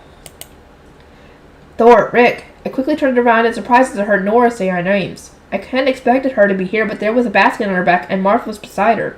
They didn't have gray priest robes on, but outside clothes just like us. It's been a long time since we've all been outside together. Yeah, it's 'cause the girls and boys do different work here, I replied. Back at Haas's monastery, the four of us studied, cleaned, and went to the forest together. But maybe because Ehrenfest orphans had more people, duties were split between men and women here, which meant we couldn't stay together as much. Men worked in the workshop in the forest, while girls made food and handled cleaning. We're going to the forest today. Rick, Wilma said we need lots of firewood and fruit for the winter. Right, Nora? Mars said, looking up at my sister with a smile. Since the orphanage was busy making preserved food for the winter, some of the apprentice grade shrine maidens were also coming to the forest to help gather. Martha and I still aren't used to how they cook and clean in the temple. We're more useful gatherers in the forest than staying here, so it's actually kind of relaxing, Nora said. The orphanage was already packed with people, and now they had to prepare for four more on top of everyone else. A lot of resources were needed for each person, and here they were stuck with the four of us. That was why we needed to work harder than anyone else if we didn't want to feel uncomfortable all winter. Not to mention, if we started running out of food, we'd be the ones who'd have our shares taken first. They like to talk about fairness here, but we had street smarts. We knew we'd end up a bloodbath. I gotta work hard so that Nora and Marv don't have to go through that, I thought, tightening my grips on the basket on my back. Whew, always feels good to be outside, I said. Uh-huh, Nora replied. The southern gate opened up to sprawling fields, the forest, trees, and the big blue sky. And on top of all that, the air suddenly got a lot cleaner. Outside the walls, everything was like our hometown of Haas again. That helped me relax a bit. I still wasn't used to how the temple looked or how nasty the air in the lower city was. It's not wrong. The gray priests, on the other hand, grimaced as soon as they stepped through the gate onto the road turned muddy from the recent rain. It would be nice if the stone road could continue outside the city, but unfortunately the Archduke's power is contained within its walls, one said. People raised in the temple were used to walking on white stone, but I hated the raw smell of the lower city, where it was so humid from all the evaporating rainwater. Muddy roads aren't so bad if you just walk on the side of the road with all the weeds, though, I said. The temple is just so pretty that the people raised there don't know how to walk on muddy roads, Nora said with a giggle. It's the same as us being uncomfortable with how clean the temple floors are. They couldn't handle field work like we can. Now that she mentioned it, the priests would probably hate the idea of tilling a field. I'd always really enjoyed doing it since the soil gets soft over time, but I didn't think people in the orphanage would feel the same way. Please gather at the riverbank before fourth bell rings, Gil said before we arrived at the forest. We had all been split up into groups. Some of us would make paper, and others would get firewood, and the rest would gather food. The four of us had been assigned to gather fruit and mushrooms. That was my favorite job. Let's get going, everyone, I said when it was time to start, a wide grin on my face. But it wasn't just Rick and Nora who replied. A gray priest whose name I still didn't know butted in.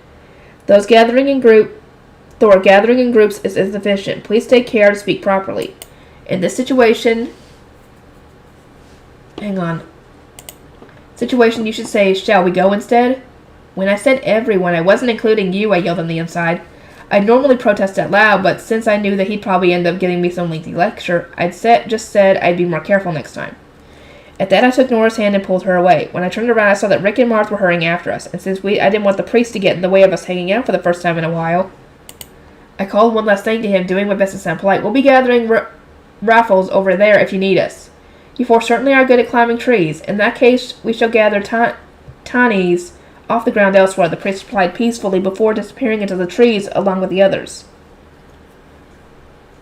The priest had only started visiting the forest a year ago, and honestly, they really sucked at gathering. They were slow runners, couldn't climb trees, and could barely tell mushrooms apart. Lady Rosemine was a real weirdo for sending people like that to the river, or to the forest, and I could guess that Lutz had a real hard time organizing them all at the start. I never would have agreed to do it.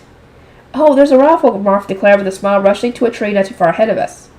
Raffles were a nice autumn fruit. They looked a lot like summer round shells, but were more sour and chewy. Cut Raffles dipped in honey were super good in winter. Ah, Marth said, suddenly stopping in place. We all rushed up to her. What's up, Marth? The 2 days of rain knocked some of the Raffles down, and I promised Delia that I'd gather a lot of them, too, Marth said, slumping her shoulders as she pointed at the smashed fruit that had fallen from the tree. Delia was a girl in the orphanage with a little brother called Dirk, and she was one of the very few people in the temple who understand the 4 of us wanting to stay together as a family. There were times when she was harsh, but she was good at taking care of people, so Marth really warmed up to her. I'd heard that they became friends after Marth said to Delia how cute she thought Dirk was. I promised Delia we'd make lots of honey-dipped Raffles together. She can't leave the orphanage, so I said that I'd gather them for her, but Delia had committed some enormous crime at the end of spring half a year ago. And while she hadn't been executed thanks to Lady Rosemind's compassion, she was sentenced to never leave the orphanage again. Delia herself said she was fine with the punishment since she could stay with Dirk, but I felt bad that she couldn't even go to the forest to blow off steam. Rick patted Marth's back and pointed up at the tree. Don't feel so down, Marth. Take a good look. There's still plenty left. Plus, Raffles that aren't fully ripened are the best for dipping in honey. We could still get plenty to bring back to Delia, he said, being as kind to her as always.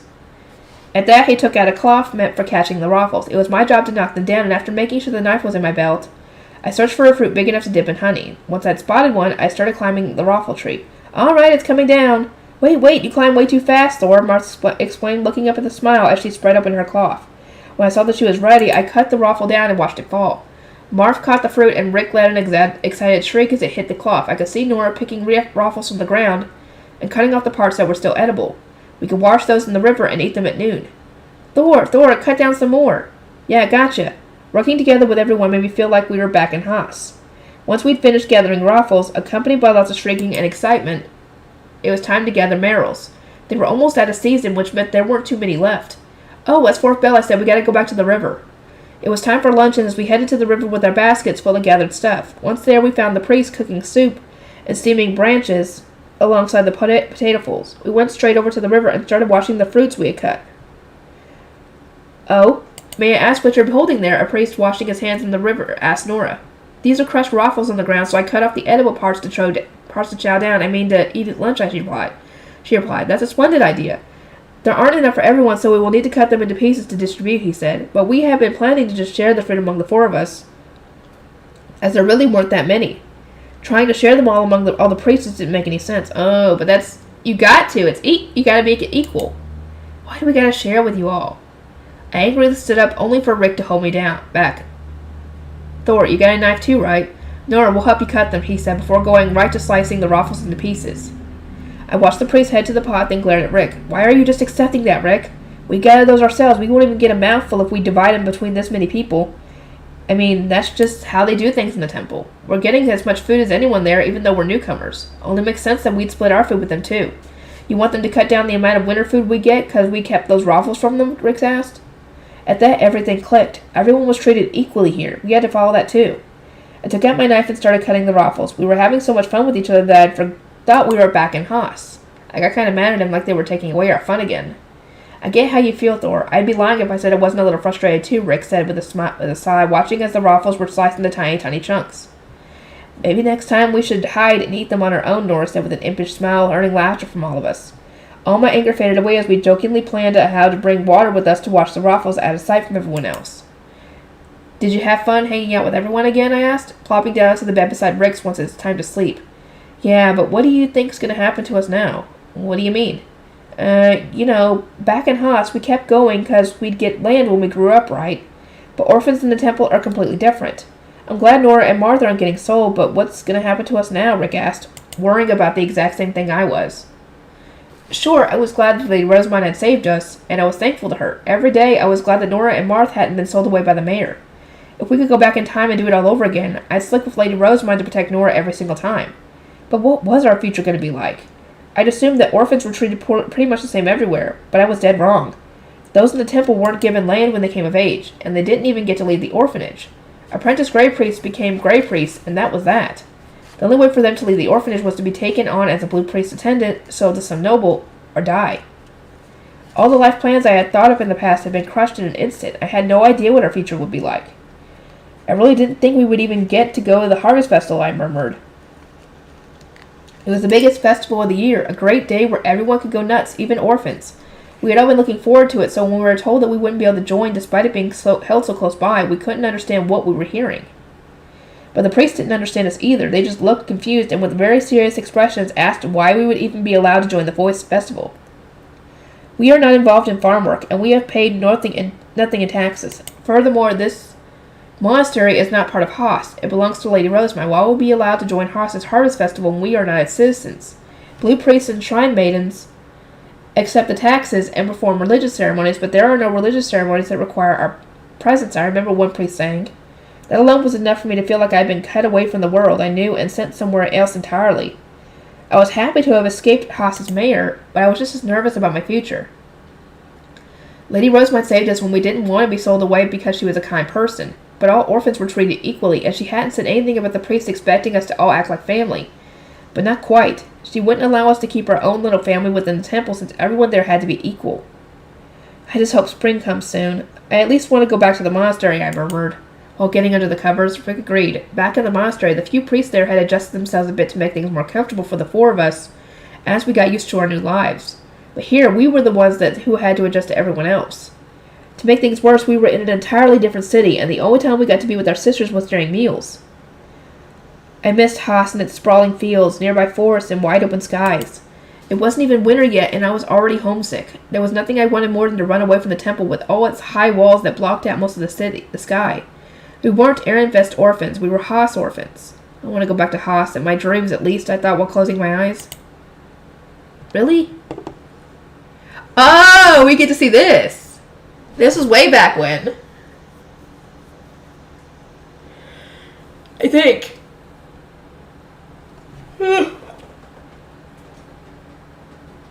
Oh, God. Justice's Grand Lower City Infiltration. How far have I left? Probably 20 pages left. Justice, have you ever been to the Lower City? Ferdinand asked. It was the start of summer the previous year, and he had summoned Eckert and I together. I disguised myself as a traveler and visited farming towns to gather materials many times in the past, but I have never visited Ehrenfest's Lower City since there was nothing to find there. Why do you ask? Is there something there after all? I asked in response. A devouring child by the name of Mine shall be entering the temple as an apprentice blue shrine maiden. I would like for you to gather as much information on her as possible. Here's what we know from the Merchants Guild, Ferdinand said, holding out some boards. Everything here concerns her workshop rather than mine herself. I took the reports from Ferdinand and skimmed them.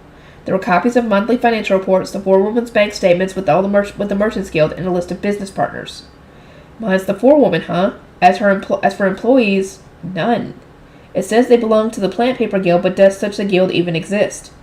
It is precisely to answer that sort of question that I need you to gather information on Mine and her activities. Here's what I know myself. Mine has blue hair as dark as the night sky, golden eyes, and a destitute constitution that causes her to appear 5 at best, despite having been baptized. Despite being so weak that she cannot even visit the temple each day, she is such a fervent bookworm that she is willing to spend a large gold and ignore all common sense to directly ask the High Bishop to make her an apprentice shrine maiden. In short, she is a bizarre, incomprehensible child. All information on her will be valuable. Gather it all. A child who would spend a large gold to force her way into the temple all just to read books? Nah, that can't be right.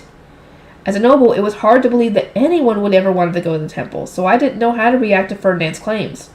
But at the same time, I was intrigued. I didn't know a single child who was anywhere near as interesting as his mind seemed to be, and here Ferdinand was, asking for any information on her at all. I smiled. My heart was telling me that things were about to get interesting. You will need a servant or guard when entering the Merchants Guild, and the store that does business with the mine workshop. To that end, I would like to ask for your assistance, Eckert. Would you be willing to enter the Lower City? Okay, so I think Eckert was the one who ended up being bedridden in the inn. Okay. If you command it, Lord Ferdinand, Eckert said, wearing a smile as he knelt. He had been working with a dead expression ever since his wife, Mary, had passed away. This was the first time in ages that I had seen him look so motivated, and asked his co-worker that was nice to see. In that case, prepare for the infiltration at once. You will be riding my carriage to the temple, then changing clothes there, and exiting into the city through the servant door. One of my temple attendants will take you there, Ferdinand said. Thank you very much.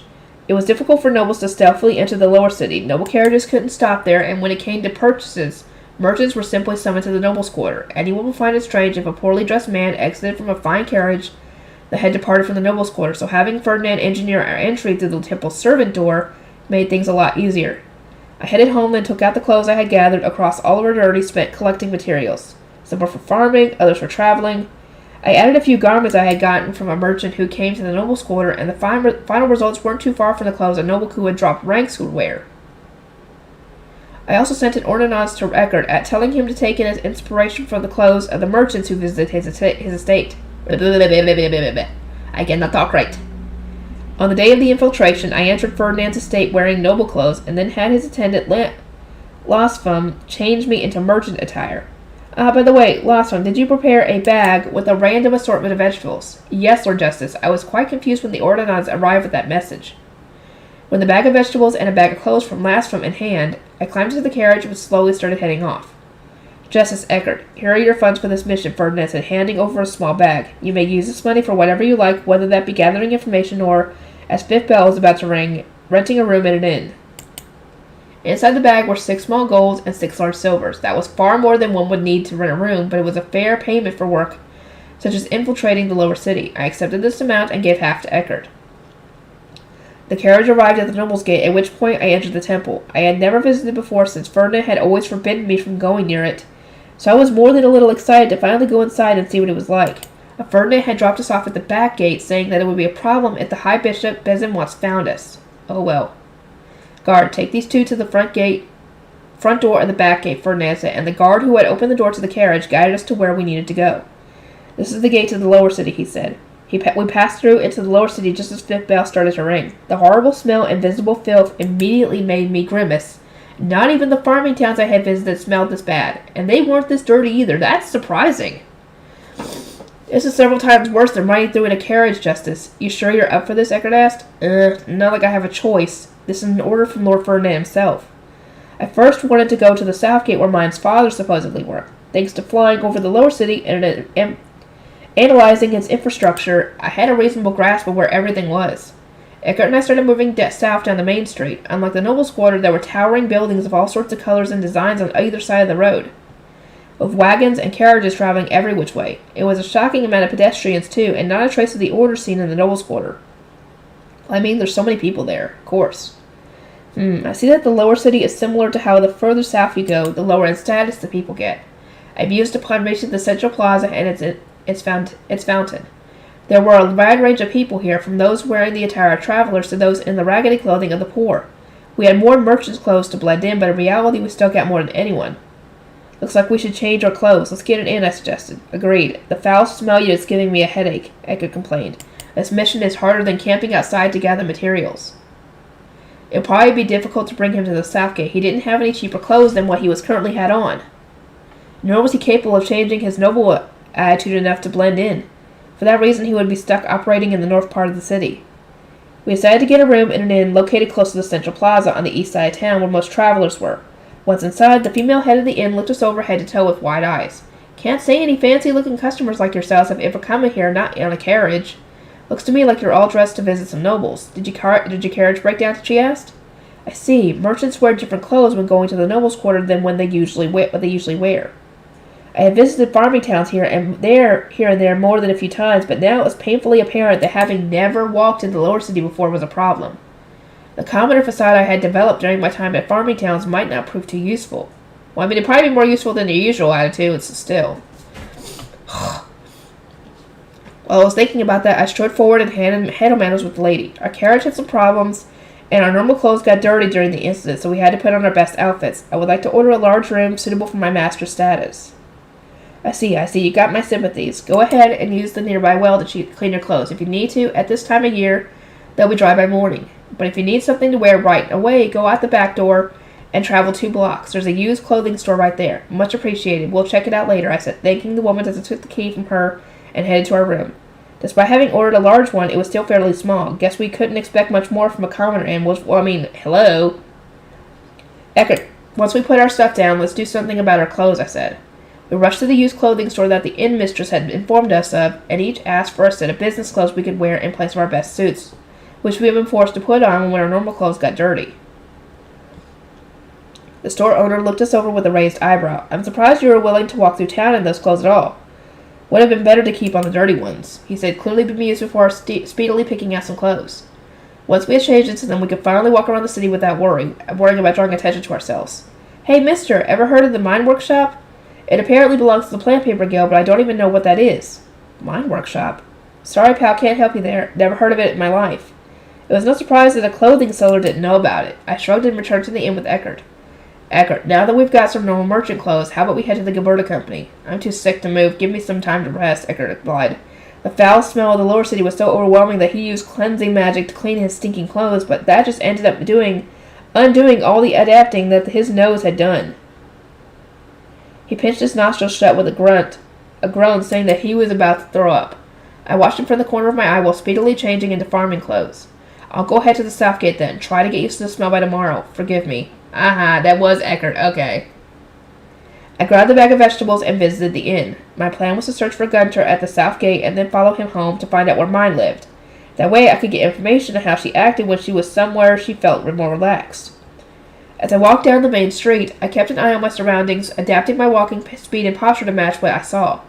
The south side of the city seems to speak a lot rougher, but what I learned in the farming town should do me well here. Maybe because I had been keeping such a close eye on my surroundings, it was almost closing time when I eventually neared the south gate. First thing I saw was a group of about 10 kids, each with baskets on their backs, returning to the lower city. This was the perfect opportunity to gather information on mine. I walked up to the group, pretending to be a farmer, wanting to repay mine for a favor with some vegetables from his farm. Hey kids, any of you know a girl with dark blue hair called Mine? She did me a huge favor the other day, and I want to pay her back, I said, raising the bag of vegetables so they could see. Nope, never heard that name before. She's not from our neighborhood, one replied. Another group soon came through the gate. I asked them the same question, but this time they seemed to know her. Mine? You mean Tule's right? You mean Tule, right? One kid asked, cocking their head. Tule? That's Mine's older sister. If she was nice to you, it was definitely Tule. You're definitely mixing them up, mister. Thus I learned that Mine had an older sister named Tule, and from that point on, I learned a lot more about Tule. She was kind, considerate, and took care of everyone, especially her sick little sister. She was the only one they wanted to talk about, though. Not a single kid said anything about Mine. In fact, they said so little about her that I honestly wanted to ask whether the two really were sisters. What kind of girl is Mine? I don't know, she's always sick in bed. I've, never talked to her, another kid said. And thus I learned from that they knew Mine was incredibly sick. That all but confirmed we were talking about the same person. Which was nice, but I already knew she was sick from what Ferdinand had told me. I wanted new information. If you want to know about her that much, why not ask Tule, one girl asked. Look, she's right over there. Tule! At that, a green-haired girl holding the hand of a small child started to walk over, blinking in confusion. Her clothes were covered in patches and were a little dirty due to her having just come from the forest. But she looked cleaner than everyone else thanks to her hair being glossy for some reason. I'm looking for a girl named Mine. She did me a favor, and I wanted to give her these vegetables. Everyone's saying she's your little sister, I said. Mine is my little sister, but are you sure she helped you? I think you're probably mistaking her for someone else, Tule said, looking very confused despite being Mine's older sister. Was it really that unthinkable for Mine to help out a farmer? All the signs were pointing to Mine having an awful personality, and Hannah was really worried about Ferdinand taking her into the temple as an apprentice blue shrine maiden. I might have misheard her name, but I'm pretty sure she said it was Mine. What is your little sister like? A rotten girl who never helps anyone? No, it's just, when you met Mine, was she with anyone? Tule asked. Since making up lies here would complicate things in the future, I said she was alone just to keep things simple. The moment Tule heard that, she smiled. Then you're definitely mixing her up with someone else. Mine never goes outside alone. We don't let her, because she's so sick it'd be dangerous for her to walk around by herself. And so I learned that Mine was in fact so sickly she couldn't even go outside alone. But again, I was looking for information not related to her health. It'd be hard to keep gathering info using this cover story now, that Tule had concluded I wasn't actually talking about her little sister. So I need to change my battle plan. Okay, alright, anyone know anything about the mine workshop then? I heard she's the forewoman over there. Never heard about it, one kid answered. What kind of workshop is it? Is it not around here? It's not around here, right?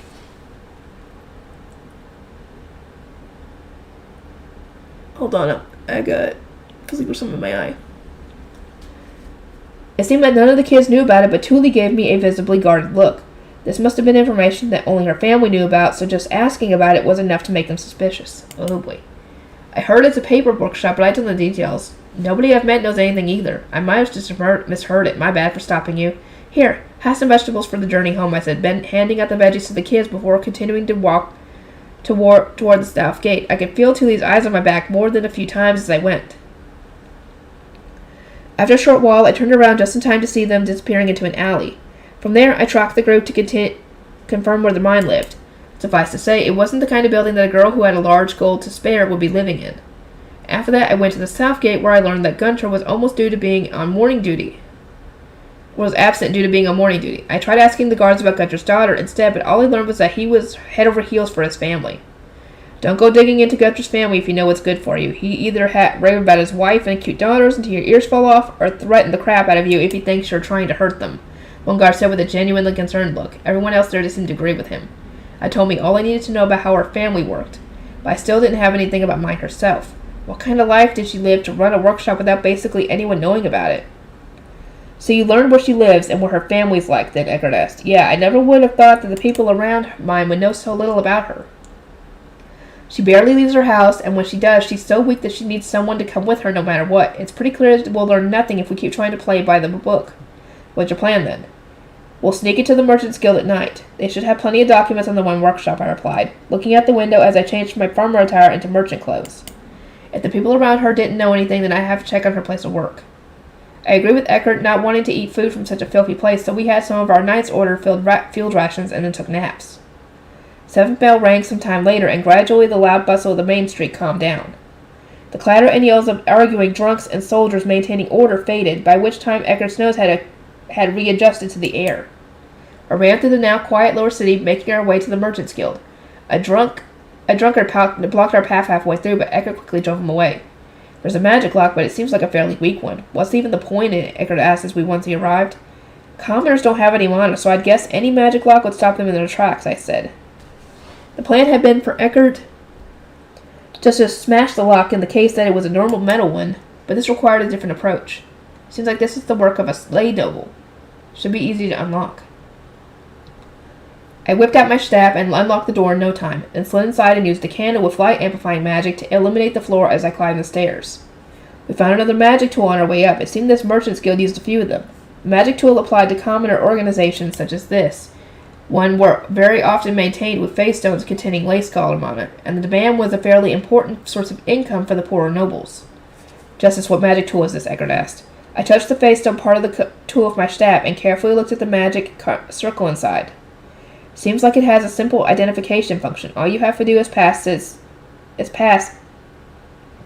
register our mana, I replied. It registered our mana, causing a gate that was blocking the staircase to fade away.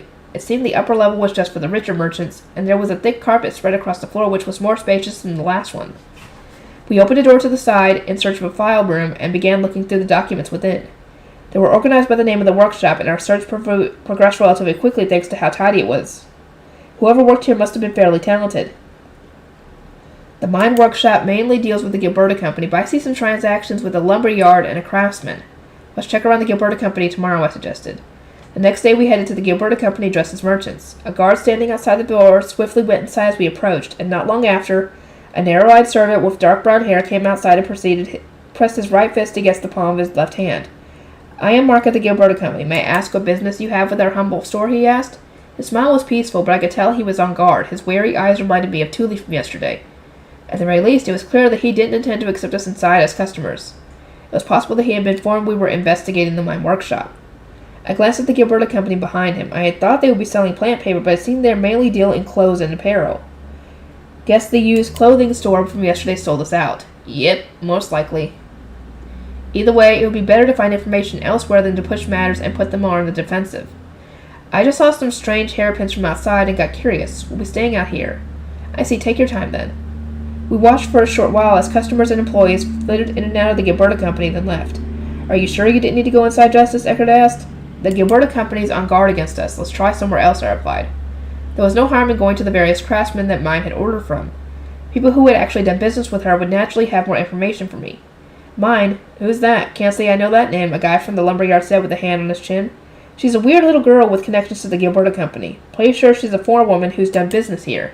Before I explained, trying to jog his memory. Ah, the tiny girl from Benno's place. They don't really say her name much, so it slipped right by me. That's just because you don't like to do paperwork, a passing marker mentioned, clearly exasperated. Shut it. Now get back to work, the foreman shouted before shaking his head. What do you want to know about her? She came to us with a business deal too, but we don't know if she actually is a proper foreman or not. We just don't feel comfortable doing business with a girl that small, I said with a faux worried tone. The foreman nodded in understanding. Yeah, I get how you feel, but you don't get anything to worry about. Benno's backing her, and she knows exactly what she needs. She don't talk or act like a kid her age, but she's good at what she does. Even saw her write a supply order right in front of me. No problems at all. She can do business just like an adult. No need to worry about the pay either. It'll become, he said confidently, giving me the most meaningful information yet. It seemed like it would be a good idea to refer to her as the weird little girl backed by the Gilberta Company to her other business partners. And my instincts were right. When I went to the stores and spoke to those she did business with, all I needed to do was bring up the weird little girl and say I was worried about how young she was to get people to talk. She looked young enough to be pre-baptism, but ordered things that people had never seen or heard of before. She spent money in an abnormal way. She was clumsy with her hands. She bought a ton of string. She passed out on the street and had a Gilberta Company worker hurriedly carry her home. All in all, I was getting so much easy information that it felt like all my struggling before had been a joke. Everywhere I go, people call her a weird girl, but it sounds to me that she's more extraordinarily talented and knowledgeable than weird. I said, a smart child capable of doing skilled work sounds like the perfect apprentice Blue Shrine made for Ferdinand to take in. Eckert nodded, agreed. It seems we have a positive report for Ferdinand now. I nodded as well and looked over the market in a good way. In a good mood. It was market day by the west gate, and there were a ton of interesting-looking stands lined up. No markets were ever held in the nobles' quarter, and I had never seen this many stands set up together during my time in farming towns. Want to take this opportunity to look around? I asked Eckert. You don't want to leave as soon as possible? I shrugged and told him to go back to the inn to get our stuff together, then started wandering around. The market was filled with miscellaneous stands that stocked all sorts of things I didn't recognize or understand. One had a fancy case with an actual book inside it for some reason. A book that was a lot fancier than what you would expect to see around these parts. Hey, shopkeep, what's with the book? Isn't the place for something like that, right? I asked, pointing at the book. The shopkeep looked at it and shook his head. As it turned out, the guildmaster of the Merchants Guild had apparently called for him out of nowhere and told him to go and visit a lay noble mentioning that they were interested in funding a store for him. The shopkeep, of course, ran over with a ton of money, overjoyed at his opportunity. But once there, he was asked whether he was going to be lending them money, and was then promptly ordered by the noble to hand over his coin. The book had apparently been forced onto him as collateral for the loan, and when the due date for the return came, the shopkeep visited the noble, only for the house to have since changed hands. A noble he didn't recognize at all came out, and he said that he didn't know the merchant, and then kicked him out. In short, they go out of their way to call merchants like me over to fund their escapes. The owners of big stores can afford contract magic, so they target poor merchants like me looking to start over new stores, the man continued. The financial hit was apparently severe enough that the man had petitioned the guildmaster for payment, but he had simply responded that it was a necessary step in the process of getting a noble-funded store, and paid only a small consolation fee. Nobles teaming up to trick commoners, huh? That's not uncommon, but you've got my sympathy, I replied. Despite being a noble myself, I don't feel the need to defend their actions at all. I have absent-mindedly replied to his complaining while looking at the book's cover. Still, a lay noble had this book? It's way too fancy for a lay noble. It had an elaborate cover that one would expect to see on the book of an arch noble, and most books with that sort of cover were usually about magic. That was strange, though, since a noble with money problems selling a magic-related book to a commoner would really need to buy it back. I tended to have the crest of the noble that owned it embellished inside, so one look would have likely been enough to tell me exactly who had pulled such a dirty trick to rip off the shopkeep. Hey, shopkeep, my boss is a real book lover, and he's got a bit of a collection. Mind letting me look at the book? You can hold this for insurance, I said, swatting a small gold on the table since I knew he'd be afraid of me stealing the book. Otherwise, his face lit up as though he had finally found hope, at which point he unlocked the case and delicately took out the book. I'm just going to pray that it's a book your home doesn't already know. The only other person who's wanted to see it was this weird little girl who crossed my stand way back while I was still holding it as collateral. A weird little girl? What kind of girl? I asked on the instinct, since I had been asking people for information on a weird little girl over and over all day. At first she asked to look at the book, but then she suddenly threw herself on the ground and started begging to smell and read it, rub her cheeks against it. That was as surprised as I had ever been. Never met a kid that weird in my life. I couldn't help but snort. That was exactly how Ferdinand said mine always acted. Wait, is he talking about mine? Is this mine here? I want to see this. I want to see this weird girl. What, do you know this girl? The shopkeep asked. Nah, but I've heard of another weirdo just like her. Not sure whether it's the same person, but I know of a girl who was trying to pay a large gold to the temple just to see a book. You gotta be kidding, that's ridiculous. With that much money you could just buy a bunch of books yourselves. I didn't hear her mentioning the smell of ink or anything, though. Probably a different person, I said, exchanging another chuckle with the shopkeep. But in reality, I was confident they were the same person. No way were these two kids in the world who were so desperate for books they would lose their minds over them. All right, let's take a look, I said, picking up the book and opening it carefully. The last page, which normally had the noble crest on it, had been sliced off, a sign that whoever had sold the book didn't want it to be seen. Oh, it was stolen. Okay. There was a chance it was a stolen book, but either way, it was indeed a book about magic, which wasn't something best left with commoners. I'm going to buy this, but the price might be a little high. I glanced at the pouch of money that Ferdinand had given me. I had 2 more small golds on top of the small gold I had handed over as collateral, but that wasn't enough to buy a book with a cover this elaborate. So, does your boss own it? Nope, this is a new book. I'd like to buy it, but this is all I can offer you, I said, taking out the other 2 small golds. I would have liked to cover all the money that the trickster noble had taken from him, but I would need to go back to the noble's quarter to get more for it. The stand only goes up on market day, right? I'm going to be leaving the city today, so nah, that's more than enough. I never thought I'd get this opportunity to sell it at all, so yeah, the shopkeep replied. Considering the quality of the book, buying it for 3 small golds was an incredible steal, but the shopkeep seemed more than happy with the exchange. I'm guessing the guy he didn't get much for it. The next day, I was summoned to Lord Ferdinand's estate to report what I had learned to this lower city, and so the only thing I learned from the people around her was how weak she was. But those who have done business with the mine workshop all recognized her as a weird but talented child, I said. I knew that she was weird from the first time I met her, Ferdinand murmured in response. Furthermore, I believe that this is the book she said she wished to smell the ink of, I said, explaining how the shopkeeper at the stand had mentioned a weird little girl interested in the book. Ferdinand had a distant look in his eyes. Now that you mention it, when first faced with the Bible, she leaned forward and smelled its ink.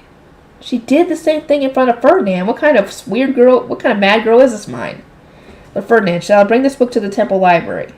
You said yourself that it is a magic book. Deliver it to the library in my estate, Ferdinand said, placing 3 small golds in front of me. And so the book I had purchased from the lower city was stored on one of Lord Ferdinand's bookshelves, forever escaping mine's ink-sniffing clutches. So you're the tax official assigned to Rosemine, Justice? Impressive, considering that you were Lord Ferdinand's attendant, not a scholar, Eckert said with an exasperated tone. I snorted and shook my head. I've got scholar qualifications, and I've been doing scholar work in the castle ever since Lord Ferdinand entered the temple, he said. Though he doesn't have any other scholars he can trust, and with the Ob's orders backing me, there's no one who can argue for me being here, especially when Rosemine's father, Lord Karstead, agreed to it. Eckert and I were waiting in a meeting room for Ferdinand and Rosemine to arrive. This would be my first time meeting her. My first time meeting the fabled Mine, who had risen from a commoner to a blue shrine maiden thanks to her mana, only for them to then displace Besenwath, the High Bishop, and be adopted by the Archduke. I know she's a weird kid, but let's see what kind of fancy noble girl she's turned into. Information on her was considerably hard to find, and she's so special that Lord Ferdinand willingly took her into his custody.